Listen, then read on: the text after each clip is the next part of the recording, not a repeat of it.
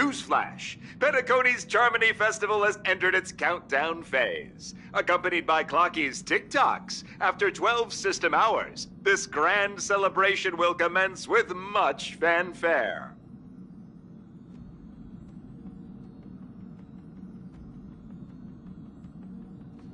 I already told you! We can talk things out! I'm sorry, Fluffy. I really have something urgent to attend to, so I had no choice but to resort to asking this favor of you all.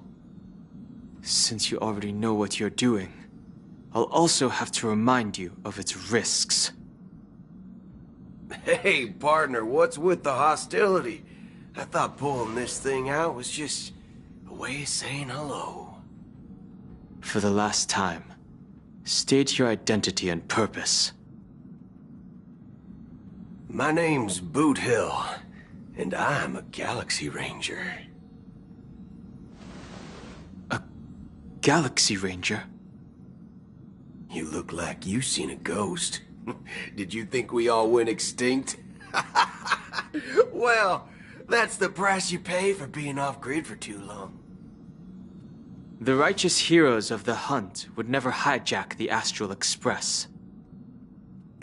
I ain't hijacked anything. What, chatting with someone while holding a gun is considered a hijacking? It probably is. Pardon my frankness, but there are plenty of rumors in the cosmos regarding the Galaxy Ranger's current status, and none of them are pretty stories. I have a hard time believing you. Oh, this is hilarious. The tale that this bunch of fools spin is getting out of hand. There's even a bit about the Galaxy Rangers being turned into gibbons by Dr. Primitive, and they're in some valley screwing around on swings. Of course, I know you won't believe me, which is also why, similarly, I have a hard time believing that you're the real Nameless. See the bullets in this gun? 9mm, an eternal classic. I may need the Astral Express's help right now, but if you're an imposter just like that one, then this bullet might just end up in my head. I can't allow myself to be exposed to danger. That's just the way it goes, so you all have to first prove yourselves. Huh? Where are you going?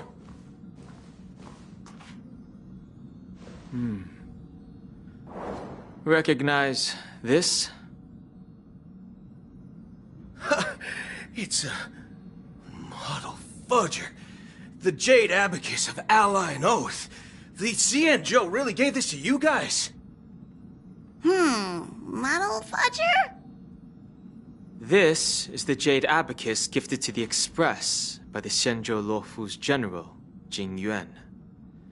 Its presence on board serves as the Xianzhou Alliance's official recognition of the Express. Is that enough? Not bad, kiddo. And across these sprawling stars, a gentle squeeze is all it takes to rustle up a whole legion of Cloud Knights. Now, I reckon that'd be one fudging sight to behold. Now it's your turn. Been ages since the Galaxy Rangers had the spotlight shone on them. And we ain't equipped with such fancy gadgets. But I've been around the block enough to know the way to handle these types of situations is easy as pie. Alright then. Feel free to toss any questions my way. And let's see if my answers can't turn your trust. If your gut tells you otherwise, still ain't too late to show me the door. And why would I play along? If I truly am a real Galaxy Ranger, you stand to lose nothing. All right then. Tell me, what kind of organization are the Galaxy Rangers? My friend, this question is a hard one. I don't think I can even consider us an organization to begin with. Everyone's on their own fated path along the hunt, with their own resolute sense of righteousness and not so welcome among such so-called universal values. This reply does not instill trust, and only makes your predicament more precarious. I'm guessing you're gonna ask about some form of shared faith, right? But us Galaxy Rangers don't need that sort of thing. What brings us together is a shared bottom line. Never bully the weak. Never kill the innocent. These oaths aren't some lofty beliefs, but the fundamental bottom line that one must never cross as a person. As Galaxy Rangers, we strictly adhere to the bottom line. When someone crosses them, the hunt's vengeance will surely come knocking. And in this moment, the other crucial meaning of bottom line comes into play. As long as you don't cross it, you're free to do whatever you please. You catch my drift? Second question. Why do you seek trouble with the Astral Express? I already said that I seek no trouble. I must go to Penacony for a matter. But I don't have an invite. And I can't even enter the family's hotel doors. If only I could borrow the Nameless's identity. The entire cosmos knows you're guests of the family. Aren't the Galaxy Rangers also esteemed guests? Oh, you've hit the nail on the head. This is why I'm here. It's fine if I tell you. The Rangers are pursuing an imposter. A son of a nice lady posing as one of us. She's on Penacony right now. My informant is a memo keeper. She's the same as all mimetic organisms, appearing one moment and gone the next. Ugh, she scares the fudge out of me. Still, she gave me some vital info. That Galaxy Ranger imposter. Who is it? Is that the third question?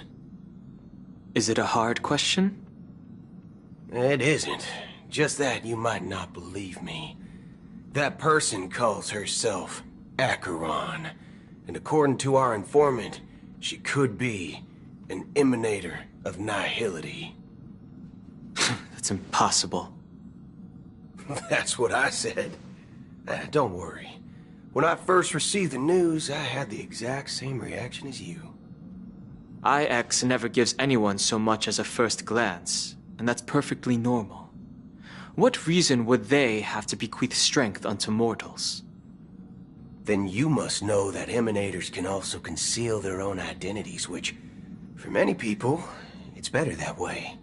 Otherwise, there'd be wanton bloodshed across the cosmos, or even, perhaps, turning their back on the path they're supposed to follow. I had the good fortune of running into an elation emanator. Its appearance was no different than that of those clowns. If it weren't through sheer luck that I got it drunk, I would have never known of its eminent status. Even in the purest hunt, you'll find the Xianzhou Alliance under the spotlight and Galaxy Rangers lurking in the shadows. Paths are inevitably concepts created by people and exist in planes beyond our understanding.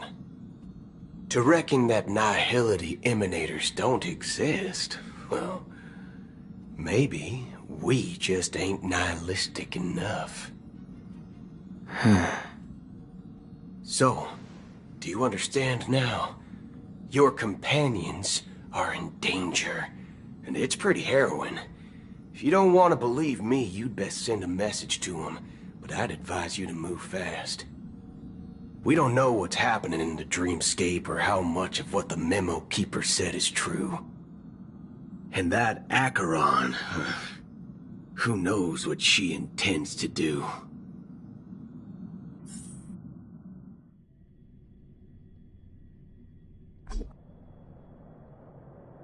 I don't intend to do anything. That's not up to you. Did you know? People who come to the land of dreams for the first time, they'll subconsciously stop to reaffirm that they're still walking on solid ground. And then they will unanimously raise their heads to gaze at the sky.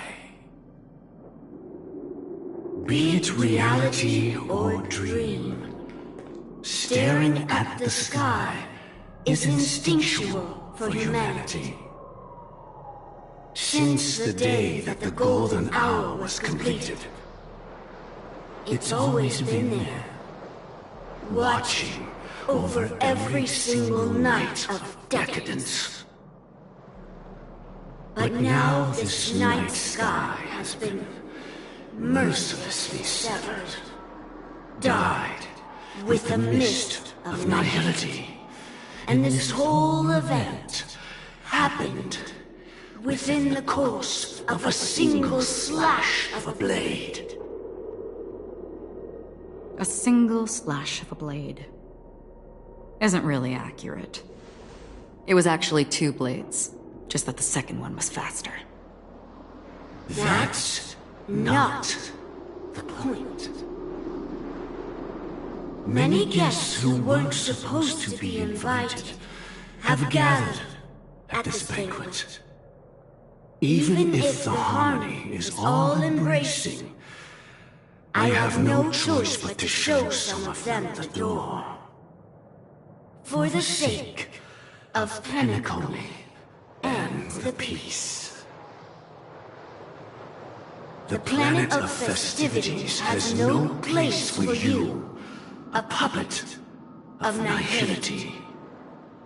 Those who live in the shadows do not bear the right to tread the illuminated stage. Speaking of living in the shadows, there's probably not much difference between us. It's only polite to reveal your true self, at least when speaking to others. Penacony's Dream Master.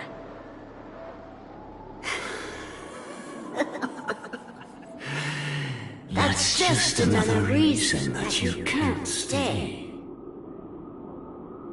Whether you believe it or not, this is the real me. We are one.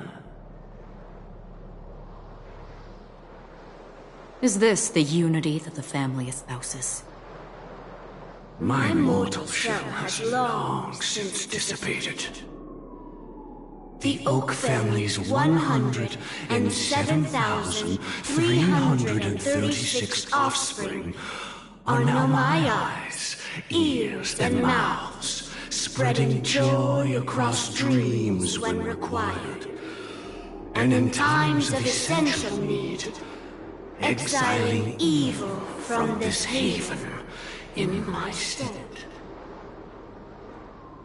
From the sound of it, it seems like you're asking me to leave Penacony. I am glad that you're an understanding one. Alas, I'm not asking. If you think you can. Are you threatening me? I ended it with a period. It was a statement, not a threat. Knowing who I am and still showing such malice. You're not the first, nor will you be the last. This scene played out many times before. And usually, when faced with my questions, most people retort, "Why can't I?" The result has invariably been that they can't. You are confident. But be reminded, the family is forgiving, but not weak. The cords of the harmony extend across worlds. If you do not comply, when the blade is unsheathed for even a hair's breadth, you will never be able to escape the eternal Centurion's wrath in all of your lifetime. 137 individuals.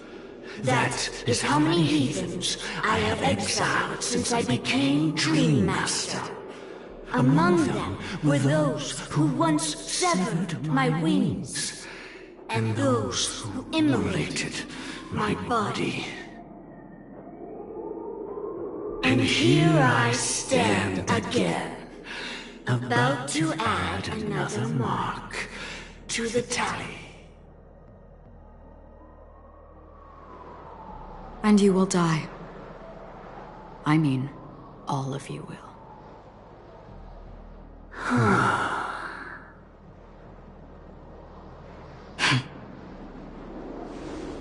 But that won't come to pass. I'll do as you ask.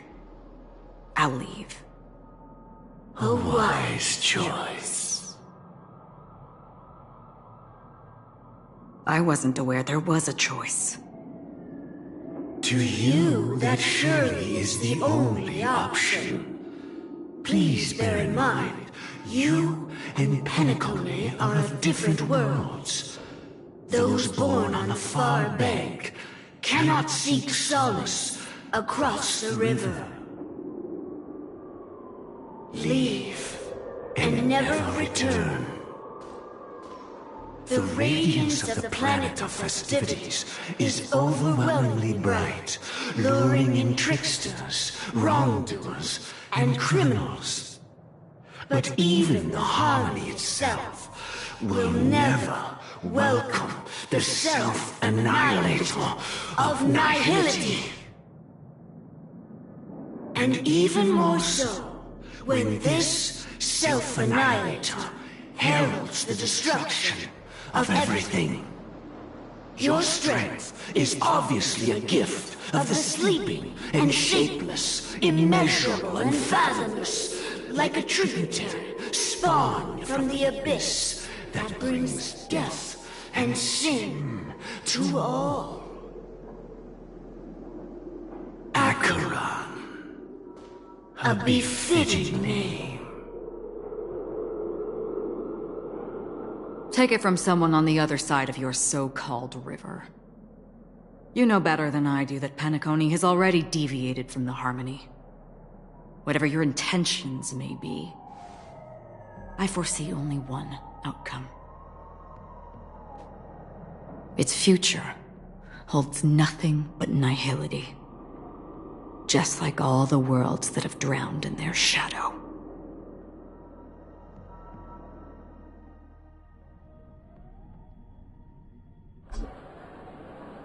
Attention, please. The unusual event that occurred moments ago was due to a technical malfunction at Clock Studios theme park. The family has promptly responded to secure the area, and we're happy to report that there have been no injuries. Oh, I swear that was no movie shoot. So many chips fell from the sky, and I even caught one of them. But it vanished in an instant before my very eyes. Excuse me. Are you talking about the Clock Studios theme park incident? Yeah, what about it? Oh, Miss Robin! Am I seeing things right? No need to worry. I apologize for any inconvenience caused to your delightful dream journey. What you just mentioned about the chips really piqued my interest. Would you mind providing more details about the incident? Oh, it was just those chips you normally see everywhere. The green ones? They fell from the sky as if it were raining. And then those chips simply disappeared. It appears to be the dream sim tech the Iris family has been developing. Huh? Miss Robin, you mean those chips were all part of a performance? But I really... Shh. This technology hasn't been made public yet.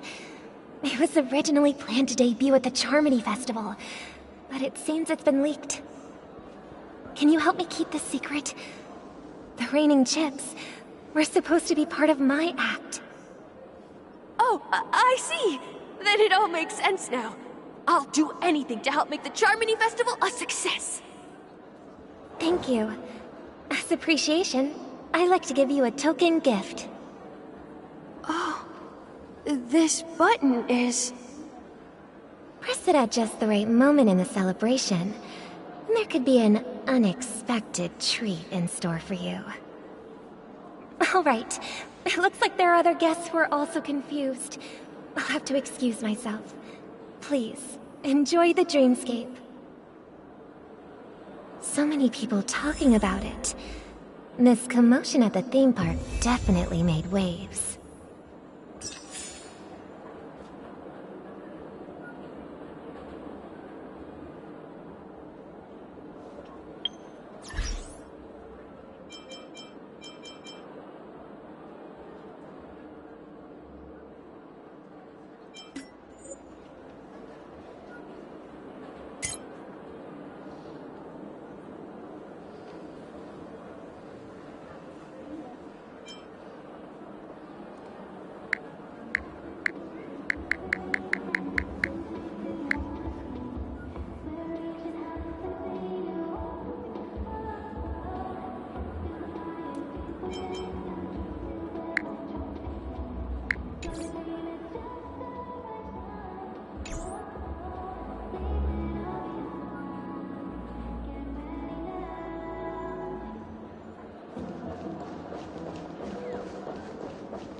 This damp will affect my joints.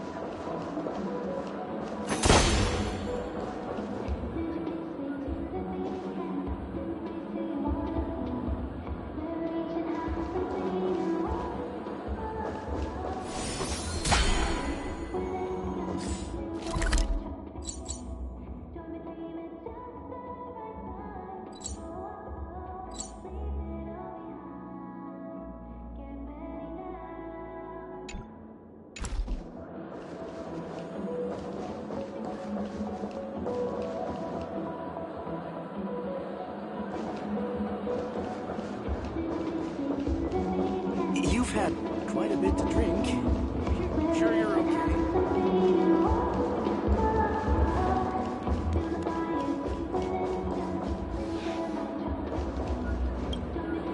The family promised they would protect the guests within the dreamscape, but I witnessed a group of organic life forms making their way to the theme park. And soon after, a rip tore through the sky, and black rain started leaking out of the void.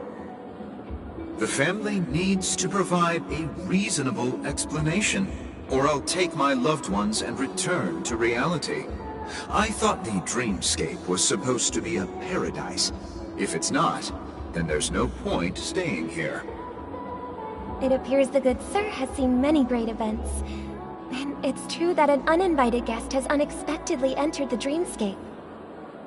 However, their target is not the ordinary guests, but the ambassadors of the IPC. The family will certainly ensure that the safety of the guests is of the highest importance. Miss Robin, I know the Bloodhound family has already sealed off the theme park and has control over the situation, but it won't resolve the problem. The family can try their best to protect their reputation, but as a guest, I don't wish to gamble with my life. But as you can see, sir, no innocent bystanders were affected in this incident. Perhaps the dreamscape is not as perfect as promised, but there's no place safer than dreams under the family's rule. I believe you know this better than I do. If this incident happened in real life, how many people would be able to walk away from it? I could stay here, but keep in mind, guests come to Penacony to enjoy the dreamscapes. They do not wish to be entangled in a conflict between the family and the IPC, so let's not have any more unnecessary incidents. Of course. With the Charmony Festival about to commence, we will spare no effort in our preparations. Rest assured. To express our apologies, the family has arranged this gift for the guests. Thank you for understanding.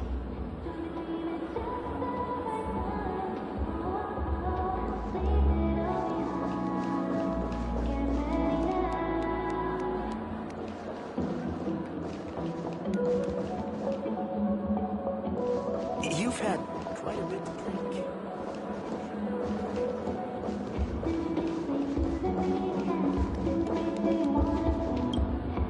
Hello. May I ask what happened here? Nothing to be worried about. There's been a small rehearsal mishap at Clock Studios theme park. Please stay calm. Hey, are you a fool? You don't even recognize Miss Robin? Who do you think you're talking to? I'm sorry. I've just been transferred to the Bloodhound family, and I'm still not too used to working on the streets. I didn't realize it was you. I'm so sorry. Hey, don't sweat it. You guys have a tough job. I know how it is. How's the situation looking? Oh, we've sealed off the theme park. Most guests are used to bizarre phenomena in the dreamscape, and so far, no threats have been detected. We can expect order to be restored soon. Rest assured, Miss Robin will intensify our patrols to ensure that no incidents occur. I trust you guys. But regarding what happened in the theme park, what do you hounds think about it? It's okay. Feel free to speak your mind. Well... Actually, I was there shortly after it happened. Is it true that the IPC's ambassadors came with ill intent? And that Galaxy Ranger who easily cut through the sky? Miss Robin, tell you the truth, everyone's been talking about it. The myriad factions on Penacony have already been causing unease for everyone. Thank you all for your loyalty towards the family. The planet of festivities has indeed run into some trouble. The representative from the IPC, he's trying to regain ownership of Penacony and is prepared for a hostile takeover. Of course, the family did not agree. The result of the failed negotiations is as you see it now. No wonder. So this is the main reason why the IPC staff are banned from entering the dreamscape. Did they apprehend the troublemaker in the end? Don't worry. Mr. Sunday is currently tracking his whereabouts, and he'll have something to show for it soon. However, given the situation, the IPC surely won't let this go easily. Therefore, we are relying on you hounds to maintain the order and stability of the dreamscape. Please be assured, Miss Robin, we take our orders seriously. We won't let those IPC cronies get away with this. Thank you for your hard work. If there are any other members who still feel uneasy, please tell them on my behalf that protecting the dreamscape requires everyone's help. This is a small gift prepared by the Iris family for the guests. There's one for you too. Please, open it at the Charmony Festival for an unexpected surprise. I can't believe I received a gift from Miss Robin. It feels like I'm dreaming. Wait, I am in a dream. If trouble comes knocking on our door, we're not afraid to go to war. Rest assured, the Dreamscape's peace will be protected by the Bloodhound family.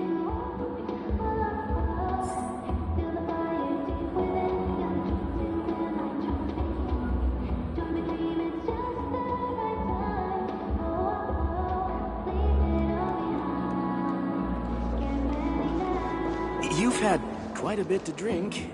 You sure you're okay? Miss Robin? That's the renowned cosmic superstar, Miss Robin! I didn't expect to meet a fan here. I'm honored. Welcome to Penacony. A world filled with wonderful dreams. I can't believe I'm actually meeting the real Robin! Shouldn't you be preparing for the Charmony Festival? Preparation is important, but the ceremony is fundamentally about sharing the Great One's harmony with everyone. If there's a chance to sing with everyone, I will not refuse. Regarding the recent mishap, I understand it negatively impacted some of our guests. As a member of the family, it's only right for me to come forward and offer my apologies to everyone. But, are you sure it was actually a mishap? Everyone saw those chips descending like rain and the red light tearing through the sky. Claiming it was merely special effects seems a bit far-fetched. Plus, I met that generous gentleman. He looked really out of it and kept talking to himself. Is this also part of the performance? Everyone, please do not panic. I believe that the family will give everyone a satisfactory answer in due time. Even if you say so, Miss Robin, it's hard to believe.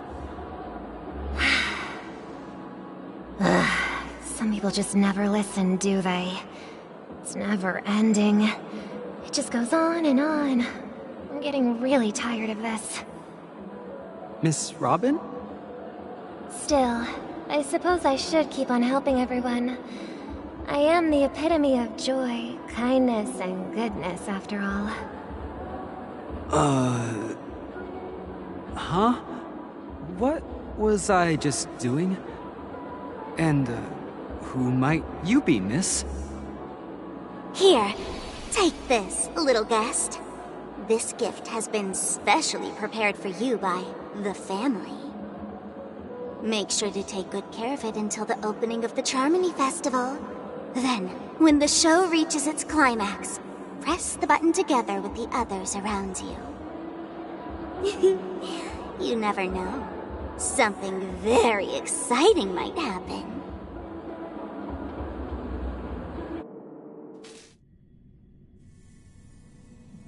We're back to where it all began. You entered the golden hour from this place.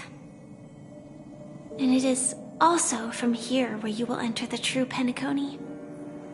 It is a pleasure to journey alongside you once more. But it's time I laid bare the entire truth before you. As you might have heard, I also go by another name. Stellaron Hunter Sam.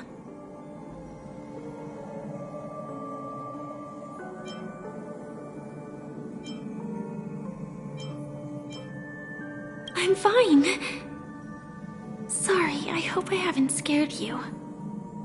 I know you have many questions.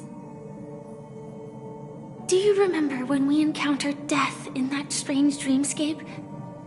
When I was caught by that meme? In that instant before it killed me? I saw the reflection of another dreamscape in its ghastly pupils. So, following the clues in the script, I came up with some theories about the meme. That's why I instructed Silverwolf to issue invitations, drawing everyone to the Dreams Hotel. I intended to call upon death before you arrived, to solve the riddle using more direct means, and then invite you to join. However, contrary to my wishes, I couldn't defy the script, and I didn't get a chance to explain it to you. It is how you see now. I was impaled by the bladed wings of death. The heavy pressure of concentrated memoria miasma exploded in my mind as if it was actually reality. But after the momentary numbness subsided, I found that my body was absolutely unscathed. I was still alive. And it was just as I thought. I had arrived at a place starkly different from this beautiful dream. beneath the dreamscape of Penacony lies another, more chaotic, more primal memory zone. Its name? Land of the Exiles. And so, then I returned to the hotel in the dreamscape, hoping to tell you of its existence. Yet I could not reveal my own identity. So, I could only divert your party's attention and lure you away from the battlefield. And after, all my attempts proved futile. It wasn't until not long ago, when a crimson blade of light shattered the high wall of the dream, causing you all to fall far into the abyssal depths of the dreamscape, that I was able to awaken you and your companions one by one. And that's it. That is all that's happened so far.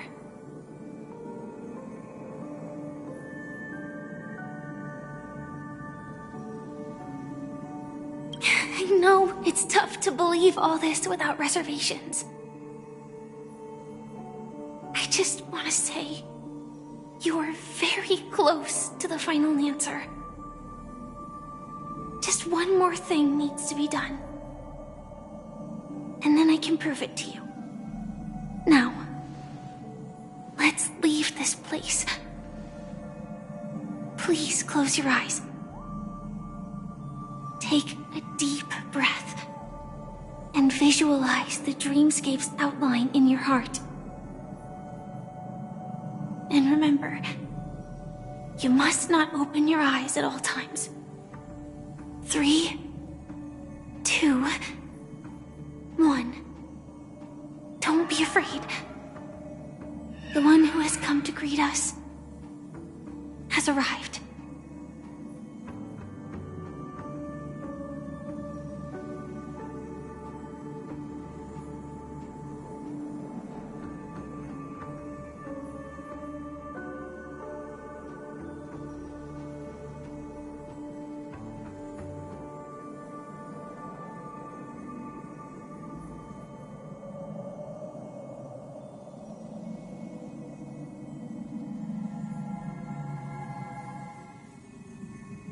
I never knew you could do this.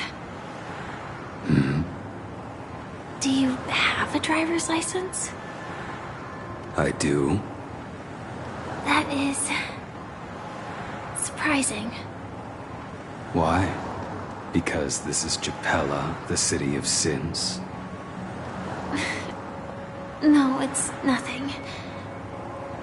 I'm just thinking that you haven't slept in 20 system hours.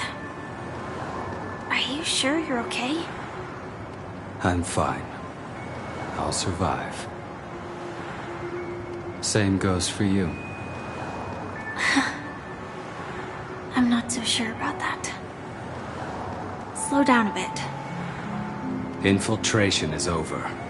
Feel free to activate Sam anytime you'd like. There's still some time before the next part of the script unfolds. Let me stay a little longer in this body.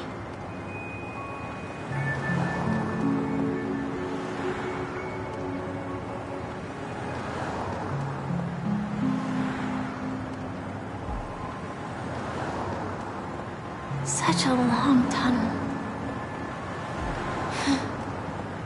Didn't feel this long when I set off. In half a system hour, it will lead us to Kafka. And then comes the downfall of the Japella Brotherhood. Is that also part of the script? It's in your script too. Sorry. I didn't notice. Their destiny won't change just because of your selective ignorance. I told you before, it's a bad habit. What about you then? Is this the moment you finally find the death you've been looking for? As always, it's a blank slate. It's not on this planet. Why the sudden inquiry? Because I'm currently in a car with a sleep-deprived driver. I just want to get there in one piece. This car has full self-driving capabilities. I'll just put my hand on the steering wheel. Will that do?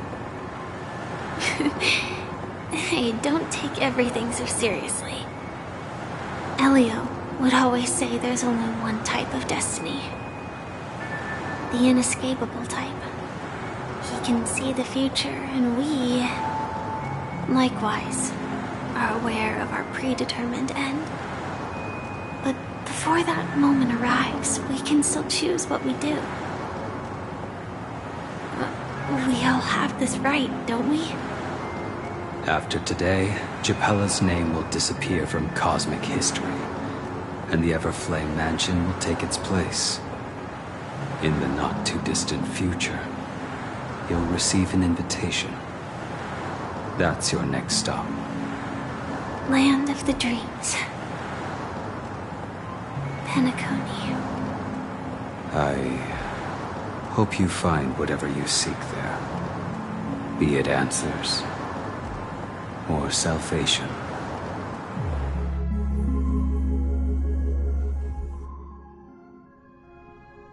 Yeah. Glad to see you're safe and sound.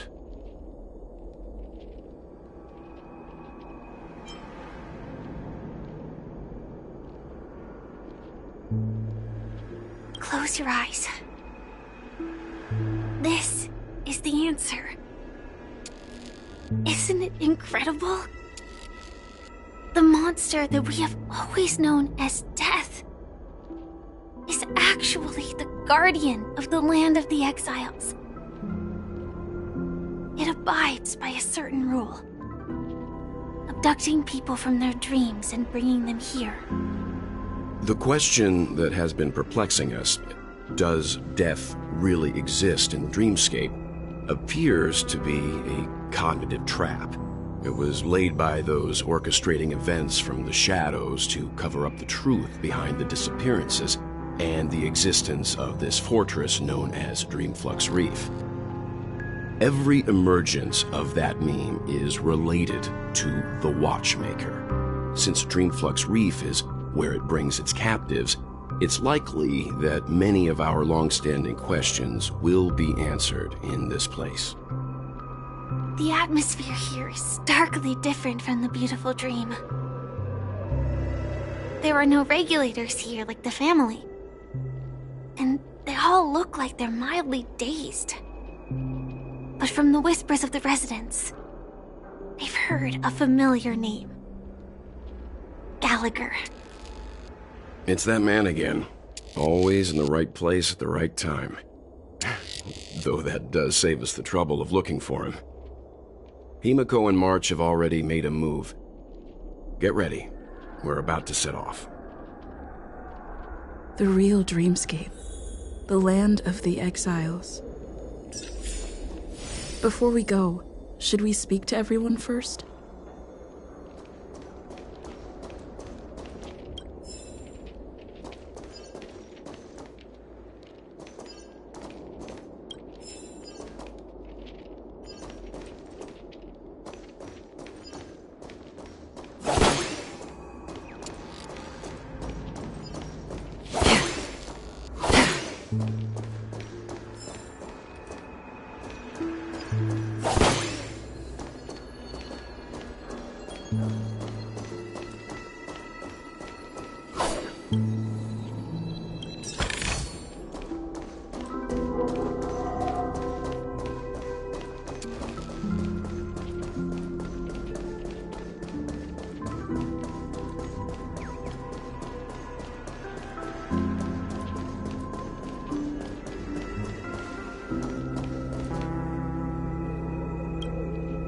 I'm really sorry for waiting until now to tell you everything. 2 reasons. Firstly, the script. In the future that Elio saw, Sam and the Astral Express's confrontation was inevitable. I tried to break the shackles of the prophecy, but this is as far as I could go. aside, there were also my personal motives. I wished to travel with you as Firefly, and not Sam.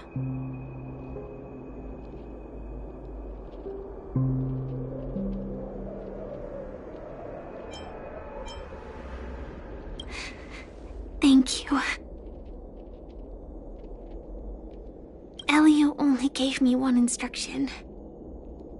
Allow the Astral Express to pursue the Grand Legacy. It means that the Watchmaker's legacy holds great significance to trailblazing. And to you.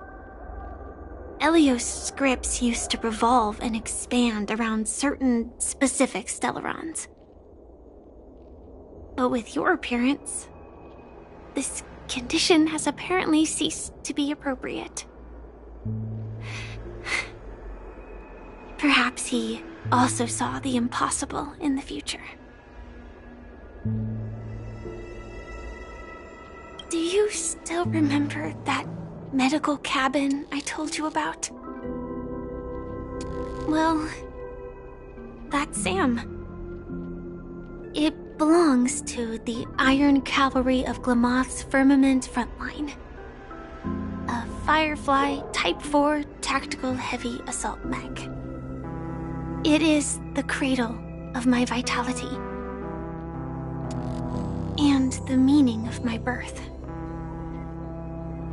And for the longest time it was how I should have looked to the rest of the world.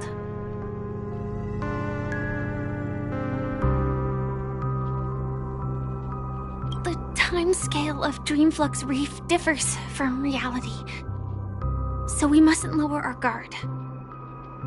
You're sensitive to Memoria. A slight misstep, and you could get lost in this memory zone.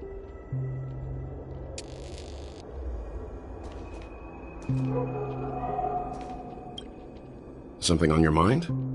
Let's talk about it.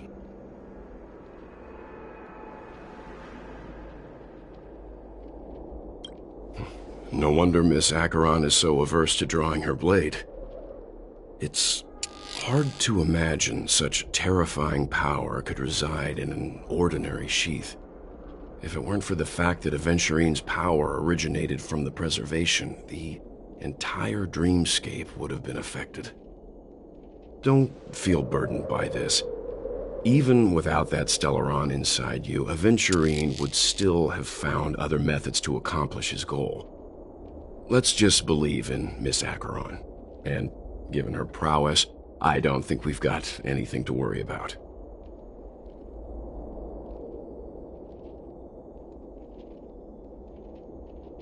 During your investigation, he shared a vital piece of information.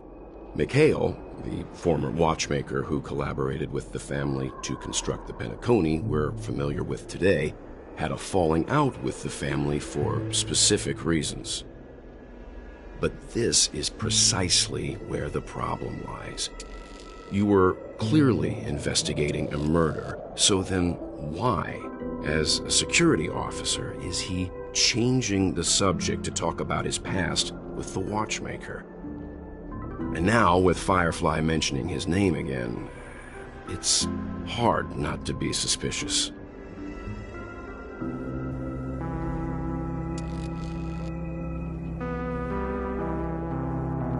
Before we found you, she'd already revealed her Stellaron Hunter identity and shared a lot of information.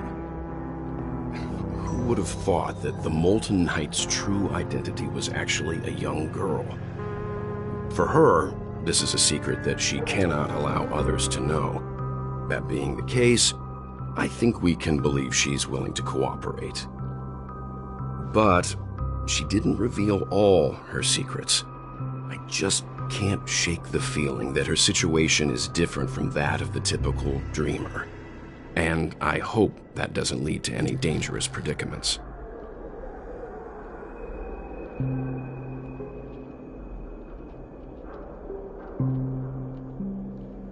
I hope you've regained a little composure. We'll move out when you're ready.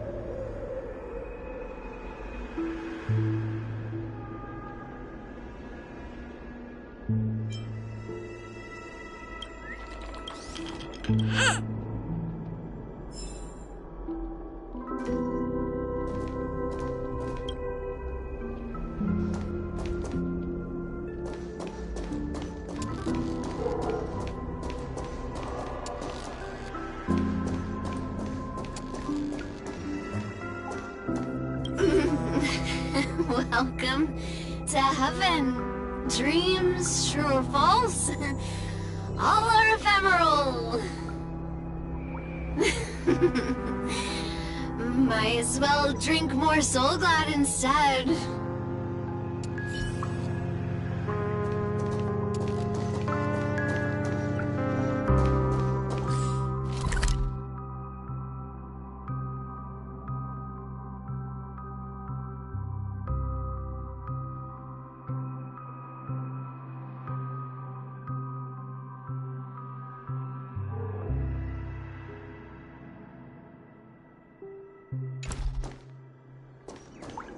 Keep going straight down this alley, and it'll lead to an elevator.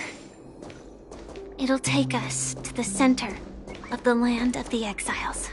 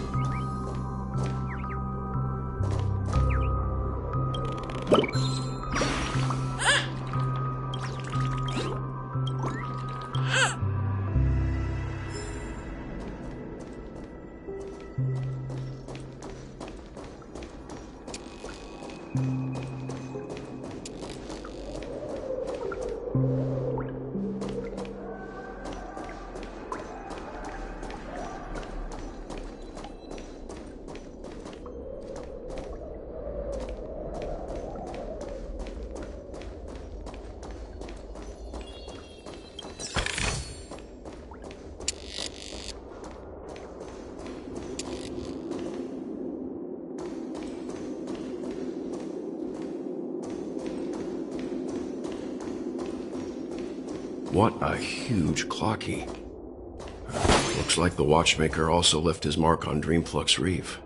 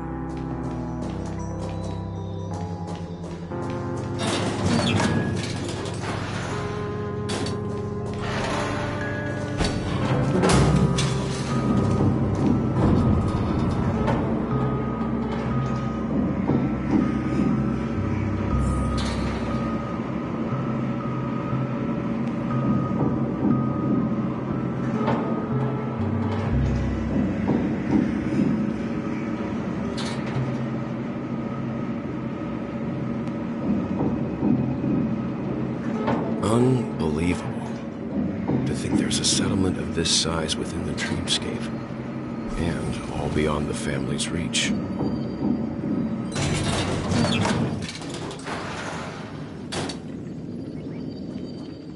The atmosphere in this fortress is pretty different from that in the beautiful dream.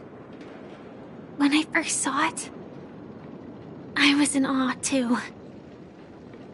The sky here, it's like a reflection of the 12 dreamscapes. What's even more bizarre is that this place is also separated into trade and residential areas. The layout may be simple, but the facilities are very comprehensive. It seems that there are quite a number of people living here. Though both dreamscapes have distinct styles, the architectural designs are quite similar. Works of the same hand, perhaps. Hard not to speculate on the connection. But there's no point in overthinking things. Let's meet up with Himiko and the others first. Take a right turn at the end of this road and you'll reach the trade district. There are more people there. And perhaps someone knows where she is. Not coming with us? The Astral Express likely needs room for some internal deliberation. In the meantime, I'll try and locate Gallagher. Sure. Let's reconnect later. Letting her go was the right decision. Further observations are needed before we decide whether to trust her. But first, there's someone I need to talk to. Let's go. I'm sure you've already noticed him.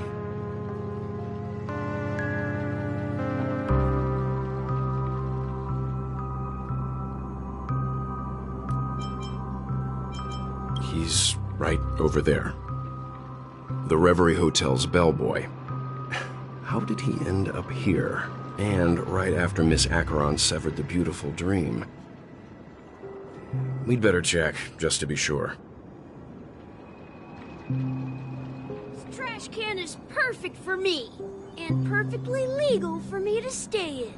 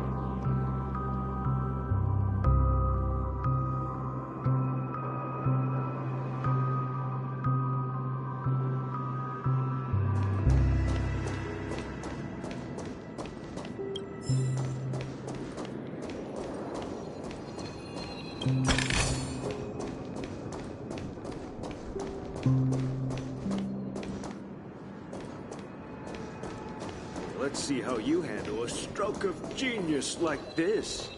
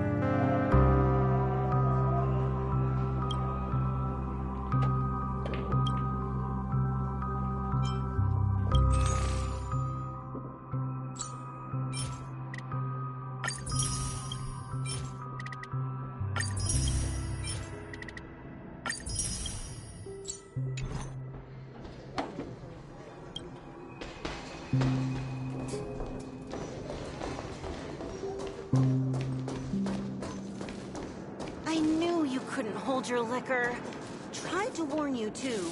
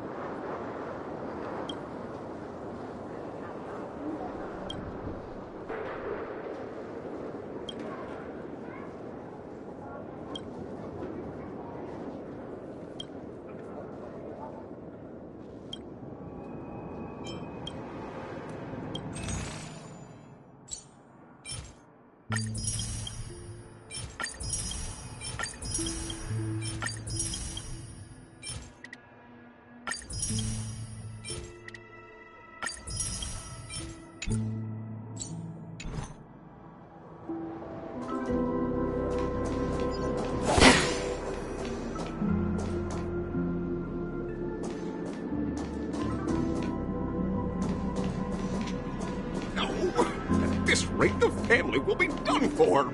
Done for!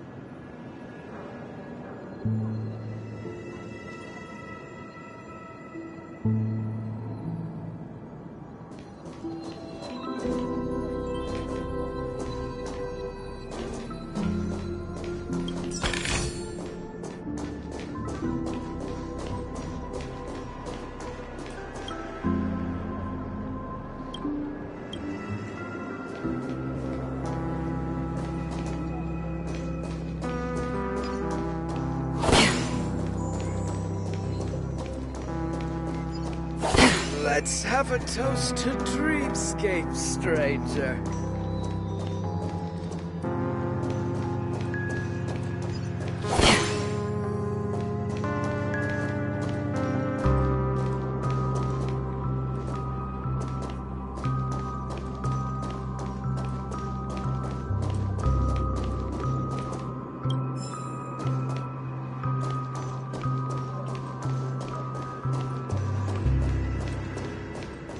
So this is the so-called freedom of organic life forms.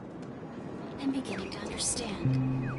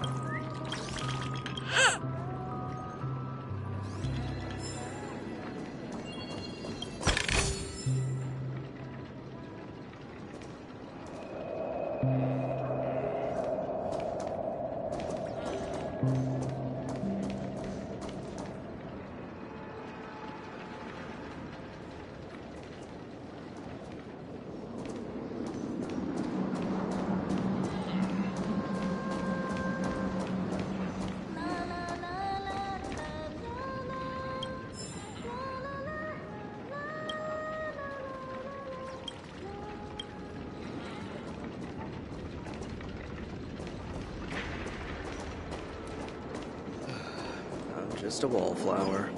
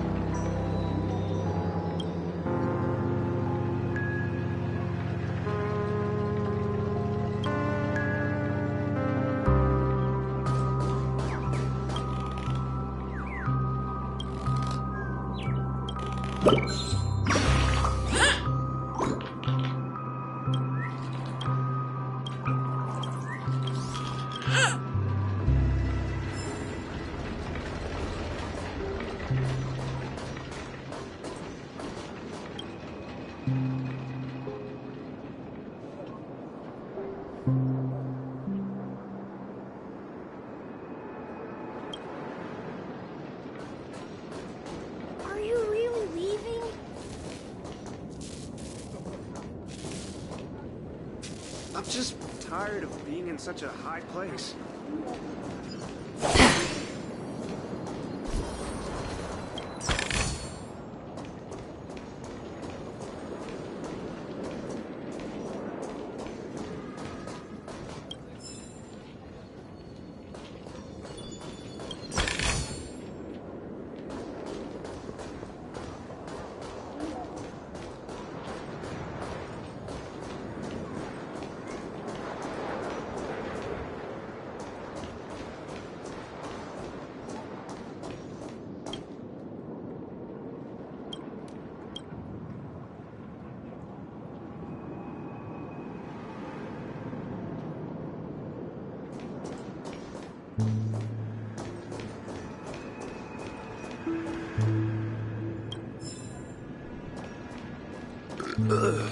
Nothing ever beats a good drink.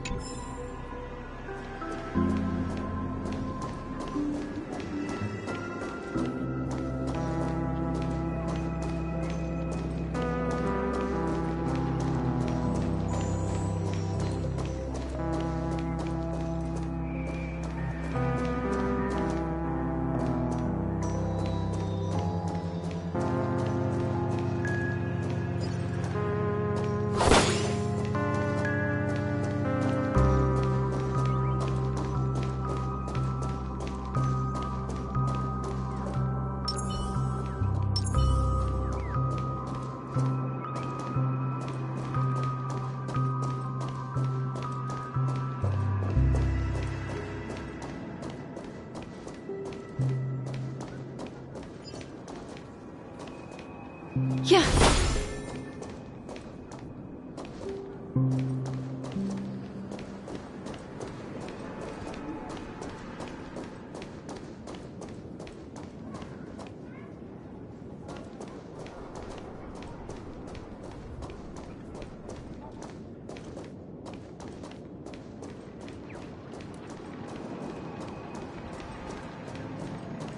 This trash can is perfect for me.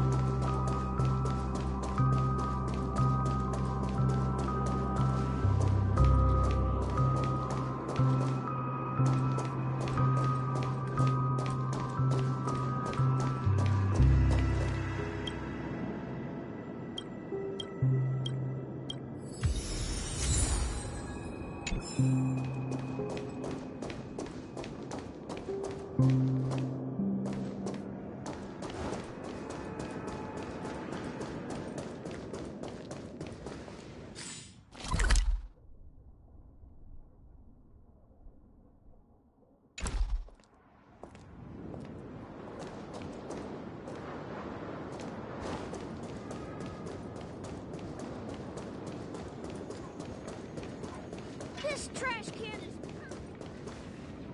Huh? You're the guest from before. We meet again! And a new friend. Forgot to introduce myself. I'm the hotel's bellboy, Misha. Hello, Misha. I'm Welt. We met in a dream. Oh. And who might this be? Tick-tock! Old friend and new friend! Let's high-five!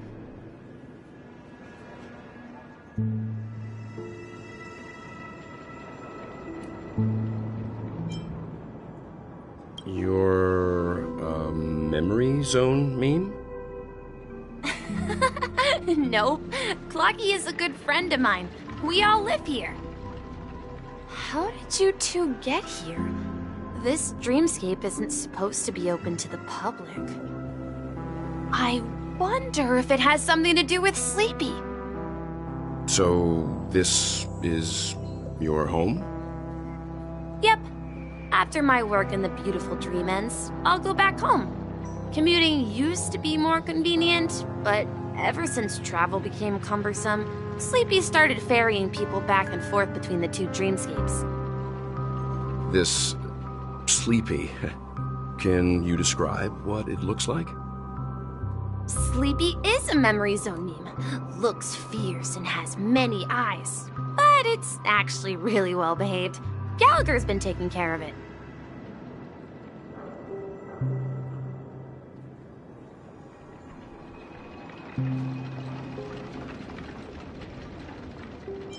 Based on the description, that meme is indisputably death. A nightmare for the family, but for the people who live here, well, that couldn't be further from the truth. Death? Not in a dream, surely.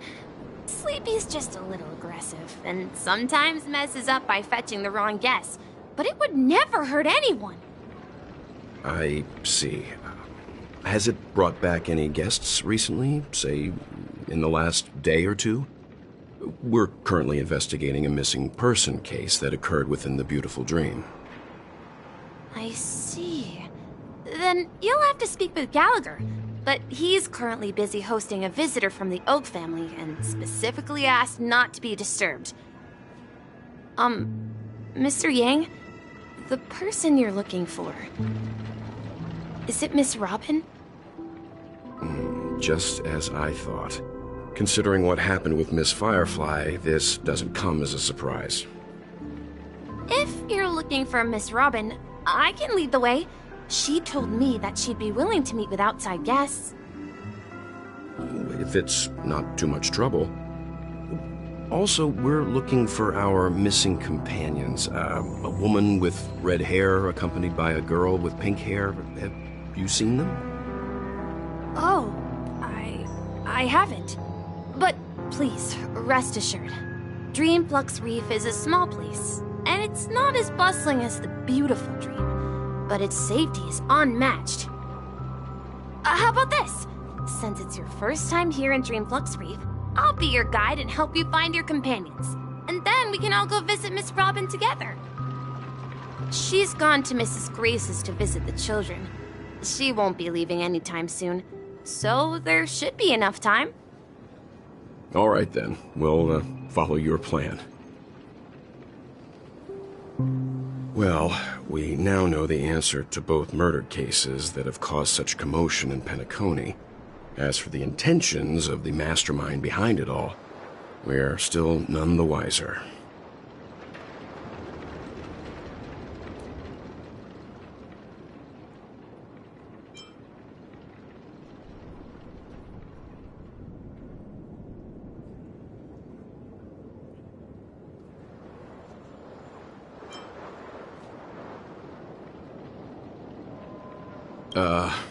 No idea.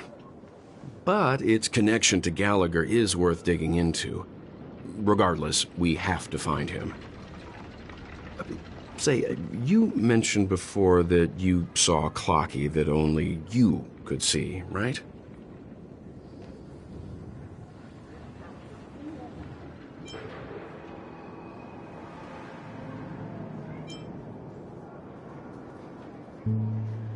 I can't shake off this strange feeling.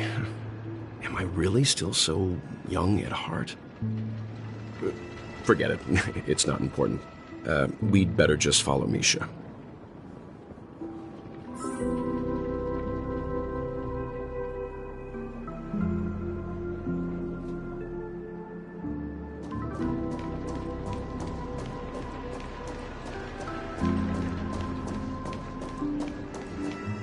Everyone, look! From here, you can see the most spectacular view of Dreamflux Reef. A black hole? No, An accretion disk formed from consolidated memoria? Was Dreamflux Reef built on such unstable memoria? Oh, so Mr. Yang is also versed in Memoria dynamics. I was just trying to figure out how to explain this huge hole to everyone. I bet you guys have a lot in common with Miss Kami.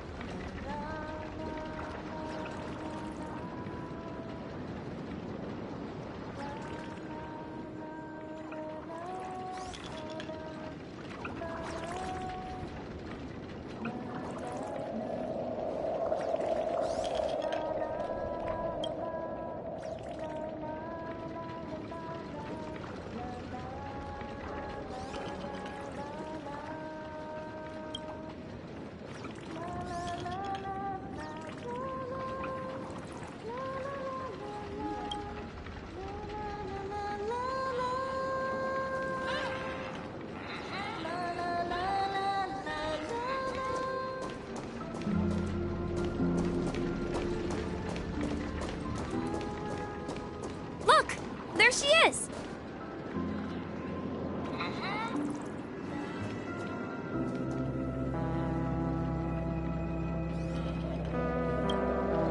My calculations are finally done. In another 10 system hours, the above dream will swallow the dream below. My hypothesis was correct. This place will cease to exist as the dream devours everything. Who are you all, and why haven't you left yet? This place is about to disappear.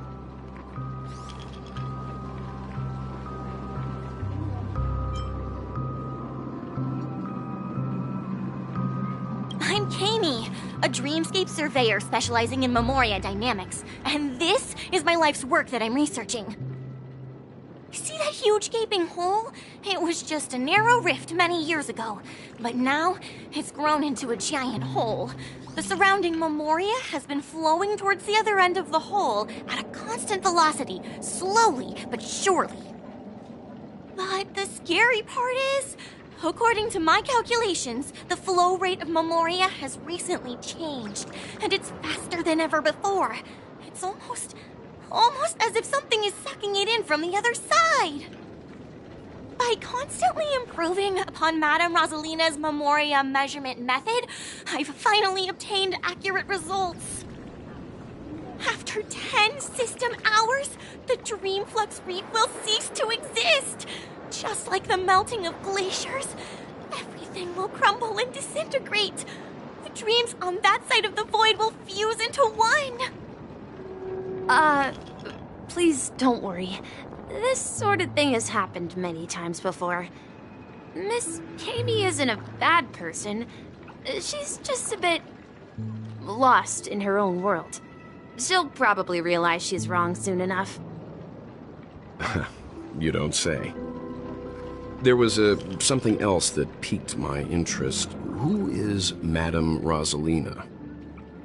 Oh, do you know her too? Or are you also a fan of Memoria dynamics? We're very interested in Madame Rosalina's achievements. Could you tell us a little more about them? Why, of course! She's an excellent scholar of Memoria dynamics, and the first person to apply Memoria rate measurement methodology on interstellar travelers. Regrettably, due to the presence of the Garden of Recollection, ordinary people don't pay much attention to the nature of Memoria. She departed this world without much fame, leaving only a few thin journals behind. I came to Penacony to learn more about my idol, and went to great lengths to seek out Dreamflux Reef, all because this is her final resting place. Prodigies always meet their demise prematurely. If only Madame Rosalina had more time, she would have discovered a way to reverse the flow of Memoria. I felt it. The source is in the golden hour. There is a certain anomalous presence stirring the currents of the memory zone. I must uncover more concrete proof. I must convince everyone. Does the name Madame Rosalina sound familiar to you?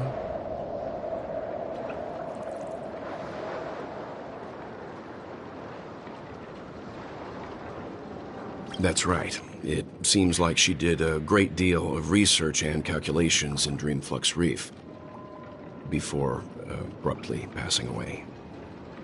Miss Katie regularly mentions her. I hear Madame Rosalina passed away during the prison war.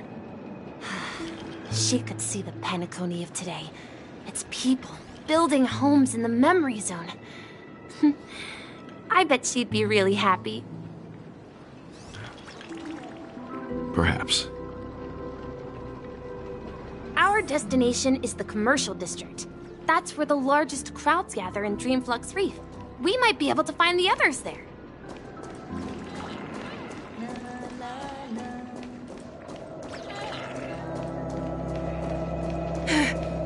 Let me go! Please, come to your senses. I'm begging you. Ghost! There's a ghost! Don't come near me! Oh my. I'm human and so are you. Can you get a grip? Mr. Yang and Miss Trailblazer, I've been waiting for you. Quickly, come help. I bumped into a member of the family on the way here. He was so scared and I just wanted to calm him down. But... Let me go! Let me go! I've only done good in my life. Why can't I rest in peace after death?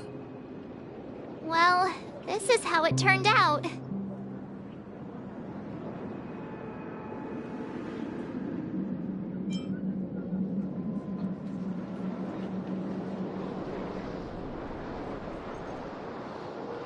Me? A ghost? Don't make me hit you. He thinks he's dead. Although, when I first fell in, I also thought the same. Dear guest, this is not the afterlife. This is Dreamflux Reef. That's right. Did you hear that? Repeat after me. Dreamflux Reef. You're talking to someone invisible. If I'm not dead, what am I? I shouldn't have pushed my luck and tried sleeping in my dream. Curiosity kills the Papeshi.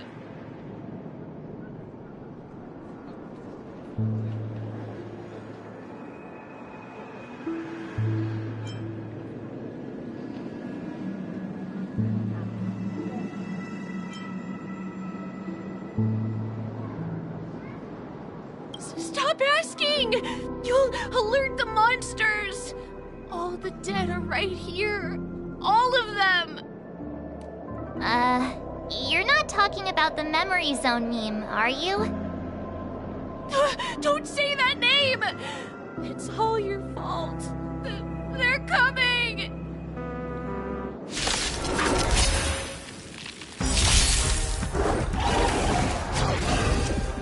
Let me tend your wounds. Stand still on the still waters of oblivion. I weep for the departed. It too shall fall.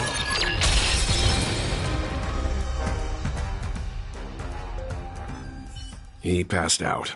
His intense negative emotions attracted the nearby memory zone memes. I see. But why aren't the other people around here scared? Unlike in the Sweet Dream, people here don't see memory zone memes as dangerous monsters. And even if they pose a threat, people can easily escape by forcing a wake-up call. But we can't just leave this man here. Can we take him somewhere safe? We can ask Jessie for help. I've gotten to know many locals while waiting for you guys. Everyone here is living a self-sufficient life. I don't know how to describe it, but this place feels like the real dreamscape. I remember when this place was all hustling and bustling. Oh, now look at it. Nothing is spared from the decay of time.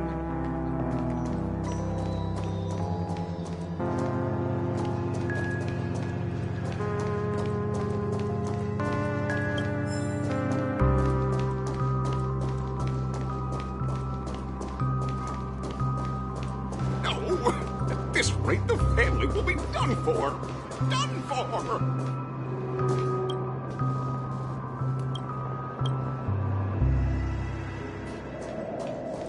I knew you couldn't hold your liquor. Tried to warn you, too.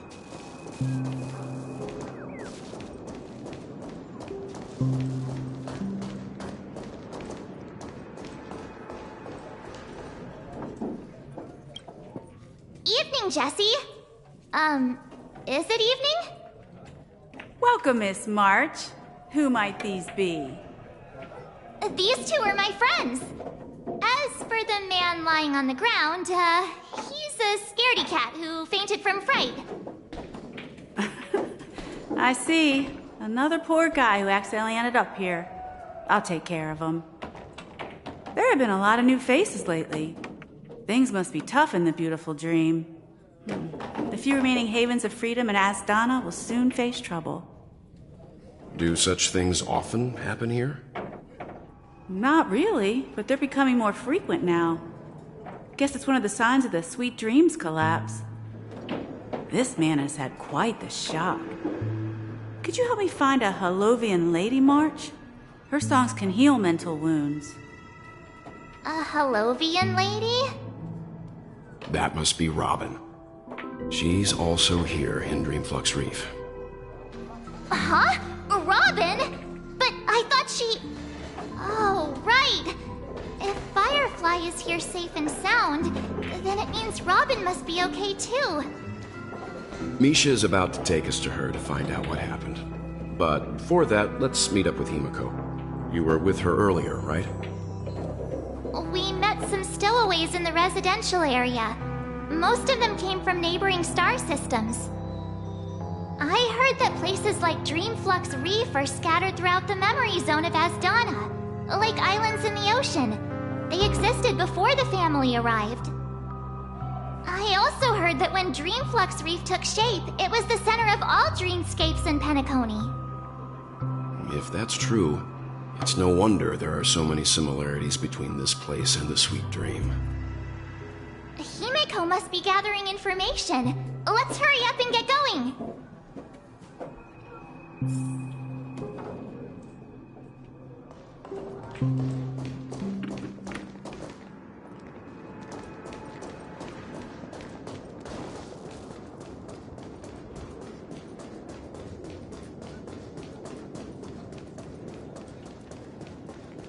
This is where we split up.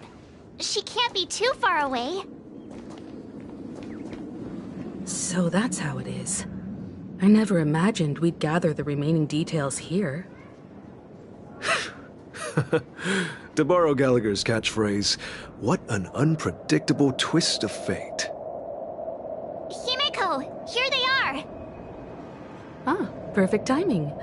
Now that everyone's here, I'd like to introduce everyone to Micah, who's partly in charge of the Land of the Exiles. Micah, these are my companions.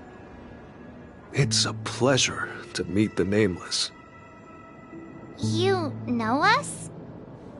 I've been keeping an eye on you since the day you arrived in Penacony.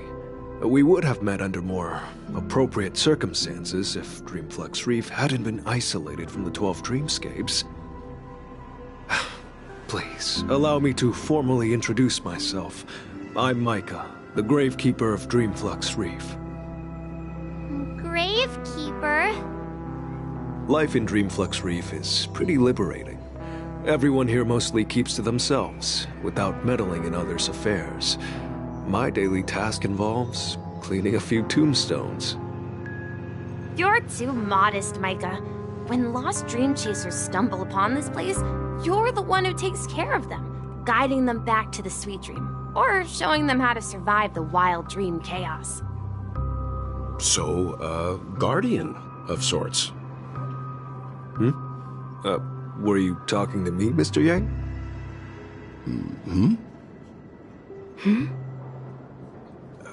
On that note, Mr. Mika, which tombstones are you referring to? We didn't come across any graveyard when we arrived.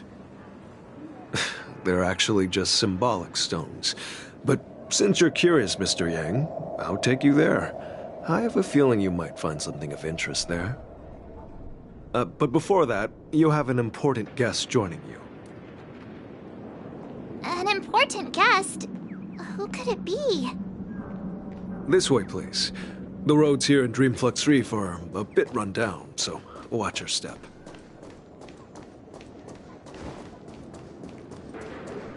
No! At this rate, the family will be done for! Done for!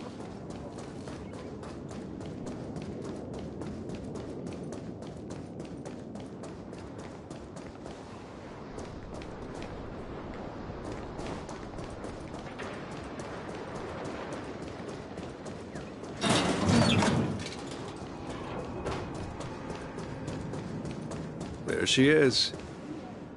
It really is her! Miss Robin!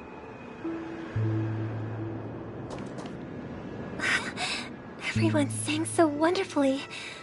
It's not often that I tried this music style, but I've gained some valuable insights from it. Oh, I can't thank you enough, Robin. Well, these kids have made incredible progress in only a few days. It was nothing, Grace. I merely taught them how to sing. It was you who brought hope into their lives. Life must be quite difficult for them in reality, I imagine. That's right. Whenever it's time to say goodbye to these kids, they're reluctant to leave. But I've explored every corner of Dreamflux Reef, talked to everyone I met, and they all told me the same thing. This shattered dream is not worth clinging to. It seems you truly are a child of the Harmony. Emma and Andy are orphans I took under my wing. Carol there, with her blind eyes, used to work at a nutrition center in the outer ring of Penacony. And as for Gary, he's been living with autism since he was a child. They're not old enough to enter the sweet dream managed by the family. If we compare people to birds, these kids are like fledglings with impaired wings. But in this dream, well, they can fly freely. Even if they stumble along the way, well, they're still relying on their own strength. And me, an old lady with no legs. Well, without this dream, I couldn't even walk toward them. I'm glad that you found a new life here in Penacony. It's just... Don't worry, Robin. Dreams have their significance, but they aren't everything. Both the children and I understand this.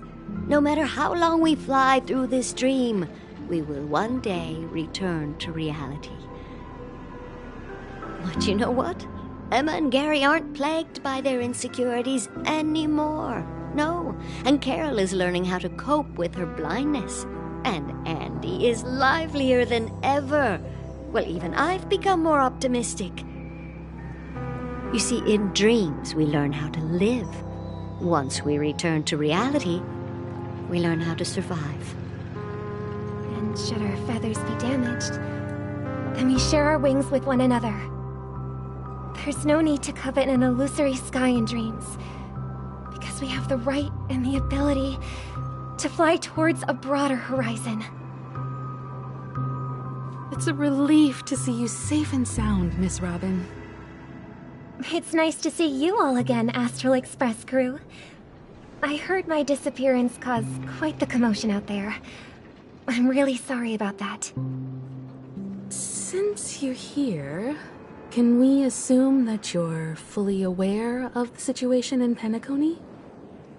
Ever since I returned to Penacony, my voice started to change, until it gradually faded away. At first, I thought it was a temporary ailment, perhaps due to having been away too long. I thought maybe it just takes some time for my body to acclimate to the high concentration of Memoria and Asdana. But now it seems the root of the problem goes way beyond me. There are elements around me that don't align with the Harmony. And losing my voice is just one of the signs of the Sweet Dreams collapse. The Sweet Dreams collapse. That memo keeper mentioned the same thing. So it's real. While I was away from Penacony, the boundaries of the 12 dreamscapes kept expanding outward. But whenever I mentioned the anomalies in my dreams, all the family heads refused to talk about it. Only my brother was willing to respond. Later, I discovered the secret letters from the IPC ambassador, which further convinced me that there are hidden secrets beneath the surface of Penacony. So, following the clues in the Oak family's dossiers, I found my way here. The land of the exiles, concealed by the family under the guise of death. A dream within a dream, where Penacony's past is buried. Hearing you speak, it sounds as if your voice has made somewhat of a recovery. I hate to admit it, but the harmony in this place resonates more broadly than within the Sweet Dream. It's regrettable, but the family has experienced betrayal. The traitor, or traitors, abandoned their original principles and, using the name of harmony, exploited people's weaknesses to turn Penacony into the planet of festivities, trapping everyone in the illusion of the Sweet Dream.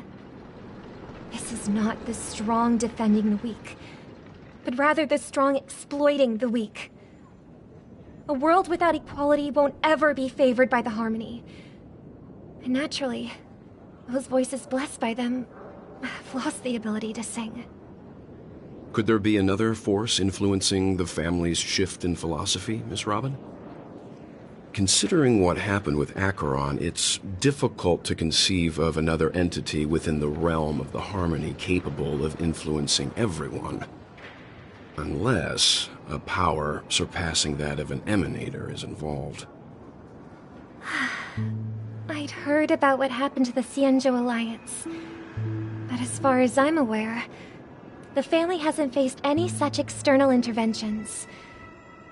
Who knows? Perhaps I've just been away too long and missed something. Regardless, I cannot accept my home is moving towards the very opposite of what the harmony represents, while still claiming to uphold it. I must uncover the reason why Mikhail cut ties with the family, and who exactly it was who betrayed us all.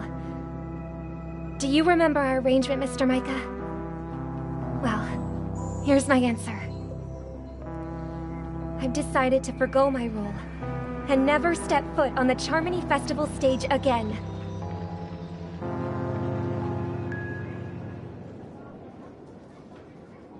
Look here, brother. A little bird. Looks like a fledgling Charmony dove. But Charmony doves don't live here. So how did this little bird get here? Maybe its parents abandoned it? It looks weak and frail. Why don't we find something soft and make a nest for it?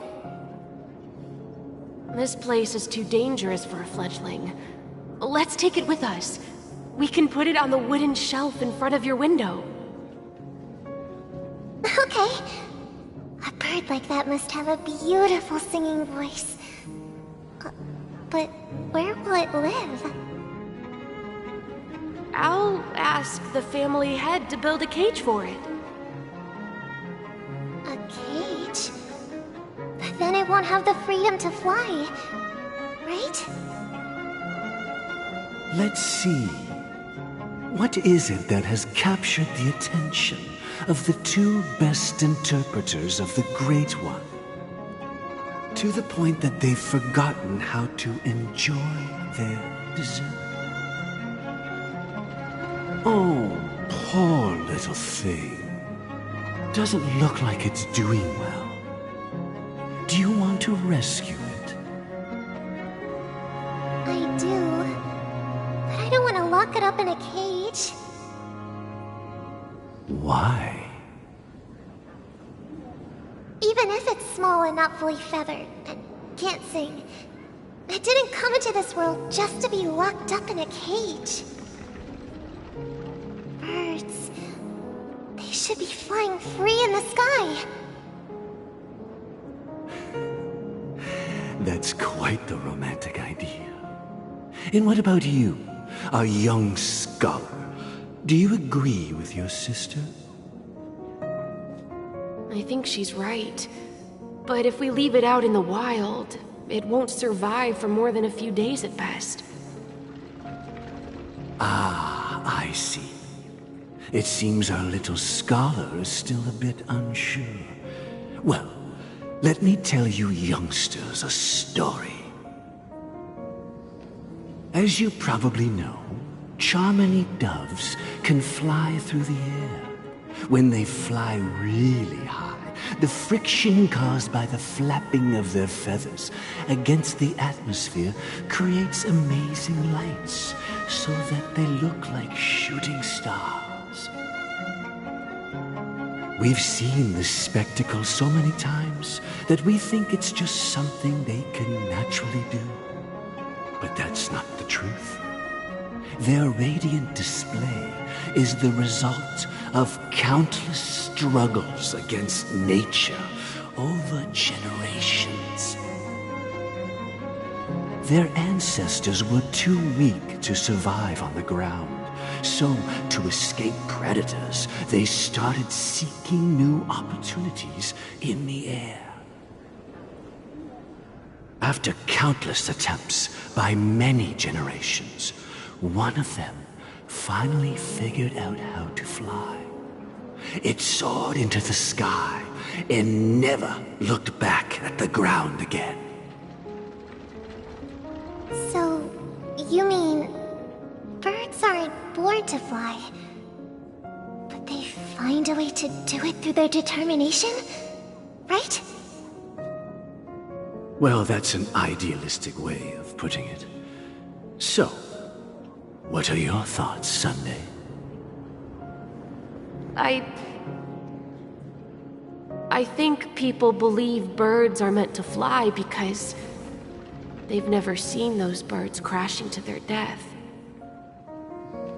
That's an interesting perspective. So, have you decided what to do with the bird now? For now, I'll keep it in a cage until it can take care of itself because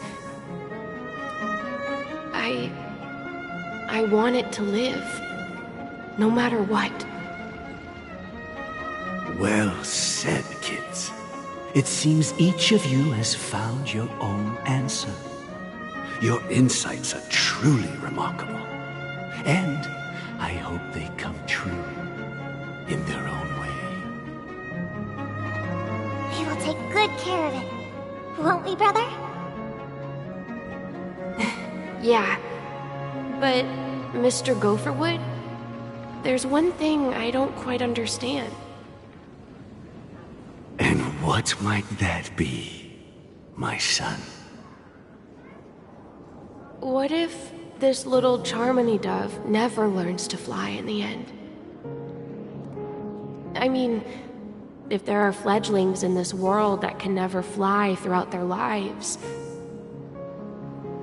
should we let them go back to the sky, only to see them crash to the ground and die?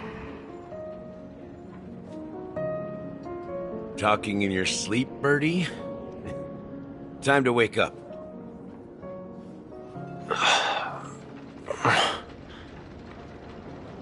Huh? Need a hand? I'm still alive? Yeah. Happy about that. Where is Robin? Tell me. Now. I knew that was going to be the first thing you'd ask. Don't worry, your sister is here, safe and sound. She's probably walking around the streets now. If I were you, I'd be more worried about myself. After all, right in front of you is the guy who just stabbed you in the chest with a dagger. If you wanted to kill me, you wouldn't give me the chance to speak. Just tell me your demands, lackey of the Watchmaker. So, you figured out who I am, huh? No wonder you had the guts to go against the Dream Master and the Four Families. Looks like I made the right choice. Choice? You are aware of my plan and see through my act. Time is running out, so let's drop the charades. I'm suggesting we cooperate. Cooperate? What makes you think I'd cooperate with you? The fact that the famous Robin has chosen my side.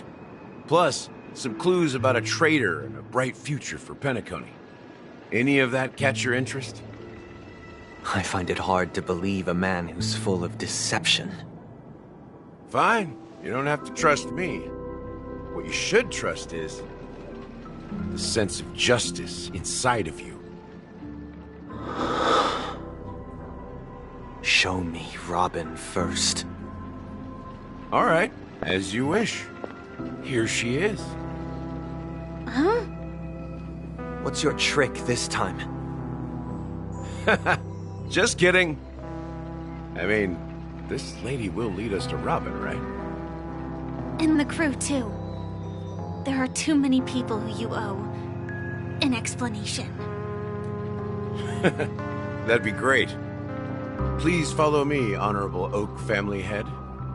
Now, all the actors are on the stage.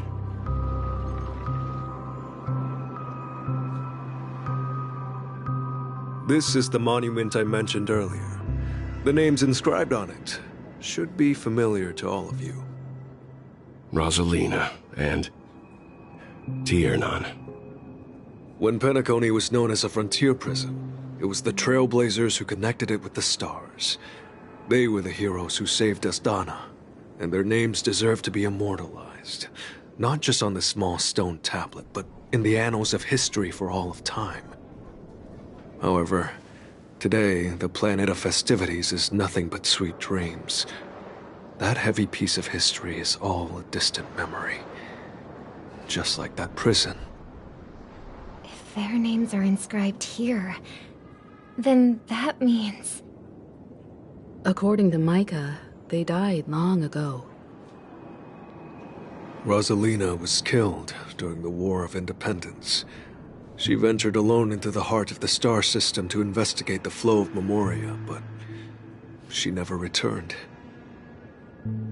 Tiernan was a skilled gunslinger, strong and reliable. He led the people through countless battles, but he didn't live long enough to witness the arrival of true peace. In the decade following the war, Penacony faced challenges internal and external. To protect Asdana, Tiernan took up the way of the Trailblaze and led the Lampmoth family to explore beyond the system, only to be surrounded and wiped out by the swarm. Though I had expected as much, the tales of these heroes truly are sorrowful. True to the title of Trailblazer, they spent their lives venturing into the unknown. But what about this tablet? There are no names carved on it. When Dreamflux Reef was created, its owner was still alive. However, he insisted on erecting a monument for himself, saying that it will happen someday. Here we meet again. Everyone from the Astral Express. Robin.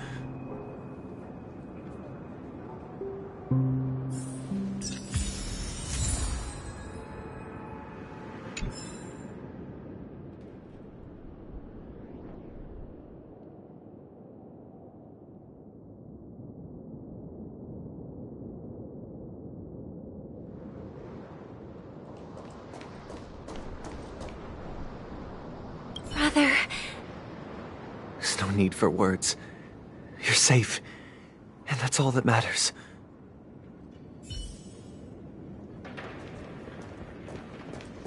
Well, I did my job. I gathered everyone here. Gallagher will explain the rest to you. Take care. Huh. The atmosphere sure is livened up with all these people in here. I brought Gallagher here. It's time to face the truth.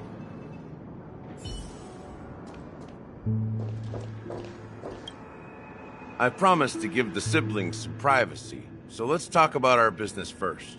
What do you say? That sounds sensible enough. Since you went through the trouble of gathering the family head, the crew, and the Stellaron hunters, I'm guessing you have something important to say, Mr. Gallagher? Oh? Is it that obvious? The look on your face is practically screaming, I'm the one behind all this.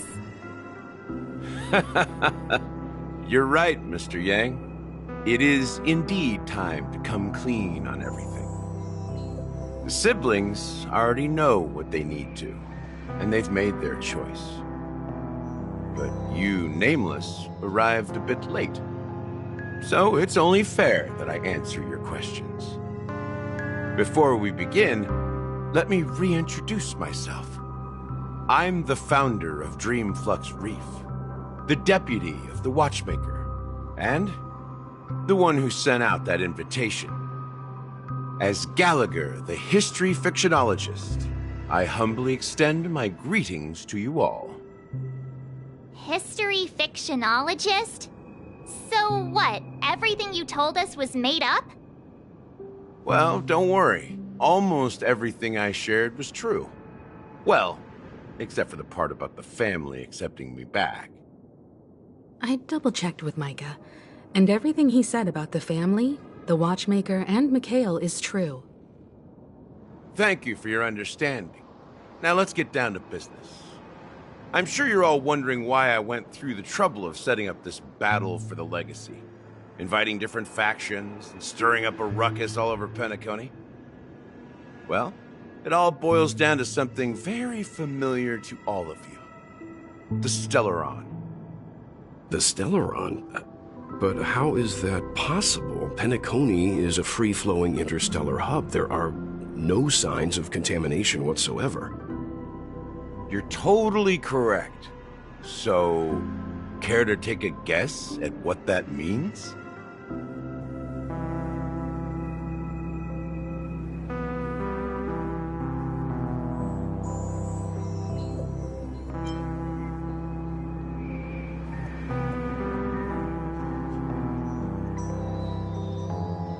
How keen. Well, what should I say? I expected nothing less from the person here who is the most familiar with Stellarons.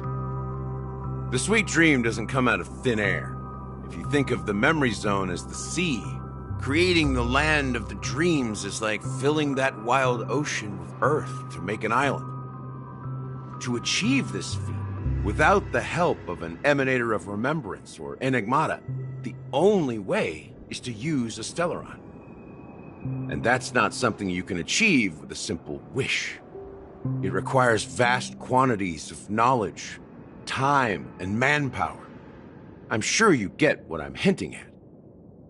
In Azdana, the planet of festivities itself is a Stellaron disaster. The planet of festivities itself is a Stellaron disaster? It all started a long time ago, back when the Watchmaker and his crew liberated the frontier prison. They faced countless challenges as they began building Penacony from the ground up. That's when the idea of using the Stellaron came into play. The Stellaron first entered the Azdana system during the war. The Nameless warned everyone against the folly of attempting to tamper with such a power, and most heeded their words. But there are always people in the shadows with ulterior motives. The turning point came after Tiernan's death. With two of the Nameless gone, the Watchmaker had to go to the front lines. It was at that moment his rivals saw an opportunity.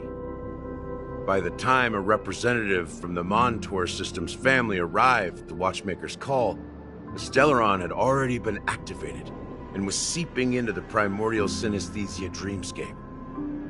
And I suppose the family happened to possess the knowledge to seal the Stellaron? Not just that. They knew far more about the Stellaron than the average person. They helped Mikhail swiftly quell the civil unrest and played a part in building Penacony under the disguise of the Harmony. Those three eras were known as the Age of Dreaming. The Watchmaker, who had been left in the dark, sent out invitations across the universe. spreading the hype around the land of the dreams. Then, how did they turn against each other? Remember the island in the ocean metaphor? The truth is, the Stellaron was never truly sealed. It existed in a different form within the dreamscape. Think about this. What would it cost to create and maintain such a lavish dreamland? It's people's lives. The opulent dream is built upon the decay of spirits, with a toxic elixir called pleasure flowing through the dreamscape. It tempts people to indulge in the dreamscape, and gradually their minds succumb, becoming nourishment for the sweet dream. Confusion, laziness, and cowardice, weaknesses that plague humanity, were magnified and nourished by the family. Penacony became a new kind of prison, even more impenetrable than the previous one. Sadly, we realized this far too late. By then, the family had a firm grip on Penacony, swiftly quelling any opposition that arose. At my wit's end, I had to use the power of the Enigmata, and sought refuge in this chaotic realm. Over the years, I created a meme within this dream for our use. Dormancy. That's its real name. We exploited a loophole. You see, regular people can't fall asleep again while they are inside the dreamscape. So this is the true meaning of the impossible.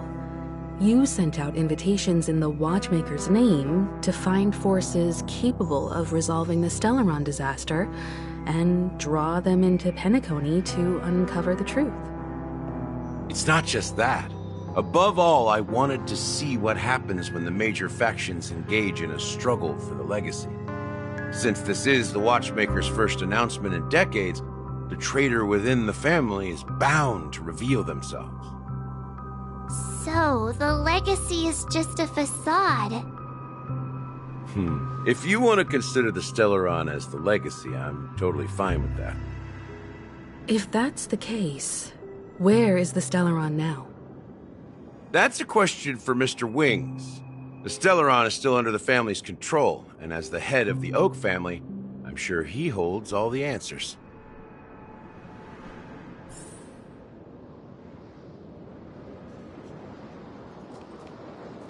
As I suspected, the core of this issue lies within the Stellaron.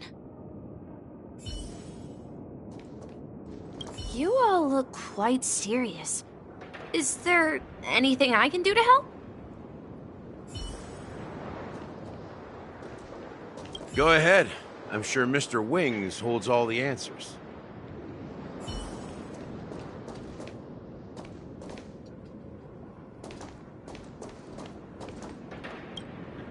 Are you done talking?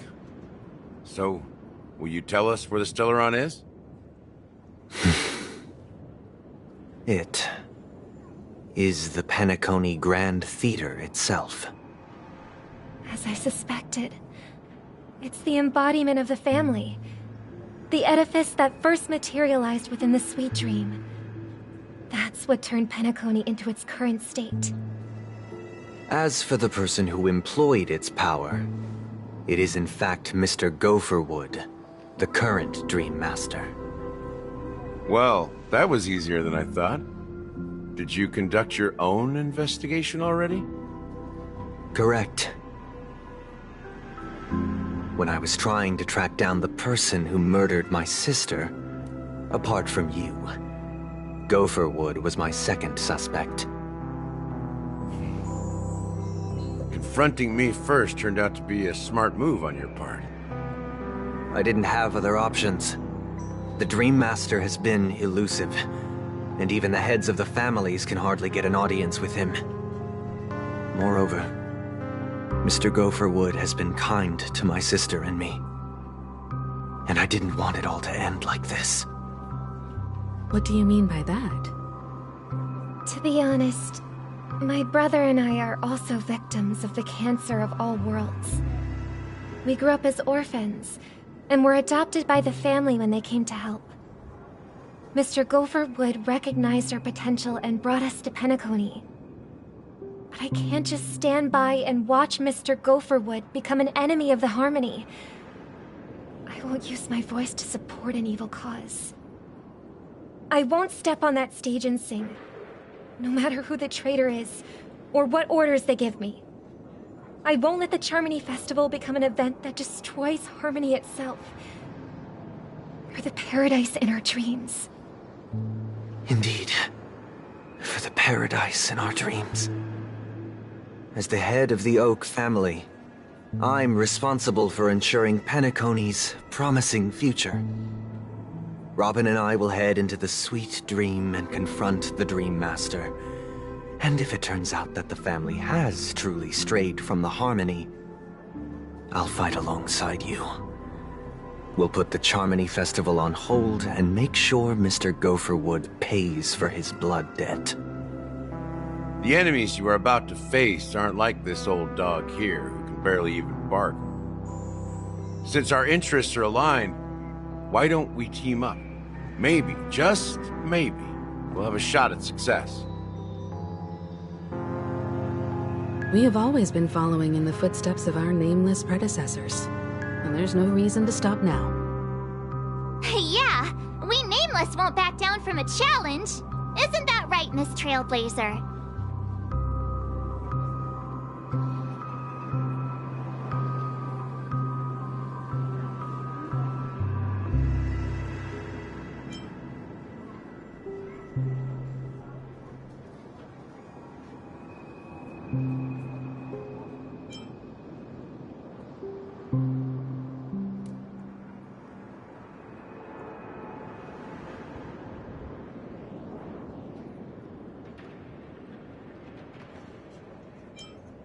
Exactly! It's time for the crew to save the world once more!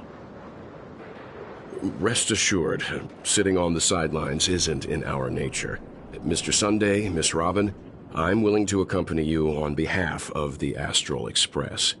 Having a third party present should help with negotiations, and could make all the difference if things get ugly. Thank you, Mr. Yang. Thank you all very much. The Charmony Festival is about to start, and time is against us. We must hasten. Everyone, let's gather over here. We still need to make some preparations.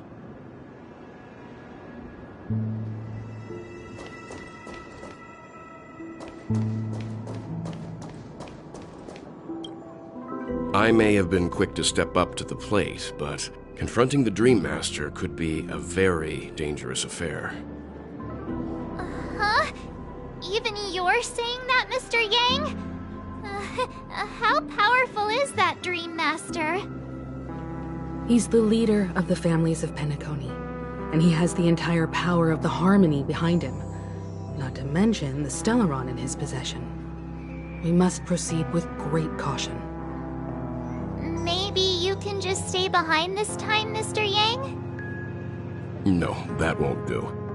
Even if we count Robin as an ally, something felt off about Mr. Sunday just now. Although, I can't quite put my finger on it. I have to make sure he won't turn against us when things start to get dicey. You're still carrying the keepsake the IPC envoy gave you, right? May I borrow it for a moment?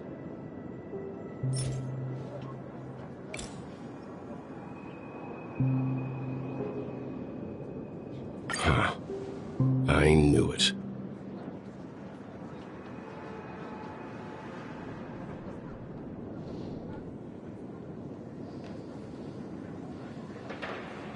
As I suspected, this chip Aventurine gave to you is actually a miniature transmitter.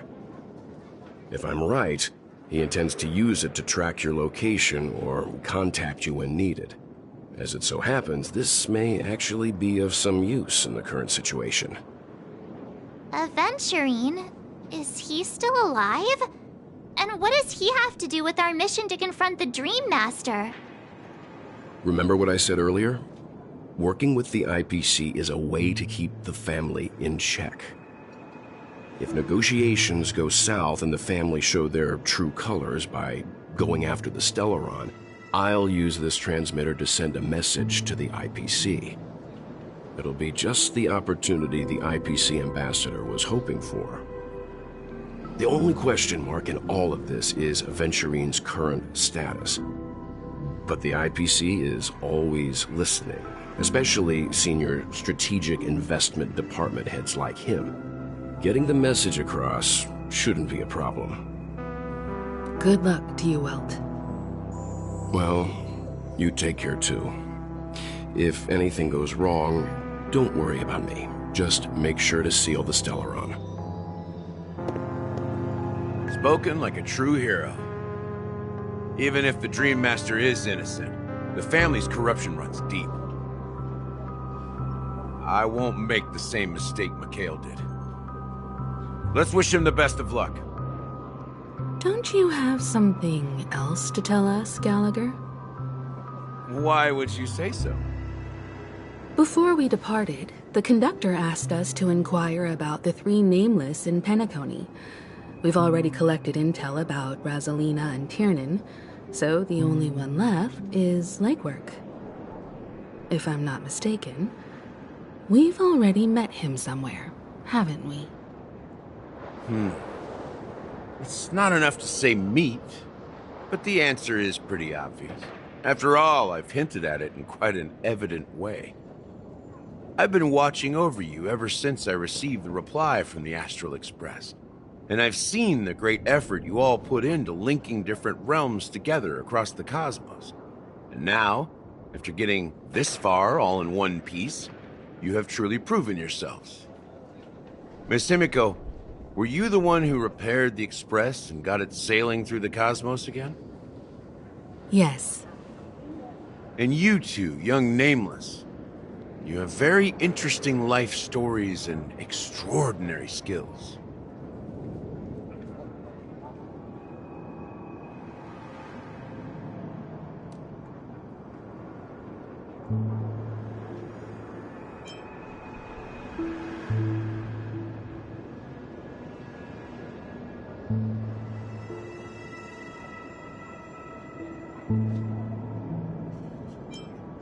I don't know much about my life story, but I do have extraordinary skills. You're full of energy. Please send my regards to the conductor, Pom Pom. Please let them know that their friend had fond memories from his time aboard the Express, which he reminisced on every time he had a good drink. As for the last Nameless, he embarked, disembarked, and embarked again, traveling in a great circle, ending up back where he started. On his deathbed, he told me to find the Astral Express and deliver an invitation to the future Nameless. He left behind a special gift, a true legacy. Something that belongs only to the successors of the Trailblaze. Come with me. Now is the time to reveal it.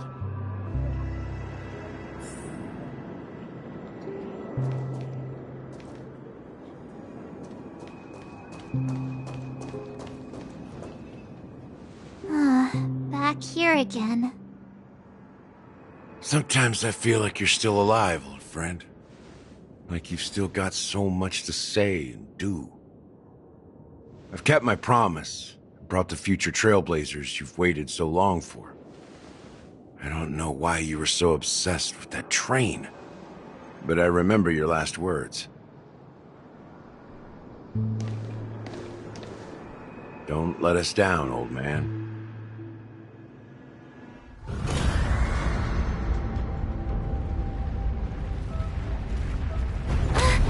What's happening?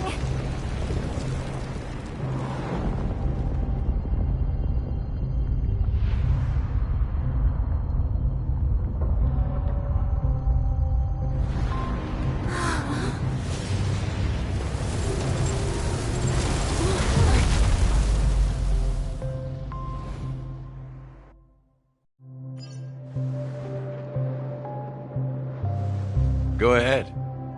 His resting place lies in the garden up ahead. The first and last Nameless of Penacony. Mikhail Char Legward, the Watchmaker.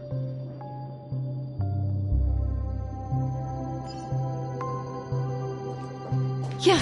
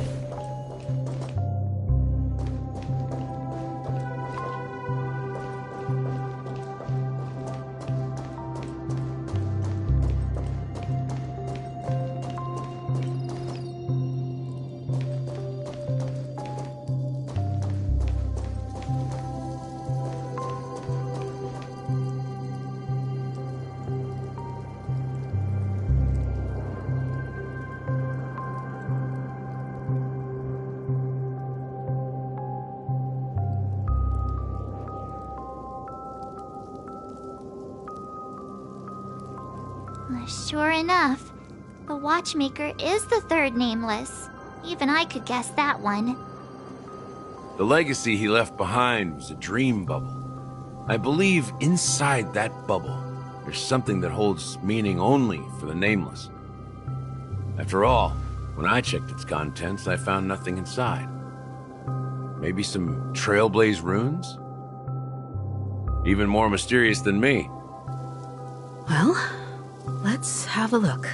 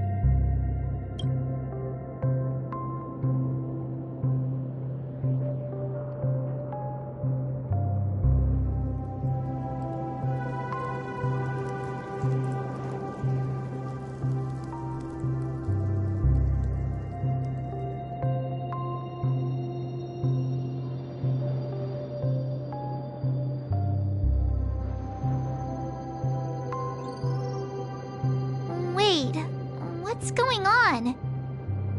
Seriously? There's nothing inside this dream bubble? How could a dream bubble be empty? Just as I suspected. That old man always had this strange belief in the nameless and the Trailblaze, and I never understood where he got that confidence from. Especially since he never managed to get in touch with the Express while he was alive. I could never figure out what was going on in that old man's head. But this empty dream bubble is so typical of him. He was always full of weird fantasies and incomprehensible romanticism. That mischievous old man. Well, I didn't expect him to leave anything concrete behind anyway. Don't think that's the case, Gallagher. I'm sure Mikhail has left us the most precious thing of all. Don't start getting all philosophical on me, all right? Just as Mikhail believes in the nameless of the future, we unconditionally believe in the nameless of the past.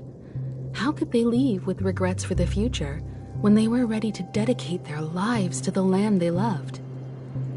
There must be something contained in this dream bubble. It's just we haven't figured it out yet. You also have faith in the Watchmaker, don't you, Gallagher? Well, I'm a follower of the Enigmata. My philosophy forbids me to have faith in anything. That's why I understand what faith means in the path of Trailblaze. And I also want to know what he left behind. I'll leave it to you guys then. Can I borrow your pet? I need to make a trip back to Golden Hour and check something at the Dreamscape sales store. It's for Mikhail, and for the future of Penacony.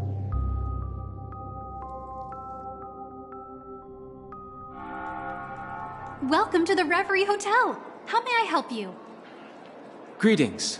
We're the Nameless from the Astral Express, and we'd like to check in. The Astral Express? But I thought... Yes, my companion's already checked in. My name is Dan Hung, and I believe my personal information is recorded in your system. I see, but your companion said you wouldn't be coming due to a change of plans. Now the plans have changed again. And you are... Me? I'm Pom Pom, a new Nameless who's also with the Astral Express. He's my fellow Trailblazer.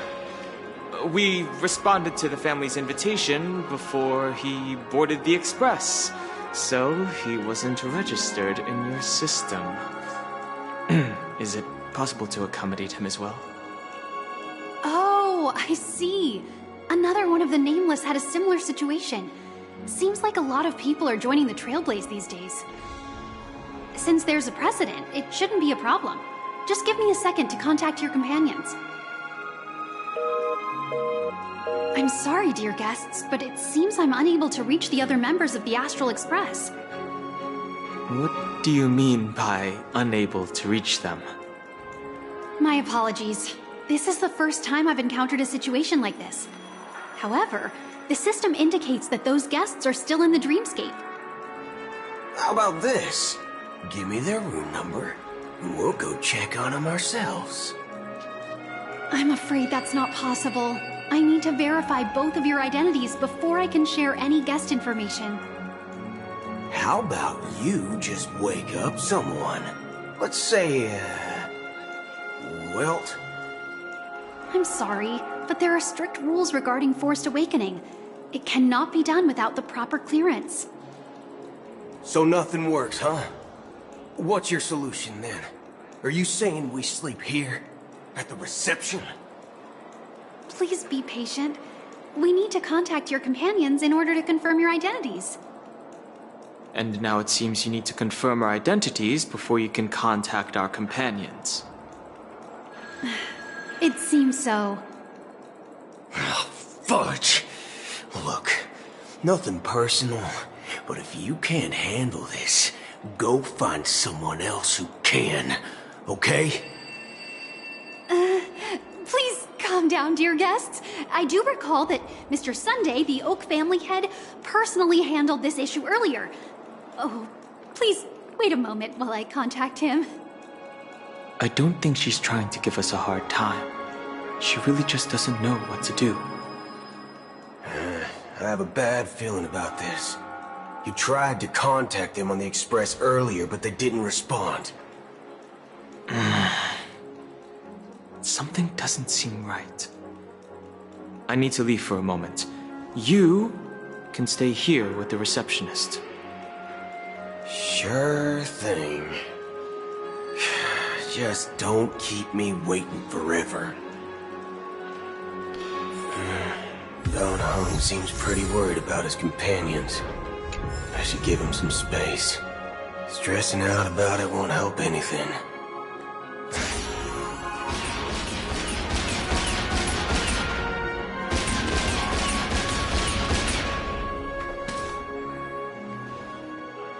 Why is it detecting life forms inside the luggage?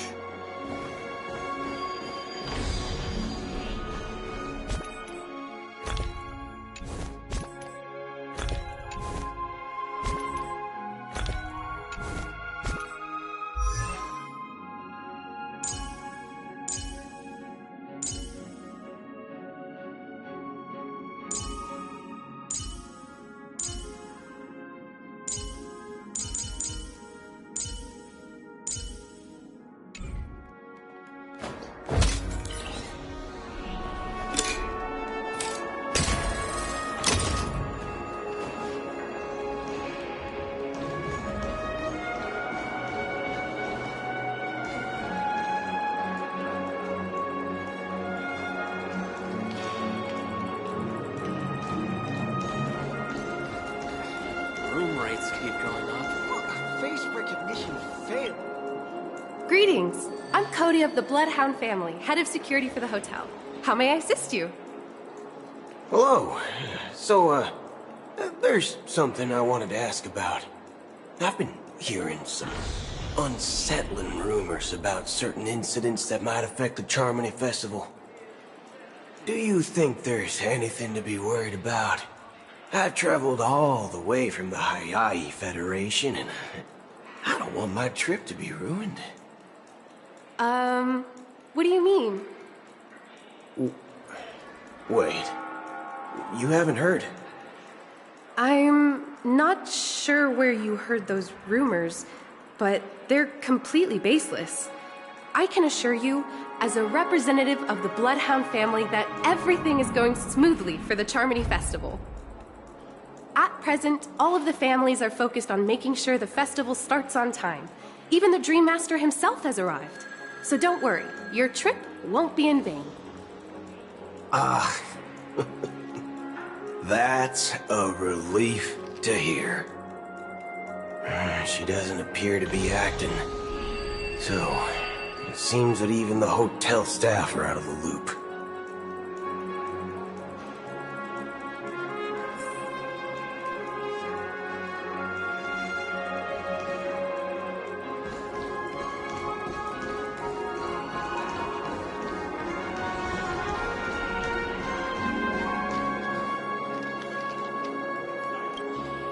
The Charmony Festival is about to start! I'm so excited!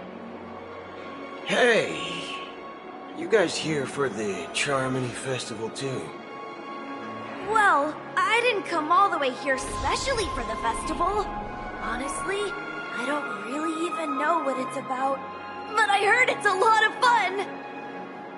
Well, back in my homeworld, Anaria, we have festivals like that all the time. My dad threw me a birthday party one time that was just as extravagant as the Charmony Festival. Oh, come on! The Charmony Festival is a once-in-an-Amber Era event! How can a birthday party compare? Well, you never know, right? Maybe on her world, birthdays only happen once in Amber Era. Anyway, let's forget about that. Have you heard about the, unsettling things happening in the dreamscape? Unsettling things? What could possibly go wrong? It better not ruin the Charmony Festival! I've been looking forward to it! Relax. With a big event like this, there's bound to be lots of gossip and rumors. Don't worry. If anything does happen, the family will be on top of it. Oh, that's a relief. I didn't come all this way to see the festival go down the drain. Well, looks like I won't get any fudging clues out of these two. They're clueless. Back already? Hasn't she returned yet? Nope. I'm starting to wonder. Sending her to contact Sunday was a good idea. Neither the staff nor the guests seem to know anything about what's happening in the dreamscape, and wherever we go, all we see is people enjoying themselves. Definitely not a good sign. I agree. Another unusual thing is that the Oak family is supposed to be in charge of organizing the council and managing everything inside and outside the dreamscape. However, I walked around the hotel but didn't meet a single member of the Oak family on such an important day. Well, I'll be forked. If I remember correctly, the head of the Oak family is that Sunday guy, right? We shouldn't linger here too long. Let's go back to the Express for now. Not so fast. Have you ever robbed VIPC, bro? If you run away now, everyone will be chasing after you. Are you suggesting we sit here and do nothing? I wouldn't say do nothing. But let's stay put for now. Even if the family has ulterior motives, they couldn't have anticipated us showing up here. We're the surprise factor for them. They don't want to attract unwanted attention from certain outsiders, so they won't do anything reckless. See? The IPC lackeys are keeping a close eye on this hotel.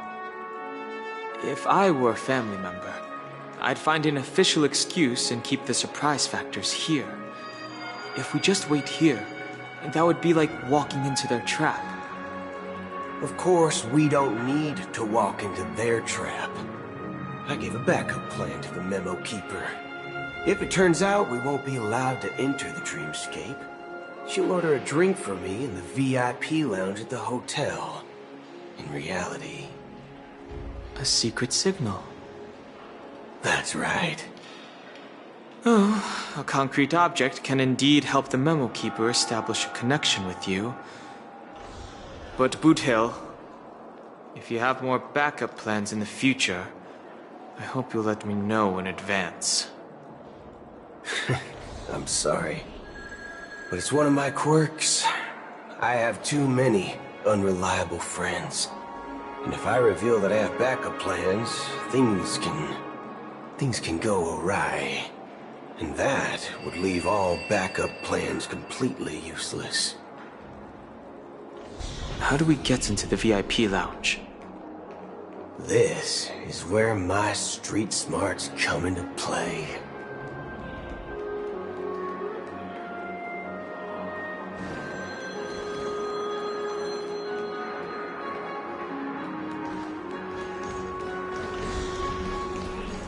You can actually book a stay on credit. You're the lobby manager, right? Yes, I am. How may I assist you? We're the Nameless from the Astral Express. We wanted to check in, but there's something wrong with your system. The lady at the front desk said she would contact the manager, but now she's nowhere to be found. Now, we've been waiting here forever, without any food or water. What the fork, man? Is this how the family treats its guests? Is this your idea of street smarts? Starting an altercation? It's called standing up for your rights. I apologize for the inconvenience. Please wait while we try to contact Mr. Sunday. I'll arrange 2 premium seats in the VIP lounge so you can rest there while you wait. See? Just like that.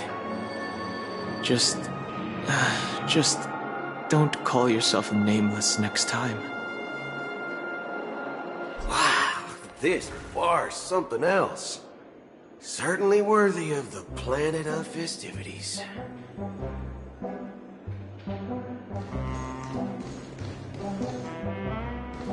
One peach soul glad, shaken, not stirred. Why isn't there a sugar-free Soul Glad option?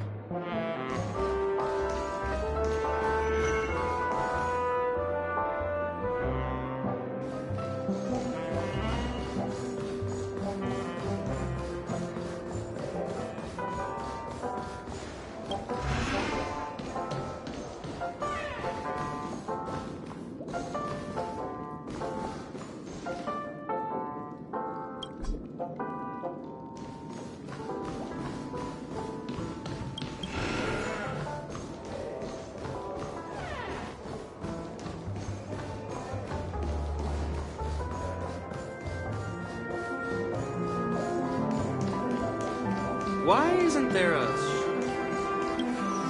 Good evening, gentlemen. Hey, I have an order for a bottle of Donna's White Oak. Can you help us find it? Donna's White Oak? I think there might be a misunderstanding. We don't serve that here. Oh, no way. Are you sure you're not mistaken? If someone had reserved such a beverage, I would definitely remember it. It sells for hundreds of thousands of credits per bottle, after all. I couldn't afford to cover for such an item if it were broken or lost. That's strange. Well, could it be that the memo keeper couldn't afford it? Then what should we do now? Oh, no need to rush. Well, let's grab some drinks first. Maybe I arrived too early and he hasn't come yet. Now, let's see what kind of juice malts you all have here. Well, give me a glass of Heenum Valley, 40 years. I'll have it neat. No ice. Well, that's the most expensive one on the list. You have a taste for the finer things. It's on the house, anyway. What can I get for you? Anything you recommend is fine. Then I would recommend today's special, Glass Village. It's classic Soul Glad mixed with Laboon juice. It's refreshing and suits your cool demeanor. Just 1 minute. This flavor. Dynamite barbecue with rocket fuel. Ooh, really hits the spot. Truly the finest sherry cask-aged malt juice in the cosmos. Dynamite barbecue with rocket fuel. Is that really something that humans enjoy? Hey, this guy doesn't know anything at all. As long as you're satisfied, dear guests, please enjoy. Let's give the memo keeper another half-system hour. If she doesn't show up, we'll need to come up with a new plan. In the meantime, let's take stock of the situation. What do you think? The situation is unclear. Something must have happened on the planet of festivities, but the public is unaware of it. Someone in a position of power within the family must be covering it up. It's unusual for the followers of the Harmony to invite other factions, let alone the IPC and the Masked Fools. If what you said about the Emanator of the Nihility is true, the situation in Penacony is a little complicated, to say the least. Actually, there's something else I'm concerned about. Regarding Acheron. As you know, The faction that follows the path of the hunt are some of the most dangerous folks in the cosmos to mess with. I mean, who in the right mind would impersonate the Xianzhou Alliance or the Galaxy Rangers? It's like asking for a death wish. Isn't there a saying among the Xianzhou people that the Rainbow Sect lets their luck's arrow do all the beating? Talking. Do all the talking. Well, you know what I mean. Even though the Galaxy Rangers have been out of sight for years, we've been keeping an eye on this region. Even the dumbest criminals know better than to mess with the Annihilation Gang, much less the Rangers.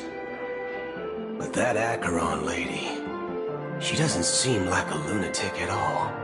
On the contrary, she's highly logical and organized. She knows exactly when to hold back and when to strike without mercy. And do you believe that someone like her would have an ulterior motive for impersonating a Galaxy Ranger? I'm not entirely sure, but I do have my suspicions. Maybe she knows a Galaxy Ranger, or perhaps she's trying to lure us out for some reason, which I can't figure out. Anyway, what worries me more are the anomalies within the family. They've summoned followers from various paths for the festival. No matter how generous such a gesture is, this move seems highly unusual. Unless the invitations weren't sent by them. If that's the case, it's even more intriguing that the family insists on organizing the Charmony Festival, despite the chaos. Maybe it's Shipei the Harmony pulling the strings. You find it beyond human understanding because it wasn't arranged by humans at all. People do stupid things out of irrational impulses. They abandon their principles when self-interest is involved. They believe in things they know they shouldn't, and fudge, they even break their own rules. But Eons don't. They stick to their determined path and never turn back, even if they reach a dead end. You think Shipei's will is behind all this? It may not necessarily be Shipei. There's definitely some higher entity involved. I know it may sound pessimistic, but if human free will were reliable, why would we even need Galaxy Rangers? It's much simpler when you boil it down to the eons and paths. Like how Lon always follows the path of the hunt, or how the Express stays true to the Trailblaze despite Akavili's disappearance. But in my opinion, Akavili's fall holds significance for the Nameless. Oh, so you're saying the Nameless now have to take responsibility for their own choices because their absolutely right leader is gone? Exactly. I believe the purpose of the journey isn't just about following a path that's always considered absolutely right. It's more about doing your best to choose the right path for yourself among countless possibilities, even with limited insight and judgment. I don't know what you've been through, but I agree that people must take responsibility for their choices, because no one else can do it for them. That's why the Galaxy Rangers need to uncover the imposter and figure out her true intentions. Just in case. I have a backup plan if the Memo Keeper doesn't show up. This is my final backup plan. I promise. You sure have a lot of cards up your sleeve. Well, going back to my old career would make things a lot easier.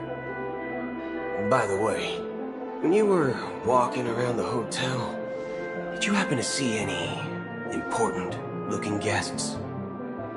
What's your plan? It's simple. We just grab some hostages and use them as bargaining chips with the family.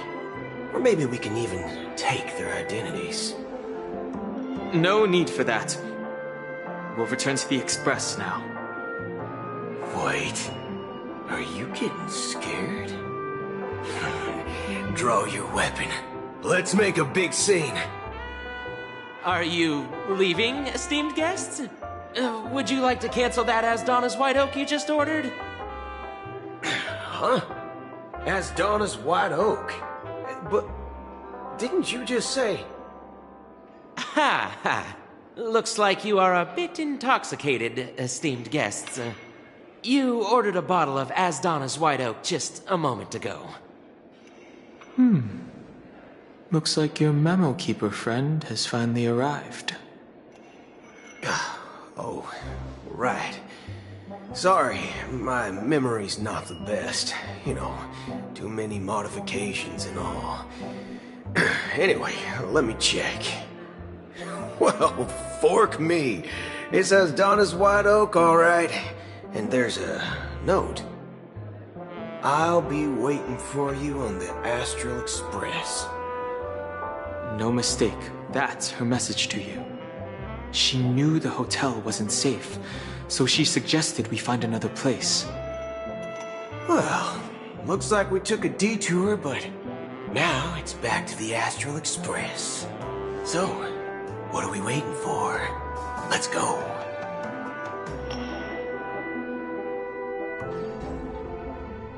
You're back? Two guests just boarded saying they were looking for Boot Hill, so I told them to wait in the parlor car. Oh, just in time. Two guests? Yeah, or two. Look, we welcome all passengers on the Astral Express, but sneaking in like that, you have no regard for etiquette. My apologies, conductor. It was an oversight on my part. I assumed you were already acquainted with the garden. Given the chaotic situation in Penacony, the Nameless are the only ones we can truly trust right now. You are the memo keeper. Pleased to meet you, Dan Hung. I've seen you in others' memories. And as for Boot Hill, this is our first face-to-face meeting. I hope you enjoyed that bottle of Astana's White Oak. You sure have a refined taste. Finally, Memo Keeper. Well, let's cut to the chase. Spill everything you know. That's precisely what I intend to do. But before that, please allow me to introduce myself. My name is Black Swan, and I serve the Garden of Recollection as a memo keeper. As for Acheron's story, I'm sure she knows it better than I do. Greetings. I'm Acheron. What? You Garden of Recollection shirtbag! You betrayed me! I apologize, but she did that at my request. Due to certain reasons, I have been exiled by the family. Thankfully, this memo keeper came to my aid and helped me escape their surveillance unnoticed. To be honest, it was more like stalking than helping. And the process was far from unnoticed. But we did escape. I asked her to guide me to a place beyond the family's reach and to contact a few trustworthy individuals, namely all of you. Trustworthy? Son of a nice lady. You think I'm dumb or something? How about this? I'll put a few bullet holes in your head and see what secrets spill out. Then, we can talk about trust. It doesn't have to be like that. I'm willing to answer all your questions, but not right now. If my cover hadn't been blown, we might have had more time, but at the moment, we don't have any other options. No other options? What do you mean? This is the only way I can ensure everyone's safety. I kindly request an immediate warp jump out of the Astana star system. This passenger is requesting... As far as I can tell, she's not a threat, and seems to be telling the truth. I've briefly traveled with your companions and know their whereabouts, Dan Heng. Please rest assured, your nameless companions are safe, but they need our help. As for Boot Hill, you may have guessed. I've been waiting for you. Galaxy Rangers are known for their elusive nature and limited contact with each other, so this was the only way I could reach out to you. Only by doing this can I find a true Galaxy Ranger and fulfill a long-standing promise. To return his relics to their rightful owner. Someone once told me that every rainfall is like a gift from the heavens, a sign of their mercy upon the world. Raindrops are said to be the tears of the gods, shed in response to the sorrows of the world. Their constant pouring is a reminder that the gods haven't abandoned us yet. So, how long has this rain been going on for? I used to believe, just like you, that it would eventually stop. Years and decades passed. And in the end, such hope faded away before the rain did. Looks like the god you mentioned doesn't exist after all.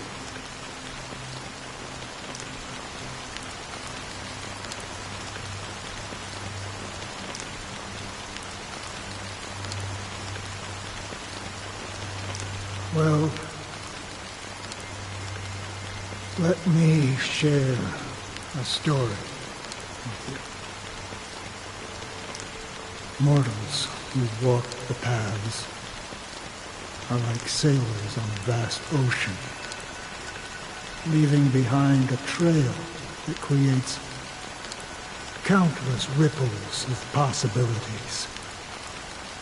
These ripples last longer than the fleeting lifetimes of humans. And for some, their presence leaves such a strong mark that it's reflected in the waves. Like those shadows on the ocean. Sin-thirsters, the obsessions of the Pathstriders, they emerge from the depths of IX, seeing themselves as masters of their own destiny, unknowingly repeating the actions of their past lives. They emerge from the nihility and head toward it, leading purposeless lives. However, these hollow phantoms, they were once my dear companions. A group of Galaxy Rangers. Are you watching over them? Watching over them? No. I'm guiding them toward transcendence. It was a brutal war. A crusade that shook the universe. The universe witnessed the fall of Zulo, the Lord Ravager, but it came at a price. A price so hefty that only those who were there still remember. The unwavering determination of the Hunt followers persists even in death. So someone must guide these lost souls to their life beyond. They were heroes in their time, and they shouldn't be reduced to mere puppets of nihility. As for me, I've suffered too many losses on that battlefield to advance any further. And that makes me the most fitting person to carry out this task. But you know, these sin thirsters, they're not who they used to be. Does this seem pointless to you?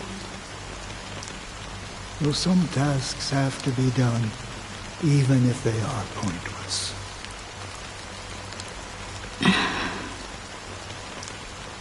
I can help you. For what? For the meaning of the nihility. That's what I've been seeking. I see. After all, this realm is off limits to ordinary souls, right? Thank you, stranger.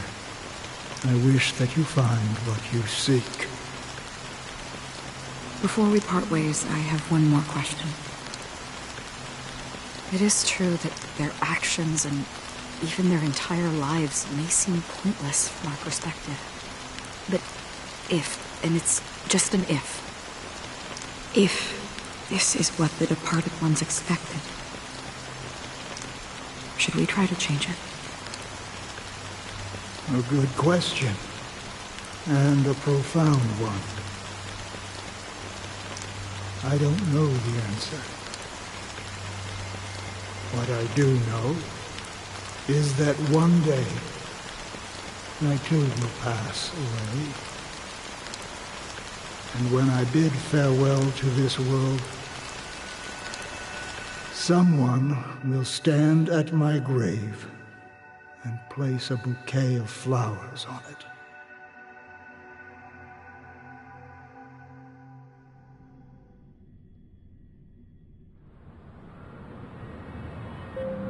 When I appeared as a child, my speech, mindset, and soul reflected immaturity and innocence. As I grew into adulthood, I left behind my childlike side.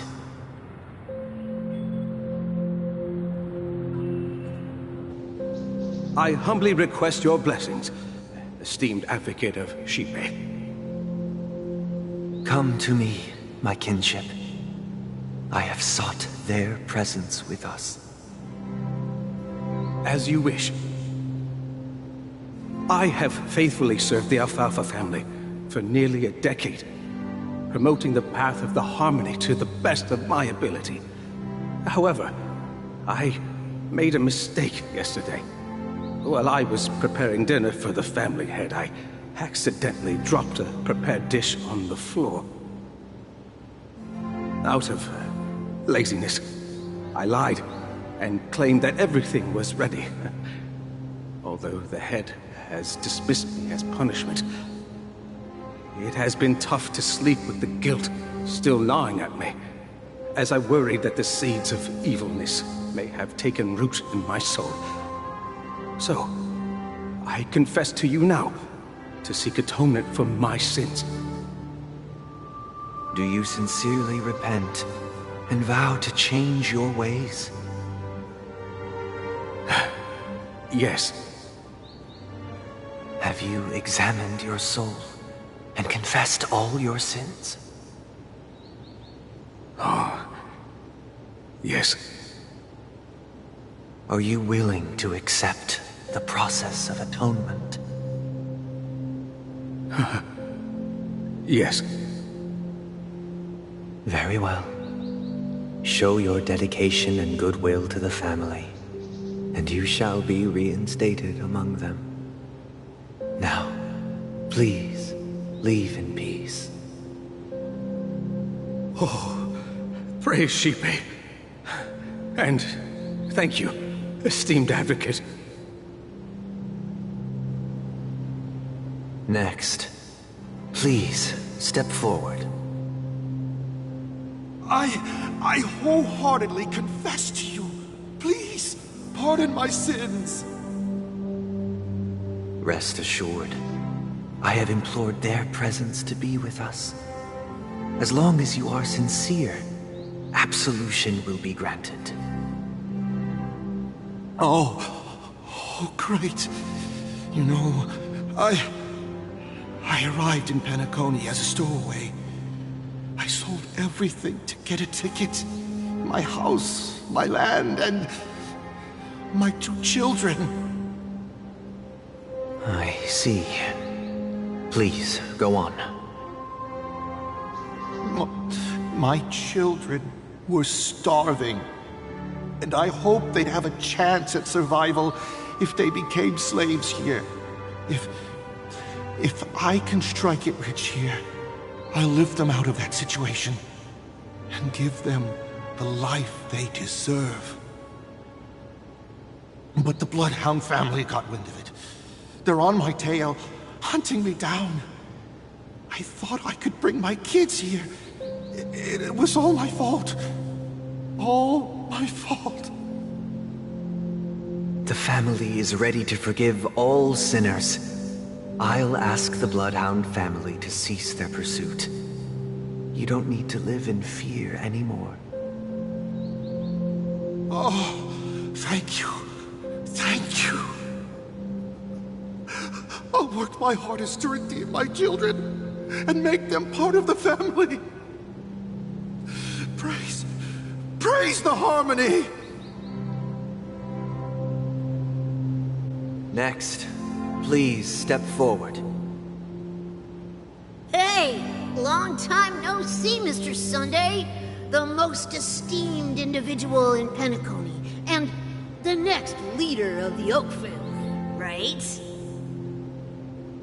I have sought their presence with us. Let us proceed. Sure. Let's just get this over with.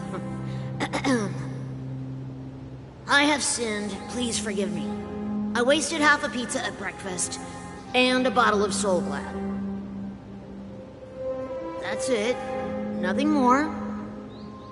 When we wrap this up, I've got a robo-ball game to catch, you know? Do you seek to atone for your sins through good deeds? My sins? Starting to sound like a saint, huh? Well, let me tell you something. Neither the family nor you have the right to judge me. You think nobody knows what your precious family has done? About the watchmaker? Huh? Don't kid yourself, Featherbrain. Those dream chasers might be fooled by your act, but don't fool yourself. Before you start spouting off your holy verses, answer me this. Where does the power of the Oak family come from? And your power? What makes you think you can sit there all high and mighty, looking down on everyone else? Well, I've spent enough time in confession today to enter the Harmony's paradise, right? Then I'll take my leave. Good luck with your election, and, don't make me regret my investments in you.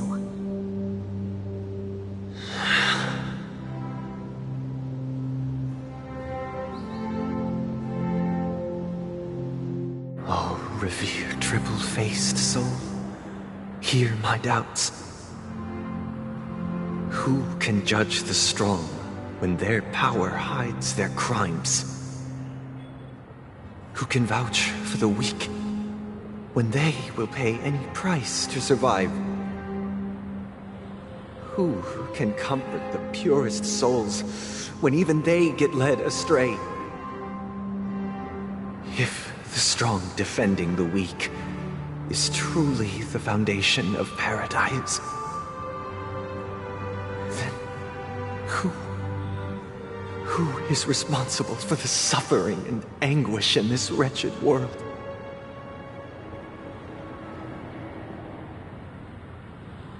Brother? Brother? Brother, are you all right? I'm fine. I've been working long hours, and I just made a trip to Dreamflux Reef and back. So, I'm a bit out of sorts. but it'll all be over before we know it. You've been working non-stop on the Charmony Festival, Mr. Sunday, and no one could have predicted this incident. Even if the Stellaron does pose a grave threat, I still feel sorry for all the trouble we've caused you. No need to worry about troubling anyone. The Charmony Festival was meant to spread joy and harmony across the cosmos. But now that we know the truth, I'm afraid we'll have to cancel it. It has always been our wish to make everyone happy, so... we'll do our best to explain everything to the Dream Master. I'm sure he'll understand. Even if the negotiation does not go smoothly, I'll refuse to go on stage. Without the Chordmaster, the Harmonious Choir would not arrive, and the Charmony Festival would be just a grand performance, and nothing more. I'm relieved to see your determination. You know, since arriving in Penacony, we haven't had any contact with this Dream Master himself. I'd heard of the heads of the 5 major lineages, but the Dream Master is a mystery to me. The Dream Master rarely grants an audience, even for us. But, given the urgency of the situation, he's agreed to meet us in person. Perhaps you'll be the first guest to meet the Dream Master in years, Mr. Yang. Let's hope we can reach a consensus that satisfies everyone. Indeed. Let us hope so. It's about time. We'll have to get ready for the meeting. I apologize for any inconvenience caused by the urgency. Don't worry. I'll be waiting here. Dear, it's Mr. Sunday! Hey, come over here! Looks like someone needs help. Let's go check it out. Thank you for everything you've done. I'll be waiting here.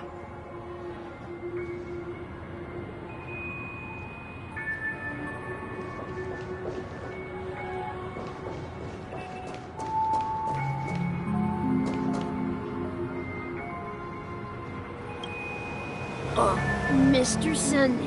Hey there! Okay, see the moon in the sky? It's about the size of the cap on my Soul Glad bottle. If I just reached out my hand, I could grab the moon, couldn't I? The moon? You mean the Grand Theater? Yeah. Look at me. I've been away from home for too long. I must be missing that moon. But it's no big deal. The Grand Theater here looks much better than the moon back home. It's just magnificent. They told me not to sell everything I had just to come to Penacony. How short-sighted. Selling everything you had?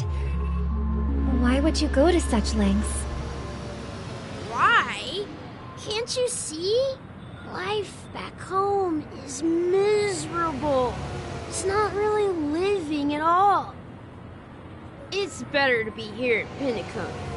No pain, no worries about tomorrow, just sweet dreams. You can do whatever you want. That's what I call living. Yeah, now this is the life. Is this truly living? Huh? What did you say, young lady? I didn't quite catch that. Oh, it's nothing, sir. You see, the traffic on Glock's Avenue can be dangerous. How about I ask a Bloodhound family member to escort you to Ideen Park over there, so you can continue enjoying your sweet dream? Oh, yeah, that's a great idea. Wow, no wonder you were the leader of this sweet dream. You're totally a lifesaver. See you around, Mr. Sunday, and was nice chatting with you.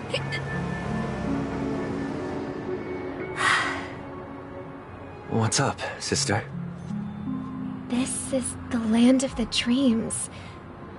But why do they live like this? The man we ran into, he doesn't seem happy at all. Even though sweet dreams are nice, they're just illusions. But for him, they're the only way to survive, even if it means giving up on reality. That's not really living at all. I suppose you have a point. But, in my opinion, that's how most people live their lives. Why do you say that? You think that man is not actually living, but that's not quite accurate. Even without Penacony, people create their own illusions called self-value. People believe they have a predetermined value to fulfill. Gaining value means gaining power, and those deemed worthless are seen as the weak. However, value doesn't come out of thin air, and there's a limit to it. To accumulate value, people have to take from others. So, the weak get exploited and oppressed. Are you suggesting that this is not how things should be? Exactly. But, ironically, people don't think there's anything wrong with it, because they uphold the illusory notion of self-value, and even the weak believe in it. The survival of the fittest. That's where all the tragedies in the world come from. People come to the sweet dream in Penacony to escape from that reality and find solace. No tragedies exist here, only happiness, although in its nascent form. Isn't that the same paradise we yearn for in our dreams? Perhaps that man is just an exception. Let's not jump to conclusions. We should experience the dreamscape ourselves, just as I did at Dreamflux Reef. Yes, seeing is believing. I'll accompany you. The Dream Master hasn't shown up yet, so we have some time for a stroll.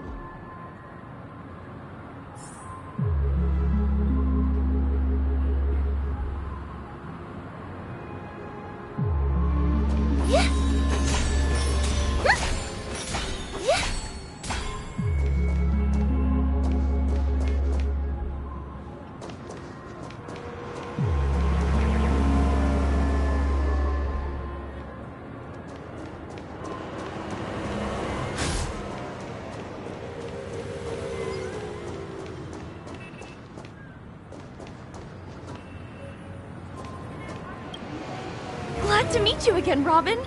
How are the preparations for the Charmony Festival coming along? We're all so excited about it. It's going smoothly. Thanks for making the trip to join the festival. You're too kind, Robin. It's a pleasure to have guests from all over the universe celebrating day and night. I can't stand being lonely or bored, so this jubilant dreamscape is perfect for me. But if this went on forever, would it get boring too? Nah, not at all. Who would get tired of having so much fun? Every day, you get to wear fancy clothes, explore all sorts of dream bubbles, indulge in delicious food without gaining weight, and you never get old or sick. As long as you can afford a room, this place is the ultimate paradise. But you know that only a few things can be brought back from the dreamscape to reality, right? That's exactly why I don't plan on bringing anything back. Just enjoying the dream itself is good enough for me. I mean, I'm not one of those long-living species. I only have around 60 or 70 years in this lifetime, and there's so much to worry about. Being happy here is pure bliss.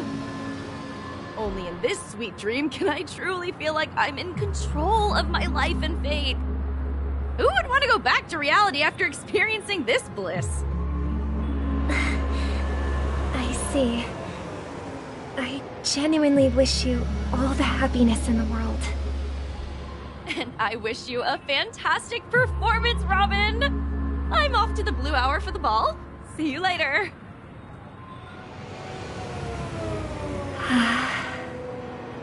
Seems like that guest's perspective didn't resonate with you either. She had a valid point. And I could sense her genuine happiness.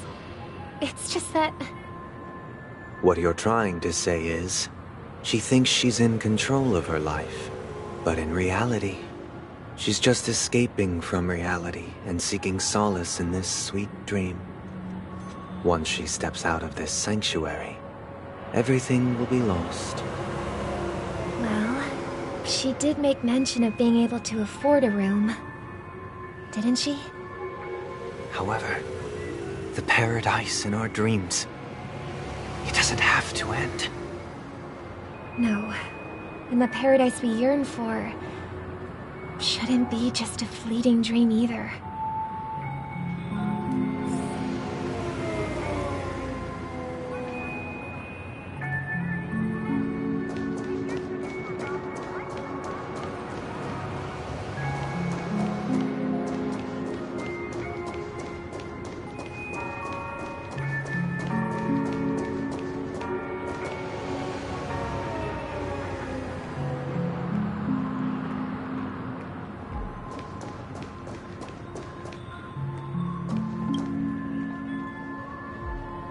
The scenery in this dreamscape is truly breathtaking, isn't it?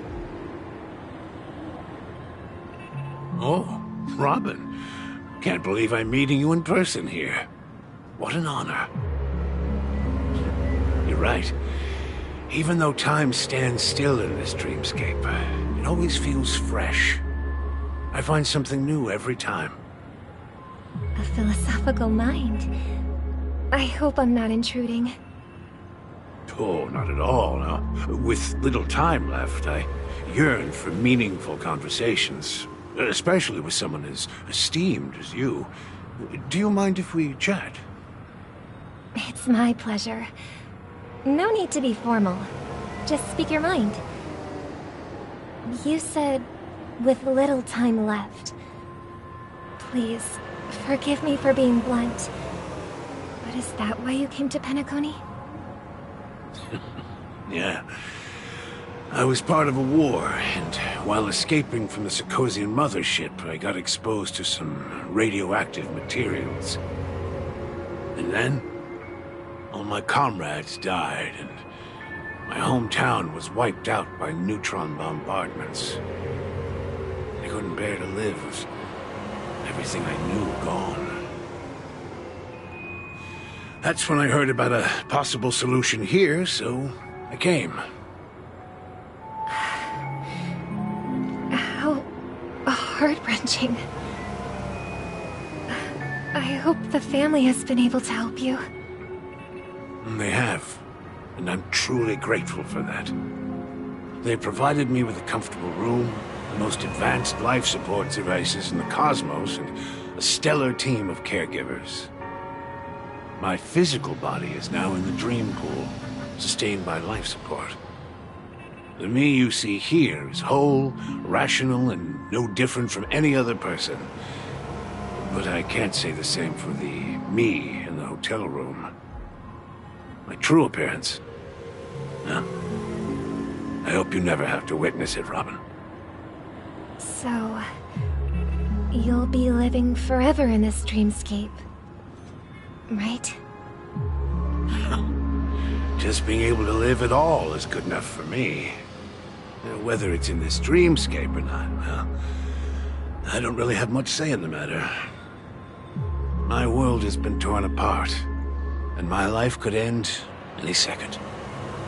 So, even if this whole place is an illusion, it's still my paradise, and I'll treasure every moment I spend here. How I envy those everlasting things. That old man's story. It's so tragic. Fortunately, This sweet dream gives him joyful memories to hold on to for the rest of his life. That's precisely why this sweet dream in Penacony exists. However, even this sweet dream has its limitations. While it provides solace to the disillusioned, it can't completely eliminate pain in reality. There will be a way out. Penacony is already on the right track.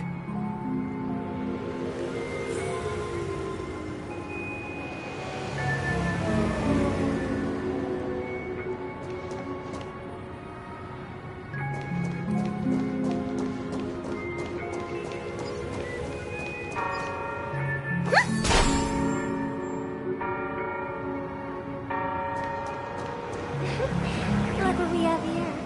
A lovely young lady.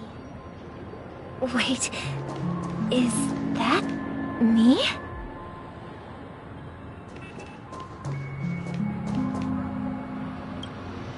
Brother, what a surprise to see you again. Show yourself. Your trick won't work on us. I've heard that a skilled mass fool received an invitation too. That must be you, right? Did you enjoy yourself? Barely. The people here are way too gullible. A little bait is all it takes for them to bite. And they run away at the slightest hint of danger. In other words, they're naive and cowardly. Now that you've had your fill, it'd be wise to leave before it's too late. The music of the harmony doesn't tolerate discord. What? Now that you have the real Robin, I'm useless? Oh, how disheartening. I've done so much for the family. You should be thanking me, because if it weren't for me cleaning up this mess, Penacony would still be in shambles. Don't you think? That was a personal request from the head of the Iris family, and it has nothing to do with us. Step aside and stop causing trouble for the Charmony Festival. The Charmony Festival? You think you can scare me? You think I have no idea what you're planning? I don't care what you're thinking, Chicken Wing Boy. But I'm pretty sure our lovely Robin won't be appearing on stage. After all, you're well aware of what a sorry state this dreamscape is in under the banner of harmony. Penacony, the land of the dreams. Is this truly the paradise you desire? Stop it. What's the rush, Chicken Wing Boy? Did I get to you? Our paradise is none of your concern, masked fool. Leave now, or the family won't tolerate you anymore. All right. I'll go. But Robin, I suggest you seriously consider this. Do you really believe those living in dreams can escape pain and find true happiness?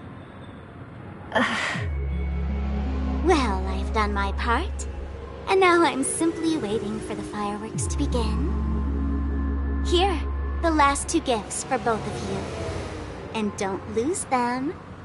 If by some unfortunate chance the Charmony Festival starts against all odds, remember to use them during the show. And it'll be thrilling. Bang! I heard a raven cawing in the distance. It seems the Dream Master will arrive soon.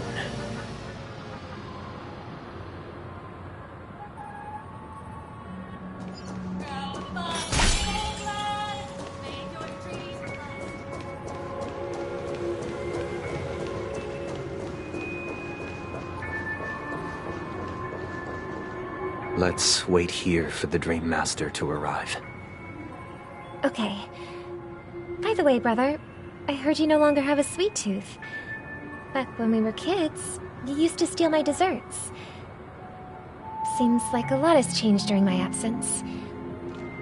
What exactly happened? Well, someone has to stay awake even in this sweet dream. But that someone doesn't have to be you, or anyone in particular. You're carrying too much on your shoulders, brother. The paradise in our dreams... It shouldn't be like this. Penacony is nothing more than a dream. It can't erase the worries and pain of reality, or bring true happiness. It only offers an escape from reality. Nothing more. Remember the old man we met earlier? Without this dream, he might have completely lost himself. That might be true, but... even without Penacony, he could have chosen another path. As far as I know, the Intelligentsia Guild has been promoting their rehabilitation techniques for a long time now. That path may have been more ordinary and challenging, but now he is receiving hospice care in a comatose state, and his fate is sealed. Is Penacony granting these people a future? Or is it taking it away from them? Well, don't forget this. Not everyone really has a future. The future for humanity is like the sky for birds. People mistakenly believe that flight is inherent to birds because they've never witnessed those birds crashing to their death. Do you remember how we took in that little Charmony dove when we were young? Yeah. We took care of it. Provided food and water, groomed its feathers. And later, when I decided to leave Penacony, I opened the cage and set it free. Well, I didn't mention what happened to it in my letters, because I didn't want to upset you. Shortly after you left, it crashed to its death right in front of your window. I had surmised as much. I knew you wouldn't have avoided mentioning the bird for no reason. Despite that unfortunate outcome, I still believe it was the right decision. Birds aren't meant to spend their lives in cages. They belong in the sky, even if they can't fly. But here's the thing. If there are birds in this world that can never fly, can we really assert that they belong in the sky? Are you implying that the same goes for humans too? Let's take the Astral Express as an example. The Nameless made tremendous efforts to bridge worlds, gaining fame across the universe. However, only a few extraordinary individuals can endure such a perilous journey. That's because the pursuit of the Trailblaze exceeds the capabilities of ordinary humans.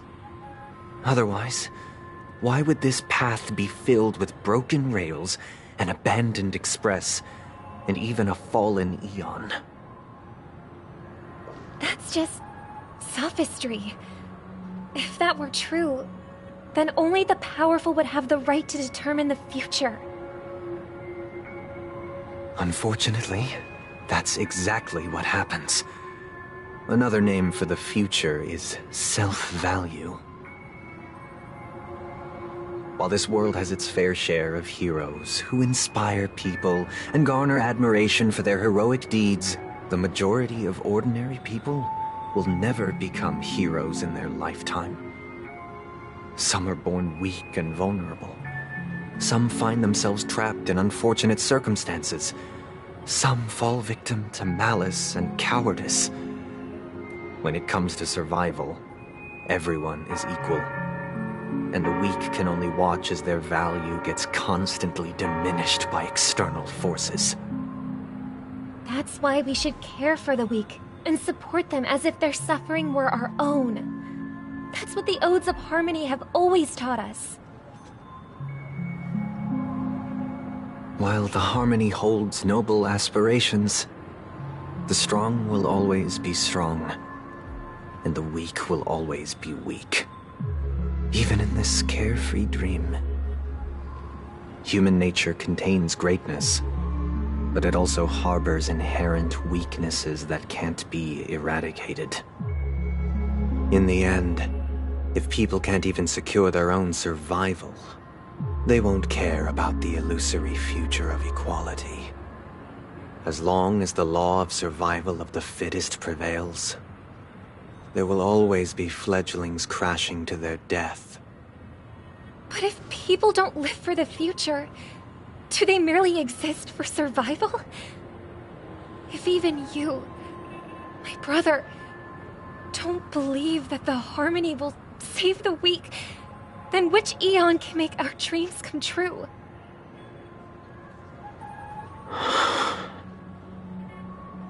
People often forget that when the first bird took flight, the entire world envisioned a future where no more fledglings would ever crash to their death. Are you reading, sister? What are you reading?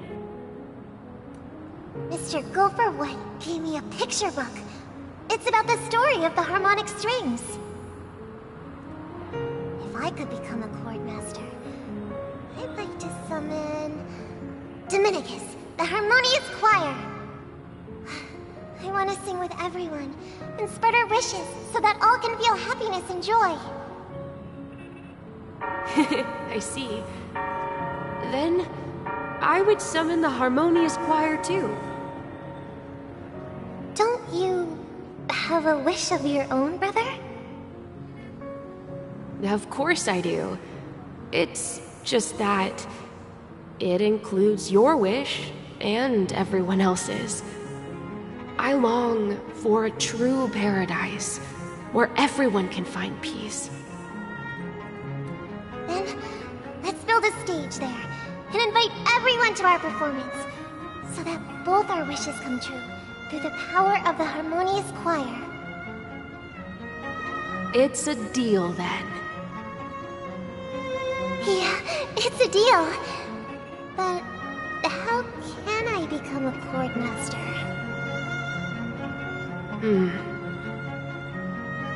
Maybe you'll have to become a star first.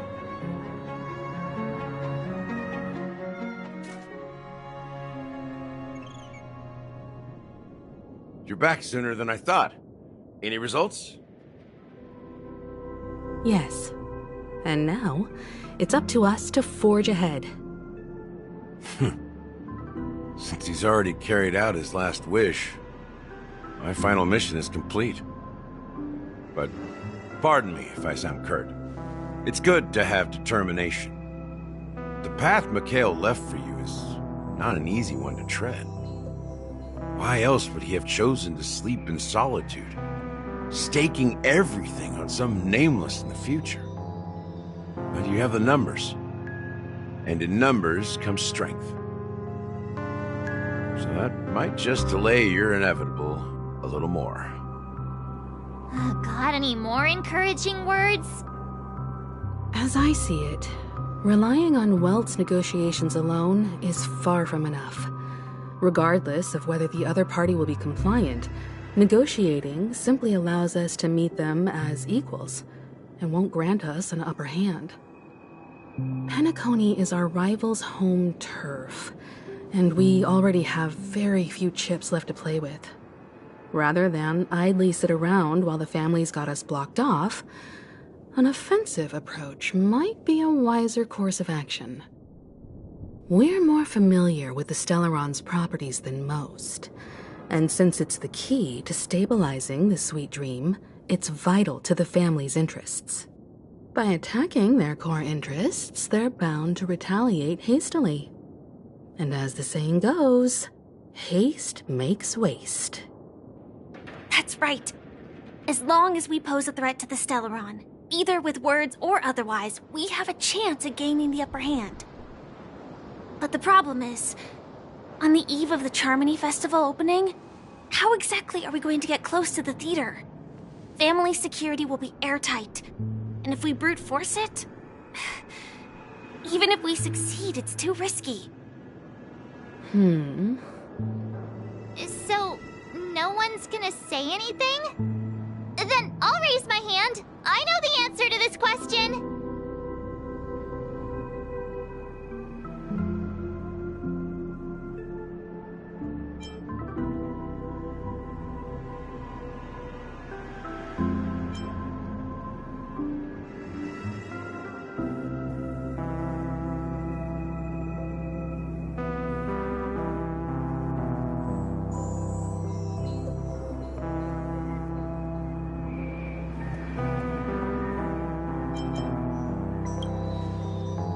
What's that supposed to mean?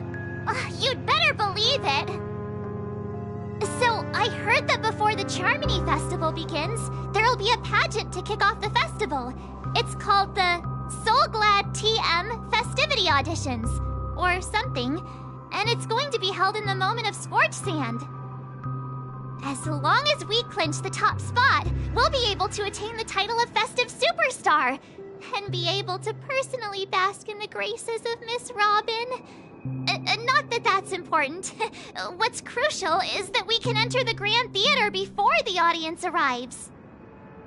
So, how do we go about participating in these festivity auditions? I've already procured special invite tickets from Miss Robin's fan club. To tell you the truth, I had been preparing to join the auditions all along, but now it looks like even if I scrape through, I probably still won't have the chance to shake Miss Robin's hand. So they're still running this thing, huh? It was originally just a publicity stunt, set up by Mikhail to drum up attention. But it looks like it might be worth a shot. We'll follow Marge's plan. Mr. Gallagher, will you be joining us? I'm afraid I won't have the time. As a virtual character, I've already completed my final mission. Whether Penacony can awaken from this dream is all down to you. Should we ever cross paths again? I'd love for you to visit the Express. All right. I'll have to add to that data bank of yours you've got on the Express. And Miss Firefly, we thank you for all your support. We're faced with a formidable enemy. As long as the Astral Express and Stellaron Hunter's objectives are aligned, we're willing to cooperate with you. We've already come this far together. I'd like to join you for the rest of your journey on Penacony. I'm pleased that we can finally fight shoulder to shoulder. I couldn't ask for a better ending. This is also the spirit of the Trailblaze. Now, everyone, let's prepare to move out.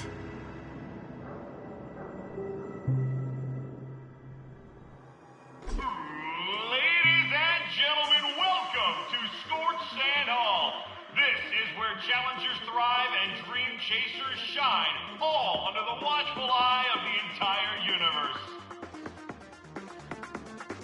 If you have ambition, dreams, and the drive, dear friend, the next superstar of Penacony's Charmony Festival could be you. Oh, wow, they've really outdone themselves. Oh, I'm starting to get excited.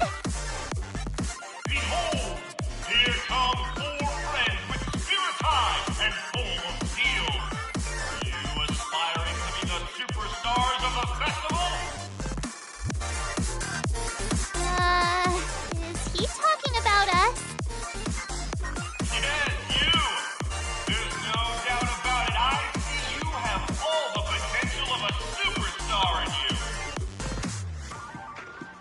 Excuse me, you 4. What are you hoping to get out of all this?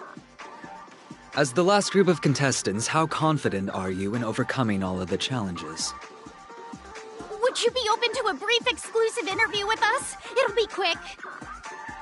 Your journey is long and fraught with peril, yet under a sky blanketed by banners, you vie for the crown. The sword and rose! Protect the beauty! The beauty! The beauty! Magnificent and majestic! A knight's head is hard as steel. Brother Lance's focus is stubborn as a heel. We don't all have to be winners. But if we don't have fun, we'd all be sinners. People are pouring in. Kinda feels like all sorts of baddies are showing up. Let's get in there quickly and enter the competition. Ladies and gentlemen, please, make way. Make way. Coming towards us now is one of Penacony's top 10 wealthiest tycoons, and the soul-glad business empire's founder, Mr. Ideen. Allow me to introduce myself. I'm the director of Soulglad's factory, Ideen Lida. My four friends, introduce yourselves to the audience across the cosmos. Hello, everybody. I'm Himiko, a nameless from the Astral Express, and these are my companions. Don't you guys need to hide your identities? Can't hide it anyways. Penacony is plastered with our posters. And because the Astral Express is so well known, the family won't dare to make any rash moves.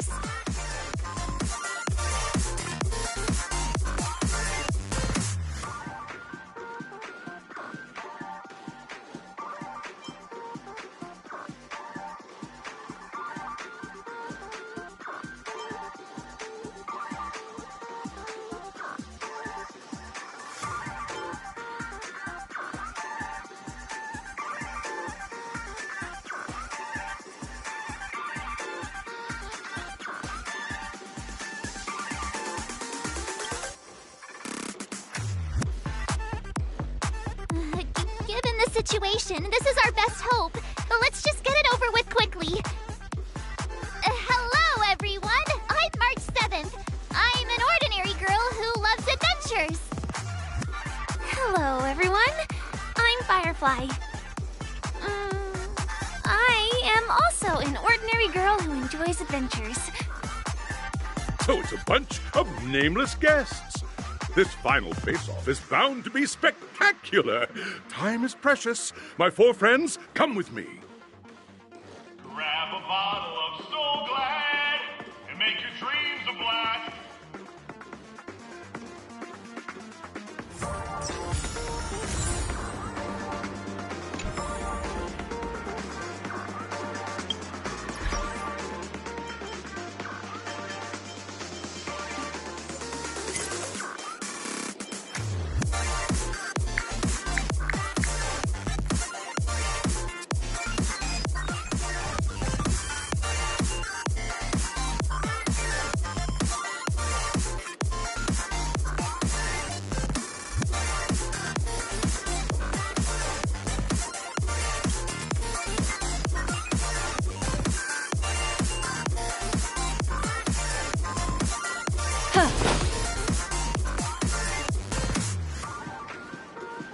Yeah.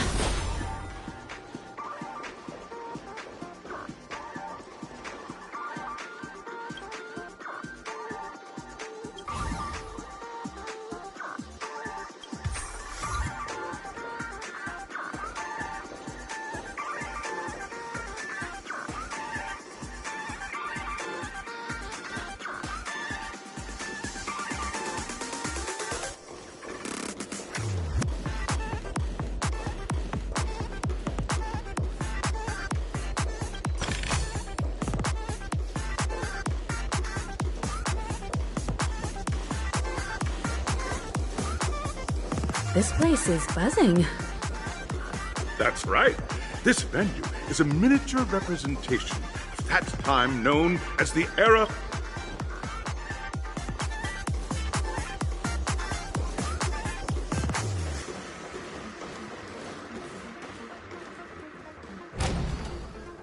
Huh. Huh. Yeah. Huh.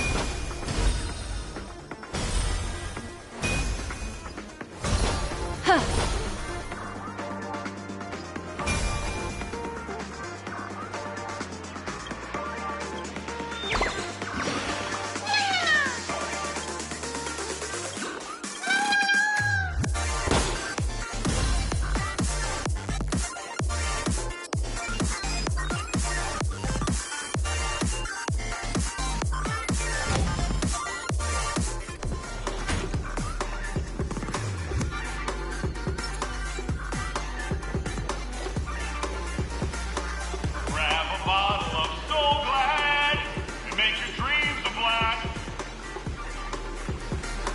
Nameless, your arrival reminds me of the grand occasion when Penacony was first established. I was still a young, bright-eyed lad back then, lured here by the watchmaker's ads, full of zeal and ready to make my first fortune in life. Once, during a particularly grueling day, I passed out and was resuscitated by a drink from Mr. Sousa. That sweet taste has since been etched in my mind, and that was what drove me to create the Soul Glad that we all know and love today. The dream-chasing era was truly a wondrous time. Oh, I miss those days, and the watchmaker. Scorched Sand Hall is my homage to that time of boundless possibilities. I wholeheartedly hope you make it to the finish and emerge as the next superstars of Penacony. Now then, is there anything you'd like to say before the competition officially begins?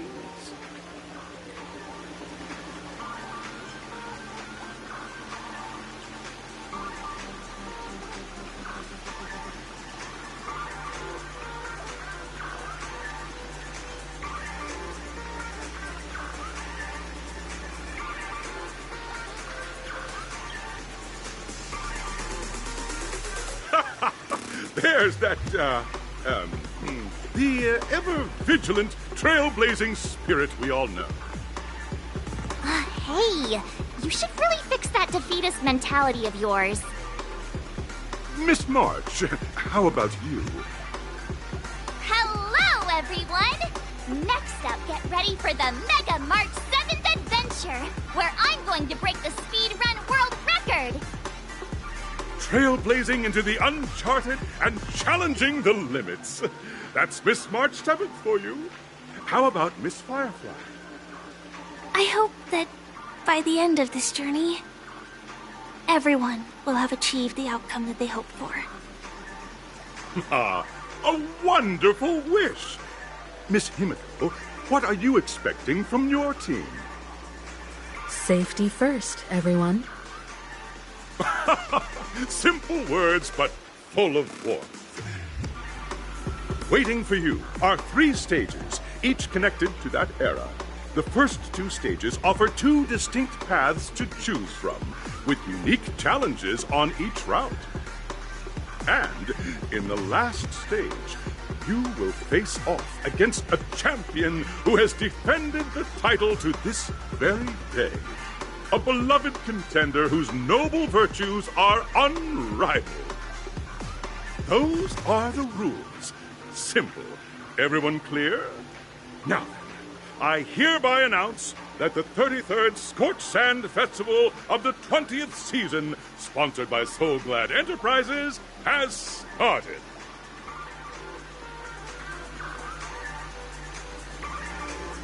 Everyone, as the Charmony Festival is drawing closer, we must reach the end as quickly as possible.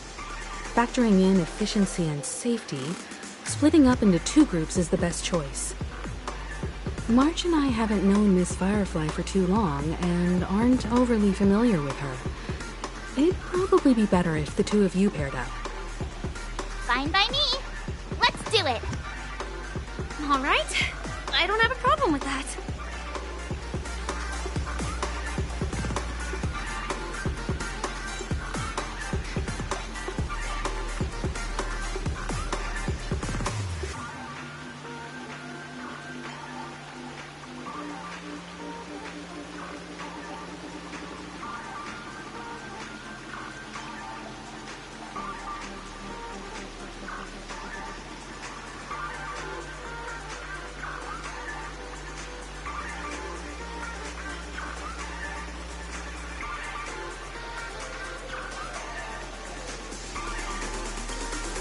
We'll split into the assigned groups then.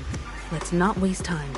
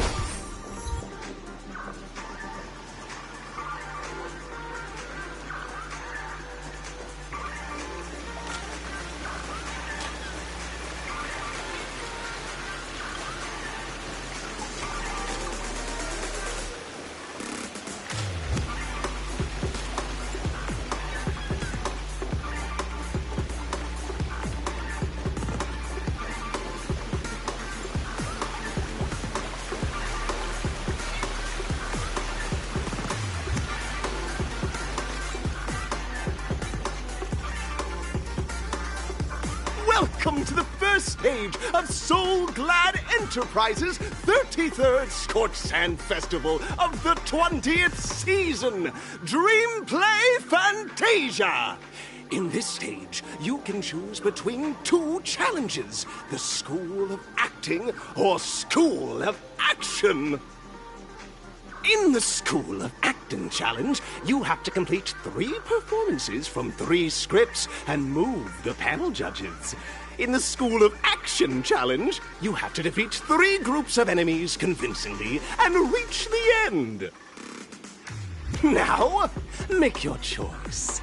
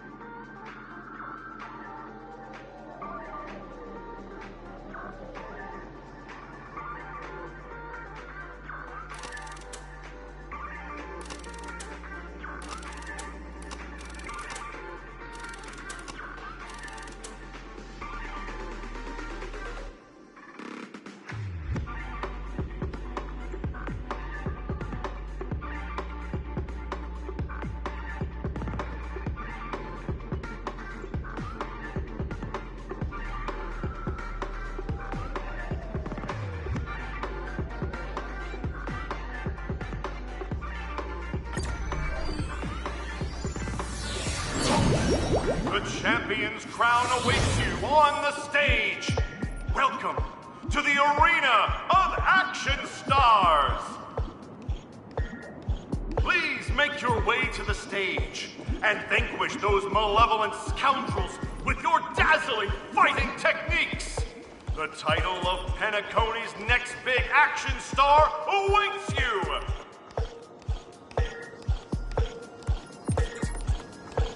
Competitors, allow me to introduce the rules of this challenge to you.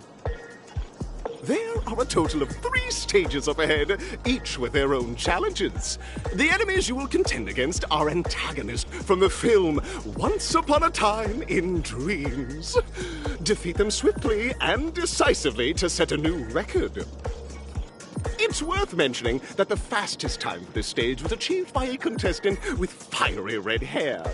Astoundingly, he overcame all enemies across the 3 stages in only 5 minutes. Time is of the essence. Let's make this quick.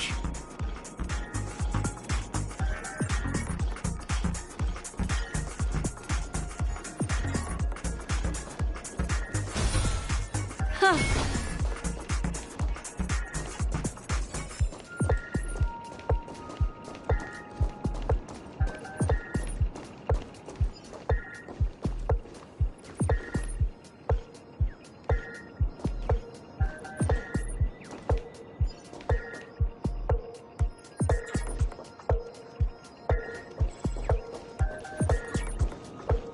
Contestants, you are about to confront the monsters of the primordial dreamscape.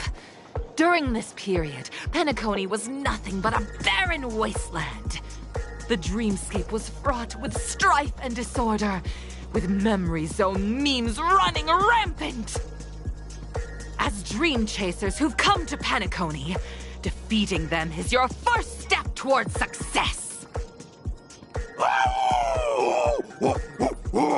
All the Soul Glad is ours! Don't even think about plundering the Soul Glad from us!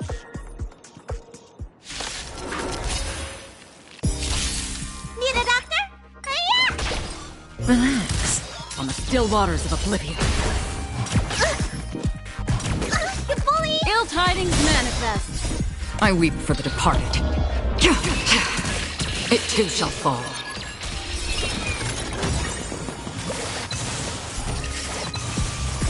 Beneath the waters lies an endless abyss.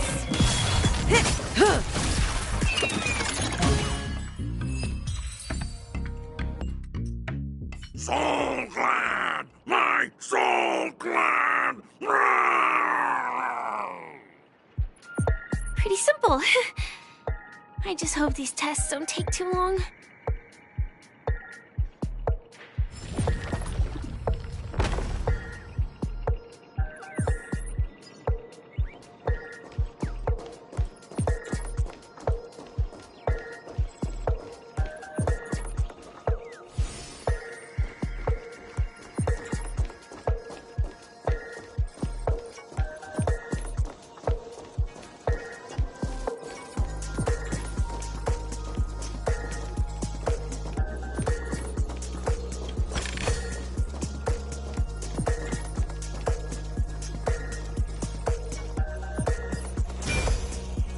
Yeah.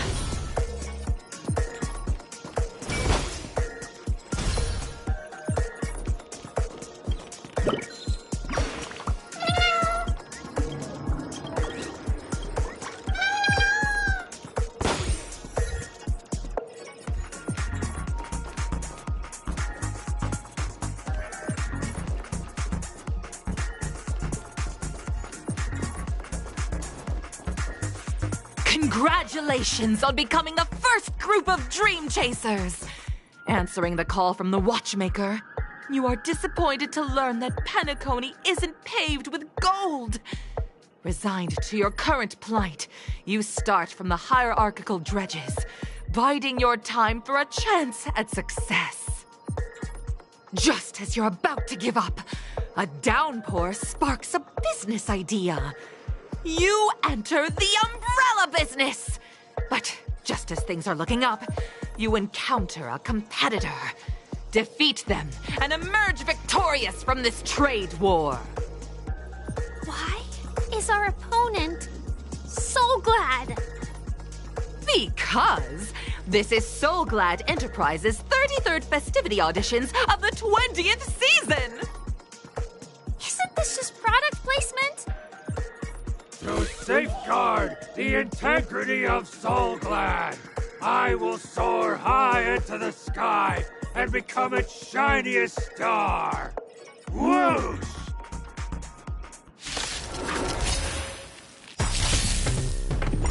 Didn't hurt. Time to say bye. Boom. Relax. Destined for oblivion.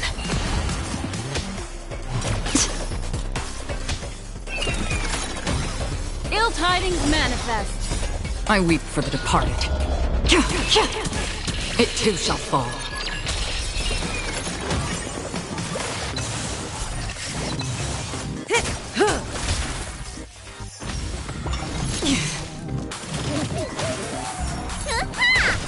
Stand still. On the still waters of oblivion.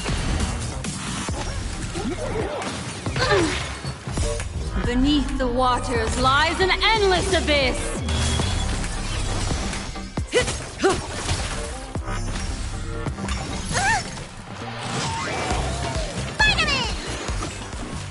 Destined for oblivion. Again? Relax. Time to say bye. Boom. I weep for the departed. It too shall fall.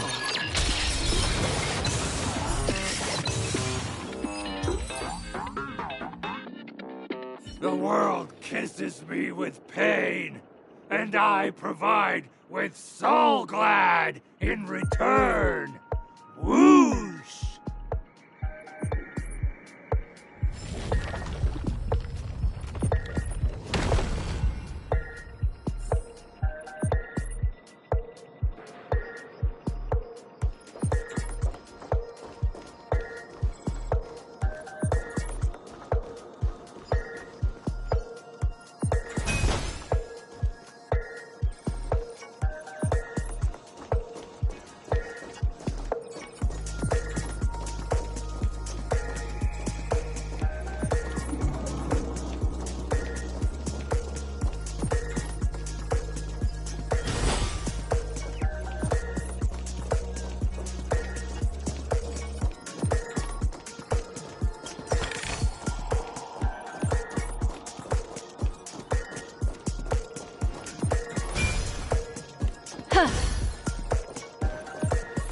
Congratulations to our two Dream Chasers for establishing yourselves as budding stars in Penacony. However, now you face a competitor selling at low prices, pushing you to the brink of bankruptcy. No matter how lengthy the battle, you always persevere. Topple this powerful opponent, and the tides will turn, paving a way to success. None will take my Soul Glad away from me. I will use the Transmutation Arcanum to turn into a dinosaur! Oh, dinosaur! Devour my enemies! Grab a bottle of Soul Glad and make your dreams a blast!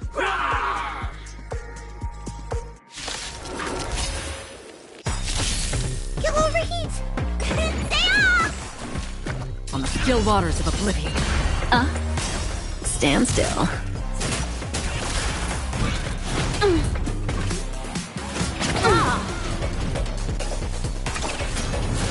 Destined for oblivion. Relax. I weep for the departed. It too shall fall.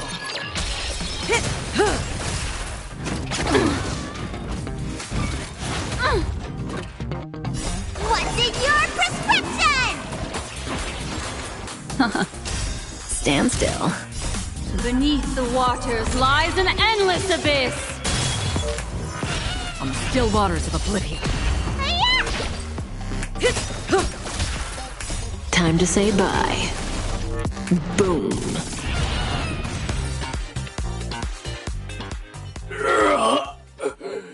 The body withers, but the Soul Glad name shall not. You truly are a beast! More than I can ever be. That should do it! Okay. Let's go. Mr. Yang is waiting for us.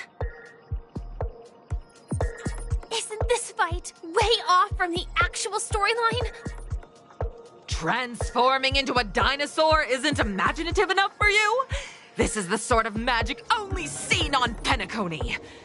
Anyway, let's get back on track. Where were we? Oh, that's right. After an extended battle, you finally emerged victorious!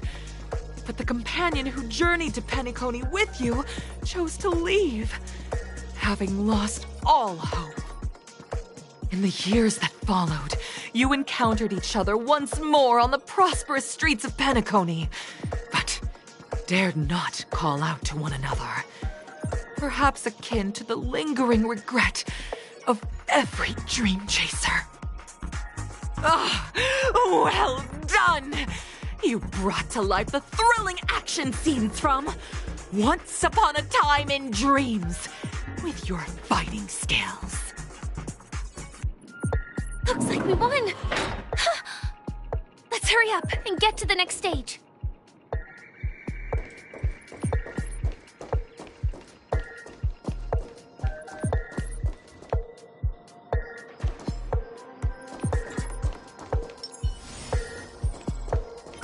Stream forth the gleam of old blades.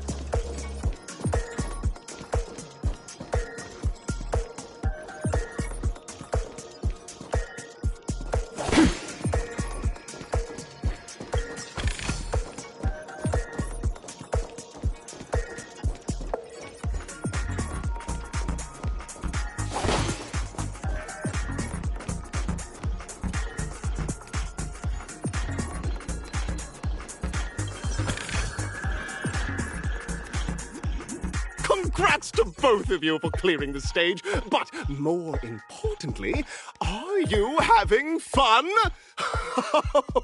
Fun is more important than success. Look at the time. You finished much faster than that red-haired contestant did. That red-haired contestant. Who is that exactly? You'll find out eventually, but only if you clear the next test first. Welcome to the second stage of the 33rd Scorched Sand Festival in the 20th season, sponsored by Soul Glad Enterprises. Gunfire time! You have the option to choose gunfire and undergo Brother Hanu's trial, or time, where you'll face Clucky's trial. And now, make your choice!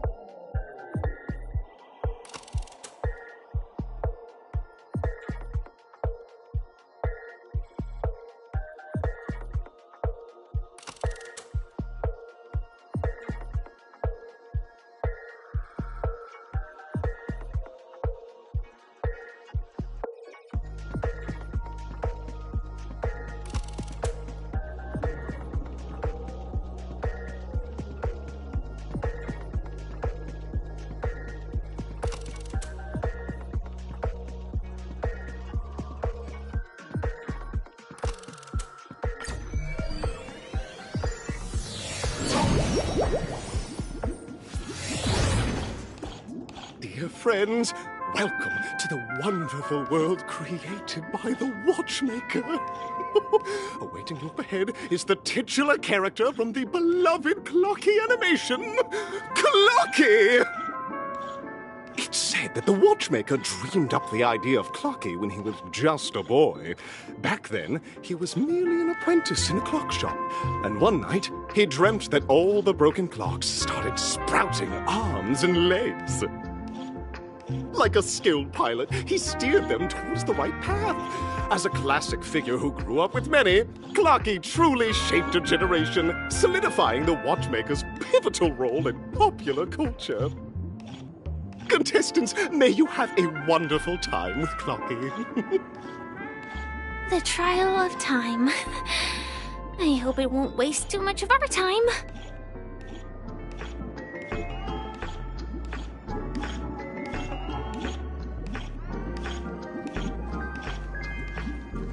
Yeah.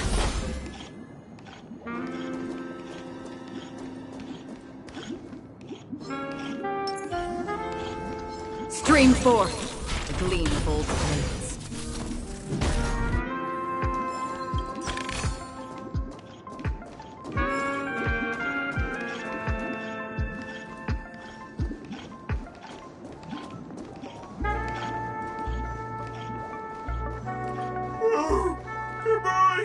Just a failed experiment? That statue. Did it just speak?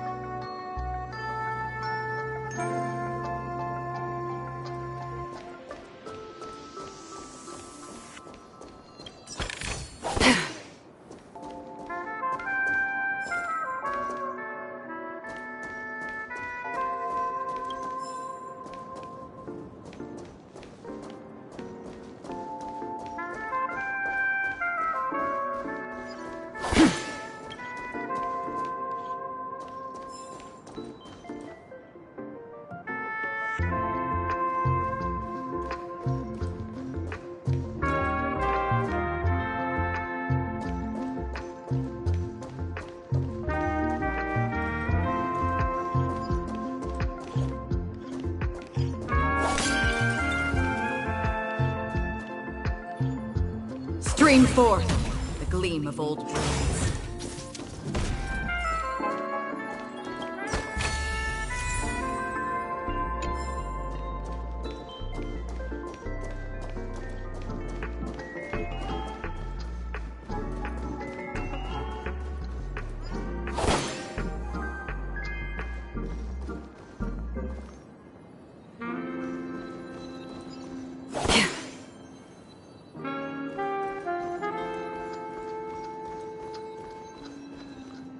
Stream forth the gleam of old blades.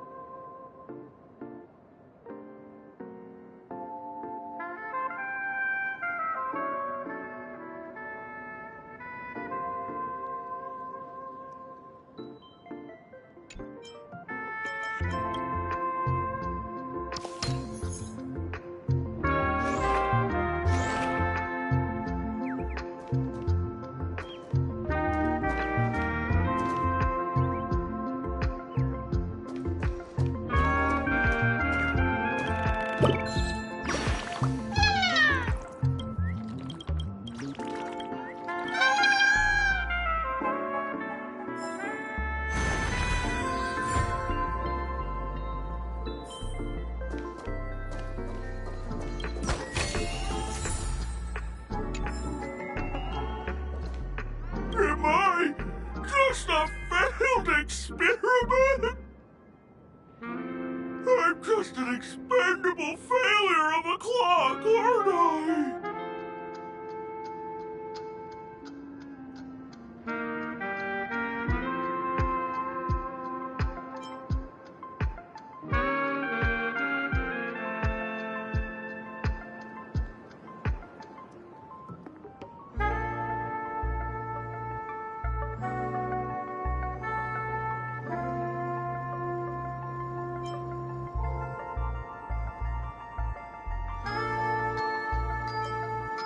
Don't be naive, buddy. Failure isn't a sickness. It's a sin. And sins can't be cured. You guys are just like the other challengers. You want to enter my inner self? Then please be my guest. But you won't find anything worthwhile. I'm just a failed piece.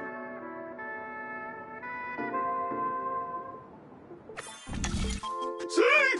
I'm just empty inside.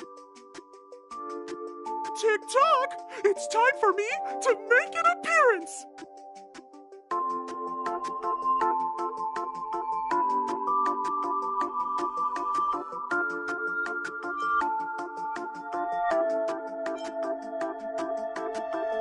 Clocky? I can also see him. Is this character part of the show? In Dreamville, Clocky is everywhere and can do anything! Like, right now, I could solve this problem with your big ticker pal, Tick-tock! I can't believe it's actually Clocky! Why would you come and visit a failure of a clock like me for no reason? You see, we're all clocks. We're family. I want to help you be happy. Tell your pal Clocky what's troubling you. I came across a startling revelation yesterday. Apparently, Dreamscape Ticker isn't the same as Clocky at all. It's just a discarded prototype from Clocky's early development. Please, just leave me be, Clocky. I just don't know how to face you, because I'm just a failure. Oh dear. Seeing it like this is utterly heart-wrenching. But fear not. We're here to help it rediscover the missing parts of its inner self and guide it out of despair.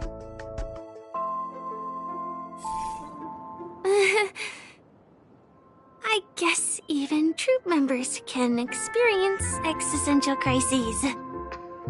Don't worry, miss. I've already pinpointed its missing parts.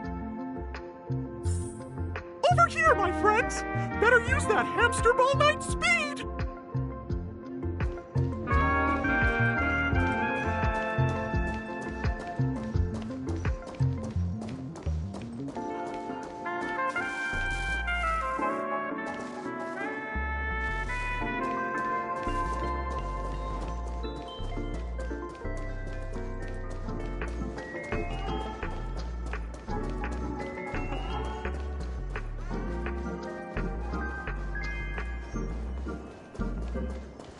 This must be one of the missing parts that Big Ticker needs.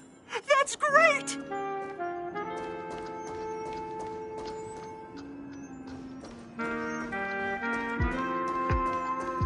We're here!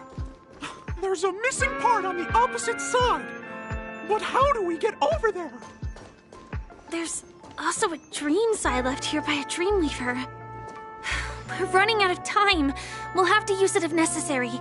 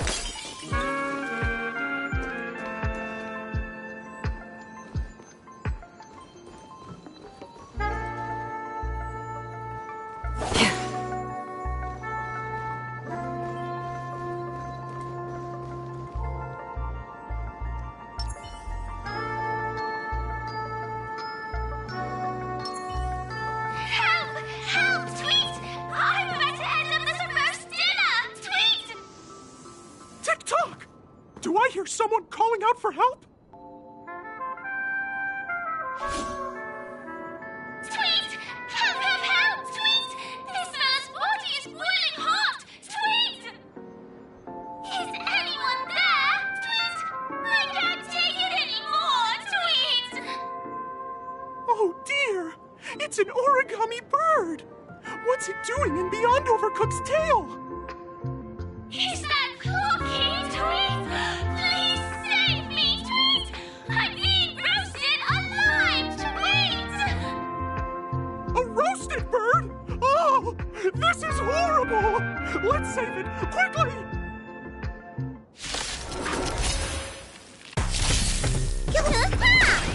Relax.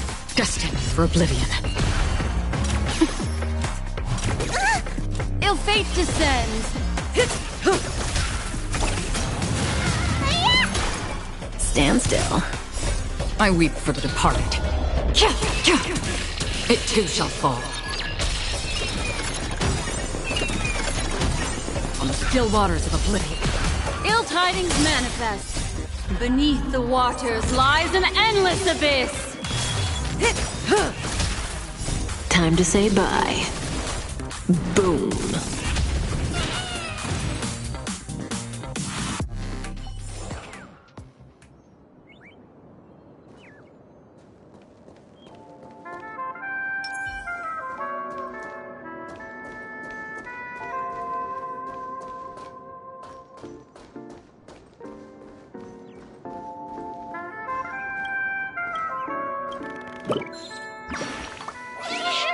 Thank you, guys! Tweet! I feel I'm about 70% cooked! Tweet! Thank goodness you're okay! But why did you burrow yourself into that fella's tail? Because that fella stole one of Mr. Big Ticker's parts! Tweet! I wanted to help retrieve it, but I accidentally got myself stuck in the oven! Tweet! Go ahead and get it, but be careful! It's hot! Tweet! An inner self fragment belonging to the Sweet Dreams troupe? This is just too surreal.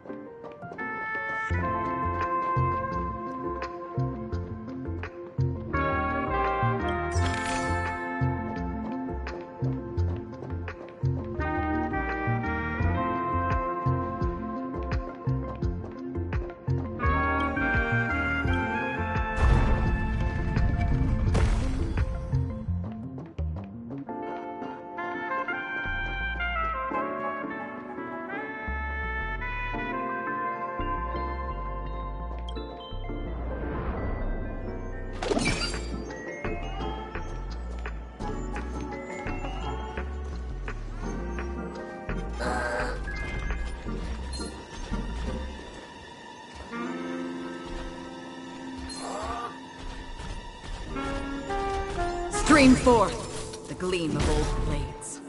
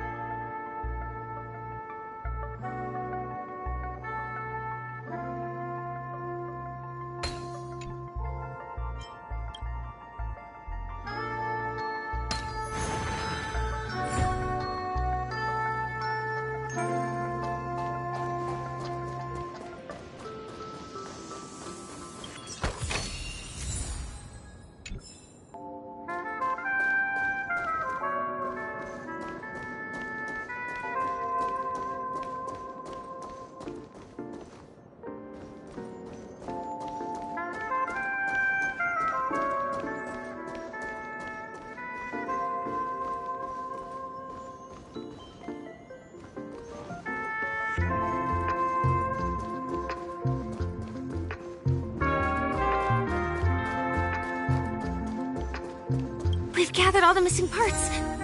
Let's hurry back. We don't want to keep Big Ticker waiting.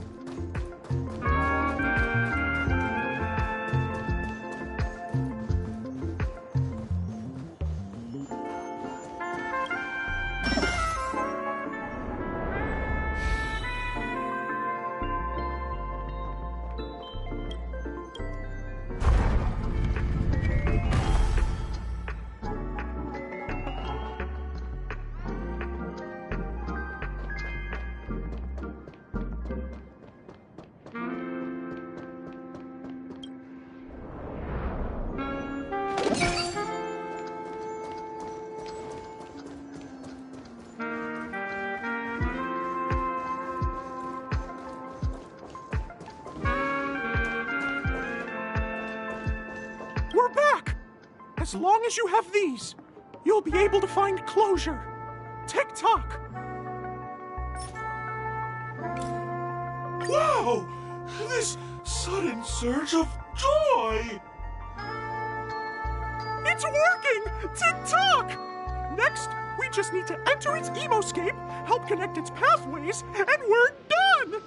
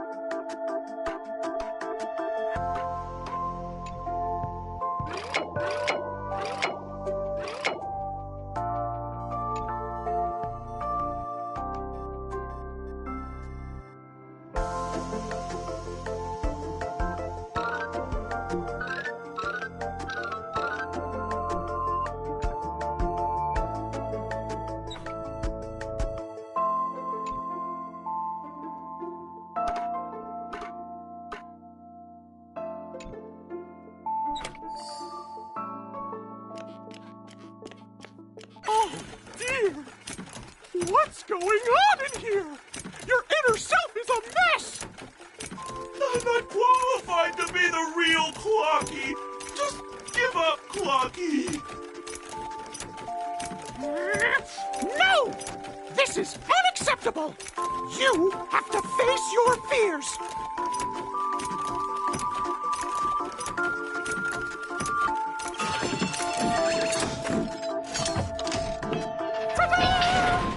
Success!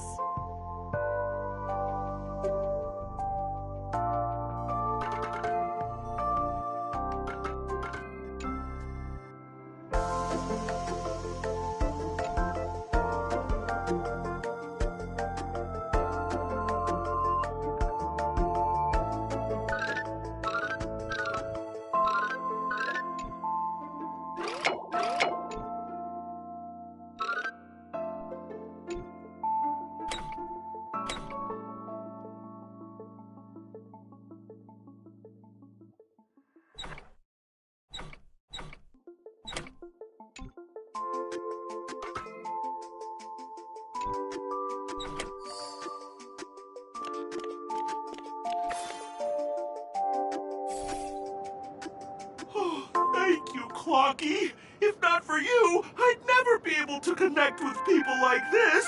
You helped me find myself again. No problem at all. As the guardian of Dreamville, it's what I'm here for. Tick-tock! Oh, my friends, you still have other important things to do, right? Go forth, my friends! When the moment comes, all the Dream Tickers and I will cheer for you! It's all done! Victory's in sight! Let's head to the final stage.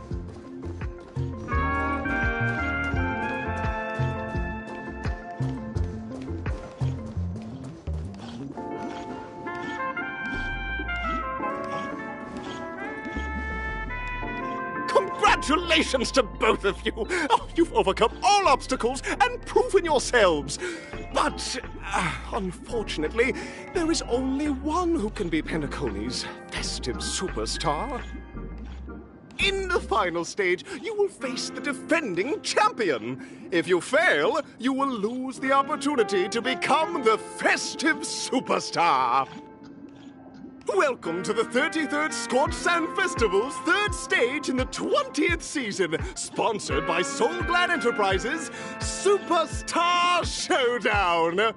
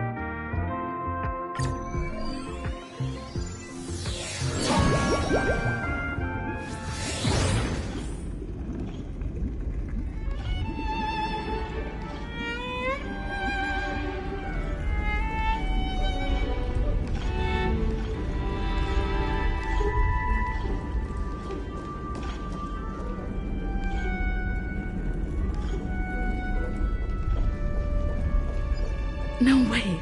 I think I just saw someone. Someone extraordinary.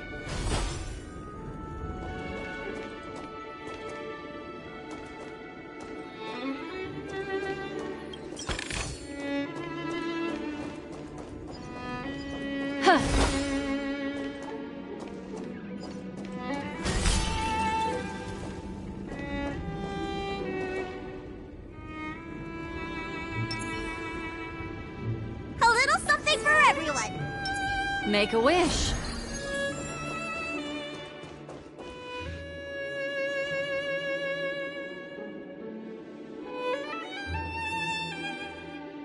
Are you a Knight of Beauty?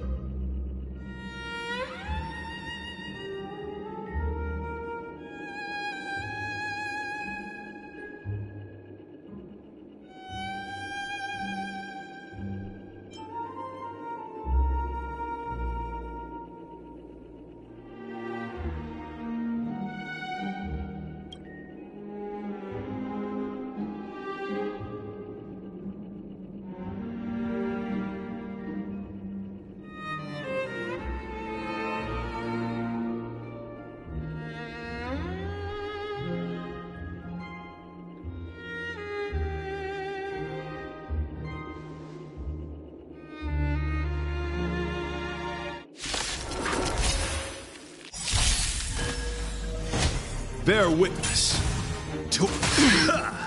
You'll overheat!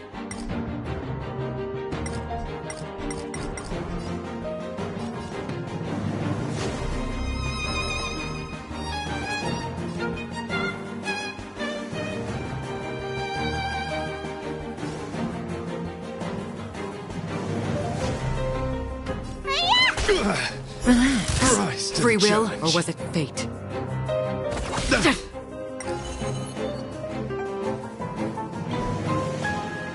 Ill tidings manifest. May as well kill them all.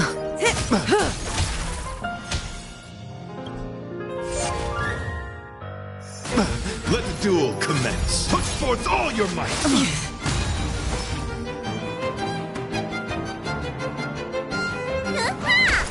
Stand still.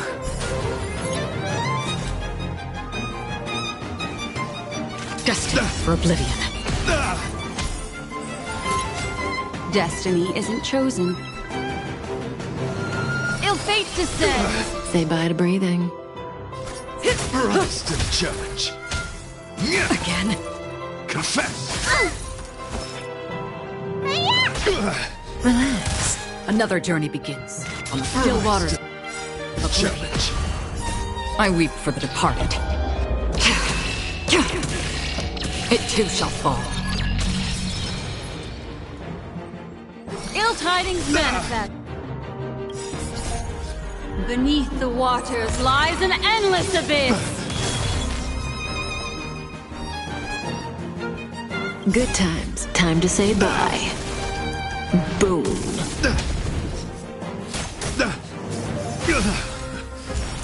Bear witness to your fighting a gentleman. Let me tend your wounds.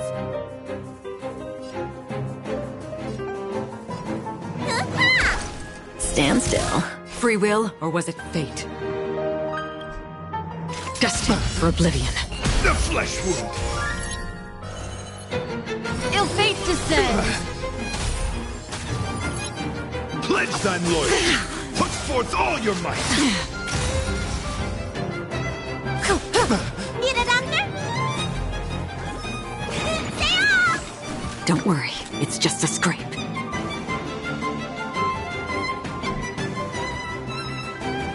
Rise to the challenge. Oh, familiar. Not bad. Let the duel commence. Put forth all your might.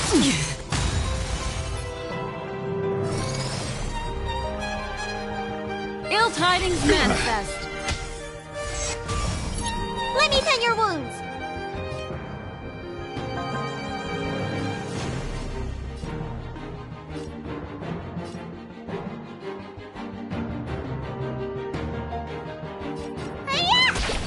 Another journey begins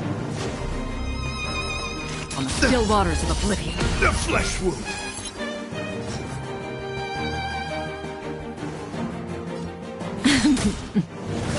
Again. Team, it's not over! I'll stay with you a little longer. Rise there with to honor. Time, what's in your prescription? Thanks. You're too good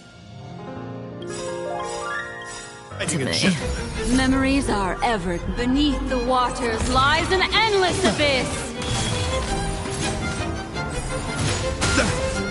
Good times. Time to say bye. Boom. Rise to the challenge. I weep for the departed. It too shall fall. Ill fate descends. The flesh wound. Stand still. Free will, or was it fate?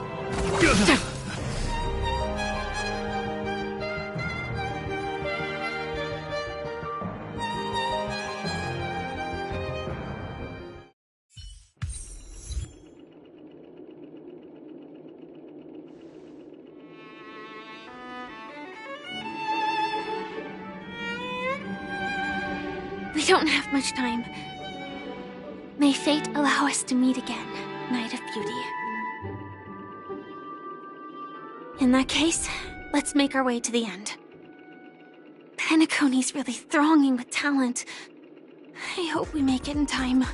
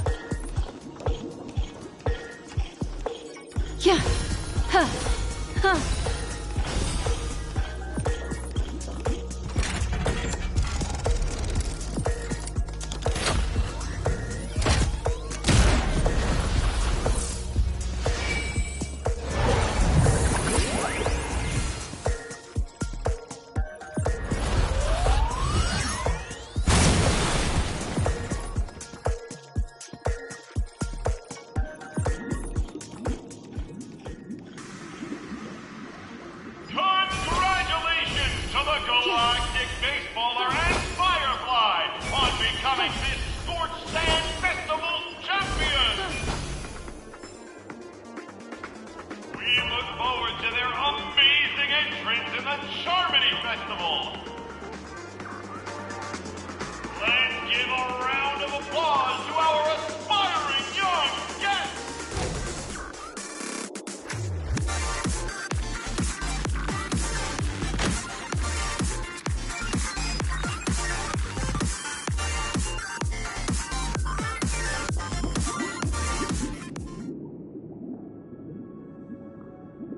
Congratulations to the both of you on becoming the festive superstars of this year's Charmony Festival. Before entering the Grand Theater, I, on behalf of the organizers, extend my sincere congratulations to you, wishing you joy under their radiance.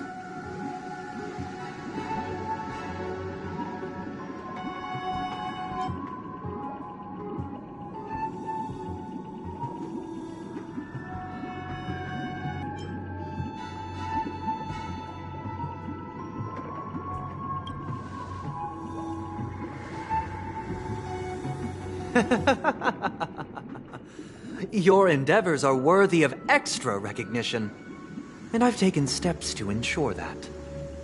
However, this reward is not a material one, but rather the opportunity for an open and honest communication between us.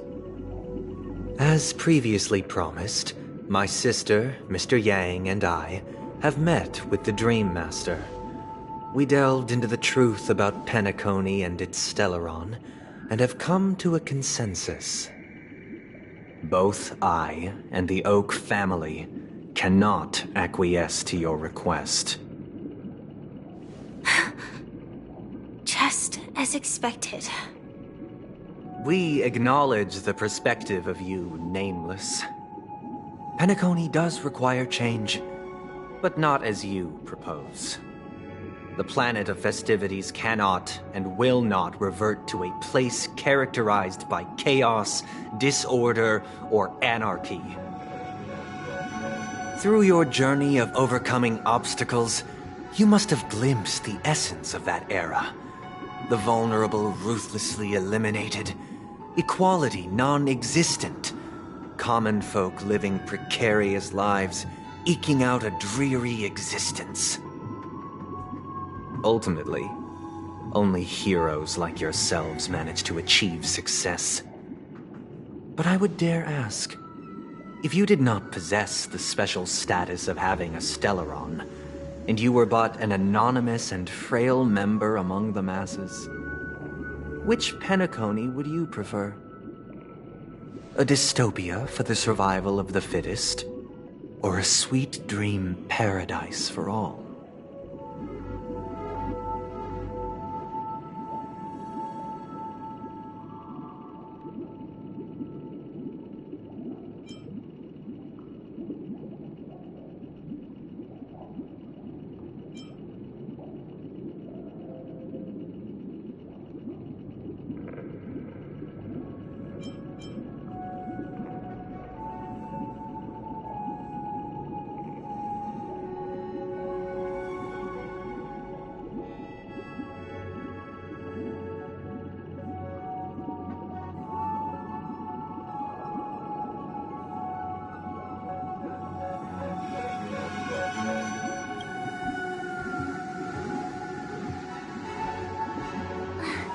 That's not the point! Don't let him mislead you! Mr. Sunday, even if the members of the Oak family can't fully agree on what to do about the Stellaron, now's not exactly the time to be holding an extensive discourse about Penacony's past and future, is it? The Stellaron issue concerns the life and death of everyone on Penacony. If anyone has a better suggestion, the crew is more than willing to listen. Also, it'd be best to tell us the ins and outs of that meeting. This way, we'll at least know what Welt and Ms. Robin are dealing with, and the reason why they failed to make our appointment. Ah, Navigator. That is precisely my intention. With all present, let's begin by discussing the details of that meeting. Let's talk about our tribulations and choices, our ideals and beliefs, and our final course of action. The only path to take.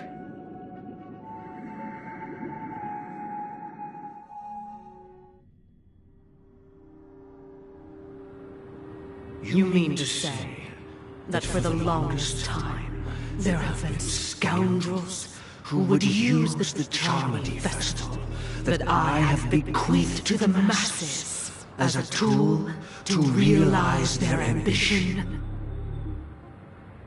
Indeed, Dream Master.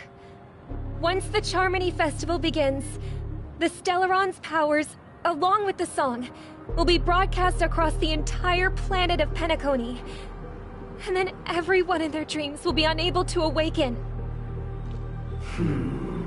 This is indeed surprising to me. The dreamscape is maintained by the collective effort of the 5 families. If someone were to use the Charmony Festival to recklessly disseminate the power of the Stellaron, this individual must hold a position of great authority.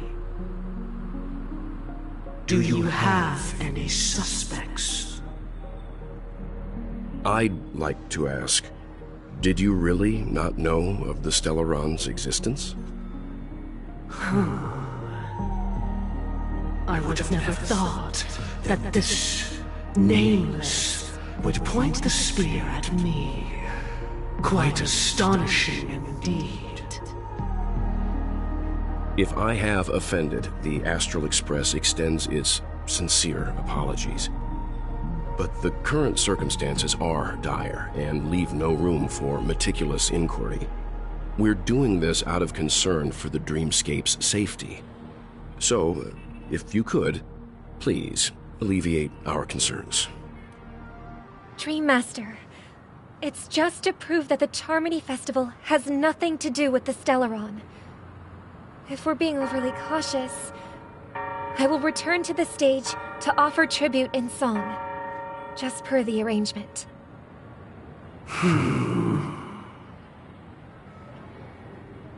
Sunday, Robin. I've watched you two grow up, and know your dispositions like the back of my hand. Both of you, right now, can surely be lauded as their most devout advocates.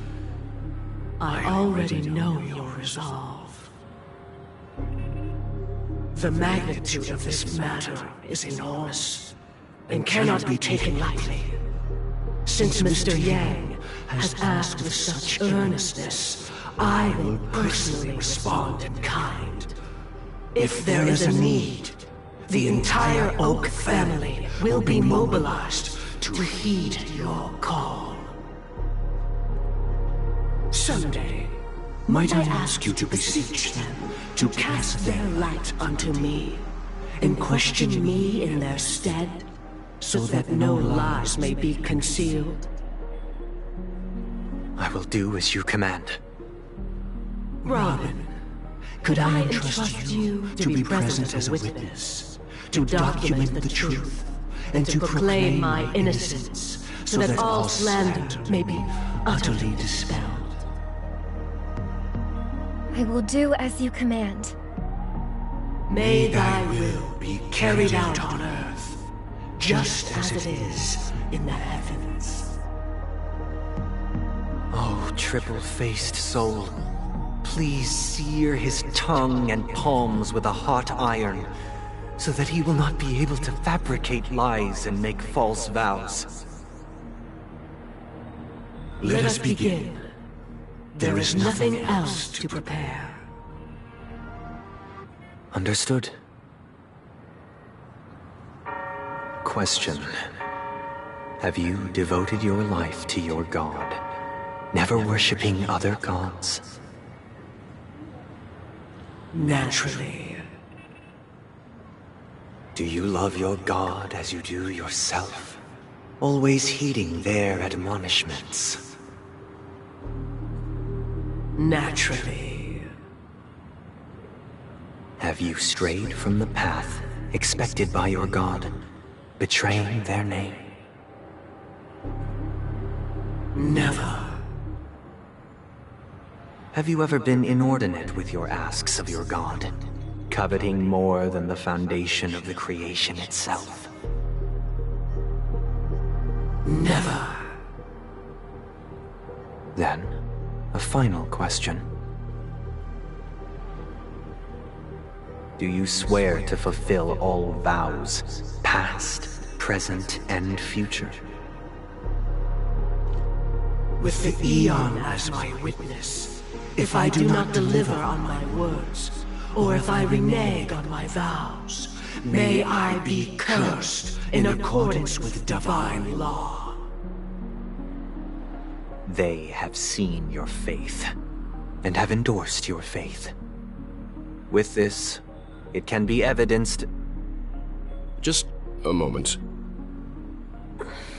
What is it, Mr. Yang? I have another question I hope to have answered. To my understanding, the family's harmony and prosperity have never relied on so-called divine laws. The god you both mentioned, are they truly Shipe? Mr. Yang should know that those belonging to the family toil together as if they were kin, embracing solidarity and unity under their light. All duplicity is laid bare before the harmony. Such a delicate and complex symphony. Which other god could perfectly harmonize this, if not for the Great One, Shipe? Perfectly harmonized. Therein lies the problem. It isn't an outsider lurking in the shadows who changed the harmony, but a dissonance that has surreptitiously emerged from within this very symphony itself. In the distant past, there existed an Eon. With one flick of the wrist, they crafted the laws of the cosmos. Their followers formed the Beyond the Sky Choir, spreading solemn and reverent hymns throughout the universe. Later, they fell. The route traversed by this Eon clashed with the harmony, ultimately being absorbed and fused into it. The chorus that once reverberated across worlds fell silent, and when it echoed anew, it was transformed into the hymn of harmony. Though an Eon may perish, paths with no masters still linger. In the all-forgiving harmony, echoes of bygone dissonance may subtly arise. Mr. Yang,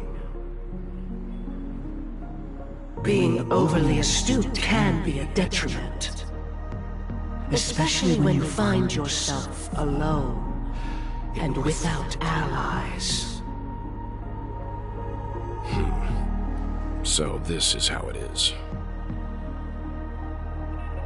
For the sake of our grand cause, Sunday, please afford these two an opportunity to rest. What?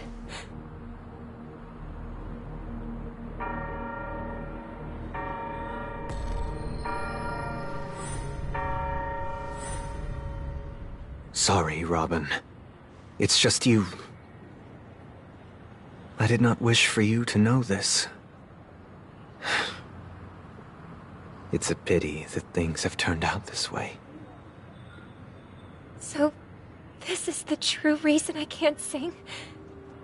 The shadow that envelops Penacony is actually... We were never children of the harmony. Our ideal paradise could not have been crafted by Shipe. True bliss can only be guaranteed by the one who transcends the many. Within the foundation of law, humanity establishes civilization, and through harmony, we obtain order.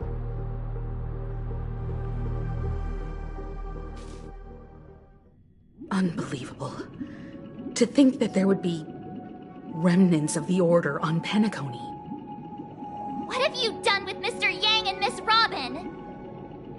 Don't worry. I just gave them some time alone to ponder their fates. You should know that these actions make you an enemy of the Astral Express. Should we need to stand against the Nameless, it would only be myself and the Oak family involved. But we haven't reached that point yet, have we? Your efforts for the justice of Penacony are evident to everyone, and have been widely observed.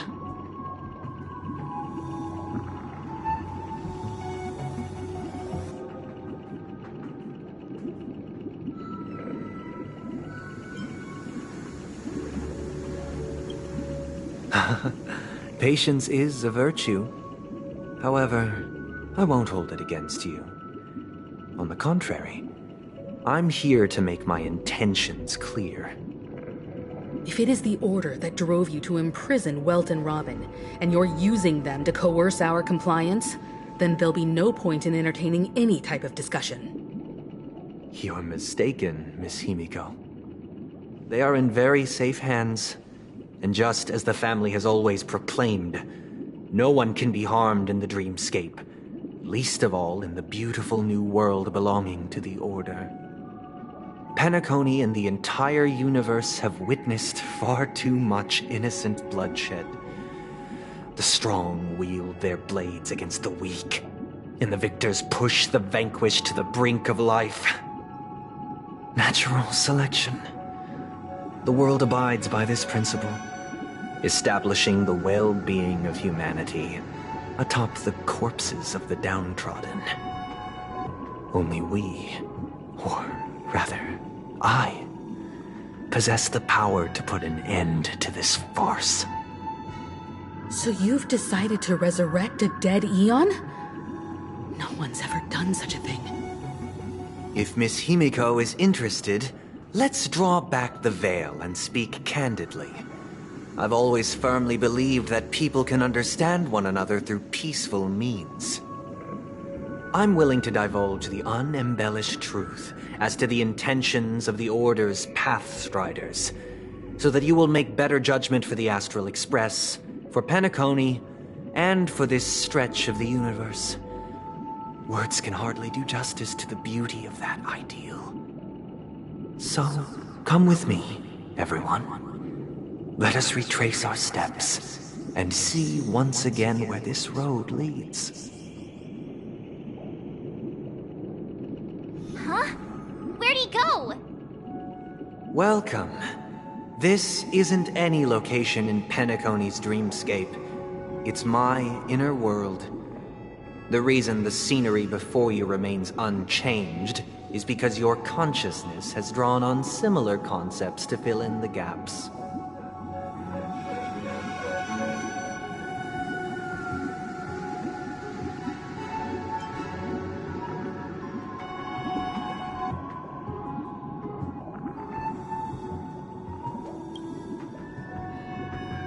That means... Did you do the same to Welt? It's a tuning process. Stronger in effect and more draining on the mind. The gray-haired guest has experienced it before, so she should understand what it entails. Tuning allows you to intuitively grasp my feelings, which also means that I cannot hide anything from you. Now, everyone, please look at the huge screen. The road we once took begins here. From this point on, you will witness the numerous decisions I've faced. I've selected a portion of these to share with you. I believe after going through similar predicaments, you'll be able to better understand my thoughts. Let's begin. The first decision. A story about a baby bird. This story happened when Robin and I were very young. We were victims of the Stellaron disaster, and the family's Mr. Gopher Wood who would later become the Dream Master of Penacony, saw that we siblings had no one to turn to and took us in. Later on, Robin and I lived a time with nary a care in the world. One day, after dinner, while my younger sister and I were lounging about in Mr. Gopher Wood's yard, we spotted a fledgling Charmony dove all on its own. That baby bird was tiny. It didn't even have all of its feathers, and it couldn't sing. When we found it, it was already on its last breath, having fallen into a shrub, probably abandoned by its parents. We decided to build a nest for it right there and then. However, thinking back, that winter was unusually cold, with fierce winds at night in the yard, not to mention the many poisonous bugs and wild beasts in the vicinity.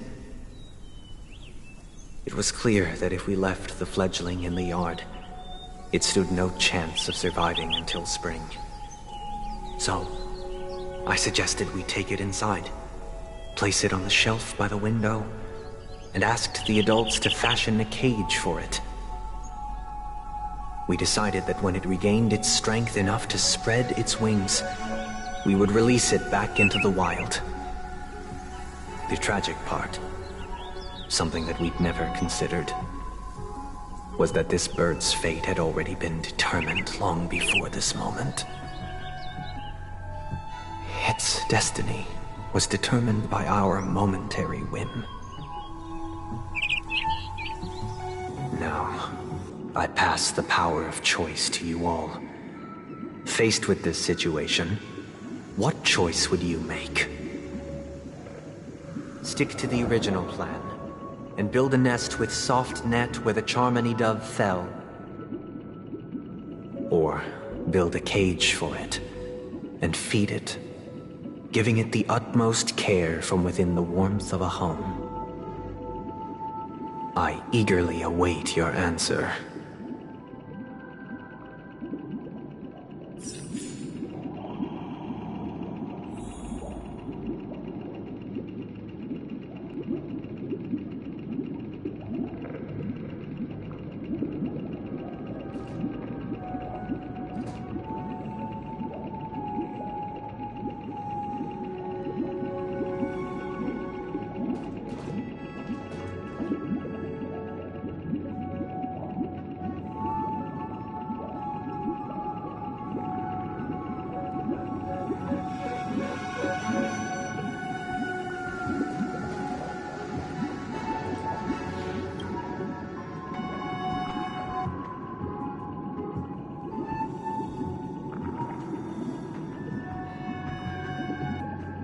Interesting. Since you've made up your mind, allow me to reveal what fate this choice will bring to the fledgling. From what I've observed, there are at least 3 predators in that yard that prey on small birds. The Vossicle scorpion, Asdana wolverine, and the Huntington winged snake. Even if they shy away from humans, these animals are still near apex predators in a fenced location like a yard. In such a location, only one fate awaits that little Charmony dove. A painful death. As for the choice you made, I am deeply sorry. Now, let us advance to the second decision. This time, it's the story of a dream chaser. This story happened when I was appointed as Bronze Melodia, a position exclusive to the Oak family, charged with listening to the problems and vexations of Dreamscape residents, and providing them with the relevant guidance. It was during that period that I had the opportunity to hear voices from all corners of the Dreamscape. Joy, sorrow, arrogance, regret. The complex tapestry of human nature that formed the world. And I was fortunate to catch a glimpse of it He was a dream chaser, and an illegal stowaway. Just like the rest of them, he came to Penacony in search of a better life, except that, to most people, the price he paid, I suppose you could say it was everything. He told me, I sold everything I could at home. The house, the land, even his 2 children. He said he could not afford to raise them, and that at least they could eat if they lived as slaves. He had a plan in place. He would buy back his children once he had made his fortune, and enjoy Penacony's beautiful dream with them. Alas, his plan to smuggle himself was somewhat clumsy, and he was sniffed out by those pig-headed hounds. After hearing the Dream Chaser's story, I immediately appealed to the Bloodhound family to cease their pursuit. That way, at least he could live peacefully. But I was still too naive to the ways of the world. I did not anticipate that what I thought was a kind gesture would later lead to dire consequences. I'll tell you the outcome soon.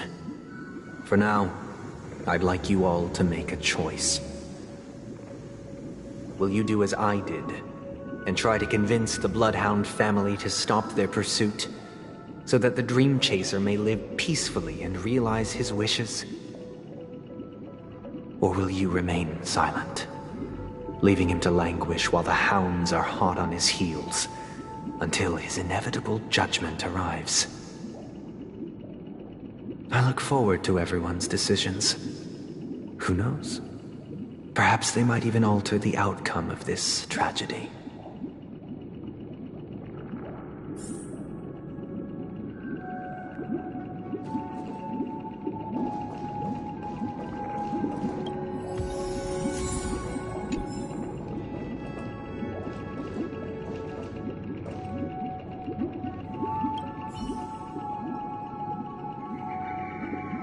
This question... Surely it has some connection to the baby bird story. And this connection is precisely the breakthrough Sunday aims to use to persuade us. I'd probably choose to ask the Bloodhounds to cease their pursuit.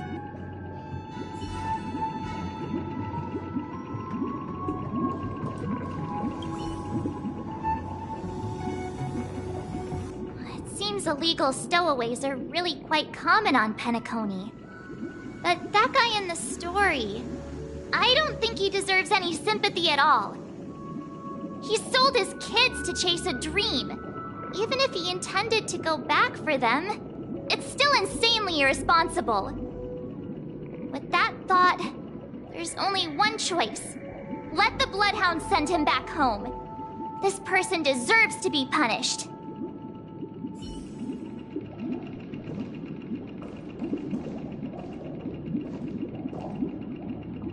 A Dream Chaser story.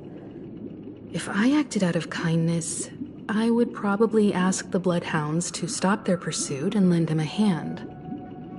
But what cruel repercussion would this choice result in? I think Sunday must have been deeply impressed by the limitations of the strong defending the weak through this incident.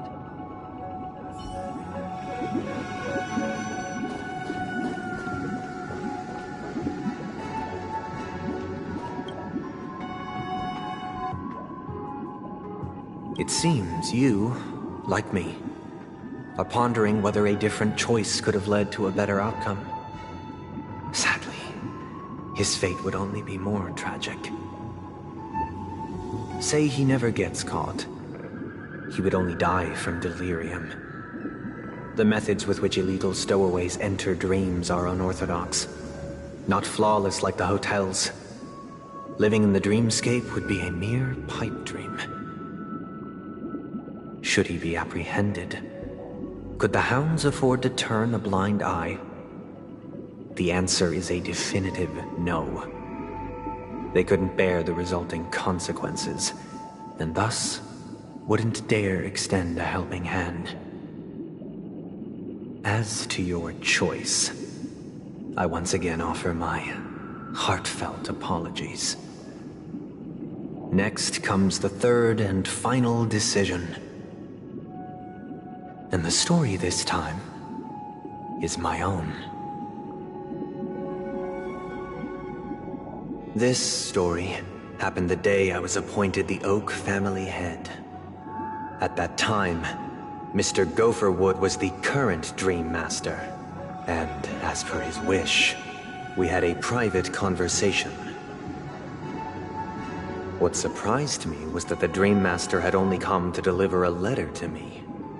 He let me read its contents, and it was a letter from my sister. The letter contained the usual pleasantries, anecdotes from her travels, nothing out of the ordinary. Just as I started wondering how this letter related to our discussion, the Dream Master began to speak. Do you know who wrote this letter? My sister, of course. But why would you personally visit me to hand me a letter from my sister containing mere trivialities? To help you grasp the full scope of this issue. Do you know where Robin is at this moment? From what the letter indicates, she must be in Caspelina 8, correct? She's touring there right now. Correct. Has she mentioned anything about a stray bullet? A stray bullet? What? A war has broken out on that planet. It is because of this very reason that Robin chose this destination. To spread the word of the Harmony, and to save the lives of that planet. She personally made for the front lines. She hoped to ease the people's suffering with song, and was willing to brave mortal danger to deliver the IPC's medical supplies. Unfortunately, stray bullets show no such compassion. Is she all right? If the operation was successful, she should probably be recovering in the field hospital. By the eon above, the bullet struck her neck directly, yet possibly as a reward for her consistent deeds of harmony, it didn't hit any vital arteries. Once you've attended to your outstanding tasks, it'd be advisable to write her back as soon as possible. Those damned savages! I'll pack my bags right away. My gratitude for bringing this to my attention, Mr. Gopherwood. Now you understand why she always wears such elaborate neck ornaments, don't you? How could this happen? Miss Robin. It's all in the past, so please don't worry. I share this in the meager hope that you will understand the Harmony's limitations and predicament. As grandiose as the strong defending the weak sounds, many times, it is nothing more than wishful thinking. Likewise, I've prepared one last question, one last choice. But rest assured, this choice will not have any grave consequences. Because this is merely a figment of imagination, a nightmare that has haunted me through countless nights. If you ever had the opportunity to make a choice like I did, would you still support Robin's journey on the path of harmony?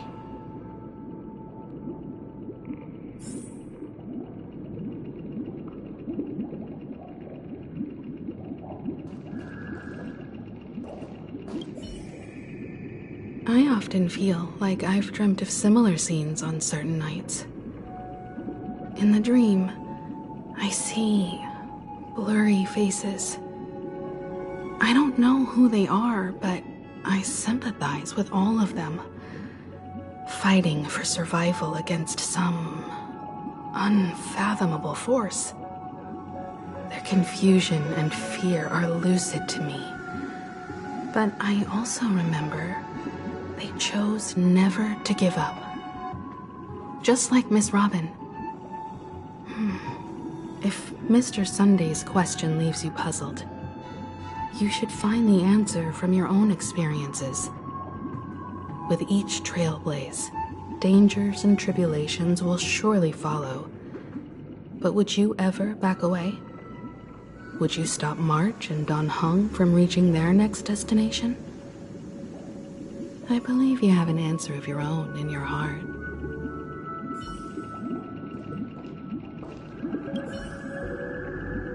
Miss Robin's courage is admirable. And here I was thinking she was just another superstar celebrity. But the fact that she's also Mr. Sunday's younger sister? No, I doubt he'd wish harm on his own flesh and blood, no matter how grand the ambition.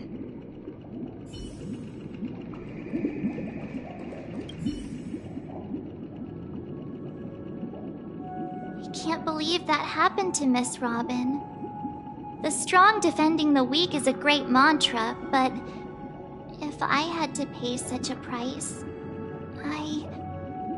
I don't know what I'd do.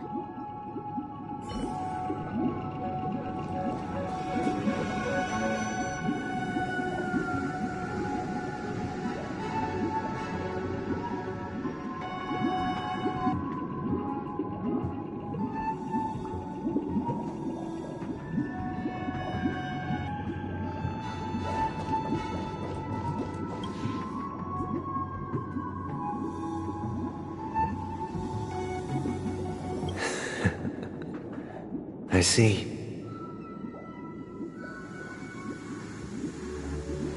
I am now aware of everyone's stances.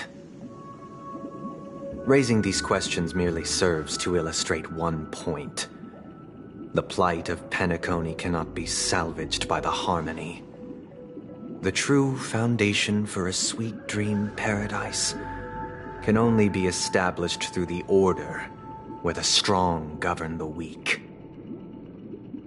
I know the suffering of being tormented, the turmoil of losing your way, how sorrow, and even despair, set in when matters don't work out. All of this causes me unending pain, because this is not what happiness is at all. We must teach the weak how to live a happy life. And this life isn't some noble propriety that the upper crust preaches, but in definitive terms, a way of survival that belongs to everyone. So what is your definition of living a happy life? Good question. Human consciousness is fundamentally an illusion, a cage known as self-worth. People lured in by this illusion make mistakes, yet still ask that external influences bear the burden. When one mistake after the next permeates the masses, they become impossible to trace. Thus, the amassing of these individual cages culminate to form a prison, a place dictated only by the rule of survival of the fittest. Nature is always accompanied by predation and sacrifice. Its antithesis is known as order. That is what I want to do. Unite people's happiness under the banner of order. They won't need to make bitter choices any longer, nor face the weaknesses of humanity. They can cast aside their primal instincts to build a haven for mankind. Simply describing thoughts is far too abstract, so allow me to provide a simple example. As you all may know, there are societal norms like weekends and long weekends that exist on some worlds. During these hard-earned rest days, people are given the chance to extricate themselves from the stresses of everyday life, allowing a certain tranquility to return to their souls. And it is only on these days that people do not have to adhere to the law where the strong prey on the weak. They can live out their lives happily during these brief intermissions. It's just a pity that 2 or 3 days are still too fleeting compared to the span of a lifetime. From where I stand, society's ideal system should be 7 rest days. Following Sunday, there should ensue a second, a third, and indeed an infinite procession of Sundays. This should be the face of the new world. Idyllic, eternal, peaceful days. And thus, every person can return to their base selves in this utopia. Some gaze in reverence at the stars, pouring their whole beings into calculating the distance between us and the isolated world of Pagana. Meanwhile, some seek refuge in quiet corners, holding one another, unencumbered by the chains of unwelcome obligations. There would be no need to bear the hardships of reality. Only in this way can humanity face the inevitable end with the purest of spirit, living a life of dignity. This is what it is to live in bliss. Miss Firefly, you who are stricken with entropy loss syndrome, you of all would surely understand this.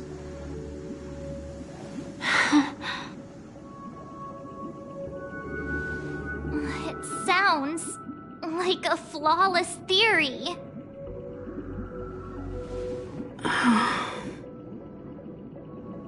But what is the price to attain all this?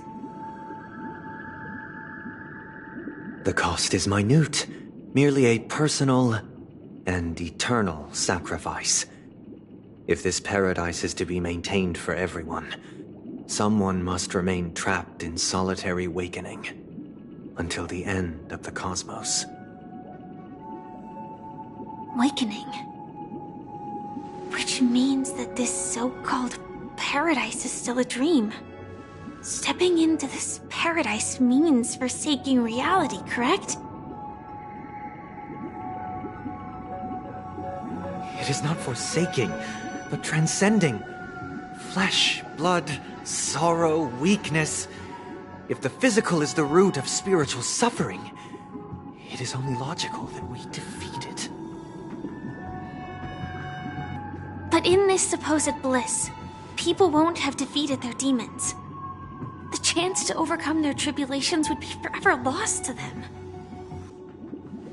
In other words, it is an escape. That's another way of understanding it. But there is no shame in escape. On the contrary, the seeds of escape exist in everyone's hearts. Don't you agree, Miss Firefly? And as to why we sleep, it is because we are afraid to awaken from our dreams. But this is not in conflict with the grand plan. Only in acknowledging this can we truly understand the frailty of human nature, and from there, show compassion and protection.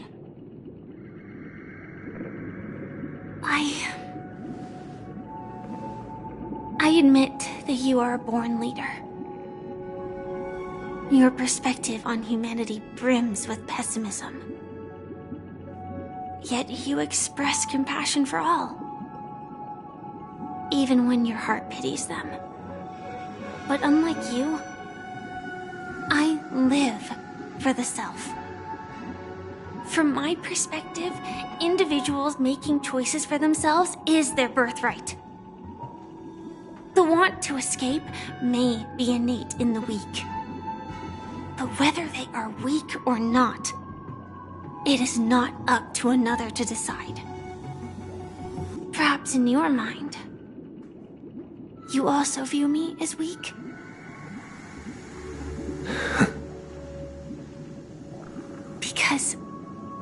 don't think so. Since Miss Firefly has said her piece, the Astral Express will also naturally give you our answer. We'll leave it to you, just as Mr. McHale instructed before. Tell him our choice.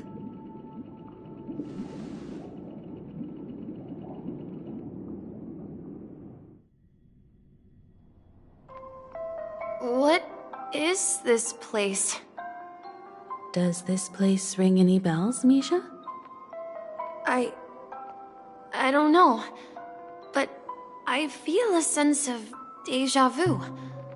What is this place? It's the realm within a dream bubble.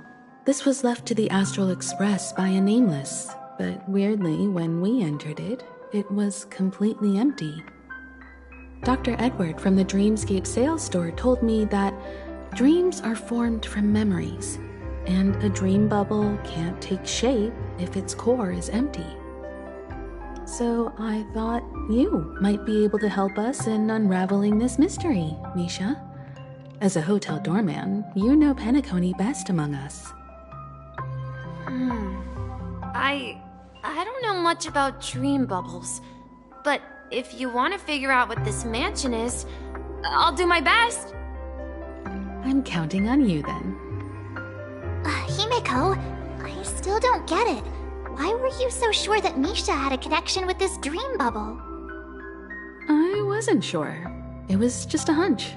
But since Misha feels familiar with this place, my hunch might be correct.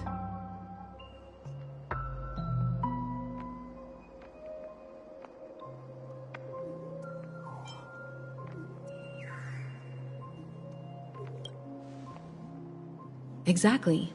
This is where you and Firefly encountered death, which we now know as dormancy. Considering its connection to Dreamflux Reef, it's not surprising it appeared here. The question now is, who brought you here?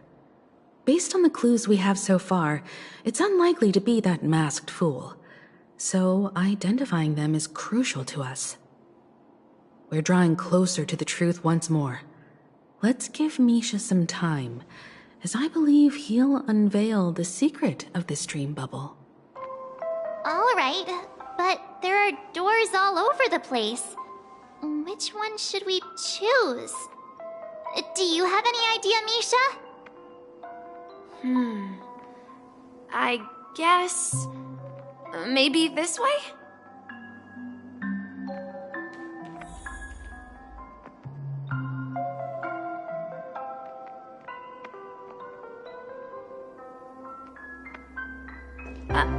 I'm not entirely sure, but let's give it a try.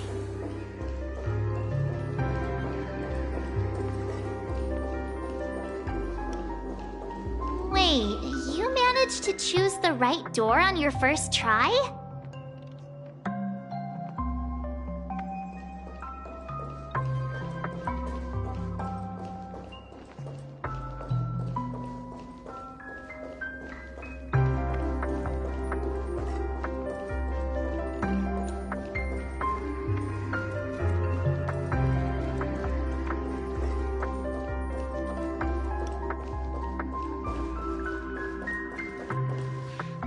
Weird.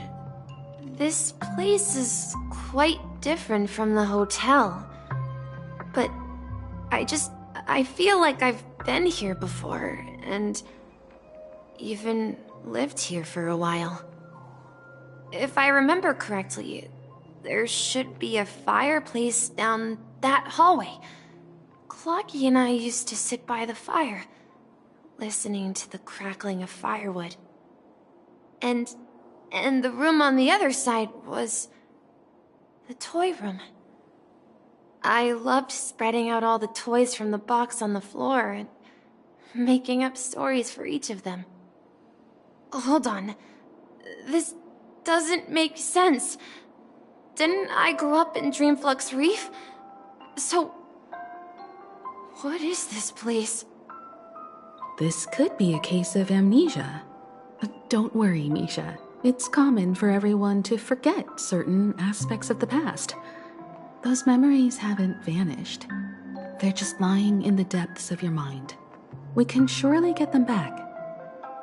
Since this place seems familiar to you, why don't we explore a few more rooms and see if you can recall anything more? Yeah, then let's check out the rooms I just mentioned.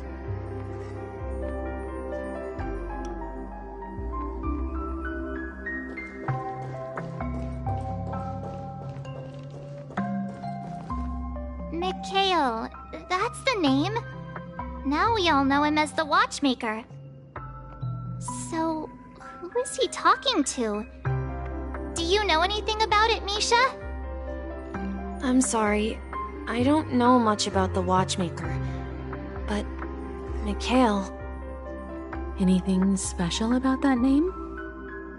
Mikhail is Grandpa's name. Grandpa? Do you mean you're the Watchmaker's grandson? But we haven't heard anything about the Watchmaker having descendants. And the name Mikhail is not rare. Perhaps it's merely a coincidence. Could you tell us more about your grandpa, Mikhail? Yeah, sure. He was a seafarer who fearlessly ventured into mysterious seas and storms. He was always on the sea and had lots of friends who accompanied him on his travels. He didn't want me to call him Grandpa because that would make him sound old. He believed he was still young. The name Mikhail was given to him by his parents, Mihaly and Elise, both renowned seafarers. Every time he came back, he'd share his logbook with me and tell me about his adventures at sea. I want to become a great adventurer, just like him. It appears that the seafarer has nothing to do with the Watchmaker. So, perhaps it's just a coincidence? So, where is your grandpa now? He went off on a new journey, and it's been quite a while since I last saw him. So, where has Clocky gone? Did he leave to protect Dreamville?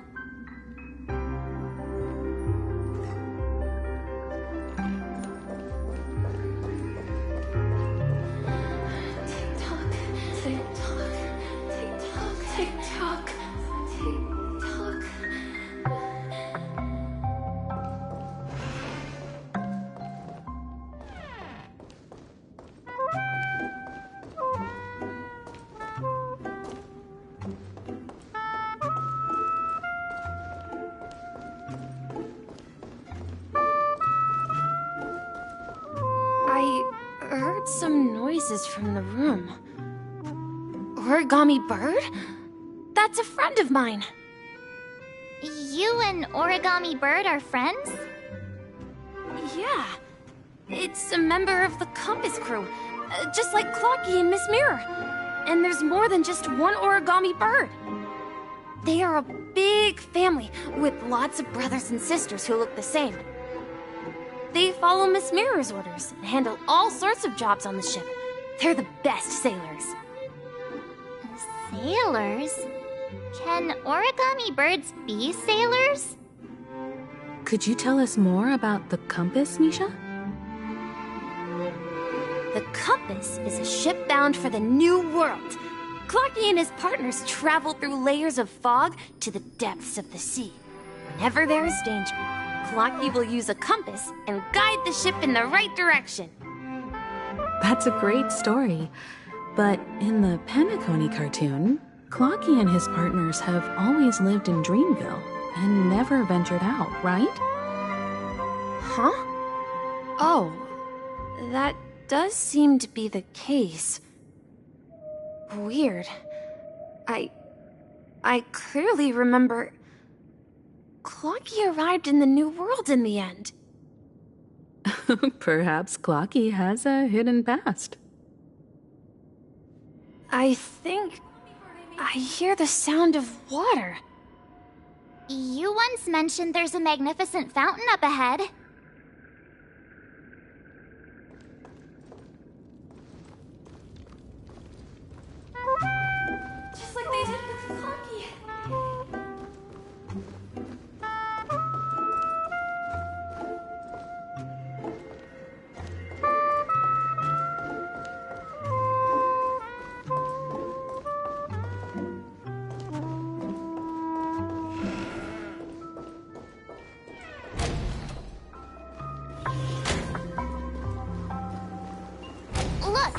is.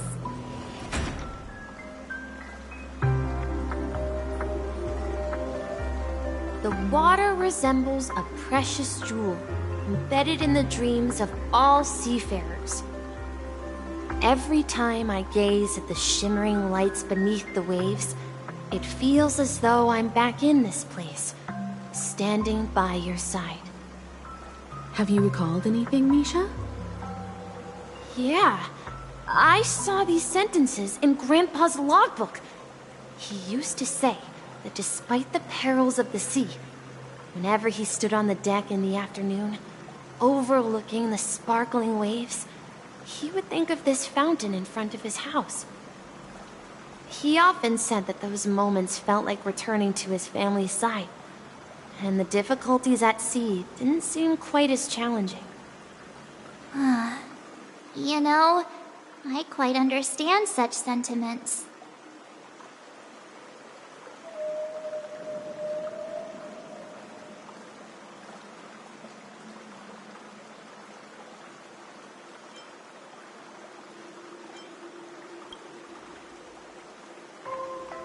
Hey, don't tease! I was just being a bit sentimental. Perhaps every adventurer far from home carries a fountain within their soul. Even though the other side of the sea remains shrouded in the unknown, the fountain in front of his house serves as a compass, leading him back to his cherished ones. Yeah, while Grandpa was at home, we would stand by the fountain and place the compass, a toy boat that I made, into the pool. Back then, I would ask him when I could go on adventures like him, and he would always laugh and say I was still too young. It seems this Mikhail is truly a seafarer and has nothing to do with the watchmaker. Yeah, based on Misha's recollections, the scenes in the dream bubble appear to be his childhood memories. But this raises more questions. According to Misha, he was clearly born on an oceanic planet and led an ordinary life, with no connection to Penacony at all. Could this be some sort of metaphor? Perhaps the sea refers to the memory zone. I'm sorry. I don't know, but my memories keep pouring out uncontrollably, like water flowing from a fountain. Perhaps I'll remember more things if we go further. I wish to share your burden.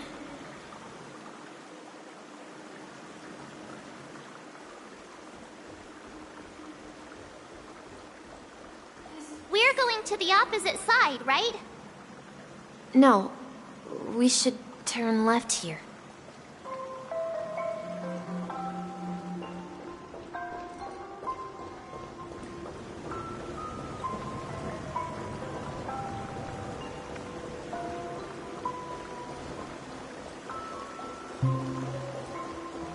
Huh? Something feels different about this place. This is it. I remember this corridor.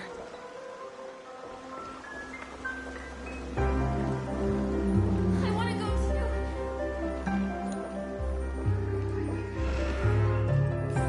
Up ahead is Grandpa's study. It was in that room that I saw him the last time.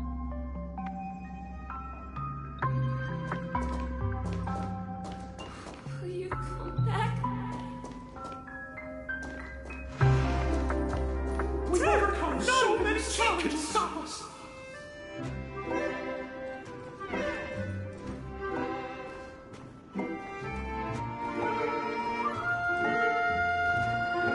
The atmosphere in this room feels totally different. Misha! You finally come! Clocky! You're here! Yeah. This is the room where we first met each other.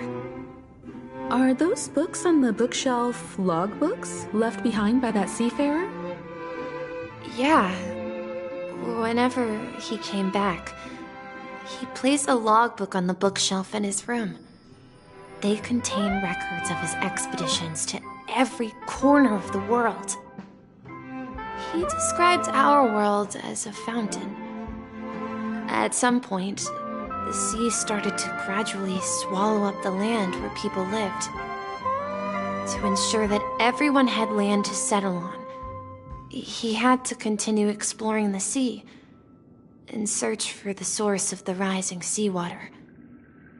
On that day, he called me to his study, telling me that he was embarking on another journey. However, I could sense the gravity in his expression. It was the same look I had seen on my father's face before his final voyage. I asked him if I could go with him, but he said that my adventure lay elsewhere and told me to stay home and patiently await a certain sound at the door. What sound? He told me about a vast ocean in the sky. An ocean of stars.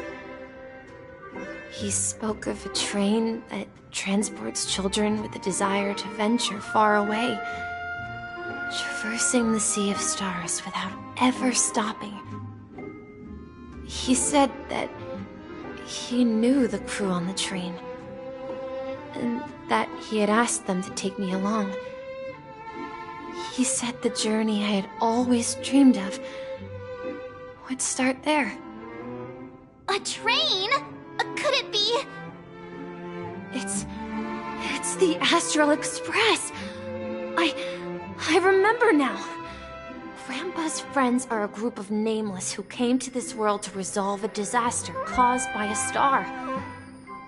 Then, he gave his pocket watch to me. It was his cherished treasure, appearing in every one of his adventure tales. He explained that difficult times were ahead, but assured me that the watch would guide me. He said, as long as I kept moving forward, I'd eventually reach my desired destination. And then, it was as if I heard the distant sound of a train whistle, echoing throughout the room. Exactly, Misha! And then we followed that whistle, didn't we? Yeah. I think I can still find the way we took back then.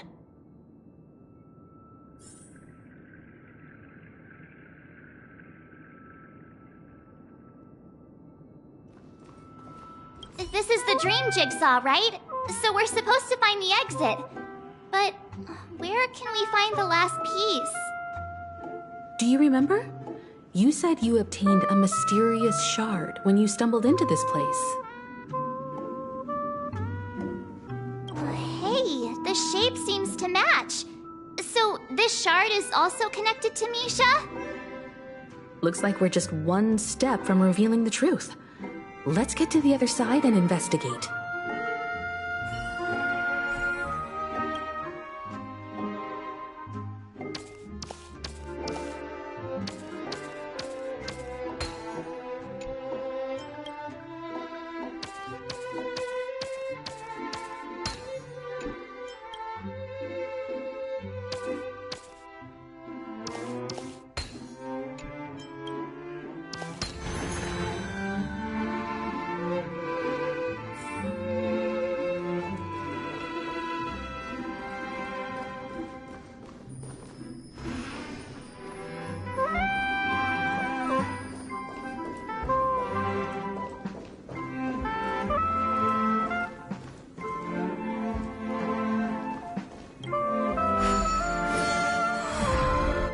This is it. This is my room of clocks. While I spent my time waiting for Grandpa to return from his voyage, Walter gave me this workshop, and it became my secret base. Here, I learned how to repair clockwork and gears out of my fondness of precision mechanics. In my dreams, I was the captain of the compass, embarking on adventures with my companions, Clocky and Miss Mirror, in search of the new world. I was born and raised here. So, this building in the dream bubble is your childhood home? Yes, but not exactly. To be more precise, this dream bubble itself is my home. Looks like you've remembered everything now. Wait. Why does it feel like everyone else knows something I don't?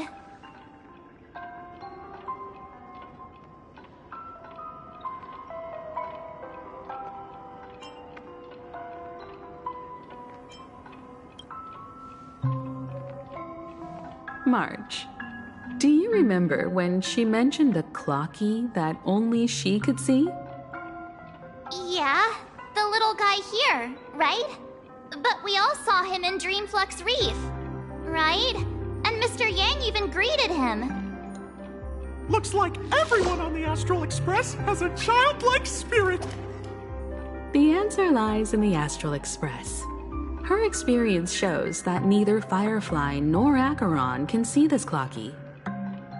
And when we were in Dreamflux Reef, you may have noticed that for some reason, nobody outside of the crew had ever talked with Clocky.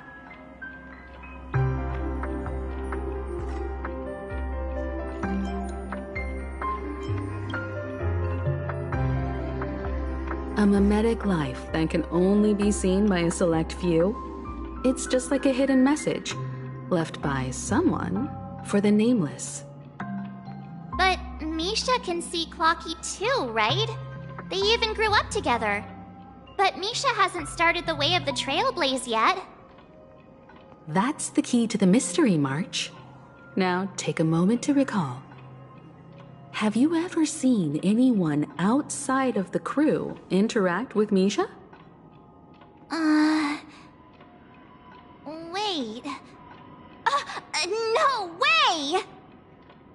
That's the answer, March 7th. This dream bubble is the place where I was born.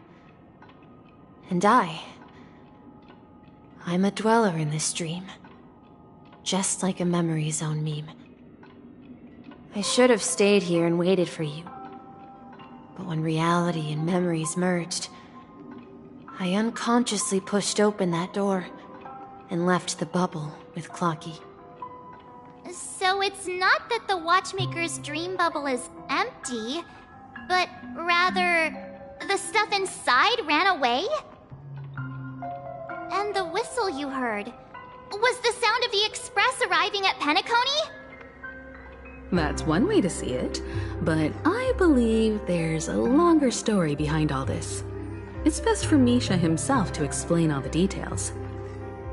How about we start with your name? Now, should we call you Misha, or...? Thank you all for helping me rediscover my true self. Now, please allow me to reintroduce myself. I was born on Lushaka, in the Presmere system, adopted by seafarers Mikhail and Char. They gave me a treasure, a name that carried their hopes. Mikhail Char Legwork, or simply, Misha. If you prefer, you can call me by a more familiar name, the Watchmaker. So, you're the Watchmaker himself? Unfortunately, that legendary figure is no more. I'm only a reflection of his life. As for the child who has been with you, he's the innocent protagonist of Misha's childhood dream. A friend of Clocky. A young apprentice. and a future mechanic on the Express. And this also marks the beginning of his journey, devoted to the Trailblaze. At the end of the journey, I left this little flame, which I so cherished, in my deepest dreams, hoping to pass it on to the nameless of future generations. However, he somehow left the dream bubble and forgot all about his task. I apologize for all the confusion this caused. Because he was born with a desire to trailblaze, wasn't he? I don't think Misha has forgotten his role as a guide. He remembered it, and that's why he mistakenly appeared as a hotel doorman in her dream from the very beginning. The one who brought our unconscious friend here must have been Misha. If that's the case, we encountered the Watchmaker's legacy from the beginning, didn't we? Well, I have a sarcastic friend who says I always take big detours and end up back where I started. Perhaps that's what every nameless has to go through. But in the end, you found me. I'm sure you're all wondering what my legacy is. I believe my hound has mentioned the Stellaron and my wealth. If I may apologize, the Stellaron part is real. As for my wealth, however, it's nothing more than a baseless rumor. I left my homeland as a child and embarked on the journey of Trailblaze. I traveled to various planets until finally reaching Esdana, where my friends and I built the original Penacony and fought for its future ever since. I've been moving forward all my life, doing what I could to overcome the obstacles in my path.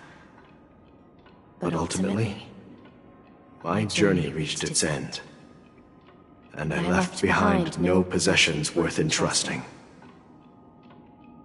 So, if you ask what's left within this worn-out train engine that can be called a legacy, I suppose it's the things that are still burning in the engine's furnace. Now that you're well aware of the current situation of Penacony, I certainly hope that you'll help me get this world back on track. But I'll leave that decision to you, for the path of Trailblaze is never paved by others. All I have for you is a story and 2 gifts. I want to give you my pocket watch. It has accompanied me throughout my long journey, guiding that naive child forward, and has been blessed with the presence of so many great people up to this day.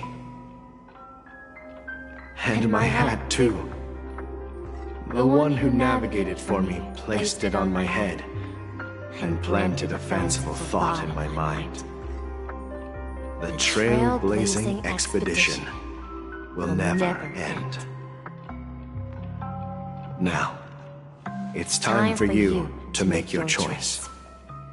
Once you've made up your mind, open that door and enter the long dream of an old man. I'll be waiting for you at the end of this corridor of time. All right, everyone. Let's make a decision. Although I don't think anyone will have any objections.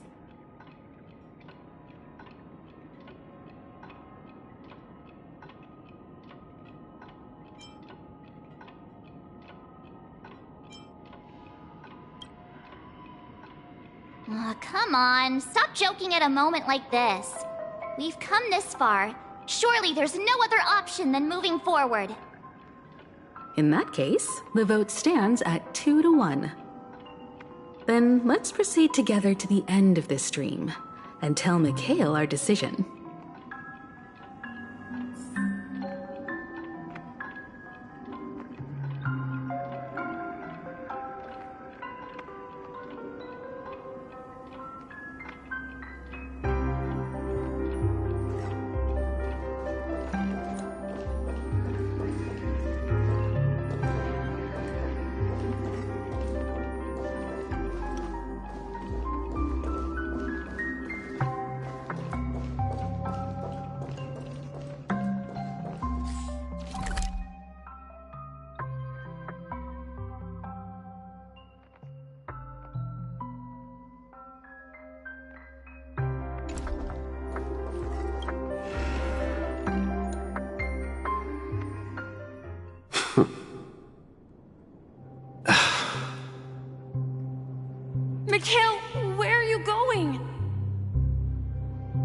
Someone has to step up and save Lushaka. So why can't it be me, Misha? Please don't go. And if you must, please take me with you. Don't leave me alone. Even without me, you know how to proceed forward, brave Captain Misha. The compass is waiting for you. Haven't you always wanted to be a better adventurer than me? Now go, board that train and start your journey. Where are you going, Mikhail? I'm going to clean the floor in the parlor car. I've promised the conductor. Wait, first tell me, did you fix this watch? Yeah? I know what it looked like before. Its chain was broken, the back case torn, and the marks on the dial all worn out. How did you manage to fix it? Well, it's hard to explain, but I knew it could be fixed. It's the hands, Mr. Amundsen. Its hands were intact and pointing in the right direction, so I knew there would be a way to fix the rest. I see. You'll work with me from now on. Haven't you always wanted to tinker with this train? You're its mechanic now. As for the conductor, I'll do the talking. But I only know how to fix watches. Don't worry. You've got what it takes. I'll teach you what you need to know. Where are you going, legwork? It's time to head to our next stop.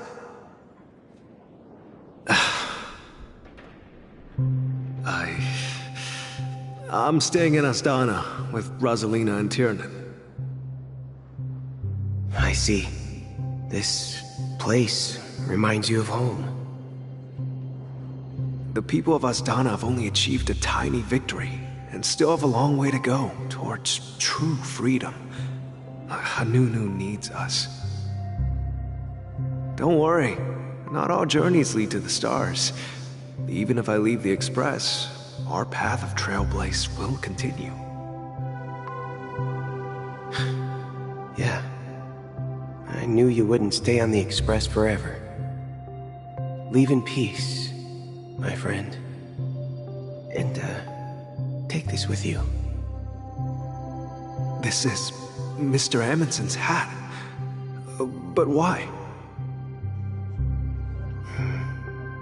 When he departed, he said he would leave it to his best student.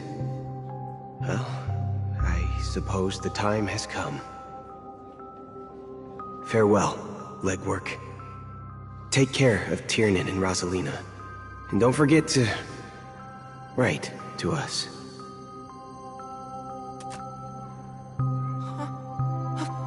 Where are you going, Watchmaker? Don't worry, Micah. Just going on a little trip. Someone has to be at the forefront of the interstellar frontier, and I'm the only former Nameless in Penacony. So why can't it be me? Because you're all we have! Have you forgotten about Tiernan? The cosmos is way more dangerous now.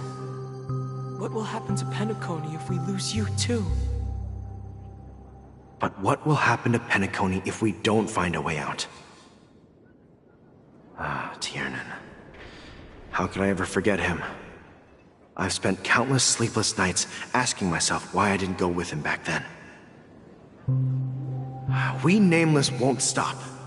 Don't worry, Micah. It's just a matter of getting back to my old profession. Just wait for me to come back. But if, and it's a big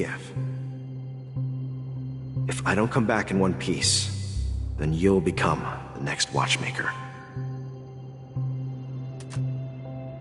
Where are you going, old man?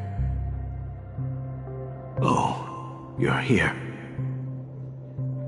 Answer my question. What are you up to? Relax, Gallagher. I just came up with a great idea. Wanna hear it? Oh, come on. Aren't all your ideas just ways to get yourself killed? I may be blunt here, but You're the last remaining hero in Penacony. If you die too, the secret of the Stellaron will go to the grave with you. Yes, I'm afraid there's no way out in Penacony, so I'll have to consider alternatives beyond Asdana. We'll organize a festival using the Watchmaker's legacy as a facade, and send invitations to the entire cosmos to gather people here. So, a desperate struggle against the family? Desperate? Don't we have you here, my friend? This task is challenging, but what hasn't been challenging for us along the way? Well, whatever you do, remember, make sure to send an invitation to the Astral Express. Misha! Where are you going? Oh, it's you, Clocky. Take me to Dreamflux Reef. Last night, I had a long dream about the day we met. I want to write down that dream. Write it down? Why? Oh, so I won't forget it. Do you remember how you got your name, Clocky? Of course!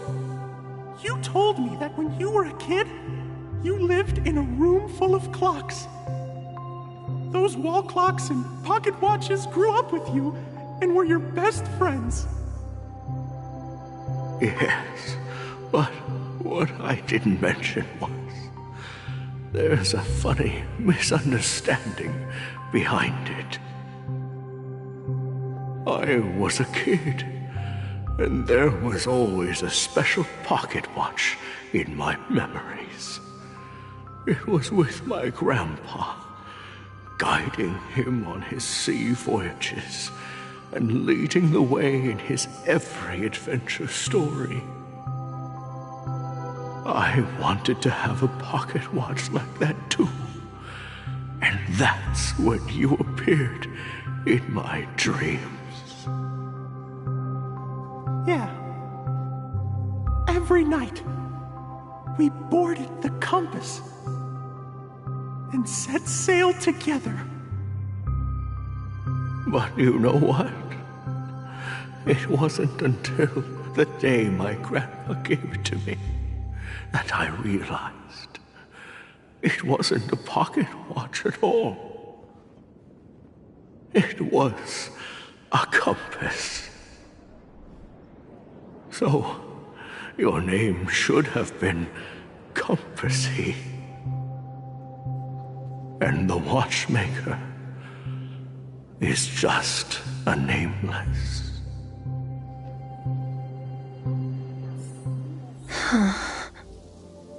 We've arrived at Dreamflux Reef. So, where to next? You know, Clocky, I don't think I'll be going anywhere else.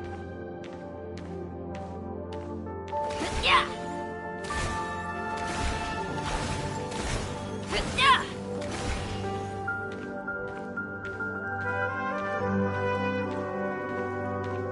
Yeah!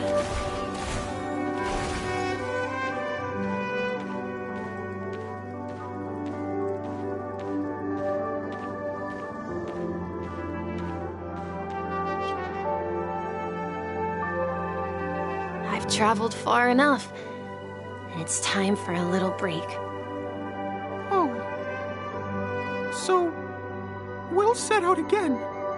When you're rested? No, I'll stay here. And then, this is where it ends. This is... where it ends? What do you mean, Misha?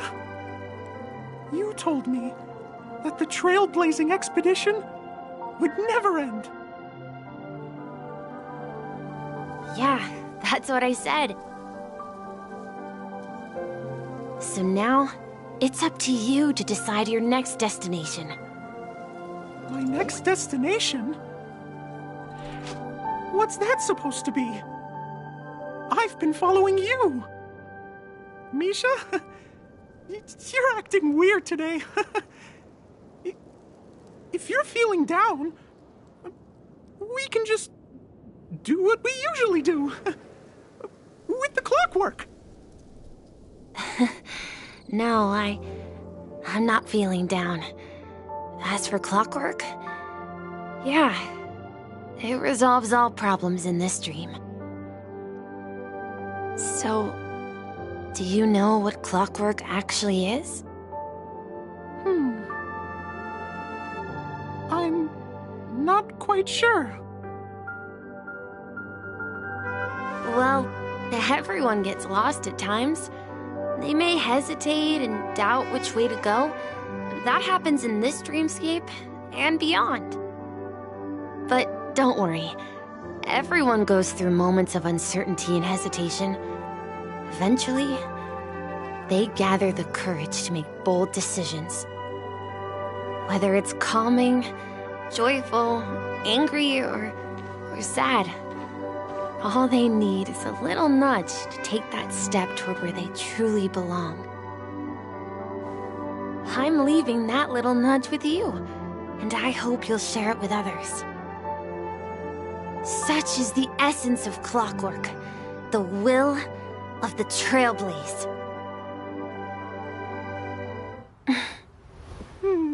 Clocky's hands spin around non-stop, indicating confusion, frustration, and weakness. But ultimately, people still need to move forward. Just like your hands, always pointing ahead. This is where my journey ends. From now on, it is your path to walk. Trailblazing means taking paths your predecessors forswore and venturing even further. The Penacony in Mikhail's dreams does not belong to Order.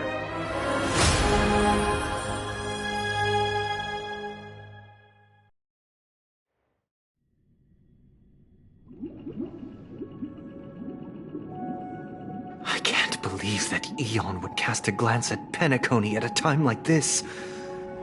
Is it because of the resonance from the legacy of the Trailblaze?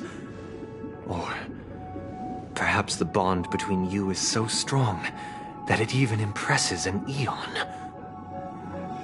Well, there might be another possibility. Perhaps they want to witness, on behalf of the fallen Eons, who will hold the future of Penacony. If that's the case, on behalf of the Dream Master of Penacony and the 107,336 members of the Oak family, I'm extending a formal invitation to all of you. I'm cordially inviting you all to the Penacony Grand Theater to participate in the upcoming Charmony Festival. And, of course, you won't be in the audience, but on center stage. Since the future of the Stellaron, Penacony, and even the entire cosmos is at stake, let's draw a conclusion there, in all fairness. If you truly believe in Akavili's path, then show me their courage and determination.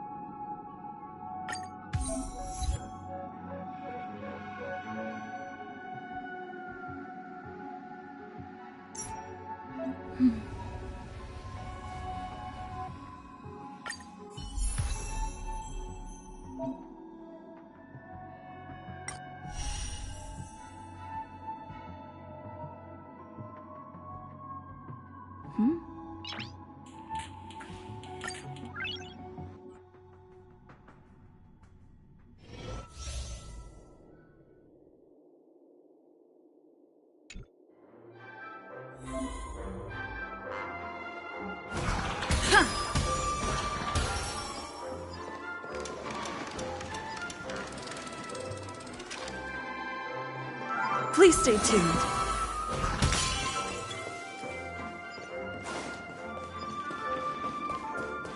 We need a strategy.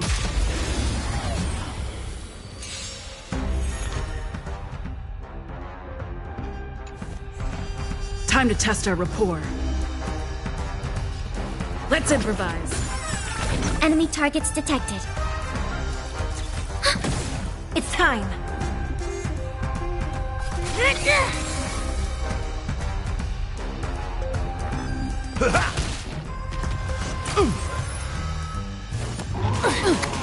Stay in step. Commencing support. Ready for another? Enemy data signet markers activated. Time for a good old counterattack. Step up, let's see ya. By the order, execute the Marastruck! No amnesty for the Marastruck. The mood is set. Let the show begin.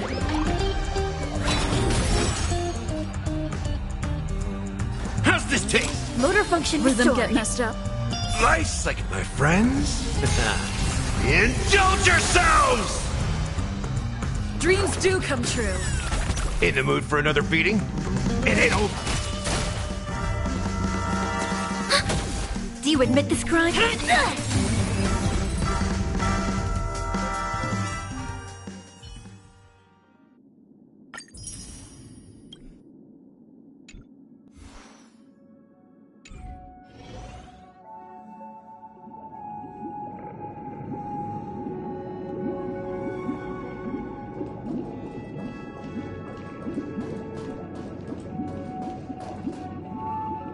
Does that mean he wants to fight us during the Charmony Festival? I'm afraid so. This is weird. Aren't Arc villains usually plotting some dirty conspiracy in the end? But he actually said something like, "In all fairness." Could it be that he's underestimating us? Well, in my opinion, Sunday is deeply committed to his own philosophy and genuinely wants to prove that the Order is right. I sensed a strong conviction and a desire for dominance in him. Maybe he won't accept the outcome unless he wins fair and square. That's why he'll give it his all in the upcoming battle.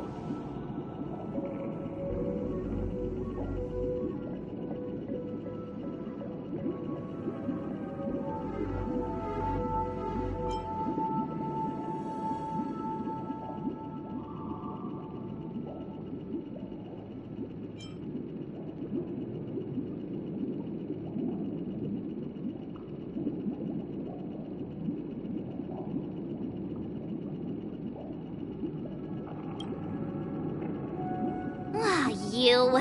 Every time an important moment arrives, you hesitate. We've even dealt with a Lord Ravager of the Destruction, so a follower of the Order won't be a big deal. Anyway, we can't leave the Stellaron unchecked. This is about trailblazing a bright future for Penacony and fulfilling Mikhail's and his predecessors' long-cherished wishes. Now that we've taken up the mantle, we can't afford to fail them. However, the same applies to the Order. Their plan didn't materialize overnight, and they have the profound collective consciousness of the planet of festivities behind them. The desire to dream, to slumber and escape reality. All those hidden emotions have given birth to the sweet dream of the Order. They've harnessed the will of an entire planet to create an Eon. This confrontation is far more complicated than a simple power struggle. To secure Penacony's future, fighting on the stage alone is not enough. What do you mean? Are you not coming with us? I believe Firefly is trying to say that she's heading off to another battle.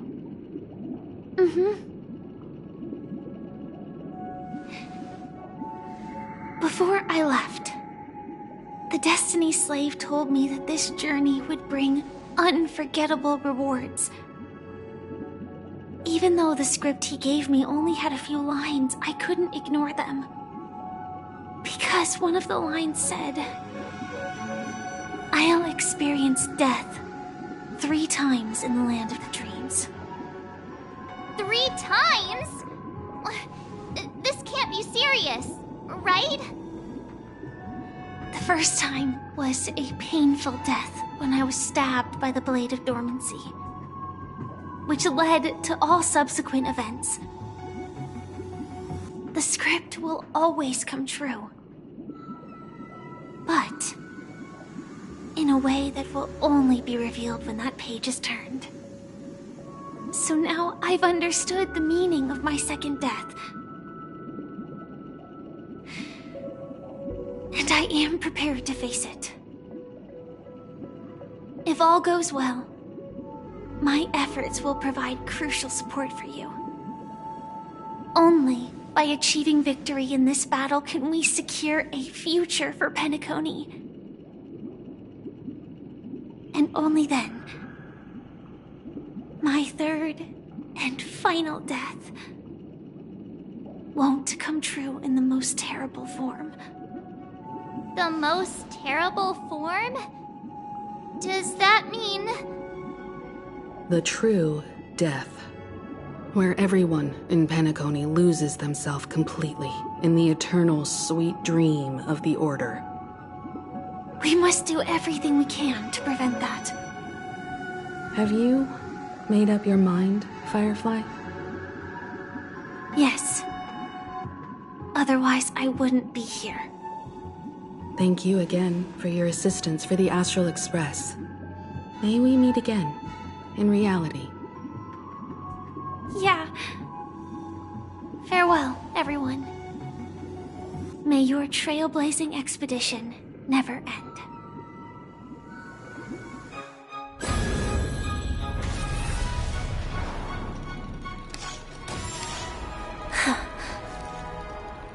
I dreamed of a scorched earth. Everyone, are you ready? A new shoot sprouted from the earth. It bloomed in the morning sun and whispered to me. Like fireflies to a flame, my biggest death. May we meet again in reality.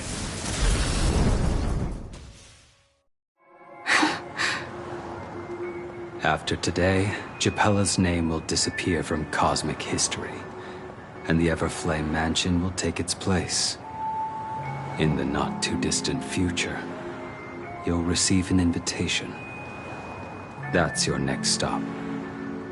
Land of the Dreams. Penacony. I hope you find whatever you seek there. Be it answers or salvation. You mean my 3 deaths? Silverwolf told me about it. It's such a shame that it's not part of my script.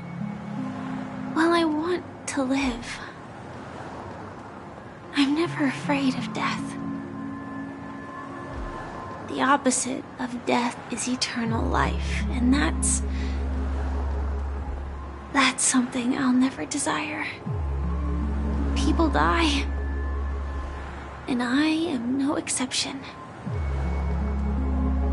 Death is like a script, a fate that cannot be defied. But that's exactly why we have to choose where we want to rest forever. Do you exist just to perish? Are you not the same, Blade?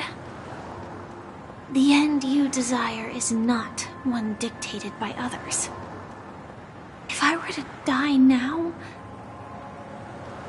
I would only be a weapon. I believe I should die as a human. Though its definition escapes me, isn't this the answer that ordinary people look for their whole lives? A name that can be carved onto their tombstone. tombstone that belongs to me once bore the inscription, Glamoth's Iron Cavalry. Then it changed to Stellaron Hunter. But one day, it will bear the name Firefly. And all the brilliance she showed at the end of her life.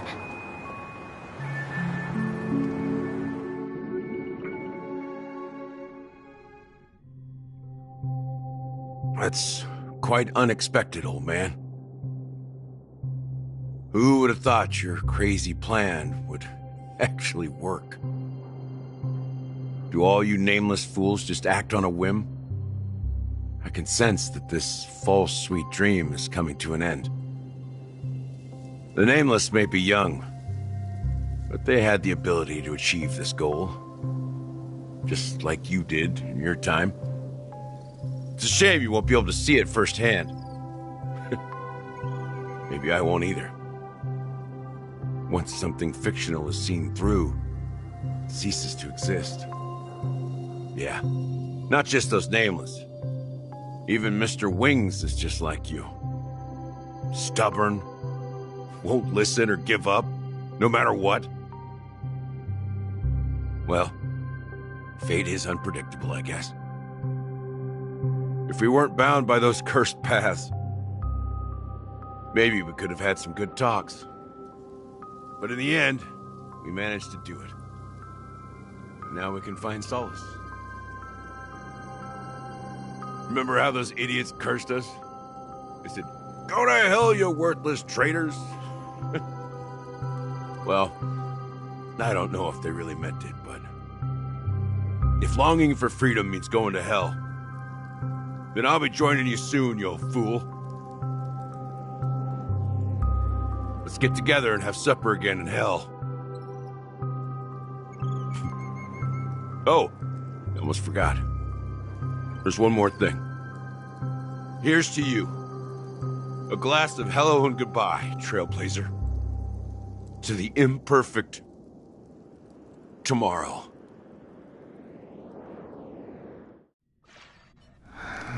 It's warm here, isn't it? You're lucky to have found shelter from the rain. Let alone fresh berries in this desolate place. I was just following the scent of life. It's particularly strong in a place like this. It's a shame these berries don't have much flavor. Seriously? In case you didn't know, this fruit is pretty juicy. The only downside is that when you chew it, it becomes extremely spicy.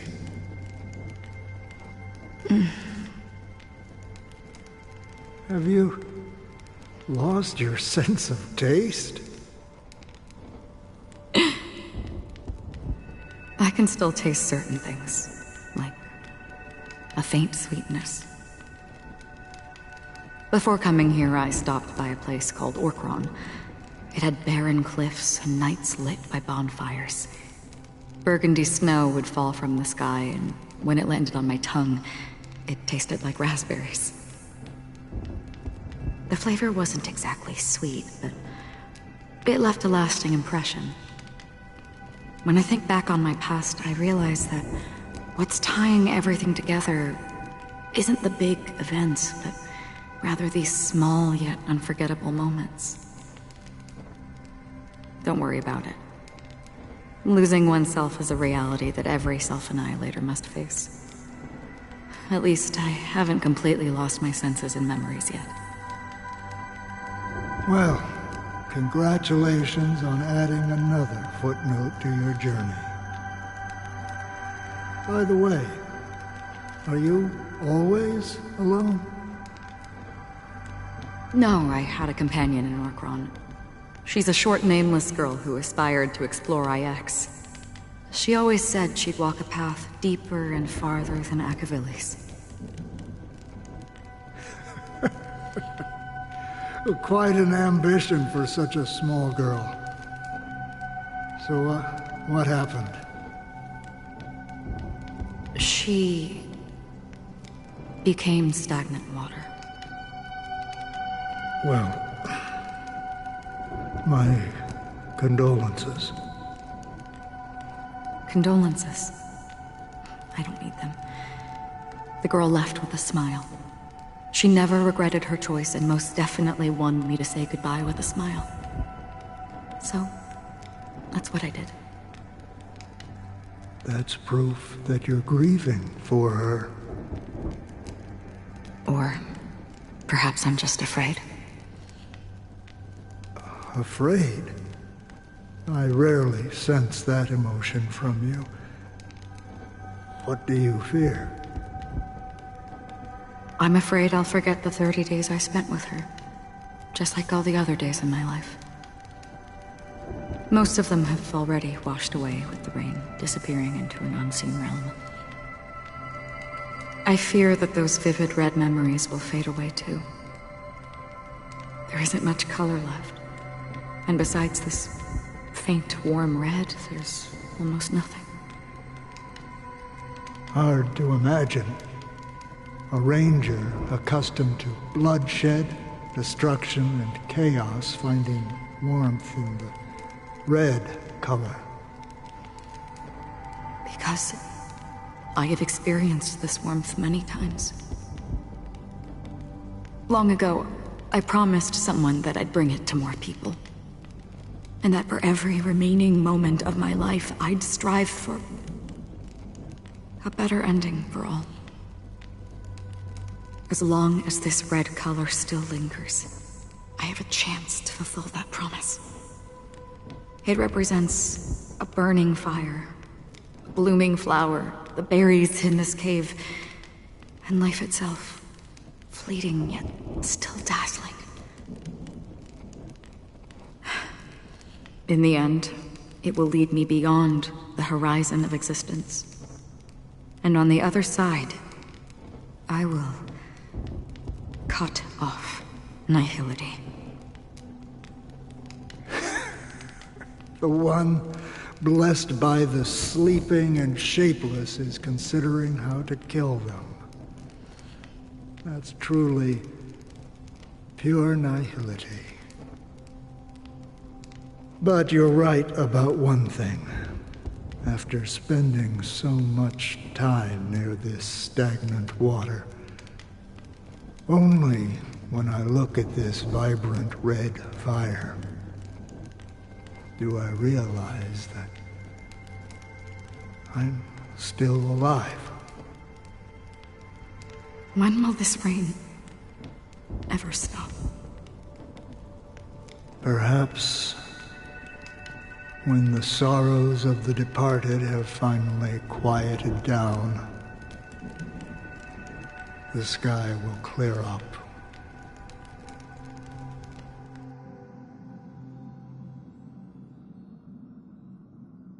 Have you heard of a planet named Biari Scamandros, Don Hung? It's one of the Paradise Kingdoms under the influence of the Harmony. A sought-after wonderland for the inhabitants of the Dardanu Major and Minor systems. Half an Amber Era ago, the family held an unprecedented festival there. And after that, everyone on the planet became part of the family. Do you think the same thing will happen on Penacony? Yes. Or how else can we explain it? The family deliberately used the Watchmaker's invitation to keep all the Pathstriders here, but banished the Emanator of the Nihility. Because of the Nihility, I'm rarely affected by the power of other paths, but somehow I can unconsciously infiltrate them. Maybe that's the risk they're trying to avoid. I would disagree. Biari Scamandros is not part of the credit system or connected to the Silver Rail. It's nothing more than a remote civilization sheltered by the Harmony. But Penacony is different. If the family messes with Penacony, that would be like declaring war on almost half of the factions in the cosmos. They have no reason to do that. No, they don't. If they truly serve the Harmony, that is. What do you mean? The path in Penacony is impure. The Harmony here has impurities. Do you remember the Ancient Swarm disaster? Tazeront, the propagation, brought endless havoc to the universe, and it eventually evolved into a fierce battle among all eons. 2 paths lost their eons in that war, the propagation and the Order. Coincidentally, their downfall is related to a certain eon. Shipe, the Harmony. Legend has it that they participated in the crusade against the Imperator Insectorum, and devoured Anna the Order for unknown reasons. Holy forgaroni. So you're saying that the 2 leaderless paths are working behind the scenes? But I don't see any descendants of the propagation in Penacony. Could it be that the remnants of Beyond the Sky Choir are hiding within the family, trying to resurrect a fallen eon? I can't say for sure, but they're definitely planning something for the Charmony Festival. This is getting way too complicated. Is this why you want us to leave Astana right away? Are you giving up? The Charmony Festival will start soon. There's one thing that I need to confirm no matter what. A warp jump is the best way to do so. Time is running out. I have another plan.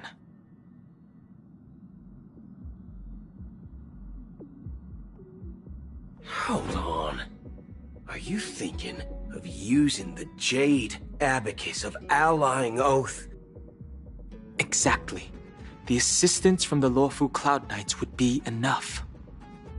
Think it over carefully. You can only use that once in your lifetime. I have considered it thoroughly. My companions are...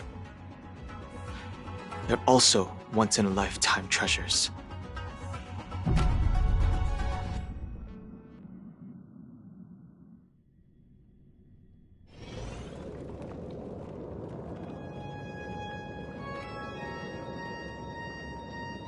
Are you the only one here, my child? The Nameless is quite the diplomat. Our secrets have spread like wildfire within the family.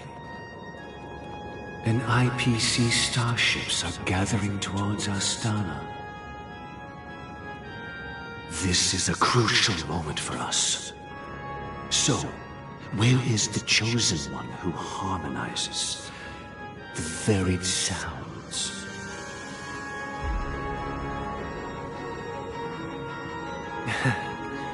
What do you mean, Master?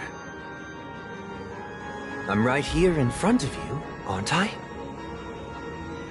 You know, she was supposed to be the star of the Charmony Festival in our plan. But the plan has changed. As her brother, I know she doesn't want to sing for the Order, so I'll take her place.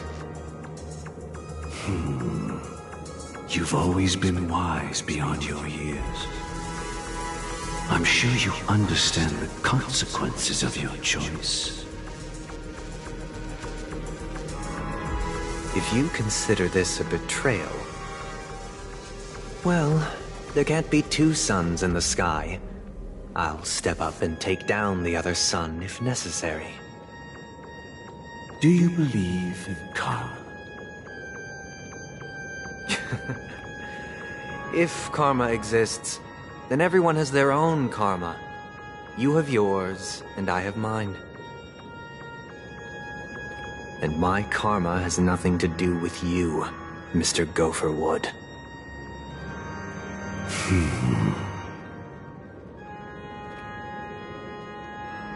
All right. Since you're willing to sacrifice yourself for her, I'll grant your wish.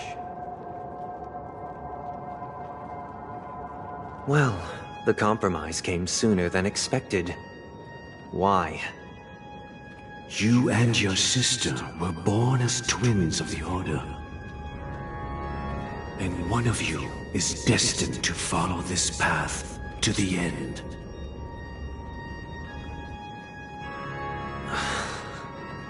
Is this part of your plan? Of course. You're still as clever as you were when you were a child. The opening is near. Go, my child. Seize the power of the harmony and reveal your karma. I have one final question, Master.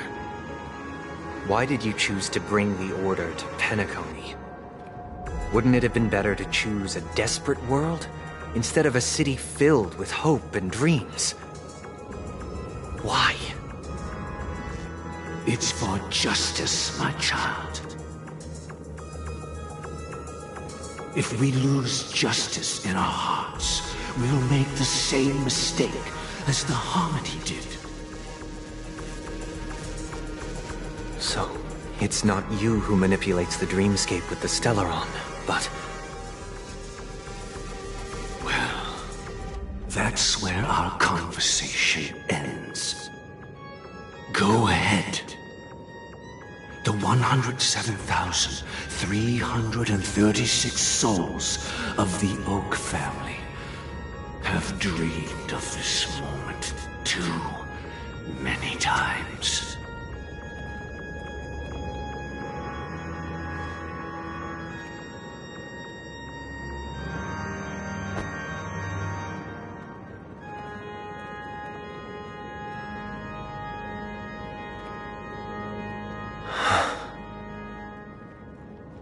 I shall ascend to the heavens, becoming the scorching sun.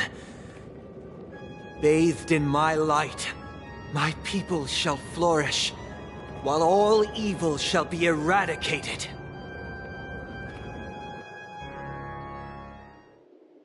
This is the interior of the Penacony Grand Theater. It's quite exhilarating to be flushed into the air by Soulglad. But why is the venue still closed when the Charmony Festival is about to start? And not only that, the entire theater is eerily quiet. No audience, no staff, no one around.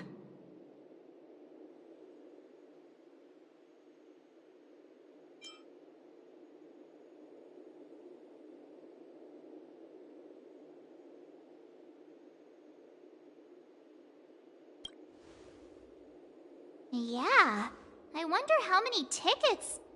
Hey, that's not what we should be concerned about! Let's explore around. Be careful, everyone.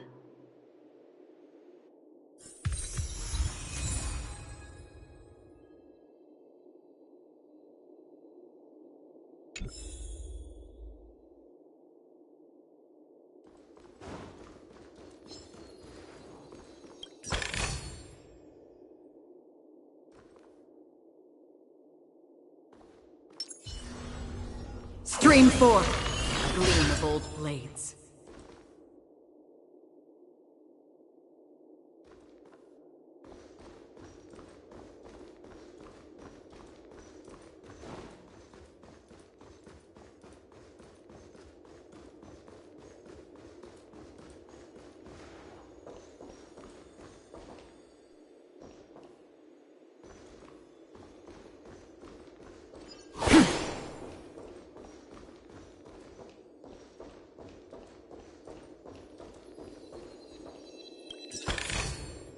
Gosh, the atmosphere here is so creepy and unsettling. Even if there's no audience yet, there should be some staff around. Why is it so silent?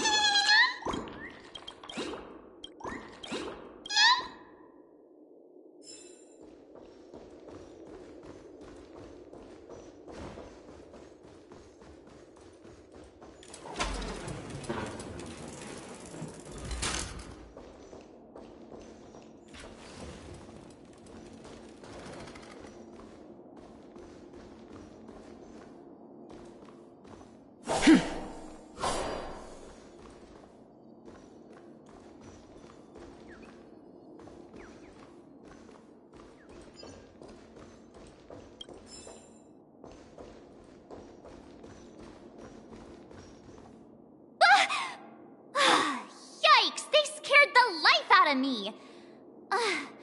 Why are there so many puppets at the ticket office?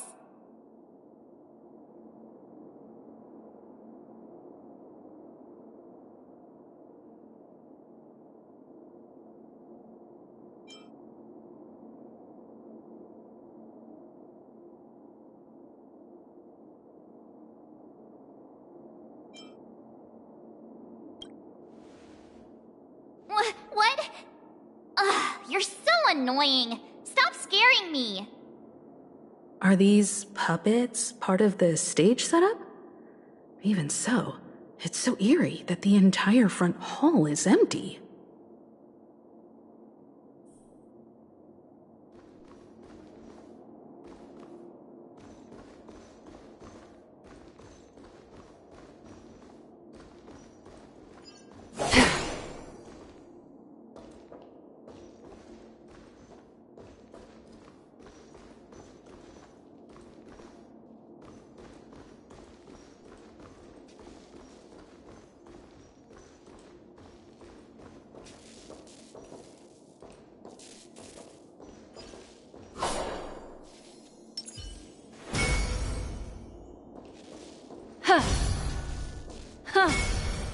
Yeah.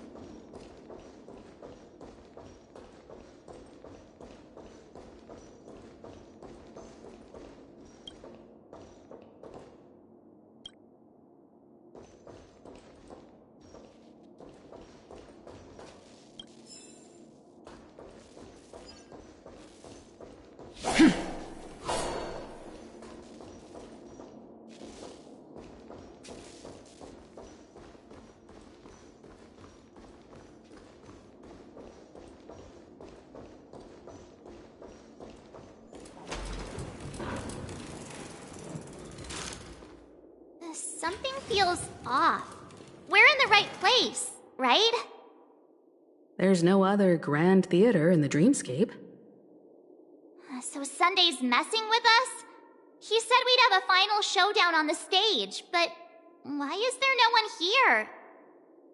My apologies for the delay, March 7th. You scared me. Where are you now? I'm waiting for you behind the curtain.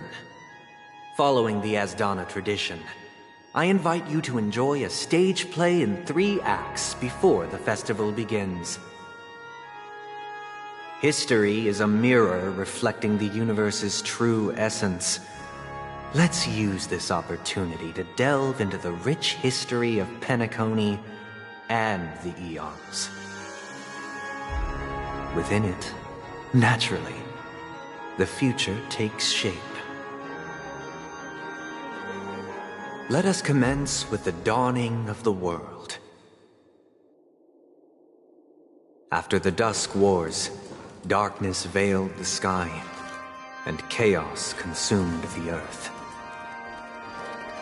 Enna the Order emerged, destined to restore all existence. That marked the first day.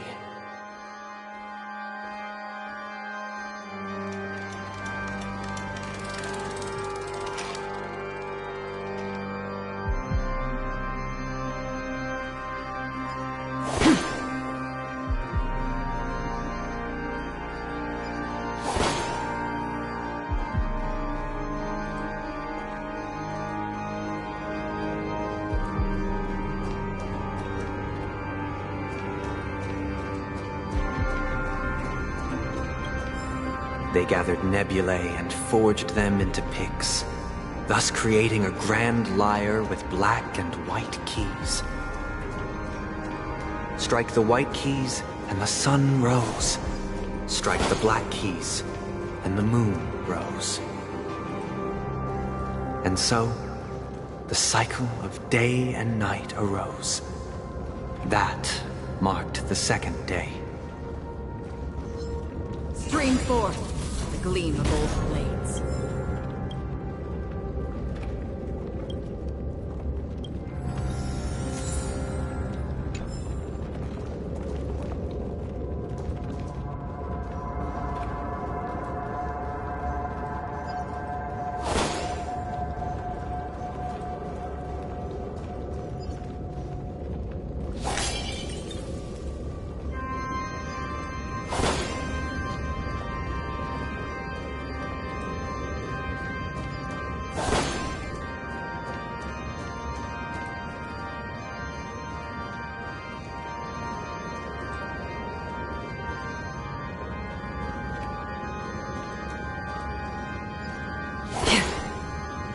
Stream forth the gleam of old blades.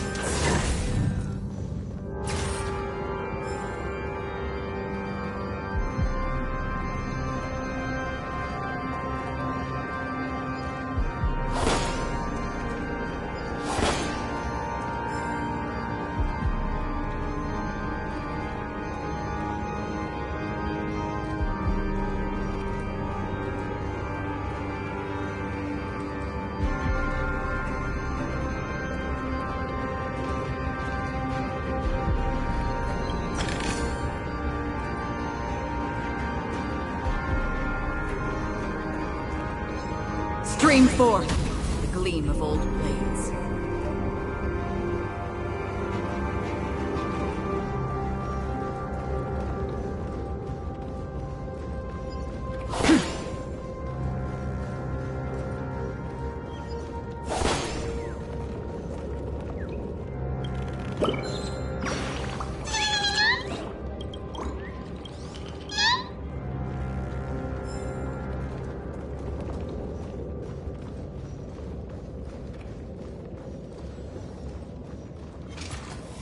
Stream forth the gleam of old blades.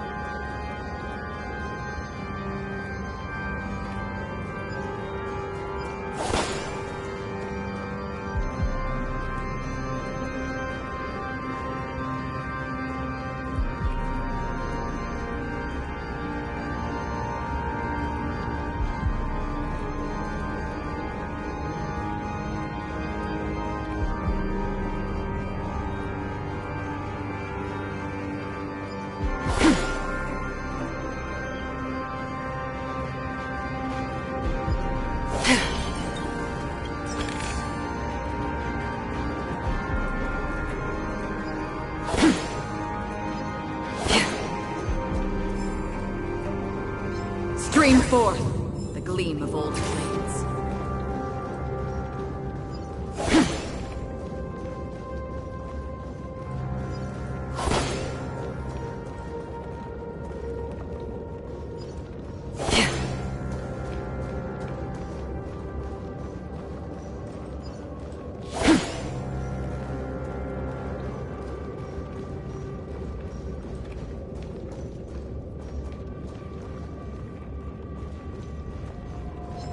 Stream forth the gleam of old blades.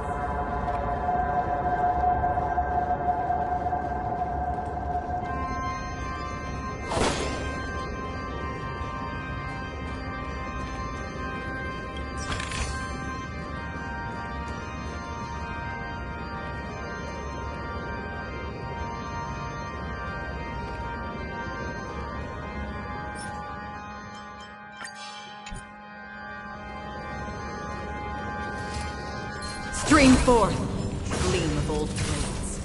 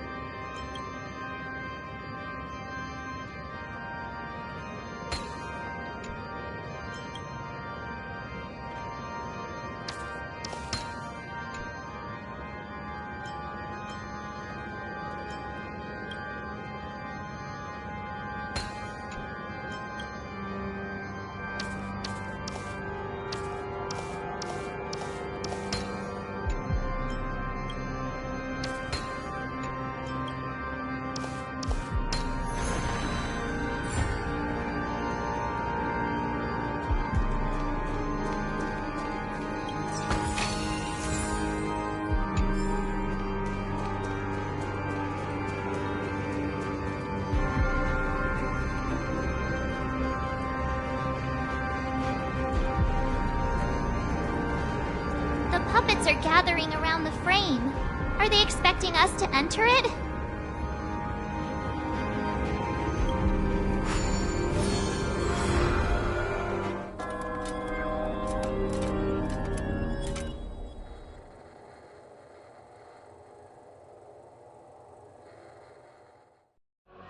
Where are we now? The atmosphere here looks similar to Sunday's inner world.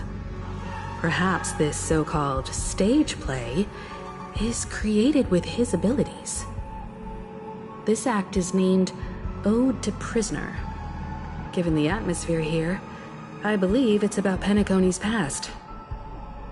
I thought things were finally looking up as I managed to dodge prison during my recent trailblazing expeditions.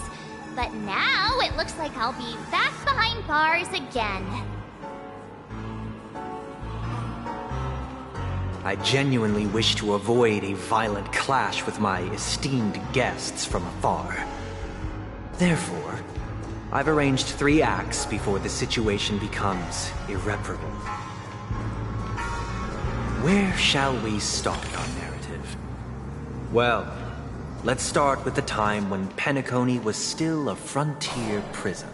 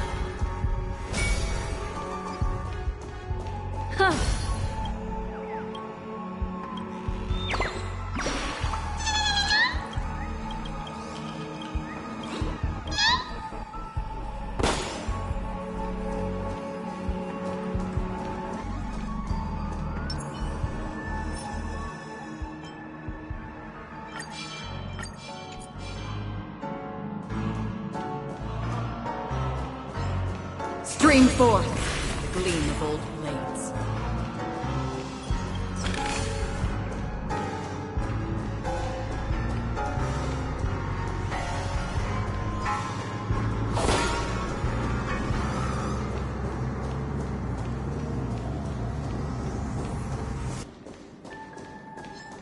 Stream forth, the gleam of old blades.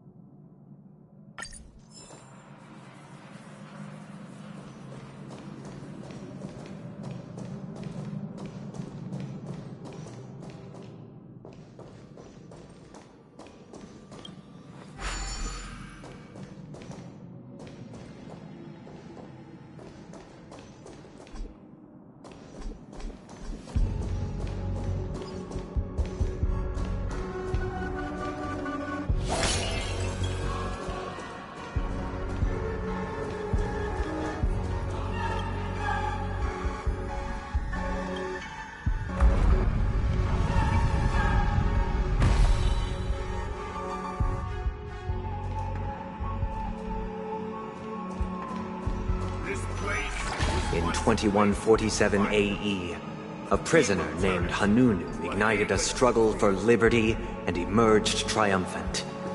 IPC referred to it as the War of the Frontier, while the Asdanians dubbed it the War of Independence.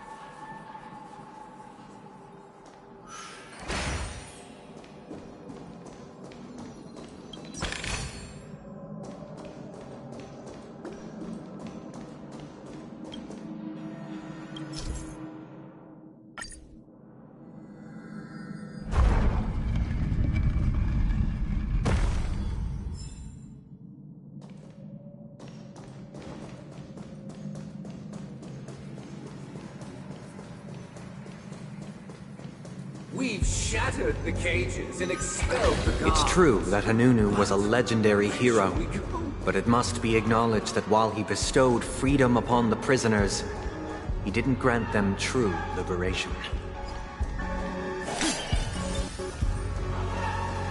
Thank you for staying here, honorable travelers. The three nameless stayed on the planet, endeavoring to spread the tenets of Trailblaze throughout the frontier prison. Alas, their efforts proved futile.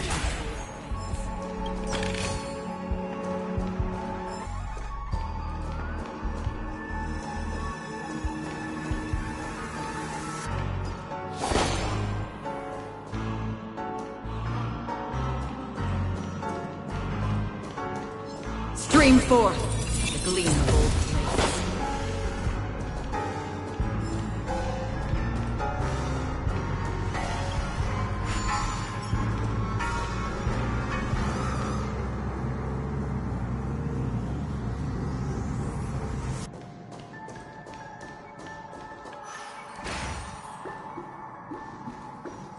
Let's build another prison, not within the... Once again, Asdana was engulfed in war. This time, the enemies originating from within. The prisoners remained prisoners for the rest of their lives, fighting for freedom rather than living for it.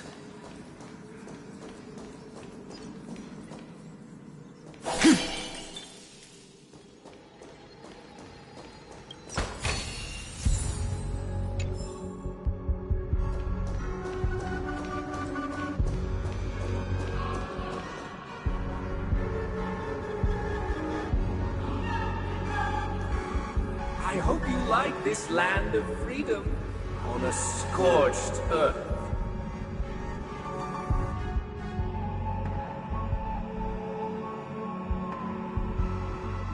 As you can see, their sentences have long ended, and the IPC guards have long been expelled.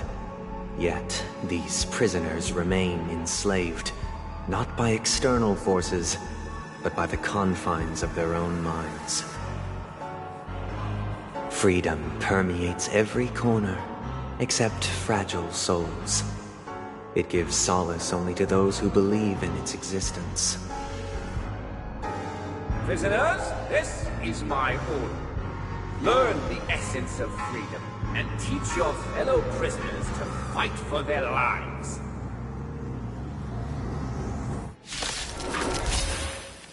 Hey! Why do we have to fight while enjoying the show?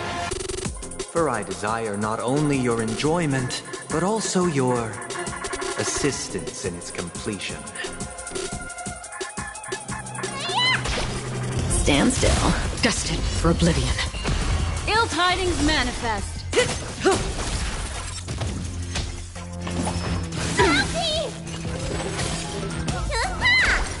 Relax. I weep for the departed. It too shall fall.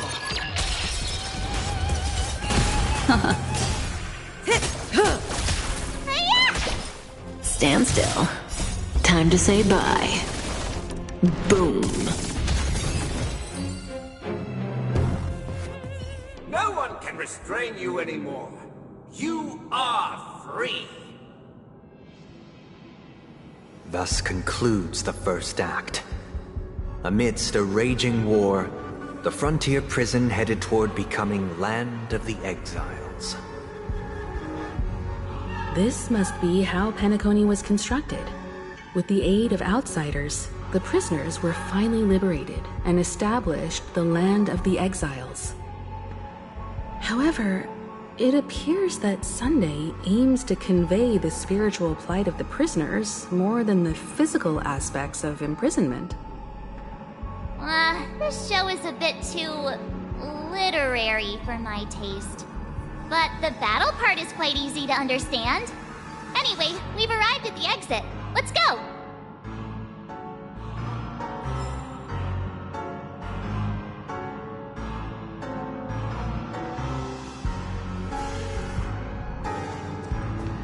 Puppets. Where are they guiding us this time?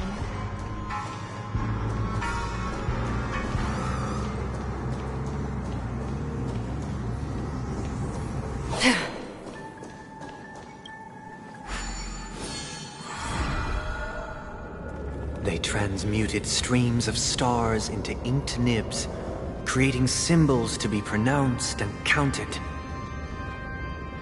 They molded stardust into flowing rivers, assigning the righteous upstream and the unjust downstream. Thus, all things were marked, and the world learned to discern between good and evil. That marked the third and fourth days.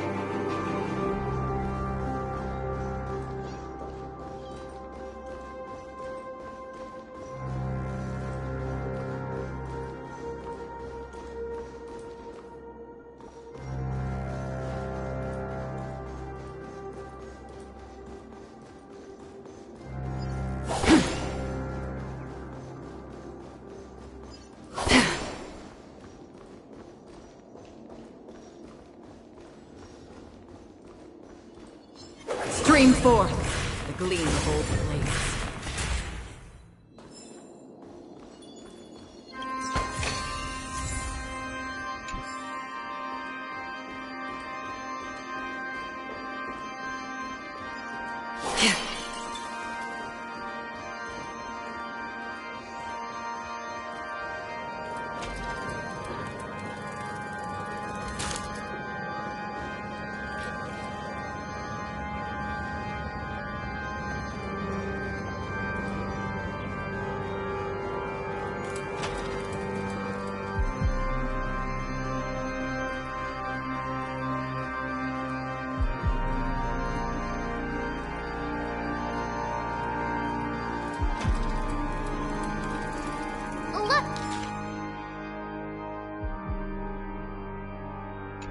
Another frame!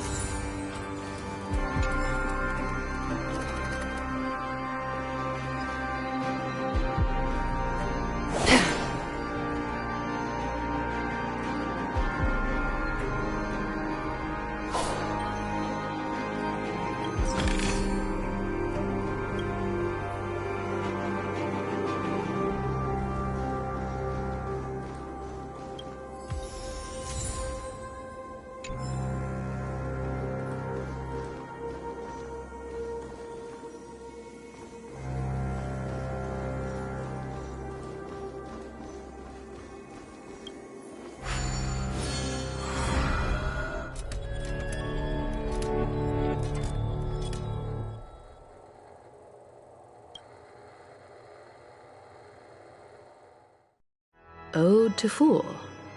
This must be the second act. The surroundings are different from before. The stage decorations look a bit tidier now.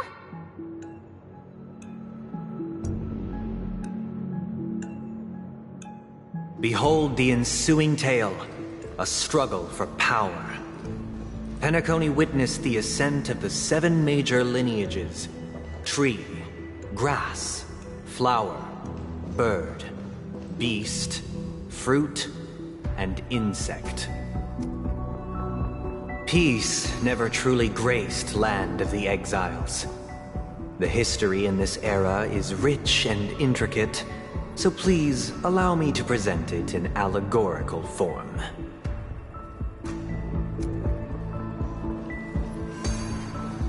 Stream forth the gleam of old blades.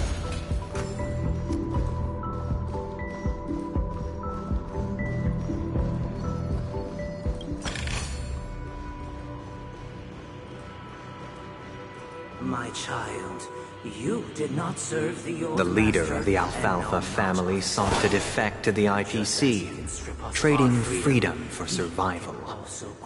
However, his eldest son slew him in the name of righteousness, and ascended as the new family head.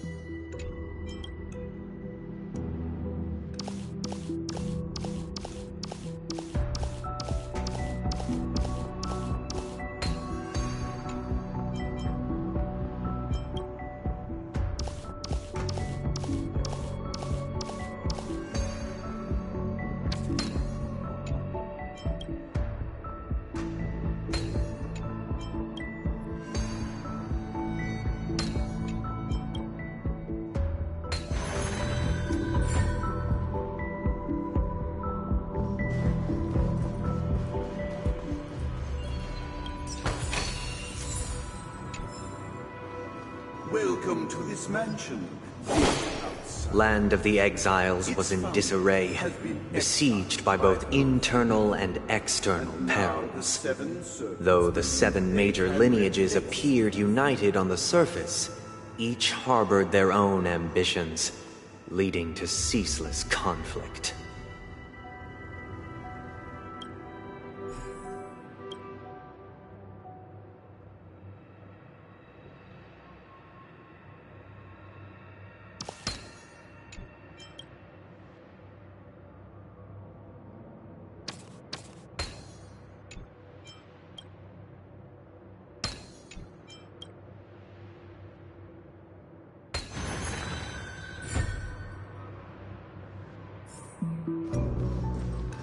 Accountant! We are the pillars of this The Black Plum family was the first to fall. They withered away in the White Desert event, orchestrated by the Alfalfa family. Because Master shaped you from clay, but forged me from fire. I'm superior.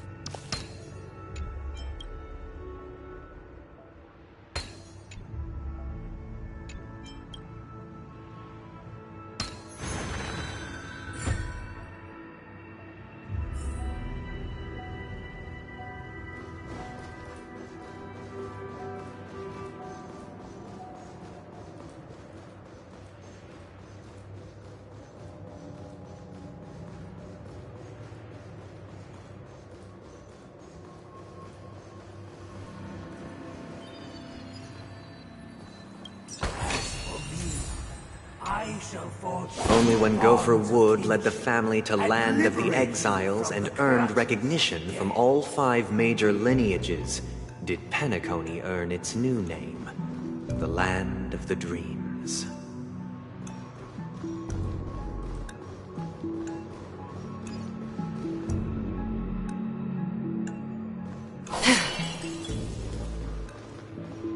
Dear outsider, I beseech your aid in purging this mansion of the poison spread by the lurking instigators. You want us to help you? What do you need? I wish they could regain their reason and cast away the shackles of hypocrisy. This is the second act. Looks like it's about Penacony's journey to becoming the Land of the Dreams, during which the family plays a crucial role. But this new master seems like a bad guy to me, don't you think? Perhaps this is the truth Sunday is trying to express, if you read between the lines.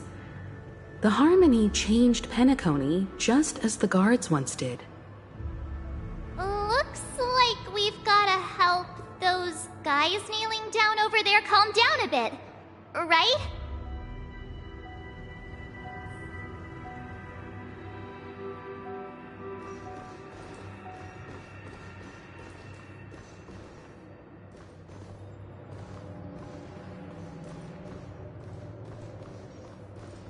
Either I shall be my own master, or I shall return to my former master. I shall not submit to a new master under any circumstances.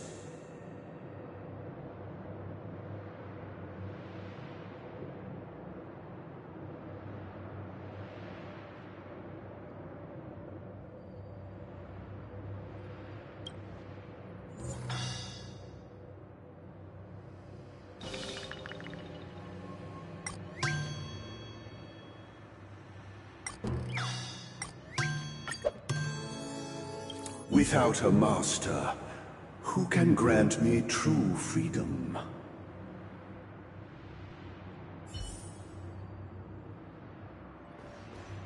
Master is no longer here. I thought I'd be free, but I'm not. Now, without my master's command, I'll have to seek guidance from the blind.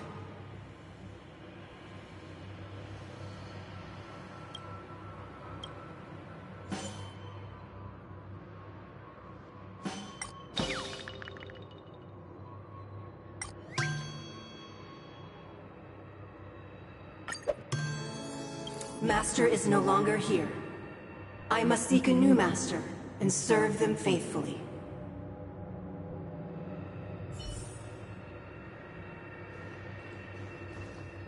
Once, I stood as the most loyal guard among all the servants. Now, with my master banished, it's my right to assume control of his dominion.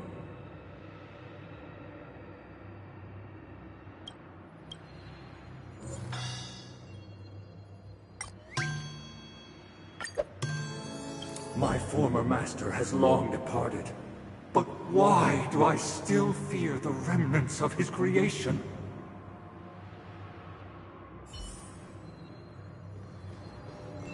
Master! Oh, you will return in due course, and I shall stand vigilant, awaiting the reward for my loyalty.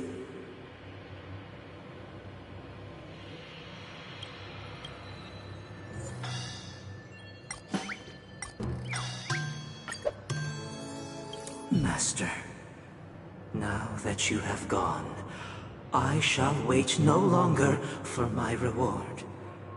I shall seize what is rightfully mine.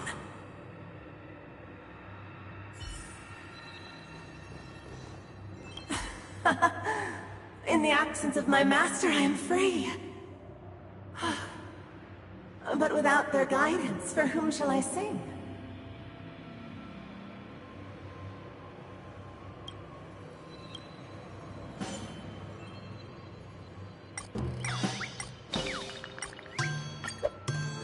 I shall sing for my new master, just as their noble voice once resonated throughout the cosmos.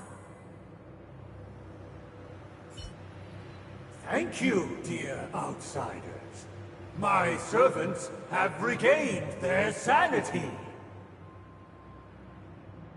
Heed me, one and all. Your former master shall not return. It is through righteousness and unwavering support for one another that we shall attain true perfection. Cast aside the veils of hypocrisy and embrace one another. Get ready. Looks like another fight is about to begin.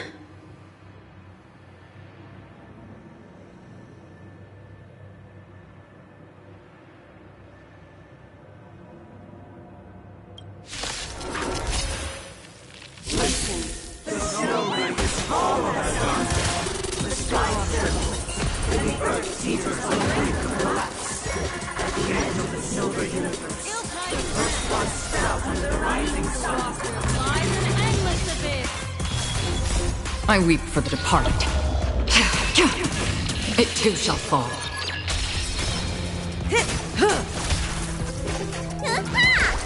Relax. Destined for oblivion.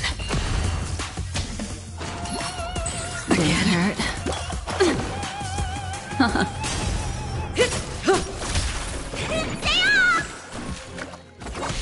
Stand still. Mind your manners.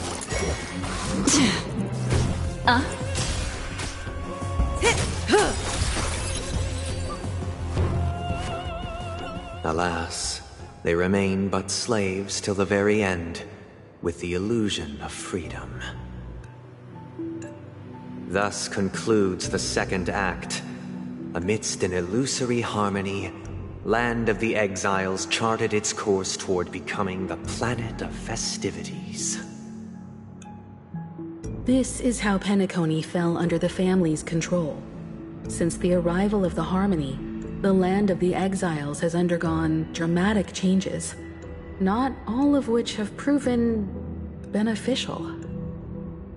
This guy really loves dramatic scenes. Bet he comes from a whole lineage of stage performers.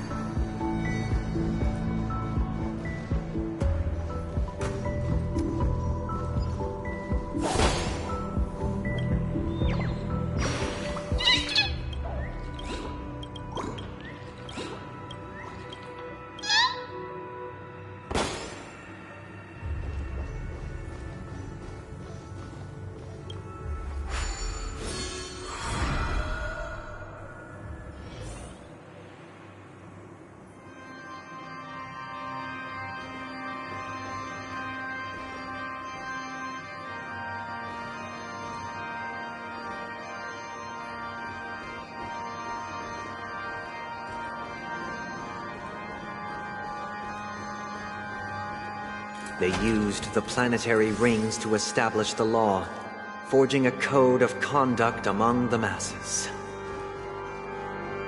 A grand lyre with black and white keys served as an instrument, while symbols of articulation and numerical notation took the form of musical notes. The downward flowing river became a melody, and the canon of law dictated the form.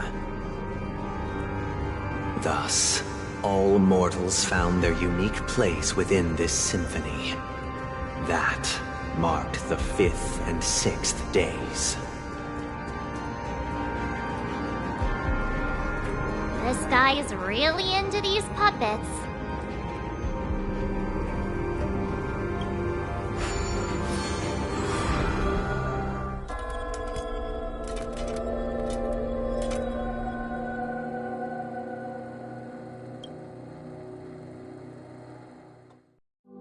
Oh, I get it now. The last scene is all about singing the praises of the Order. And the atmosphere here is completely different from the previous two scenes.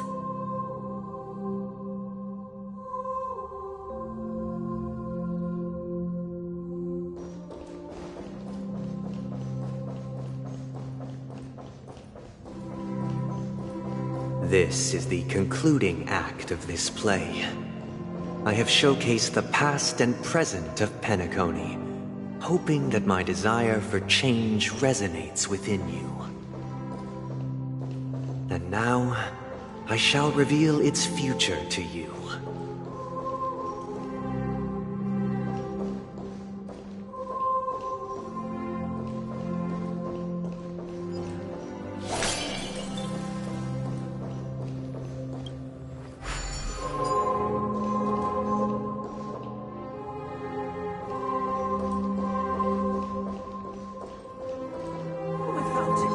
Stream 4. The gleam of old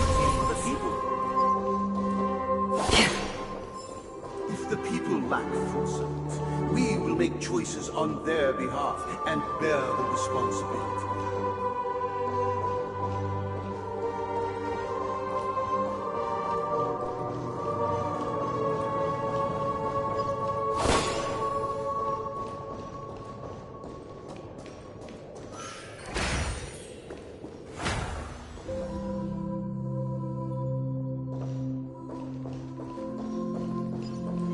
Stream 4. The gleam of old blades.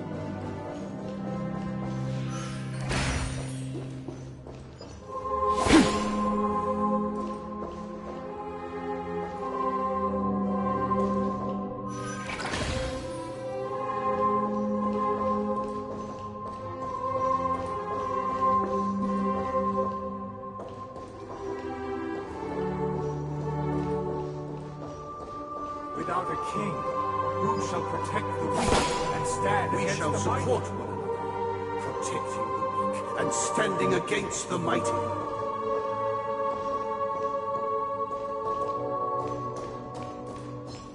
Stream forth the gleam of old blades.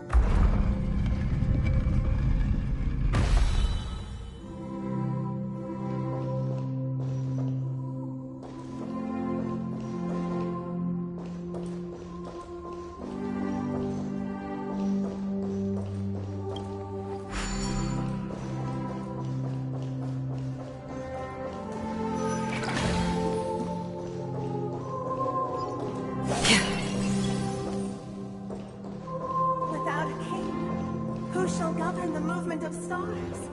The ebb and flow of tides. Everything followed its natural course, and so it shall continue even after the king's departure. Stream forth the gleam of old blades. But after the king's departure, we no longer have room for a king, for we have become kings of all things.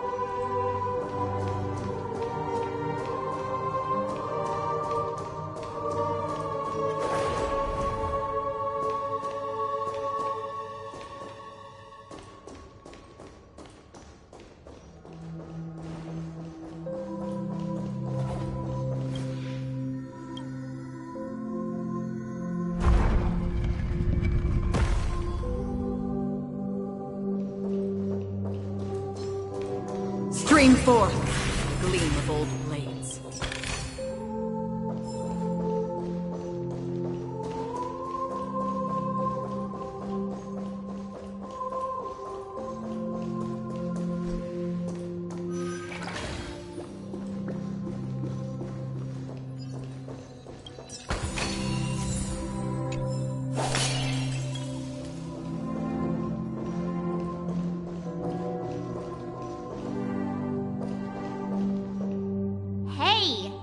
Supposed to kick off a short story and have a fight here just like we did in the previous acts?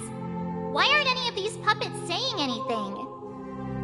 Perhaps we'll need to complete the story ourselves, just like we did before. So, do you think their mind needs tinkering or something?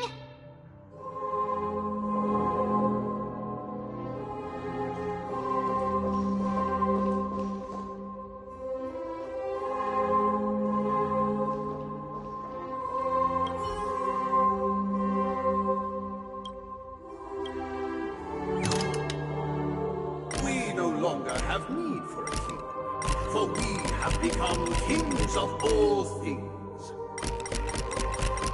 Farewell, former king.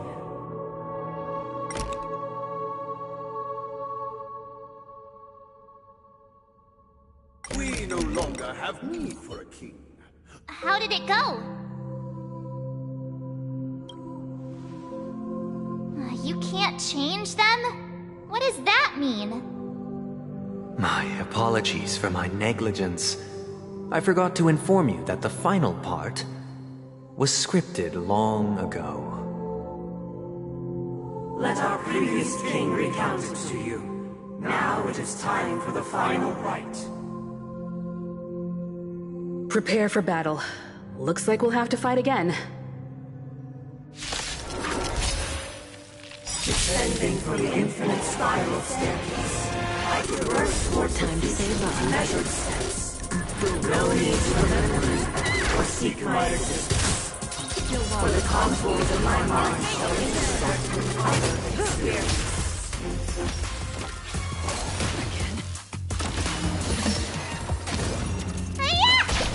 Stand still. I weep for the departed. It too shall fall.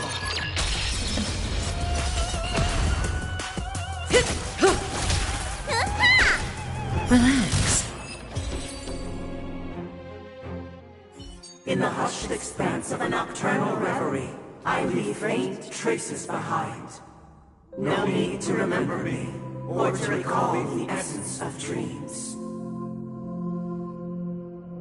What is mine shall wane, while you shall transcend its delicate nature.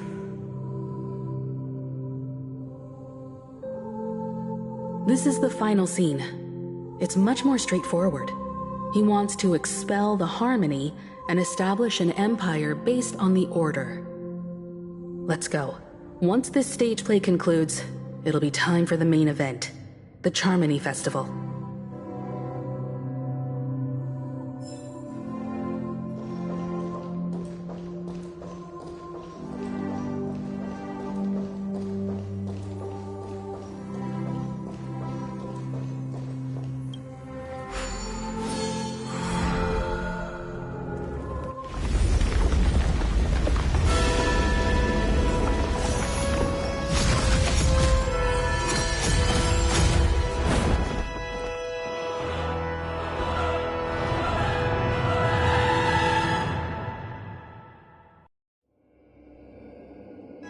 They imbued the world with meaning, perfecting all things in the heavens and on earth. Then, they rested from the labors of creation. Yet, all beings cried out to Enna. Under the banner of the Order, you have defined all things in the cosmos. But this made us realize that we are but puppets in your hands. Thus, on that day, all beings united and cast the Eon into the abyss of oblivion. This Grand Theater looks totally different. Is this the power of the Order? Everyone, get ready. This could be a tough battle.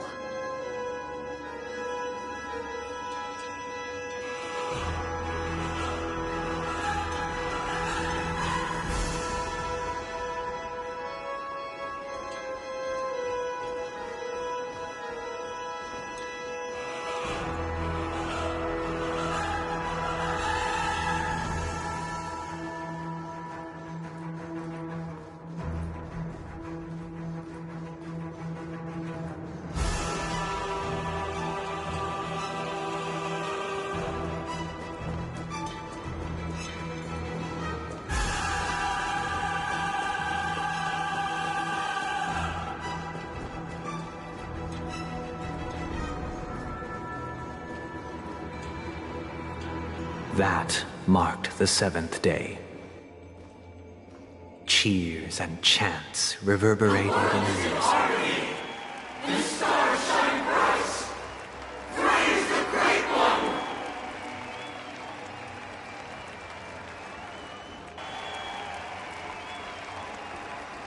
The Order is dead. The Order is dead. The Order is dead.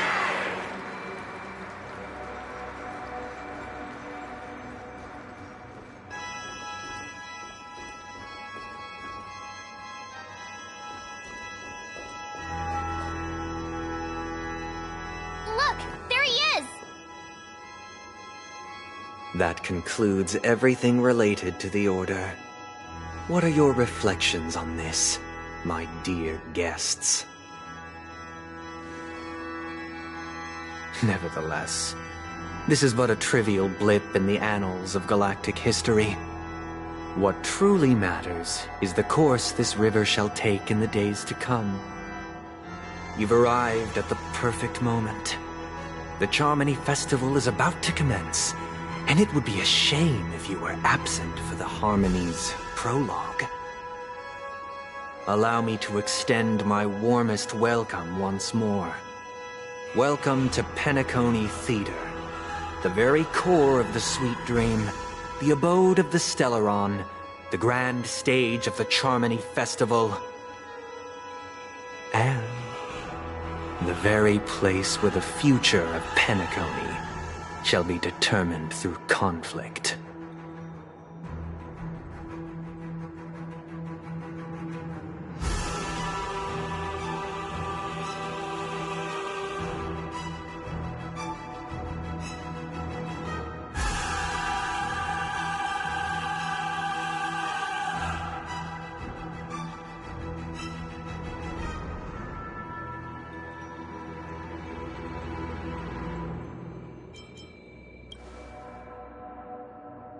Your unwavering faith in the Trailblaze is truly impressive.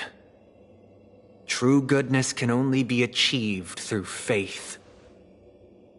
Allow me to point out that falling into a permanent slumber is not happiness, especially when those people are driven by someone else's will in their sleep.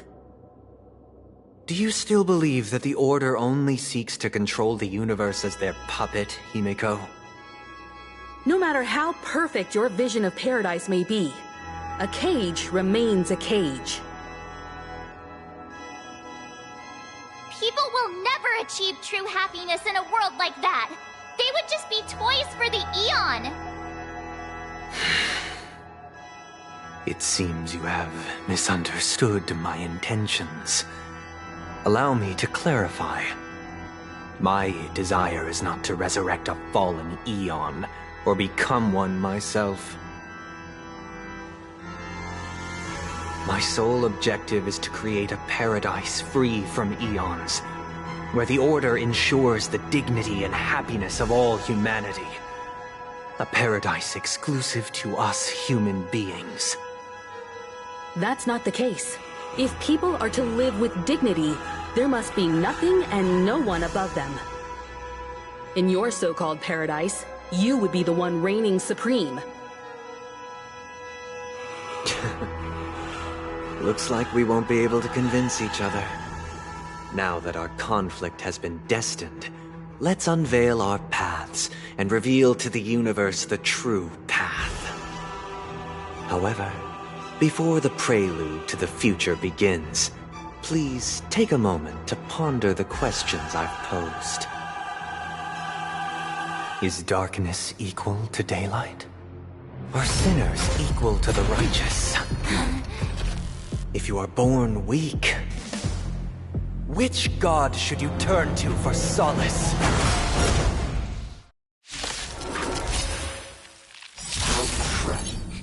The Eon with great might. Under the banner of the Order, you have defied all things in the cosmos. But this made us realize that we are but puppets in your hands!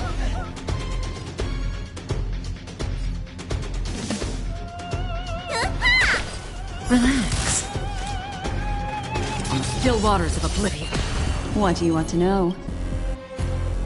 Ill fate descends! May as well kill them all. Good times never last. Time to say bye. Boom.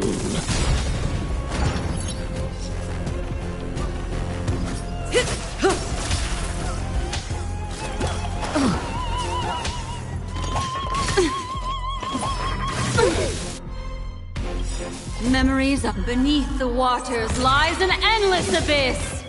You don't look so good. I weep for the departed.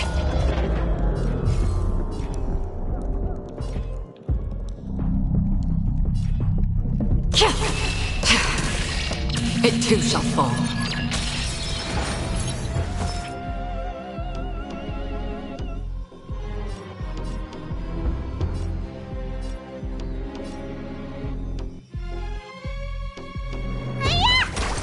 Stand still. That's half the work. Destined for oblivion. Destiny isn't chosen. Ill tidings manifest! Say bye to breathing.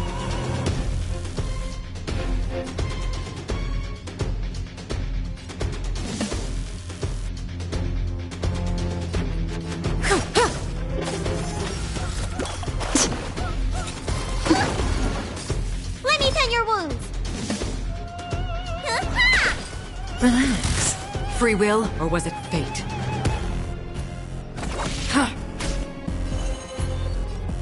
Ill fate descends! Mind your manners.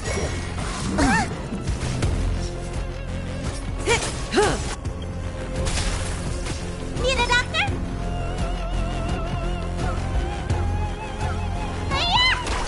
Stand still.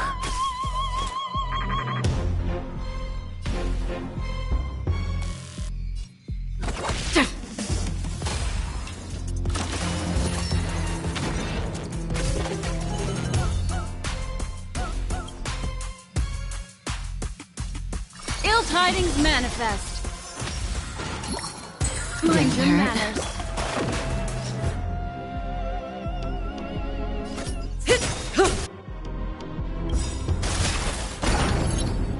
Good times never last. Time to say bye.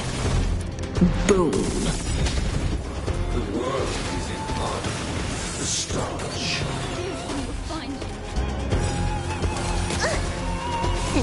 Time to show you. What's in your prescription? Don't worry, it's just a scrape. I weep for the departed. It too shall fall. Let me tend your wounds.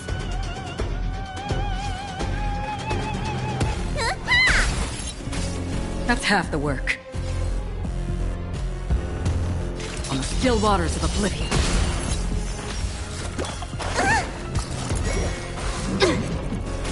Destiny is apparent. Ill fate descend! Beneath the waters lies an endless abyss!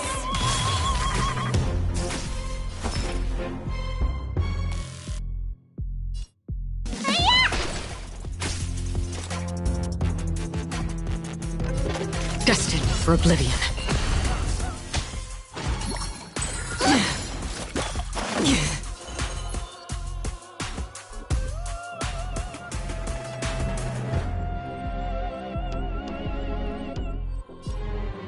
Need a doctor?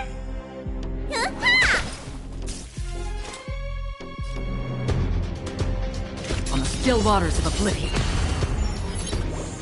Say bye to breathing.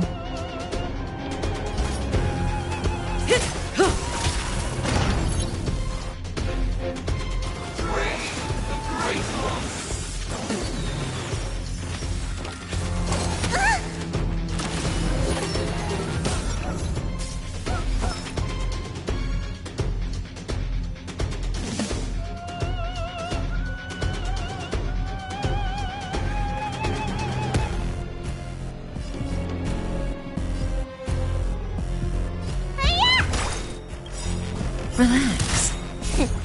What's in your perspective? Done!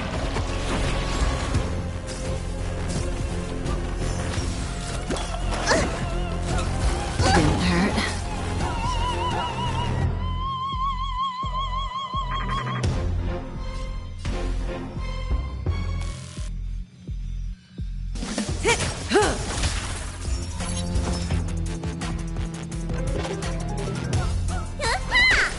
Stand still.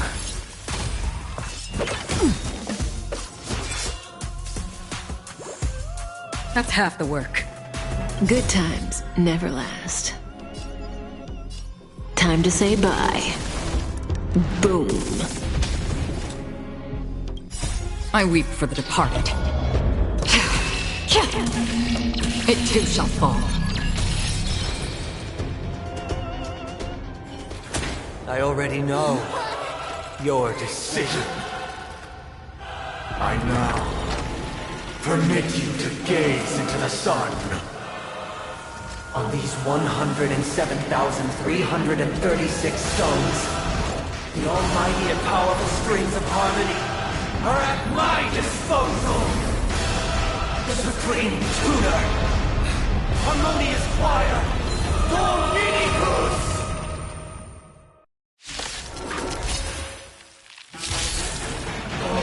Lost souls, come and meet your master! The embodiment of the harmony? So the true purpose of the Charmony Festival is to usurp it?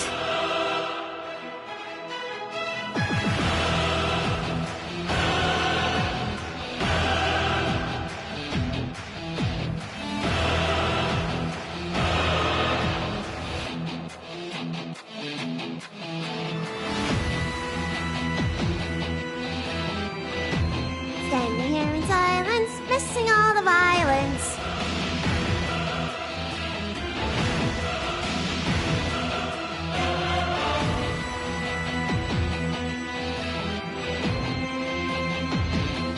Look, listen, feel, catch! Disorderly noise! Stand still. Another journey begins. On the still waters of oblivion. Ill fate to say. May as well kill them all.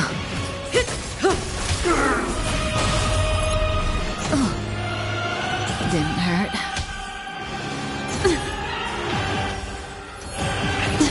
Why as imperceptive as you are? Answer me this. Why could the harmony and the order merge into one?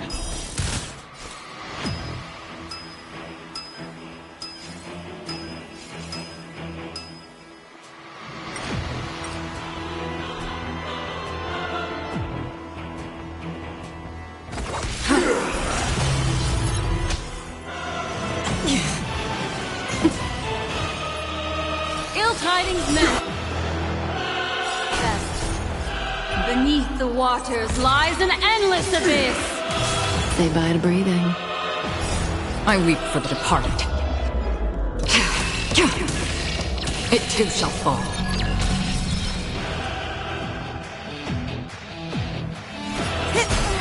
I'm feeling like there's another world in front of my eyes.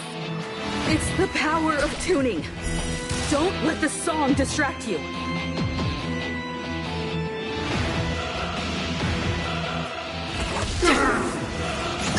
Bully! Ill fate to say. May as well kill them all. Good times. Now time to say bye. Boom.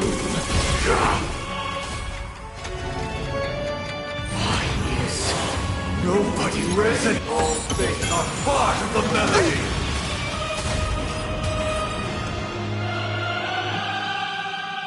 The time has come.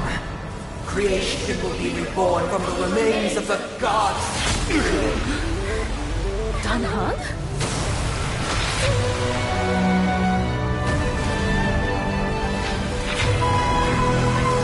Radiant spirits, heed my word. Show no mercy!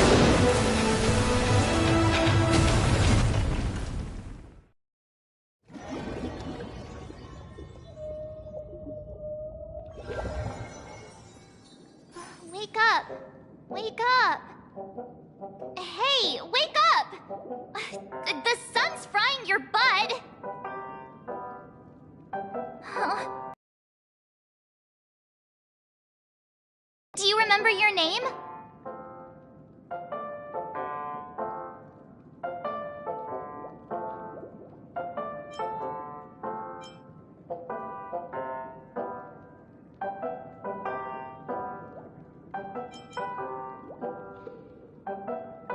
Oh, not good. Try to remember. Your name is... All right. Stop joking around. The Lightning Lord may be all-powerful, but they're not going to cause sudden memory loss. I'm just glad you're okay.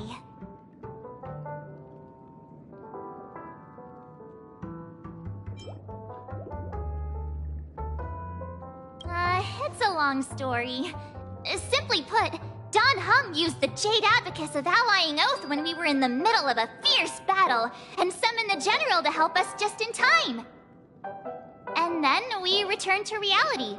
Look, this is your room. Everyone else has also returned from the dreamscape. Himeko and the rest are at the lobby discussing matters with the General. And now that you're awake, we should tell the crew that you're all right. Come with me. Not going to come chat with me, sleepyhead.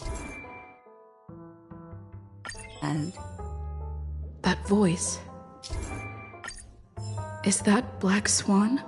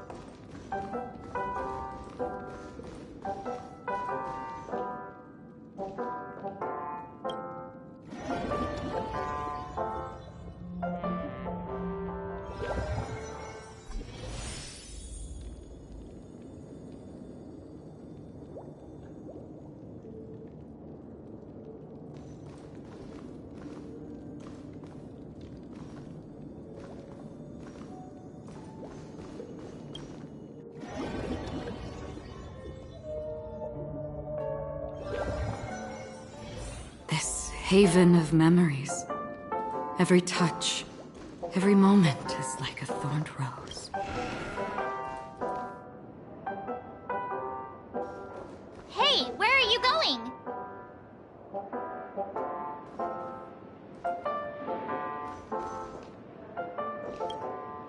Hey, we meet again, sleepyhead.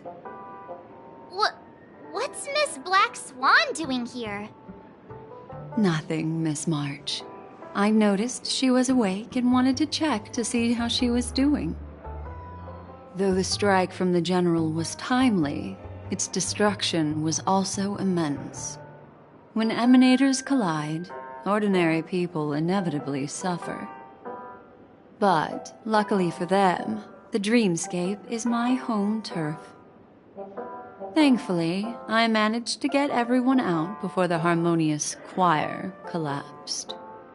Oh, so that's what happened! Thank you, Miss Black Swan! Don't mention it. After all, I wouldn't want to see such precious memories vanish. You're heading to see your friends, aren't you? Would it bother you if I walked with you for a short while? Of course not. But you're not planning on doing something like last time, are you? Why would you think that? I've never harbored any ill intentions. Well, not when you were around, anyway. Himeko and Mr. Yang are probably still busy. Let's go look for Don Hung first. Seems the older I get.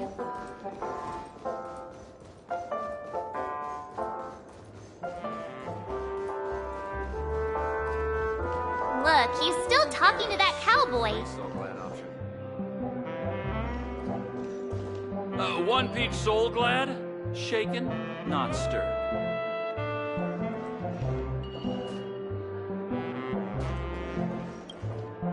You're awake. How do you feel? Well, fork me. You must be that Stellaron they were talking about.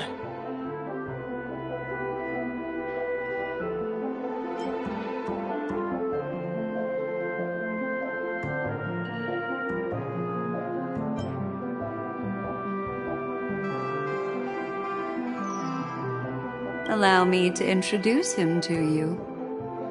This is Boot Hill, a Galaxy Ranger. During our pursuit of a certain person, we crossed paths and just so happened to uncover a shocking plot being concocted by Mr. Sunday. Which is why we sought you out, to help the Astral Express save the world together. No need for thanks. The Galaxy Ranger's principle is correct every injustice one sees. That's how you lot in the Cienjo put it, right, Don Hung? More or less. Wait, hold on a sec. This is the first time I'm hearing about this certain person. Who are you chasing? And why would that lead you to the Express? Good question. It's, who was it again? Don Hung. Do you remember?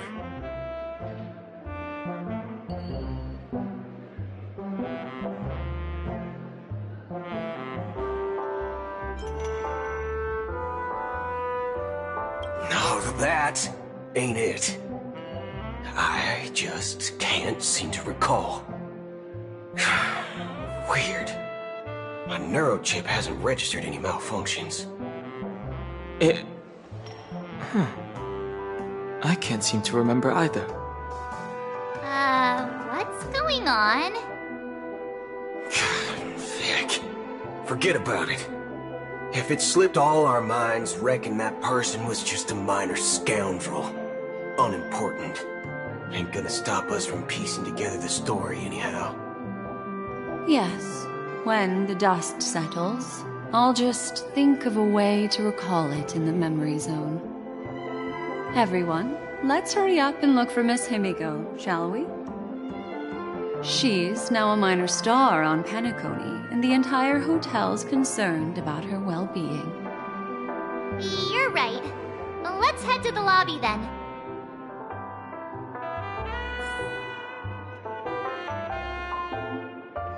You guys go. I'm an outsider, after all. I'd rather not disrupt the long-awaited reunion.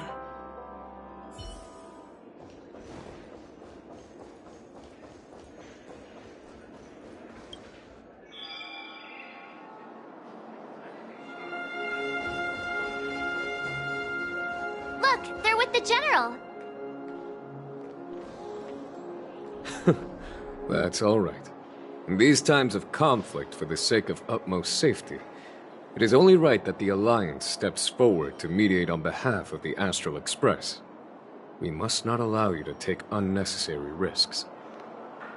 Furthermore, despite the IPC's eagerness for success, it prioritizes peace above all.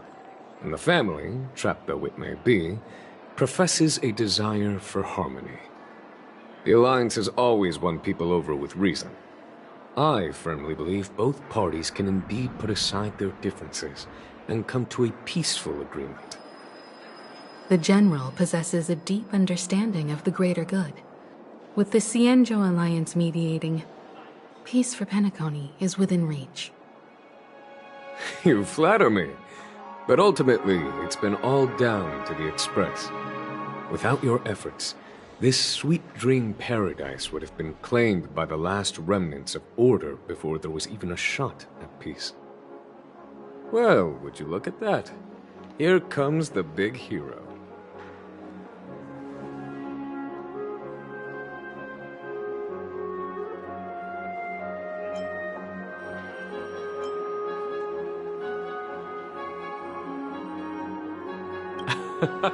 If it isn't the galactic baseballer, a hero with unparalleled insight. Are you okay? I heard you couldn't wake up. Are you feeling unwell? Don't worry, Mr. Yang. There's nothing wrong with her. She practically burned through a lifetime's worth of jokes on the way here. What about you, Mr. Yang? I heard that even Miss Robin wasn't spared. And that guy locked you both up. It's a long story. But at least Mr. Sunday took it easy on us. He used an ability called tuning to connect our consciousnesses with his. In other words, he imprisoned us within his consciousness. Thanks to General Jing Yuan's destruction of the Harmonious Choir, we were able to escape. He used that tuning on us too. Does that mean that we were almost imprisoned as well? I can confidently say now, he was truly after a fair fight with us. Had he wanted, he could have easily taken us down, without so much as lifting a finger. Speaking of the Oak family head, where is he now? It's complicated, but in a nutshell, he's now the former Oak family head. The IPC has named him the key figure in the family's Penacony split, citing a threat to cosmic peace. He must represent the family and answer for the unrest caused. His trial is set to take place at Pier Point. The family quickly labeled him and the remnants of the Order as enemies, declaring the turmoil an internal rebellion. This move effectively barred the IPC from intervening in family affairs on both moral and rational grounds. Everyone really has their own agenda, after all. Then, what's going to happen to Miss Robin? She and Sunday won't be able to deny their involvement in the Charmony Festival. They're siblings, after all. Why the sigh, General? I can only say that this incident is an unexpected mess for the girl. The Alliance will try to persuade the family to consider this matter carefully during mediation. It's time, everyone. The IPC's key members and I have agreed to consult one another before the upcoming negotiation. Do any of you wish to sit in? Given the General's invitation and the matter's significance to the universe, the crew will naturally accept. However, if the IPC has any reservations... Why, of course you're welcome. They've mentioned that your team is a trusted ally of the IPC in Penacony, so there's no reason not to welcome you. Besides, if there can be reliable observers from the Astral Express present, discussions will go more smoothly. So, what do you all think? Well then, we shall oblige. I'm kind of allergic to those types of situations. I think I'll just head back to my room and start packing. Not to worry. Himiko and I will take care of things. I'm afraid I'll also have to return to the Express first. The conductor is worried about us. It's best I go and explain the situation. Thank you. What about you, Will you join Welt and me? Or have you got other plans?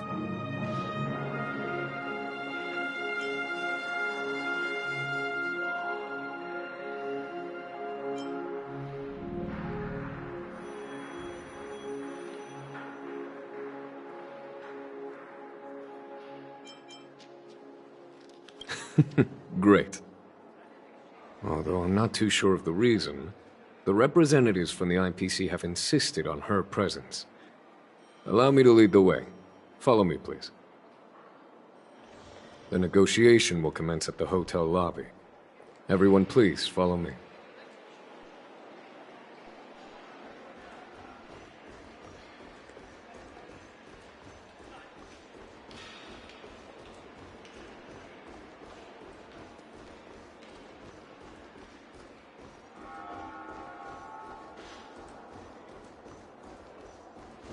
Quit giving me the stink eye!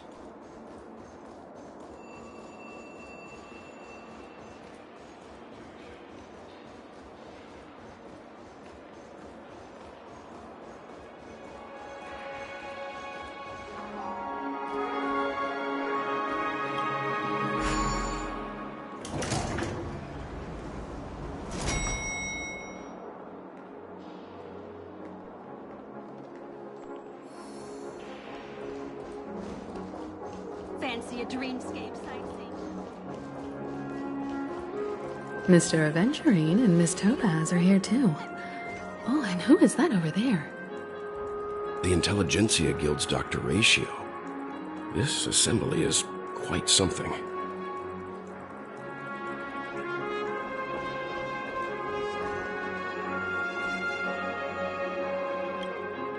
It's been a while, my Astral Express friends. I would also extend my sincere thanks to you, General of the Lawfu. The presence of everyone here assures that the talks will likely reach a conclusion that satisfies all sides. Oh. Looks like everyone has come with expectations. Care to share? Of course. Topaz, if you please. Sure, leave it to me. In summary, it's good news. After much deliberation from the Strategic Investment Department's Council, the absolute majority of members have agreed to the following resolutions. In light of long-term considerations for interastral peace, and by authority of Pierpoint HQ, the Strategic Investment Department, on behalf of the Interastral Peace Corporation, will permanently relinquish its claim on Penacony sovereignty and offer unconditional support of the family's rebuilding efforts on Penacony. Now that's something.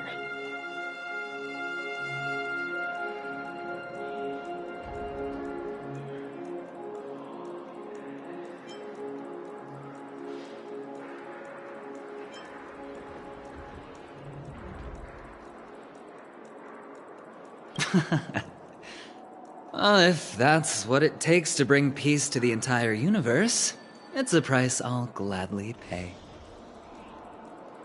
Has the IPC finished sharing all its thoughts? Then it's our turn. The Guild, much like the Genius Society, has taken a keen interest in the recent calamity in Penacony. Ultimately, both parties have agreed to a comprehensive collaboration, offering technical support for the reconstruction of Penacony. The floor is yours for the finer points, Mr. Screwlum. Enlighten us, please. Organic life's unrelenting search to understand the realm of inner spirituality is something I both admire and envy. Inorganic life has no mechanism to evoke dreams. But when my mechanical impulses are activated, my inspiration circuits will start to operate, and I will enter a state defined as imagination. Every time, within the realm of imagination, there emerges a fire from the shadows. It is warm, bright. I frequently ponder this flame might represent the essence of intelligence. A cluster of inspiration ignited by high temperatures. The future direction of the universe may well lie within it. Alas, they are nothing but projections of my thought system to me. Desired, but unattainable. But after learning of Penacony's accomplishments, I have come to realize that the flame is not beyond my grasp. After deliberations with my partners, we have decided to defer the progress of the Simulated Universe project. and instead assist the Intelligentsia Guild as technological consultants in the research of the Dreamscape and Memory Zone, so that these assets may be better used to serve humanity. Not only that, we've also established contact with the Garden of Recollection through the IPC, and they've pledged their support for our research endeavors. I'm truly happy for the Dream Chasers on Penacony. The cosmos' brightest and, let's admit, dimmer intellects are now at their service.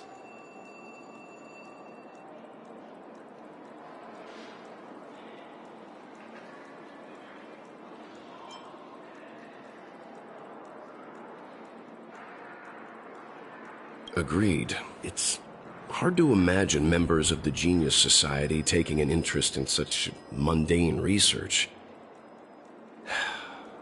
Never mind. At the end of the day, this is a positive outcome. No wonder everyone insisted that she be there. It heartens me to learn that everyone is willing to put aside their differences for Penacony's plight. I trust that everyone will surely reach consensus in the upcoming negotiations. Looks like Penacony's future is decided. I'm wondering, is there anything else the crew is concerned about? Peace is our greatest wish. Beyond that, we desire nothing else. Well, that's good. Now that everyone's minds are at ease, I shall take my leave. You may now depart with peace of mind. The Alliance will deal with all subsequent procedures. If that's the case, it appears that we have nothing else to worry about on Penacony. Looks like it's time for us to embark on a new voyage. Sounds good to me. You two head back to the Express first. I'll pick up March and deal with the checkout procedure. Oh, also, Miss Black Swan, you have a matter to discuss with me, yes? Nothing escapes your attention, Miss Navigator. You've been with us this whole time, huh? In any case, she and I will be waiting for you and March on the Express. Let's go. Our time on Penacony has come to a fruitful end. Penacony's journey ends here. I guess it was pretty fruitful. This is all due to your heroic deeds in Penacony. Everyone's been moved by your integrity and selflessness.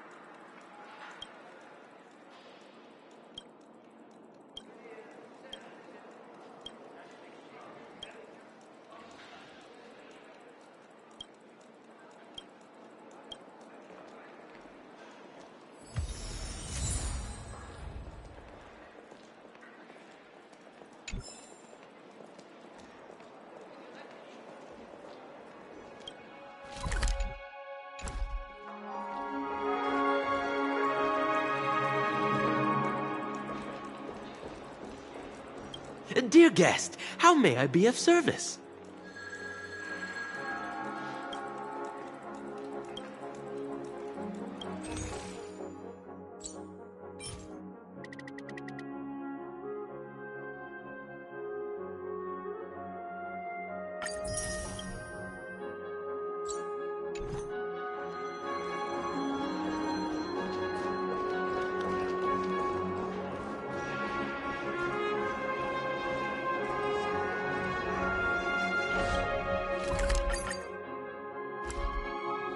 The navigation meeting is about to start.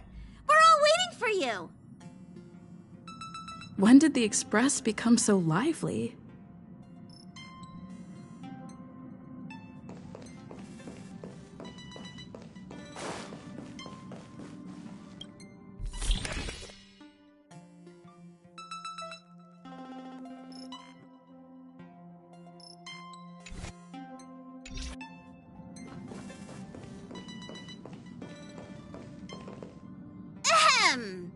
Looks like everyone's present.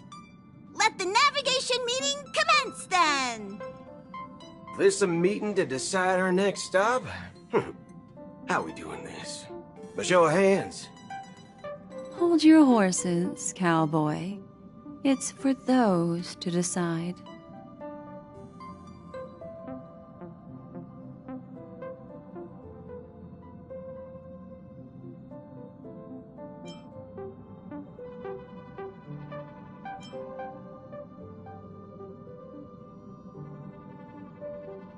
Allow me to explain.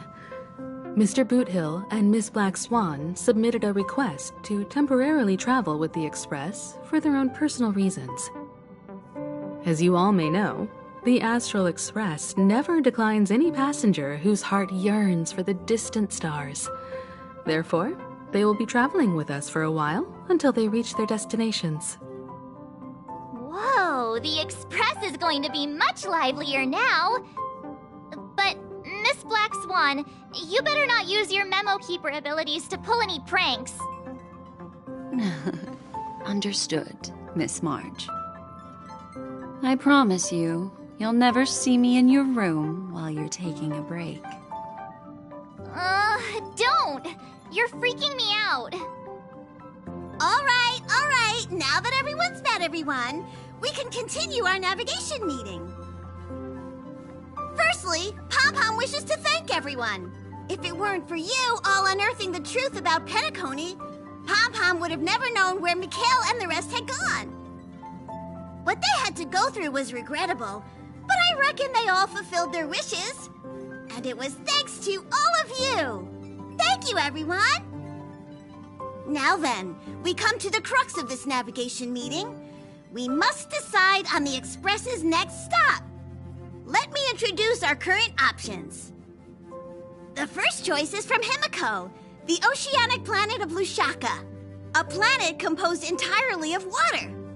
Many aquatic races reside there. Of course, it's also the home planet of the venerable, nameless Mikhail. The second choice is the agate world Melustanen, suggested by Welt. It's famed as one of the initial sites of the Stellaron disaster, and the place where the beauty Idrilla ascended. Today, it's celebrated as a planet of undying allure. The third choice is Edostar, a planet nestled within a vast ion storm region, currently under assault by the Antimatter Legion. However, the distress signals from there have recently ceased, prompting the IPC's wish for us to check in on the situation. The last choice, courtesy of Black Swan, is the glass belt Petravia, a massive belt of asteroids that was turned to glass by the Lord Ravager Zephyro. These days, it's apparently known to house one of the branches of the Morning Actors Troupe. Ooh, so many options. I'm seeing stars already. Next up, everyone will select the destination that they wish to visit, and then we'll put it to a vote.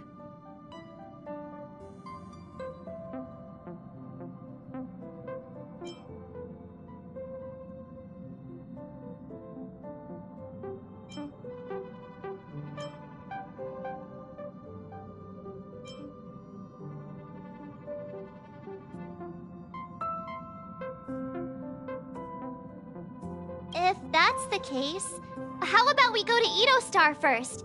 If that planet really is in danger, then we should go help them out. March is right. Though the fact that the distress signals have ceased means we're probably too late. But I still think we should investigate the situation there. You and Dan Heng make good points. I'll throw in a vote for Edostar too. If that's the general sentiment, then we should indeed investigate. I vote for Edostar too. 4 votes for Edostar. 1 vote abstained. Looks like we have a winner. Next stop, Edostar. Then this navigation meeting is adjourned. I'll go check the warp jump coordinates. Everyone can catch up on some rest in the meantime. When it's time to make the jump, Pom-Pom will make an announcement. There's still some time before the jump. What should I do? how about a chat? Over here.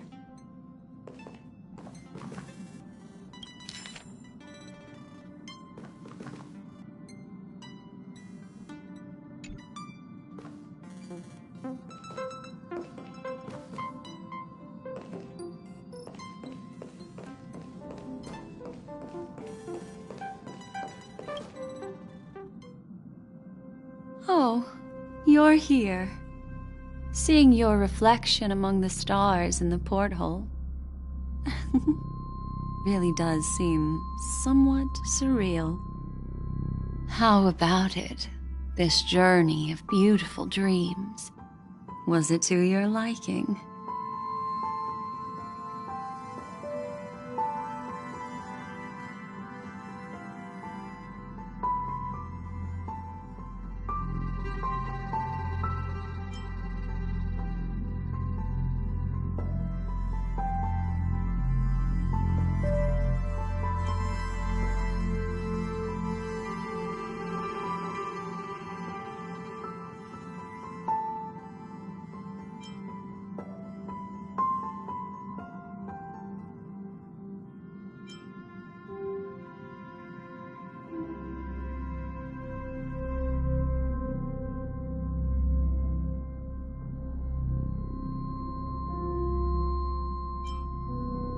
Ah, such an intense emotion. Makes you break out in a sweat, but you just can't get enough. So, how about you hand that small parting gift back to me? I'm quite eager to have it back.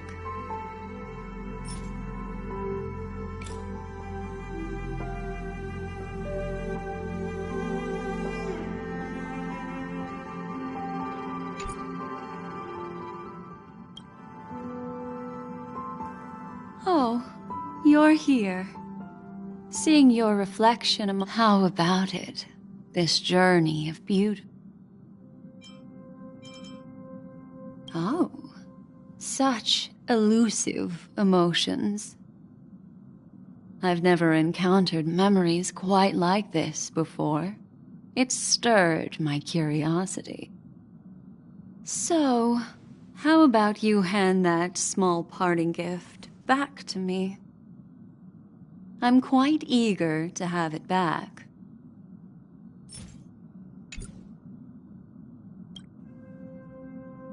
Oh, how about it?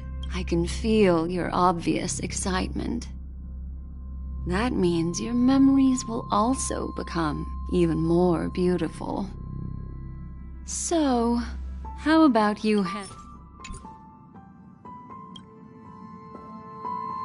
Oh, how about it? That tinge of regret I sense. These are the kinds of lasting memories I cherish. So, how about you hand that small... Oh, how about it? There's a rich scent of curiosity here. Such memories can be irresistibly captivating. So, how about you hand that small parting gift back to me? I'm quite eager to have it back.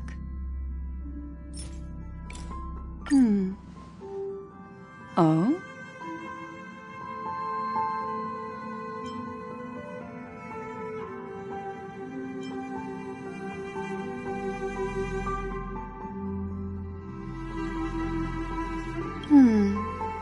Never mind.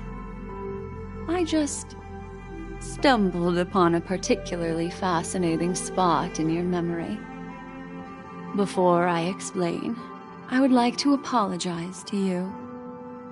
This farewell gift I gave you isn't really a compass from the memory zone, but merely an empty light cone. Remember when we entered the hotel in the dreamscape for the first time, and I procured a few trinkets from your companions? Their functions are similar. This way, I can always be attuned to your location, ready to assist immediately if you encounter any threats. But this is not its most intrinsic function.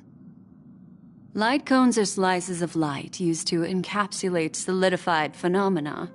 This empty light cone is the same.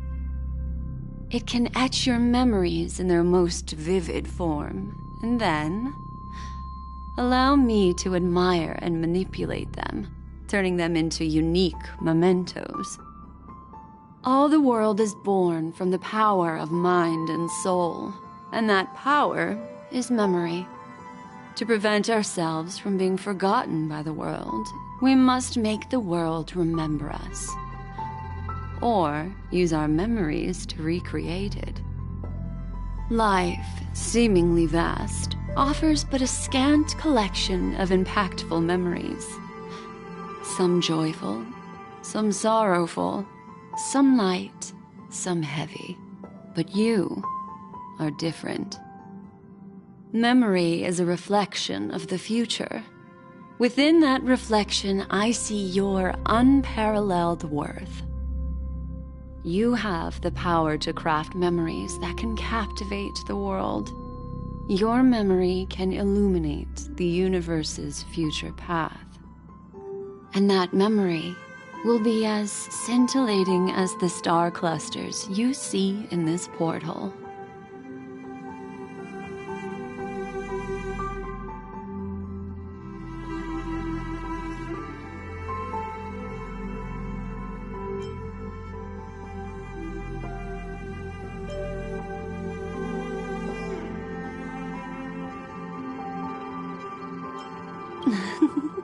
How adorable.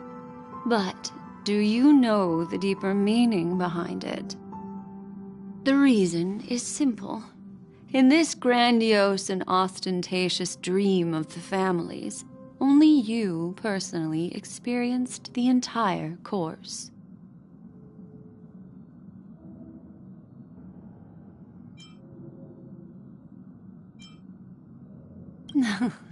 Patience, my friend. I will reveal the answer to you, but that time is not now. Turn around and take a look at your friends. Every one of them is reveling at the arrival of their next destination, all filled with hopes and expectations of their own present and future. Revealing everything at this moment would be a bit of a buzzkill, wouldn't it? I'm looking for an opportune time, a time when you're totally at ease. Perhaps when the night grows hazy and you're about to drift off would be the most opportune. How about one fine night? I will prepare the candles, aromatics, and even a cushy couch to create a cozy dreamland for you. And then I will tell you the answer in the form of a little bedtime story to lull you to sleep. Hi! Hello! Attention all passengers!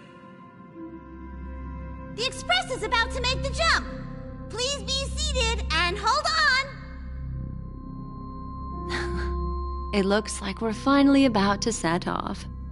There are countless gleaming memories out there waiting for us. Why don't we just leave it at that for now? Ah, that's right. As a small token of compensation for playing that little trick on you with the empty light cone, I will gift you with some words. They hold great significance to me. Life is akin to a winding labyrinth where memories serve as our sole companions. You'll remember these words dearly, won't you? In the year 2158 of the Amber Era, the first year of the new epoch, the universe resumed its intended trajectory. The kindling of conspiracy smoldered in Penacony, the land of the dreams. Failing to erupt into a blaze, it instead flickered briefly on Klapoth's anvil, before vanishing in the blink of an eye. The dead, and those fated to die, remain in their eternal slumber, while the living find solace in deep sleep. All clamored in a cacophony of silence, and then went about their own ways. The cosmos emanated a vitality characteristic of a new era, all for the modest price of a brother and sister's mild grief. Babies are born as stars extinguish. The silver rail unfolds. The story of the Astral Express comes to a close, yet it also embarks anew. Time marches forward, heralding the arrival of a new chapter in the history of trailblazing expeditions.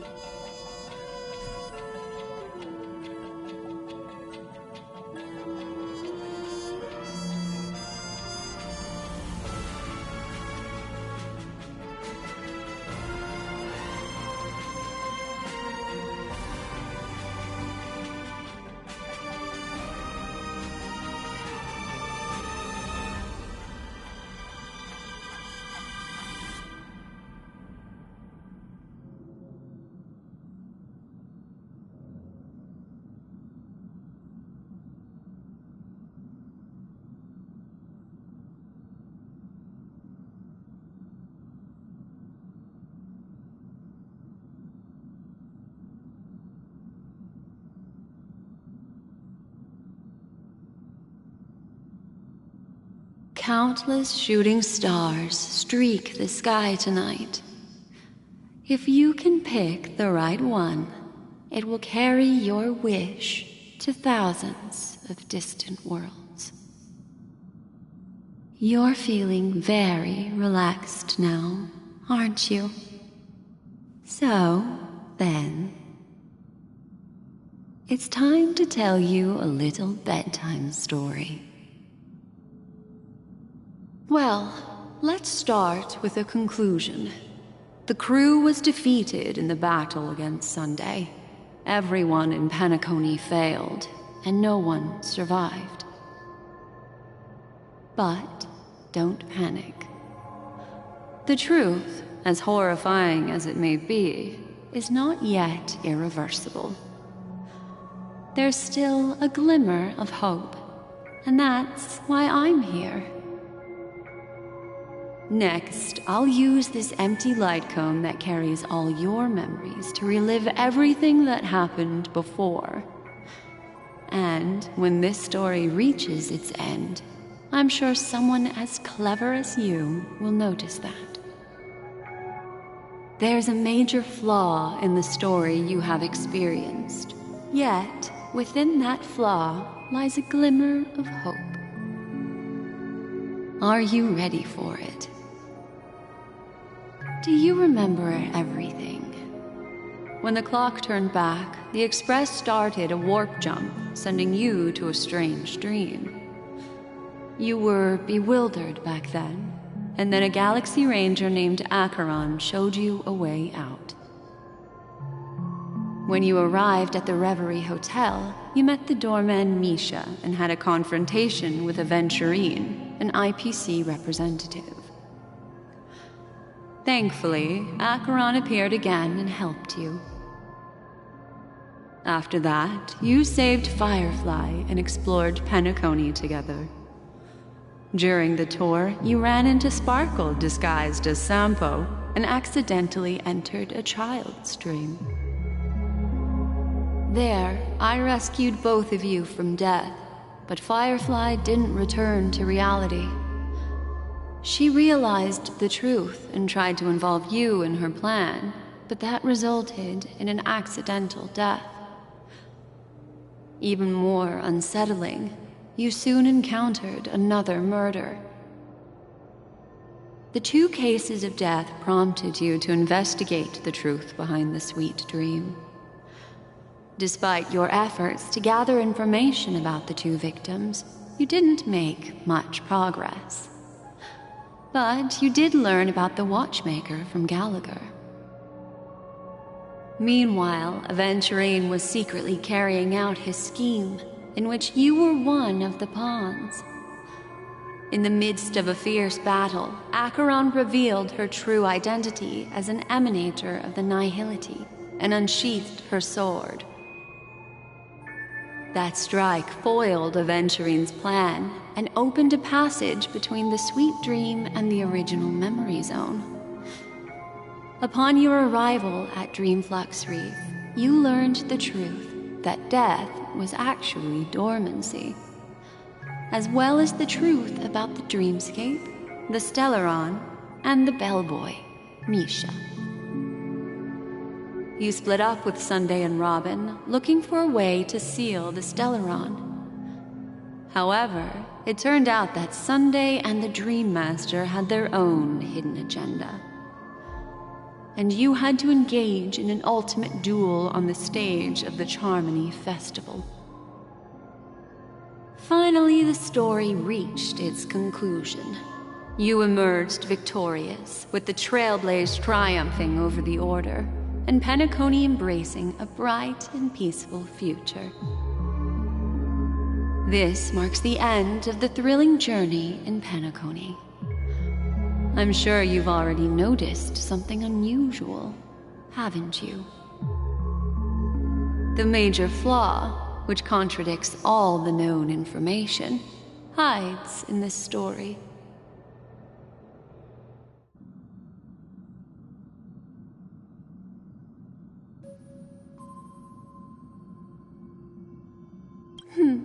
Little Misha. Or should I call him the Watchmaker? He's only a segment of memory in a dream bubble, but his ambition for the Trailblaze led him to leave the bubble and embark on a grand adventure in Penacony. While Misha is a rather special Memory Zone meme, and he was granted power by the Trailblaze, there's still one thing that he shouldn't be able to do. A life born in the Memory Zone could never manifest in reality. So, why did he appear in the Reverie Hotel in reality?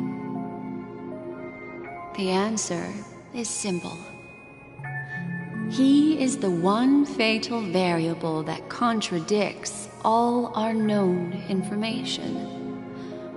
This means that you, who wholeheartedly believe in this memory, are still trapped in the dreamscape at this very moment. Wake up, sleepyhead. Break free from this eternal dream and return to the real world. We'll find our answers there. The train is about to make the jump. 5, 4, 3, 2.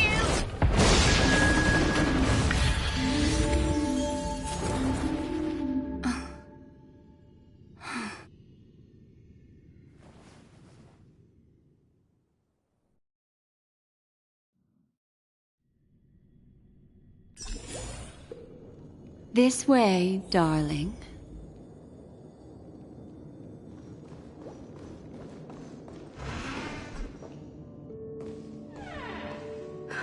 Not another one. Thank you so much, Black Swan.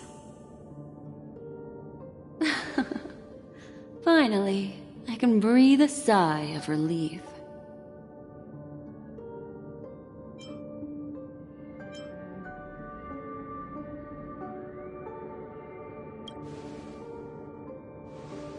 I understand you must be confused, and will do our best to shed light on the situation.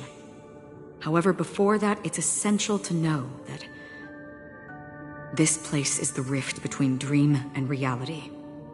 A place reserved only for those who have awakened from Enna's dream. Do you remember Sunday's ambitious plan? He intended to harness the power of the Stellaron the collective will of over 100,000 Oak family members, and the desires of everyone in Penacony to usurp the Harmony and restore the Order. Unfortunately, it didn't stop there. From the early days of our journey into Asdana, we were already affected by the Stellaron.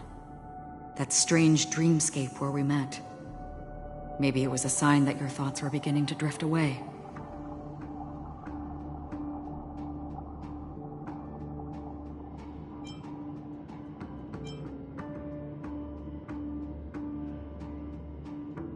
I don't think the goal of the Order was to put everyone into a deep sleep. Quite the contrary. They used the Stellaron to catalyze the leakage of Asdana's Memoria into the material world, allowing the dreamscape to blend with reality. And that included a lot of Memoria from the Beyond the Sky Choir. As time came and went, the dreams eventually became indistinguishable from reality, and reality became an illusion. People think they are awake, but their spirits have long since stepped into the Temple of Order. This is what makes Enna's dream so powerful. In this paradise governed by the Order, everyone indulges in their delightful dreams and lives happily ever after. I believe what you experienced in the sweet dream, except for that flaw, was real. Only in this way could you reach the destination, lifting the crisis in Penacony and embarking on your next trailblazing expedition. If it wasn't for Acheron's plan, we might have been trapped in this dream forever. Fortunately, while the path of the Order governs all things, it can't affect the Nihility. I came to realize this when the Dream Master tried to expel me at any cost. This is also why you felt a sense of peculiarity when traveling with her. Well, I'm not as fortunate as she is. Even if I'm a memo keeper, I was still influenced by the power of the Order and fell into hallucinations. However, thanks to your memories, now we still have a chance to turn the tide. For mortals, even if they possess the great power of a path, they can't create a flawless world like gods do. That's why there was a flaw in your dream. In other words, once you have realized the world is not real, you'll have a chance to break free from the dream. The flaw in your dream lies within Misha, who could have never appeared in reality. When I turned the pages of your memories, I realized that I was in an illusion too.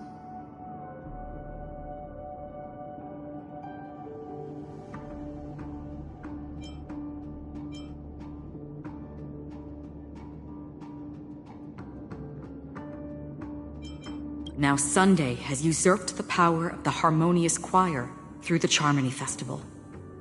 Asdana has thus fallen into Enna's dream, transforming everyone equally into the notes of the Aeon. Failure doesn't mean weakness. Only the strong can gather the will to resist the Order and try to break free. We still have a chance, though. To make it happen, please, Black Swan, guide us to those with a strong will. All right, please come with me. These people are... They're the ones who accept Enna's dream and indulge in their happy illusions. We have no means to wake them up now. Not even your clockwork will do the trick. However, there are still other things we can do. Let's keep going.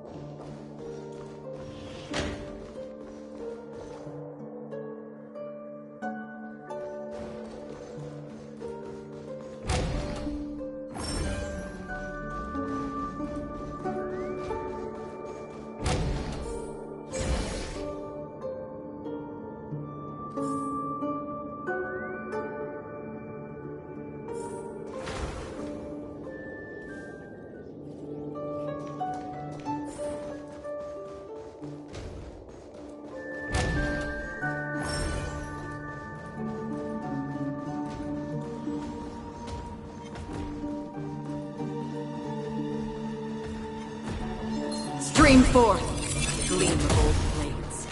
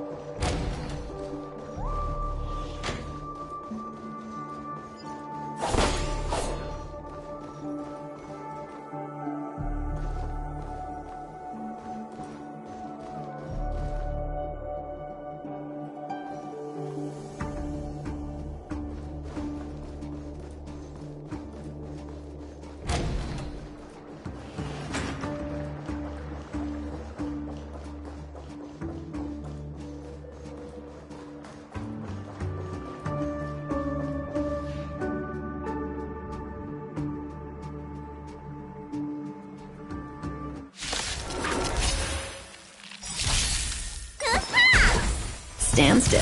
On the still waters of oblivion, Ill tidings manifest. I weep for the departed. It too shall fall.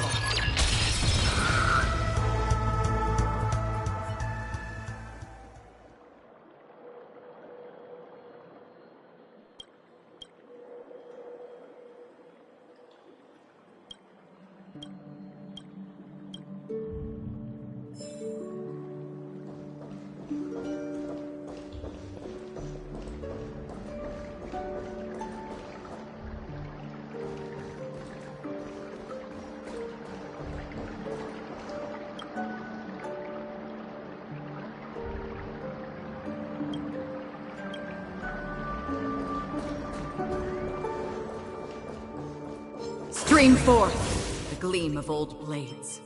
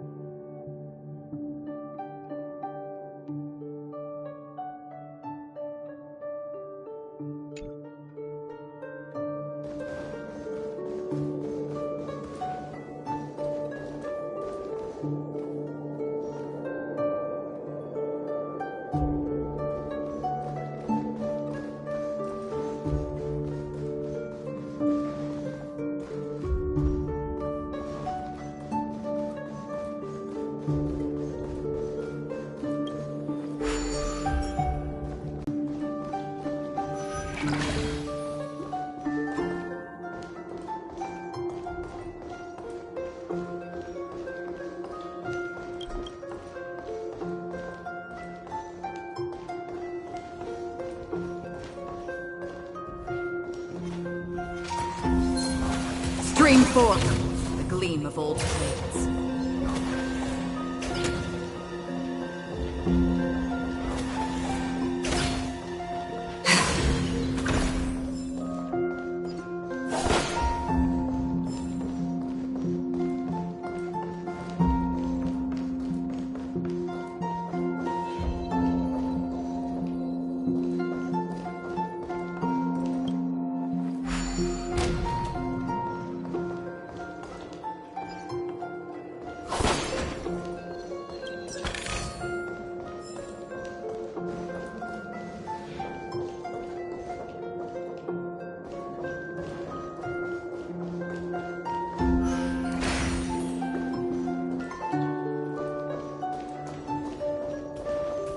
Stream 4. The gleam of old flames.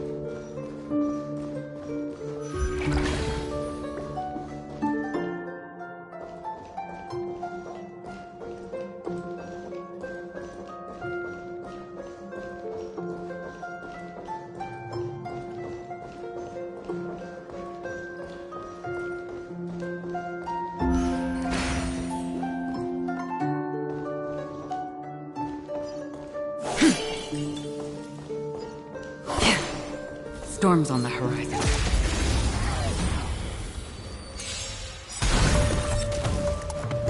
Again? You're over here! Stand still. On the still waters of oblivion. I weep for the departed. It too shall fall.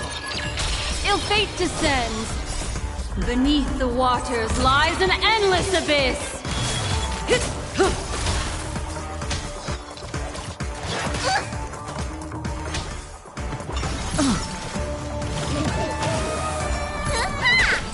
Relax. Destined for oblivion.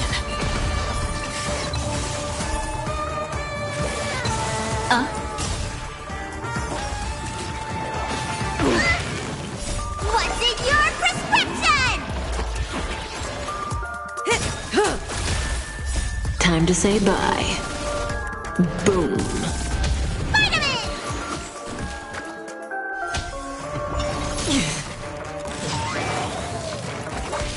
Stand still. I weep for the departed. It too shall fall.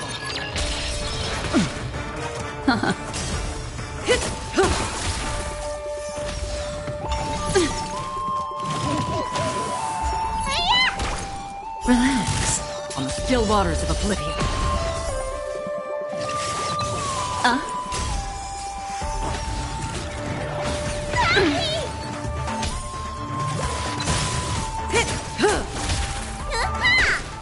Stand still.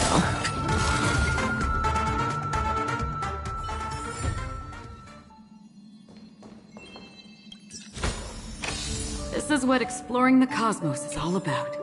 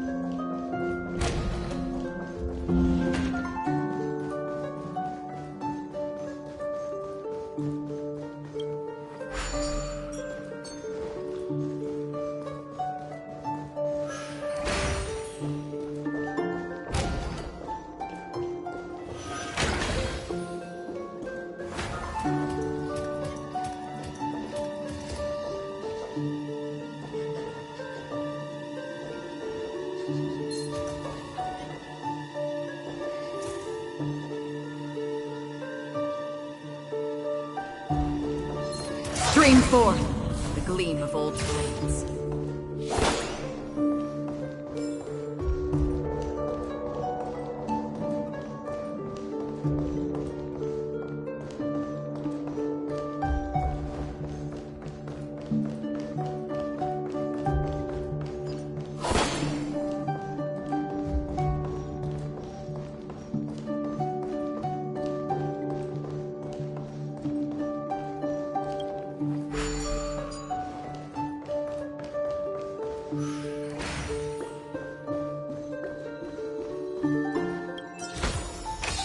This is what exploring the cosmos is all about.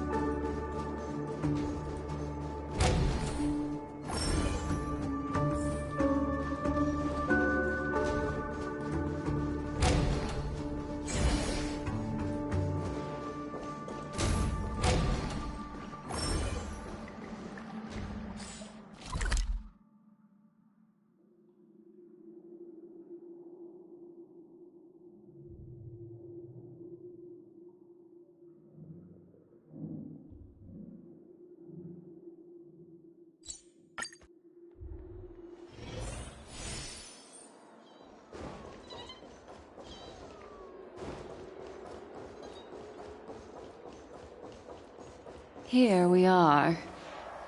It's... Robin?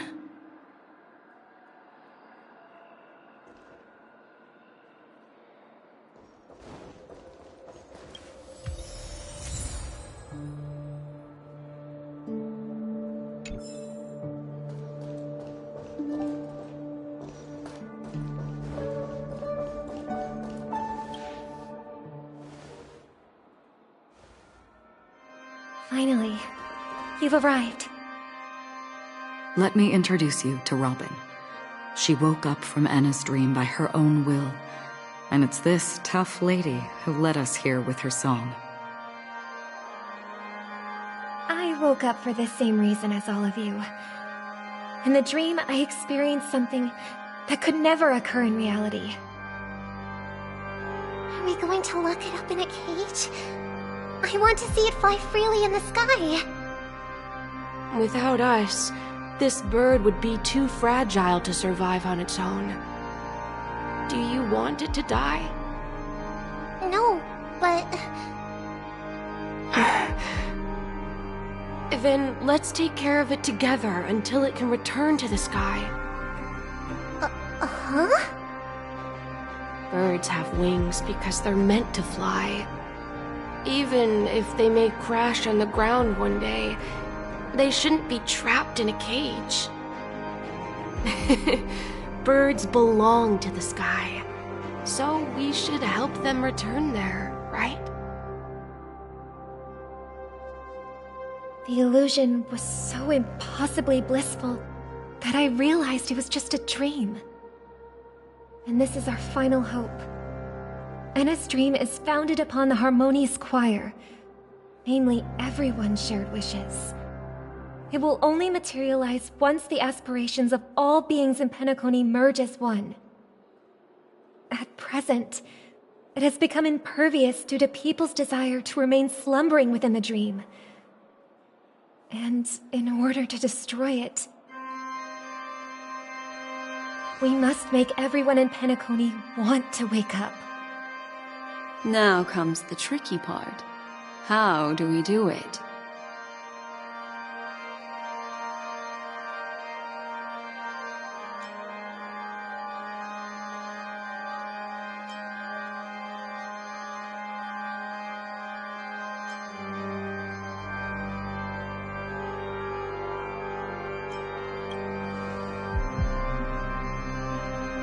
Humans yearning for sweet illusions borders on obsession, leading them to subconsciously resist the harsh reality. Therefore, I carefully selected a moment where she was completely unguarded, guiding her to uncover the truth herself to make her regain her consciousness. However, to wake up everyone in Penacony and get them to share the same determination, that would be nearly impossible. Indeed. I'm afraid it's almost as difficult as resurrecting an Eon. But we can't just stay here and do nothing.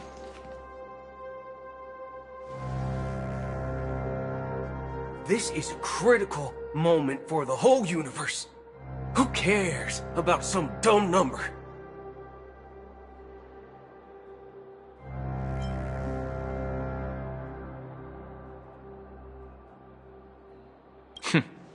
Thanks to Black Swan. You're welcome. And thanks to the Memo Keepers in Penacony, too. I believe your partners have also awakened from their dreams. This is the first step of our plan. With the assistance from the Garden of Recollection, those who possess a strong will, like you, will gradually awaken from the dream. These free wills are the discord that will sway Anna's dream. However, awakening a mere handful of individuals is insignificant compared to the vast number of people immersed in the dream. We must find other ways to awaken the free will of millions of people within a short period of time. If breaking through from the inside proves challenging, we can seek assistance from the outside. We've long been aware of a potential solution.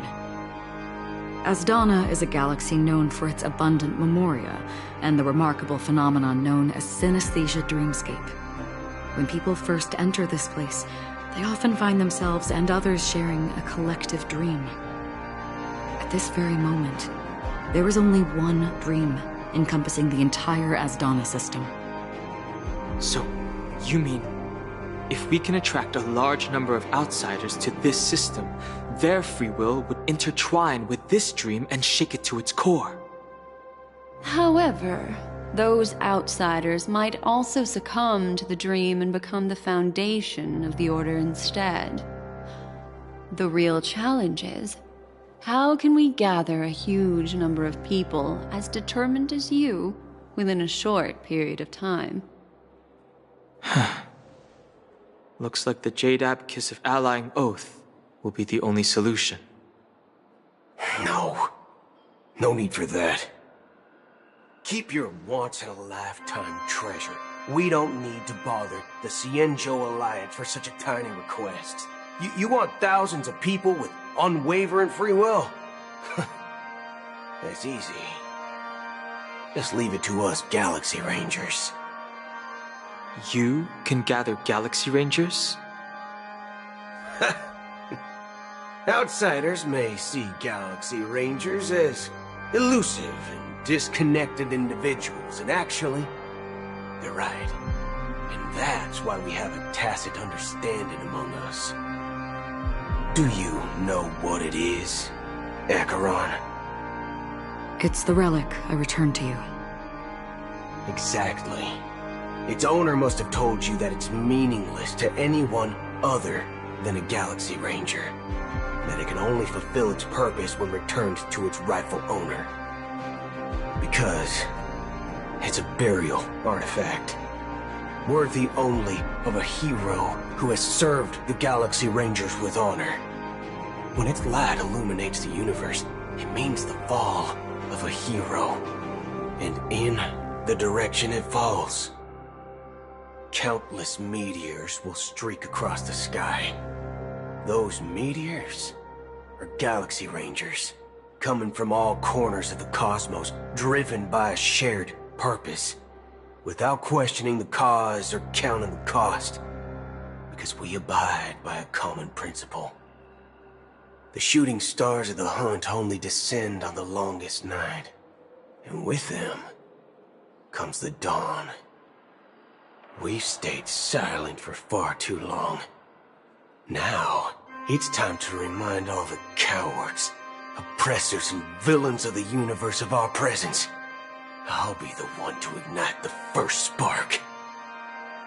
Once the dreamscape is swayed, I'll complete the second step. I'll fine-tune the slumbering souls with the Song of the Harmony, interrupting them with the discord of Trailblaze, and guiding them towards reality. It's true that some people are born strong, and others are born weak. If the Trailblaze is the target of heroes, then the Harmony will guarantee that the strong help the weak. Only the people of Penacony themselves can be the saviors of their homeland.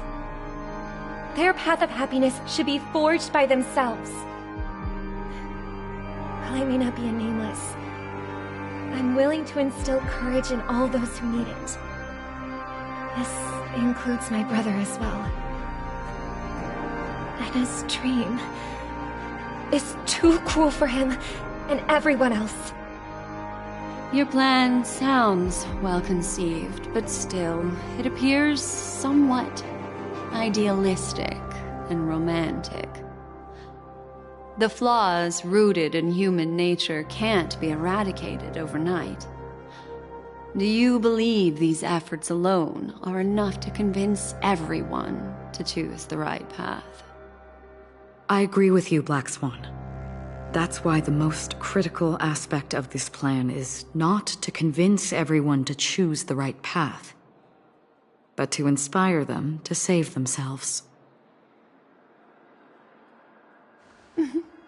So, you're the key in the end, I assume? The Harmonious Choir possesses the power of an emanator. To overcome it, you'll need the same level of power. The final step in destroying the sweet dream will be my responsibility. That's a relief to hear.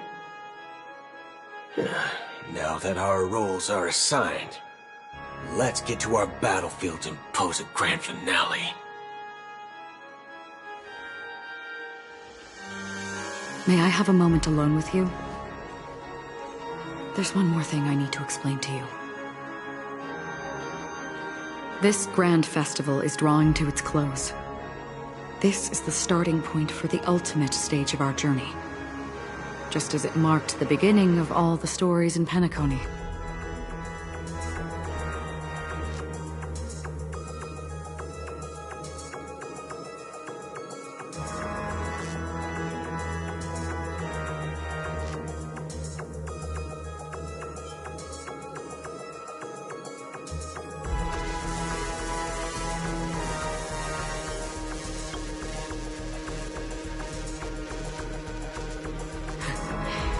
Only by reflecting on our steps can we remember the path we should be walking on, and the companions who have walked alongside us. There's something you should know. We were able to locate you within this boundless dream and find the key to breaking free from the dream, all because of one person's unwavering dedication. Firefly. She awakened from the dream ahead of others, discovered the Express amidst the stars, and brought us valuable information about the remnants of the Order. She may have been aided by the script, and it came at a cost. As you know, Firefly is a stowaway who entered the dreamscape in a different way from ours. Without the dream pool in the hotel or assistance from the family, she can only awaken from this dream in one way: a real death. We mustn't fail her determination. I'm not implying that we must win this fight no matter what, but our resolve should match that of that courageous lady. Are you ready?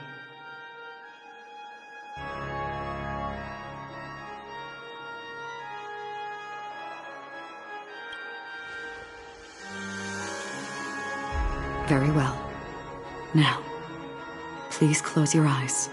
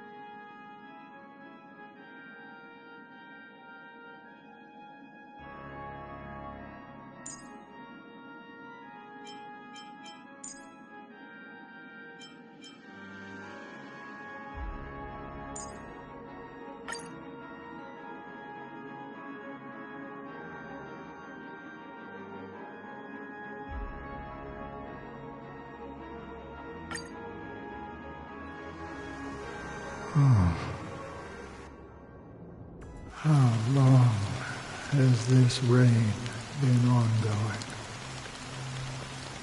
If I remember correctly, it has lasted for decades, or even centuries.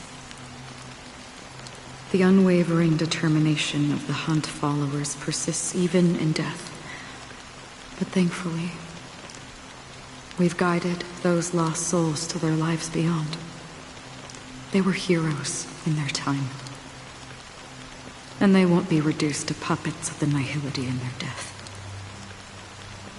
You see, the shadows on the sea have vanished. Do you remember? He once said that the sky would clear when the regrets of the departed had faded away. But it's still raining. I know. So, why is all this? Why did this rain choose me? Because someone's regrets haven't been fulfilled, perhaps. Mortals who walk the paths are like sailors on a vast ocean, leaving behind a trail that creates countless ripples of possibilities. These ripples last longer than the fleeting lifetimes of humans. And for some, their presence leaves such a strong mark that it's reflected in the waves. Sin-thirsters, the obsessions of the Pathstriders. They emerge from the depths of Ix, seeing themselves as masters of their own destiny, unknowingly repeating the actions of their past lives. They emerge from the nihility and head toward it, leading purposeless lives. However, these hollow phantoms, they have journeyed with me for such a long time. Oh. So this is how it is.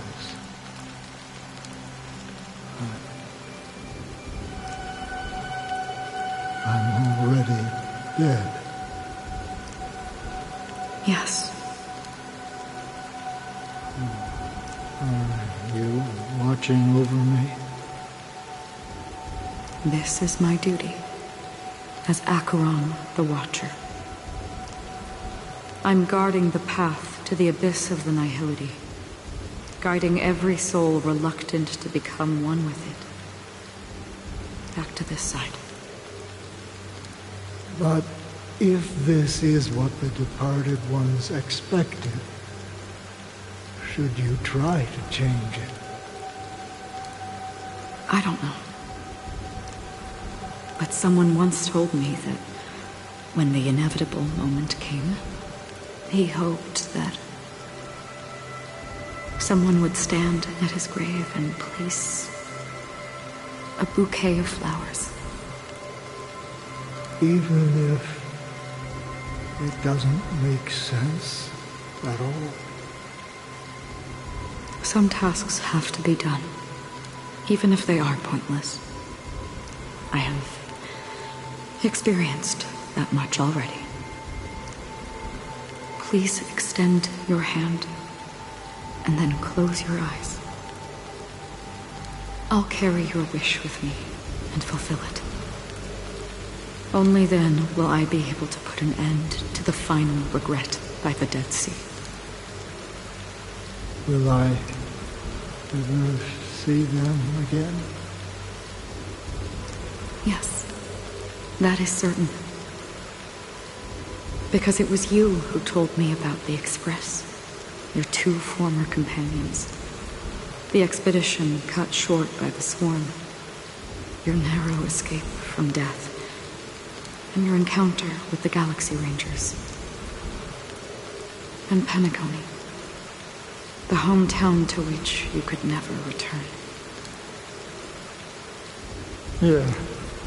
For countless times, I got rejected by the family and had to pass it by. But I knew that my companion was still there. Alone. Mikhail, are you still there? Take my hand and come with me. We will leave this place. You'll embark on a long, long journey, shrouded in darkness. But fear not, as a touch of red will be awaiting you at the end of the path. That's the color of existence. Follow it, and it'll guide you and illuminate the way out. By doing so, you'll eventually reunite in the warmth of the sunlight. Thank you. May death be the end of your boundless dream, guiding you back to the waking world. Welcome to the horizon of existence. This place is one of the thousands of manifestations belonging to the sleeping and shapeless. And it's also an exit out of the nihility for the awake ones. Let's bid our final farewells here.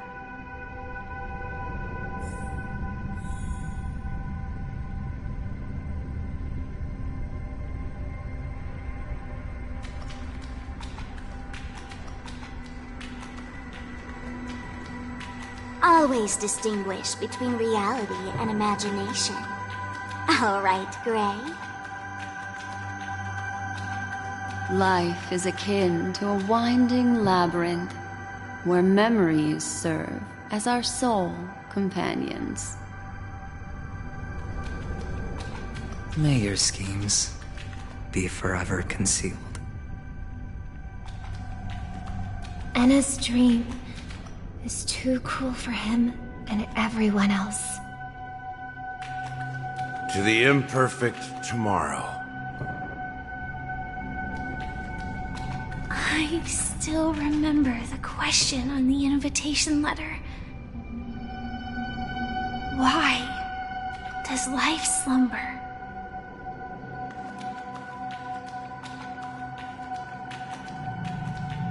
Why does life slumber?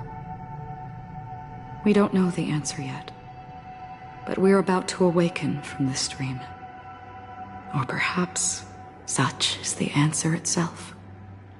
Leave this place, return to where you belong, and awaken Penacony from this dream.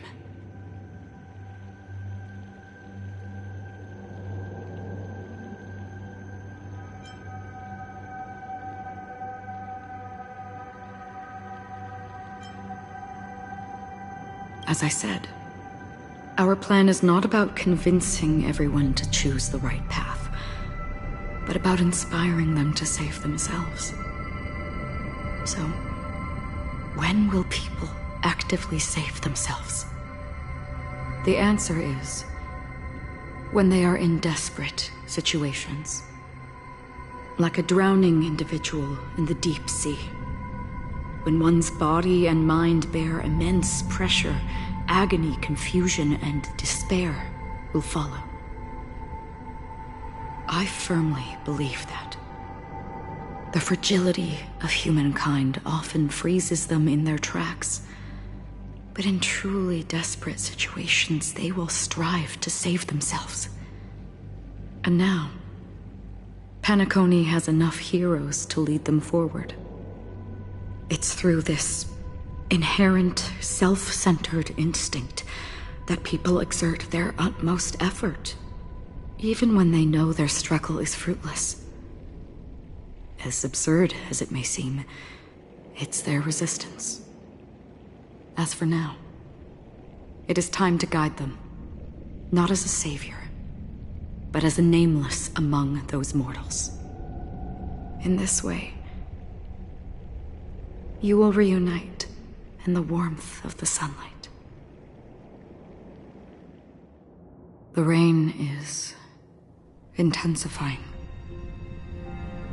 Before we part ways, please allow me to ask a few final questions. So far, you have forged unbreakable bonds with numerous individuals and entities in the Sweet Dream. Might I ask if you fear severing these bonds with your own hands?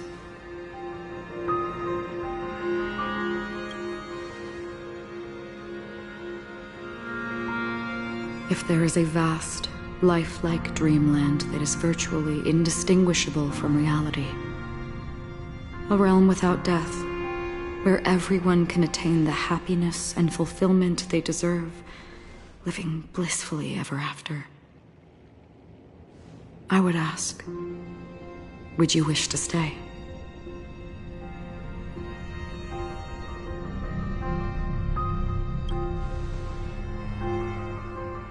Imagine if this splendid dream were fated to fall apart.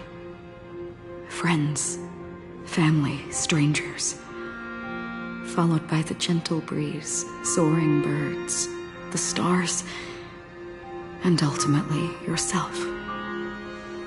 Everyone, and every face they remember. The joy and the heartaches, the vows sealed and those left hanging. All will inevitably march towards a predetermined ending. If you had grasped the journey's finale right from its inception, I would ask, would you still embark on this journey?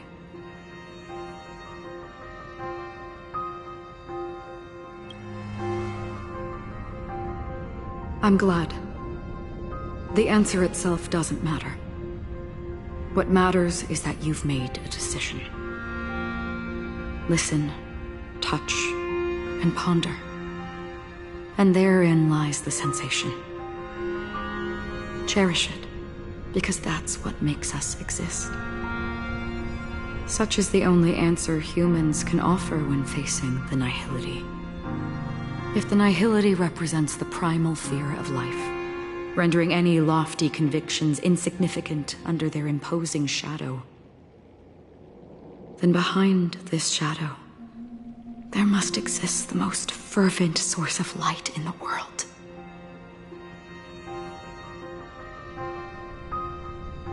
Just as every life that edges closer to death fervently approaches the end of the nihility, we must pursue that primordial light. Now come to think that you exist in the nihility, and you watch over others to depart it. Such a task is absurd and meaningless. Nevertheless, someone had to do it. As for the meaning you mentioned, even if it's a meaningless task, I've come this far, haven't I? Even if the future you forge may not even belong to you. It may not belong to me, but it definitely belongs to someone. What hardships you must have experienced. In that case, allow me to do something meaningless too. Please, tell me your name.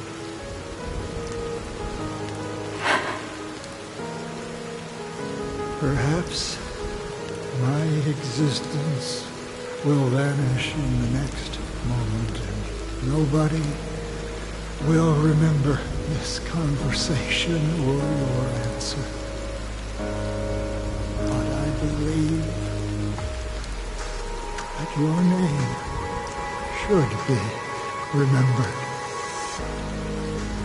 And this universe will remember it as well.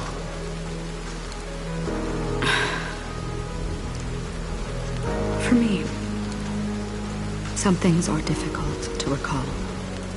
Yet there are others that I find challenging to forget. Such is memory, a creation of the past that blossoms into significance in the distant future.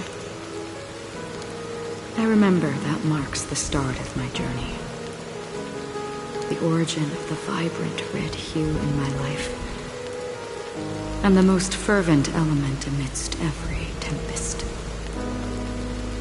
That's my name. Raiden Ozen Mori May.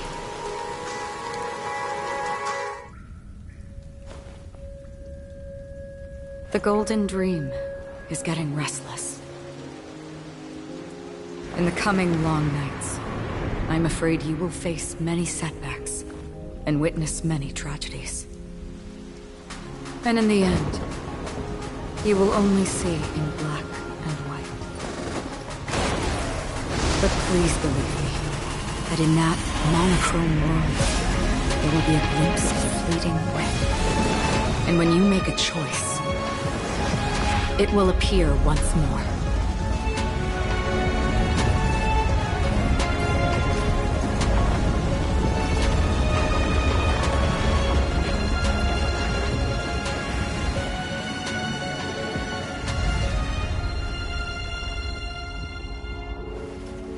What you must do is ponder its significance, then return to the waking world.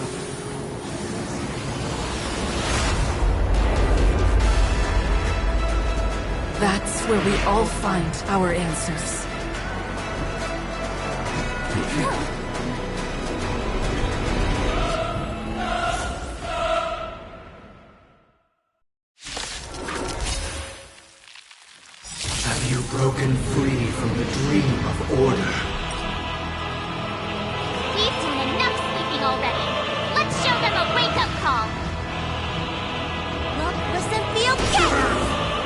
Relax.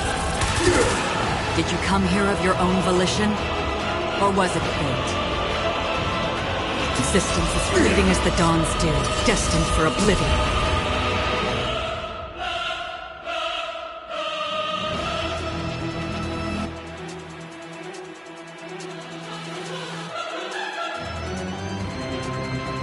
Good times never last. Time to say bye. Disorderly noise! Boom. Now noisy.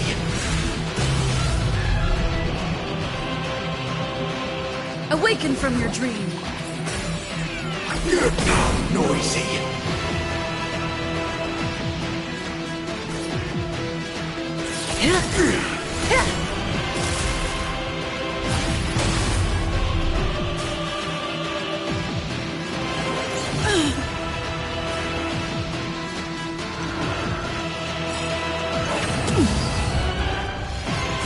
I weep for the departed.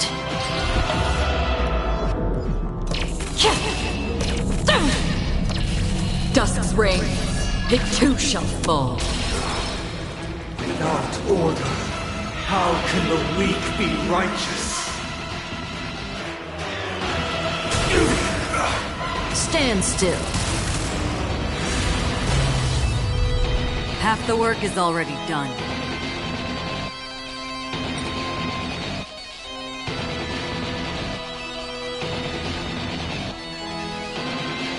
Destined for oblivion. Noise.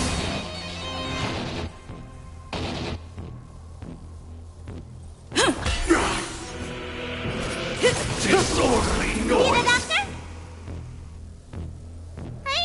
Disorderly noise. Another journey begins. On the still waters of oblivion. Noise.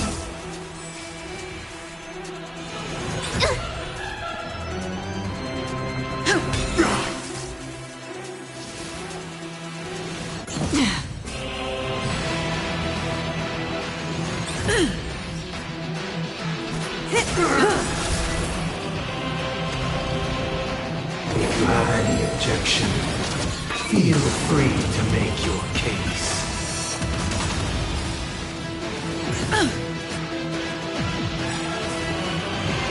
Didn't hurt. Let's play our own melody. Let the show begin. Good times. Time to say bye. Boom.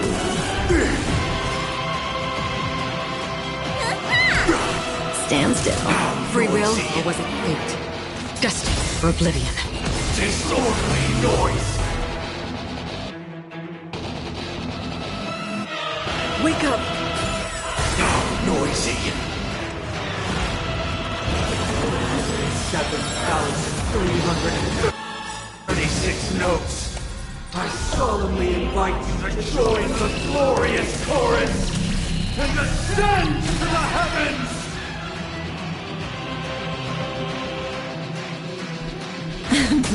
Let me tend your wounds. Relax. Still waters of oblivion. With wisdom comes protection. What's in your prescription? Thanks. You're too good to me. Listen up! See the doctor? Another journey begins.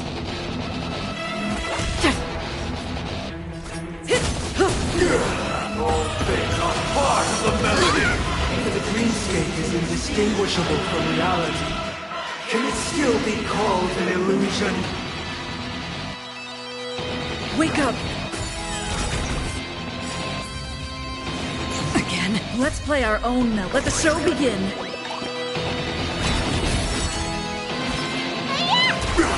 Stand still. Destined for oblivion.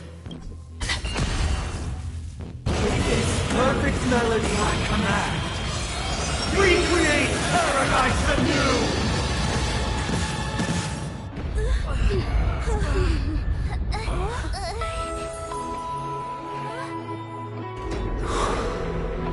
Music.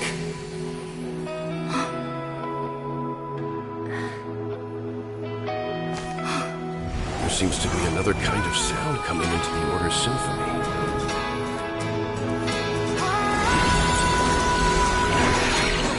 Penacony's first and last disharmony.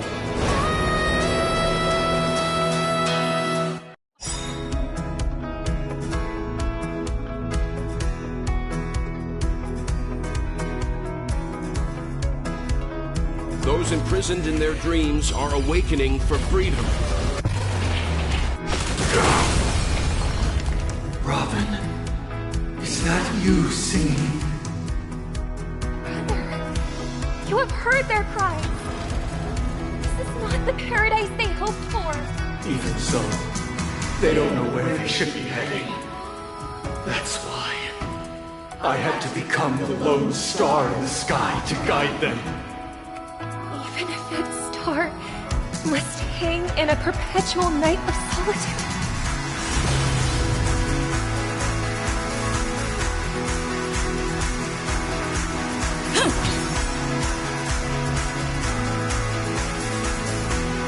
Let's play our own melody. Let the show begin.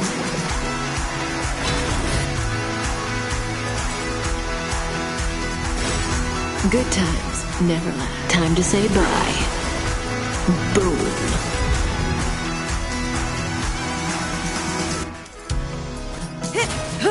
Disorderly noise! Let me tend your wound. Relax.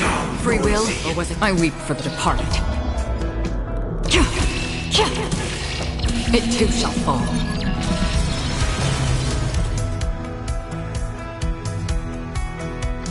Destined for oblivion.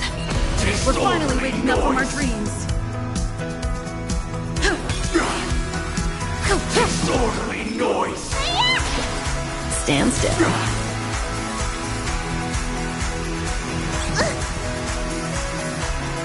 Still waters of oblivion.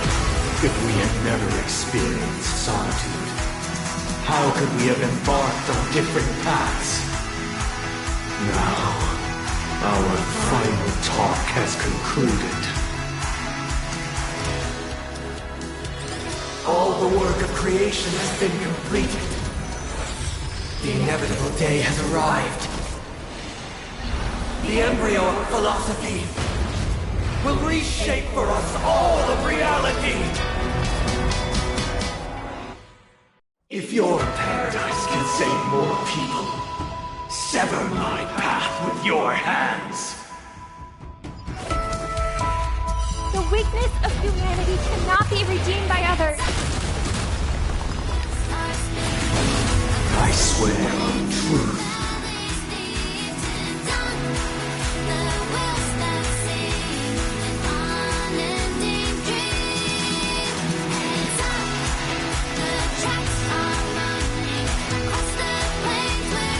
Stay alert. Don't let his tune distract you. May I honor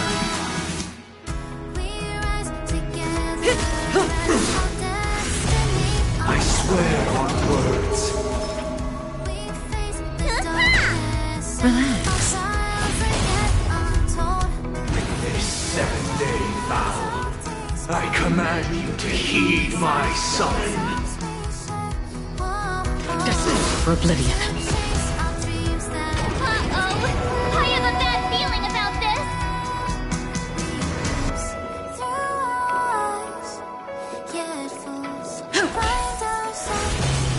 It was not you who created all things.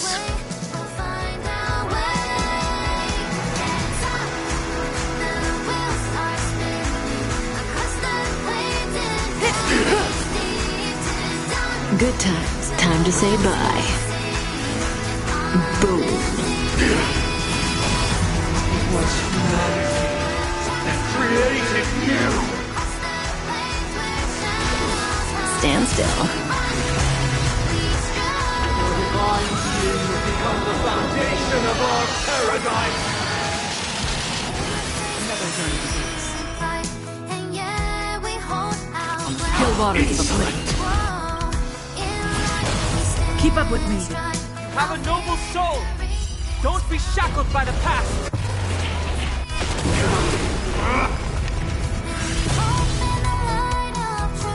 Wake up! You don't look so good.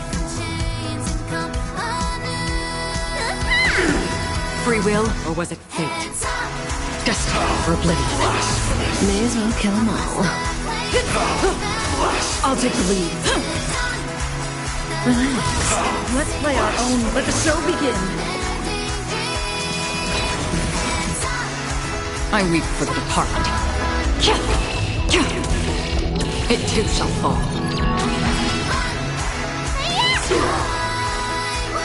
On still waters of oblivion.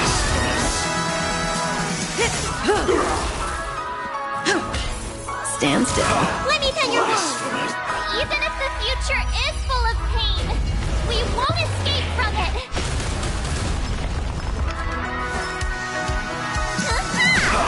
Another journey begins. Destiny for oblivion.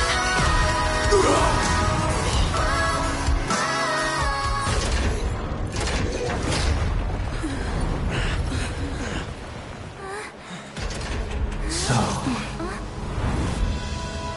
why does life slumber? Because someday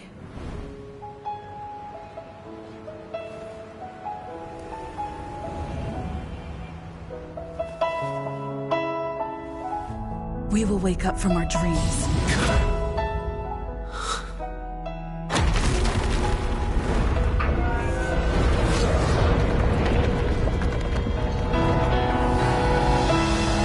The night is still too short.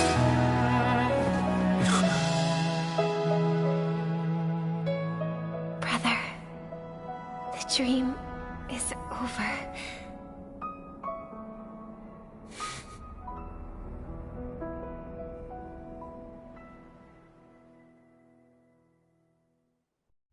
In the first year of the AE 2158, a fiery conspiracy erupted in the land of the dreams, but soon faded in chaos and destruction. Whispers carried the tale of those fateful 48 system hours, when a sun teetered on the precipice of collapse. A paradise stood on the brink of destruction, and a world was poised to surrender to its new master. Amidst it all, a body decayed, a pack of vultures gathered, and a brother and sister were doomed for eternal separation. And so, an eon succumbed to slumber once more. Some celebrated this fall, while others mourned. Among the insignificant witnesses, mere specks in the vast tapestry of the universe. It was said that this time, the Eon met their demise with dignity. As the cosmos bathed in the radiance of a pure dawn, a tempestuous storm brewed on the horizon. The chant of everything for the Amber Lord grew ever louder. Yet, no matter how one contemplates it, time inexorably swings Klapot's colossal hammer in eternal cycles. The tale of the Astral Express reaches both its conclusion and a new beginning. Time marches forward, heralding the arrival of a new chapter in the history of trailblazing expeditions. Brother, do you think the stars will fade away? Where did that come all of a sudden? Because the constellation that looks like a bird, the Torrent Eagles, looks a bit dim lately. It's the Torment Eagles. Don't worry, it's still there. It's just it's located in the inner ring of Penacony and can only be seen when spring and summer overlap. As for the question you asked, I think stars do die, just like people. But do you know, sister? No star actually belongs to the present. The light we see from them is from a long time ago. Even after the star has perished, their light will travel millions of light years, spanning countless years, to illuminate the night sky of another world. In our paradise, I believe there will be a star like that, shining with the same light. Its radiance will last forever, and its name will be happiness. No, not just one star. We should have 2 stars. Or maybe even more. Yeah, you're right. It's a deal. It's a deal, then. This is our promise, and nothing will sway our ideals. Yeah, you bet.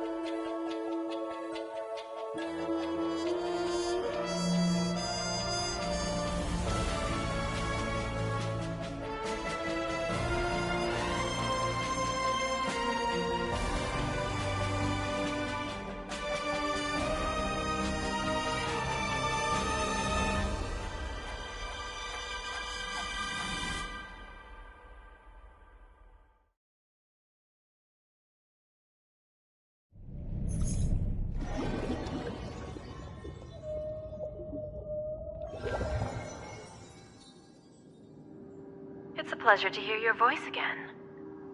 Congratulations. You've become the biggest winner of this festival. Are you calling just to poke fun at me? No. I'm just impressed. Not only did you venture alone into Penacony and discover the truth of Dreamflux Reef, but you also managed to escape with the help of that Knight of Beauty. Remember the recording you received from your Trailblaze friend? It's now the most valuable chip in this game. However, this came at a high cost. Losing a cornerstone is a hefty price to pay. Diamond just called a meeting to discuss what to do with you. Just as I expected. So is Diamond planning to demote me, or kick me out of the 10 Stonehearts? Why don't you take a wild guess? Well, alright. Then I'll guess. He's going to promote me to P46? Alright. What will you wager? Are we talking about a real bet here? I don't want to wager anything just to escape your clutches. But if it's just a friendly bet, I'll put on the line what I did when we first met. I'll bet my life, ma'am. Interesting. But since it's Diamond's call, no one can predict the outcome. I'm on my way to Penacony. Once everyone is settled, we'll return to Pier Point for the final showdown. Sounds like I'll be out of the action for a while. Finally, a chance to kick back and relax. Yeah. Leave everything to me and Topaz, child. Thanks to you, as soon as the Jade Stone was delivered to the family's compound, we finished up our preparations. The seeds we planted have taken root. Soon, it'll be time to reap the rewards. Huh?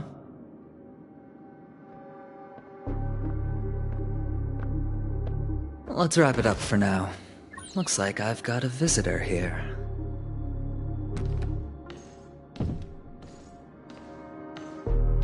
Oh, so many surprises today. Didn't expect a Galaxy Ranger and wanted criminal to show up here. One who managed to take out 2 IPC members under the noses of our fleet. Do you understand what that means? Screw wubba boo, I just put him to sleep. Don't try to intimidate me with that nonsense. Besides, I've taken down more IPC lackeys than the residual value you squeezed. And I don't mind adding a few more zeros to my wanted poster. I have a question for you. Be honest, or I don't mind putting a bullet into your head. Tell me, where is Oswaldo Snyder?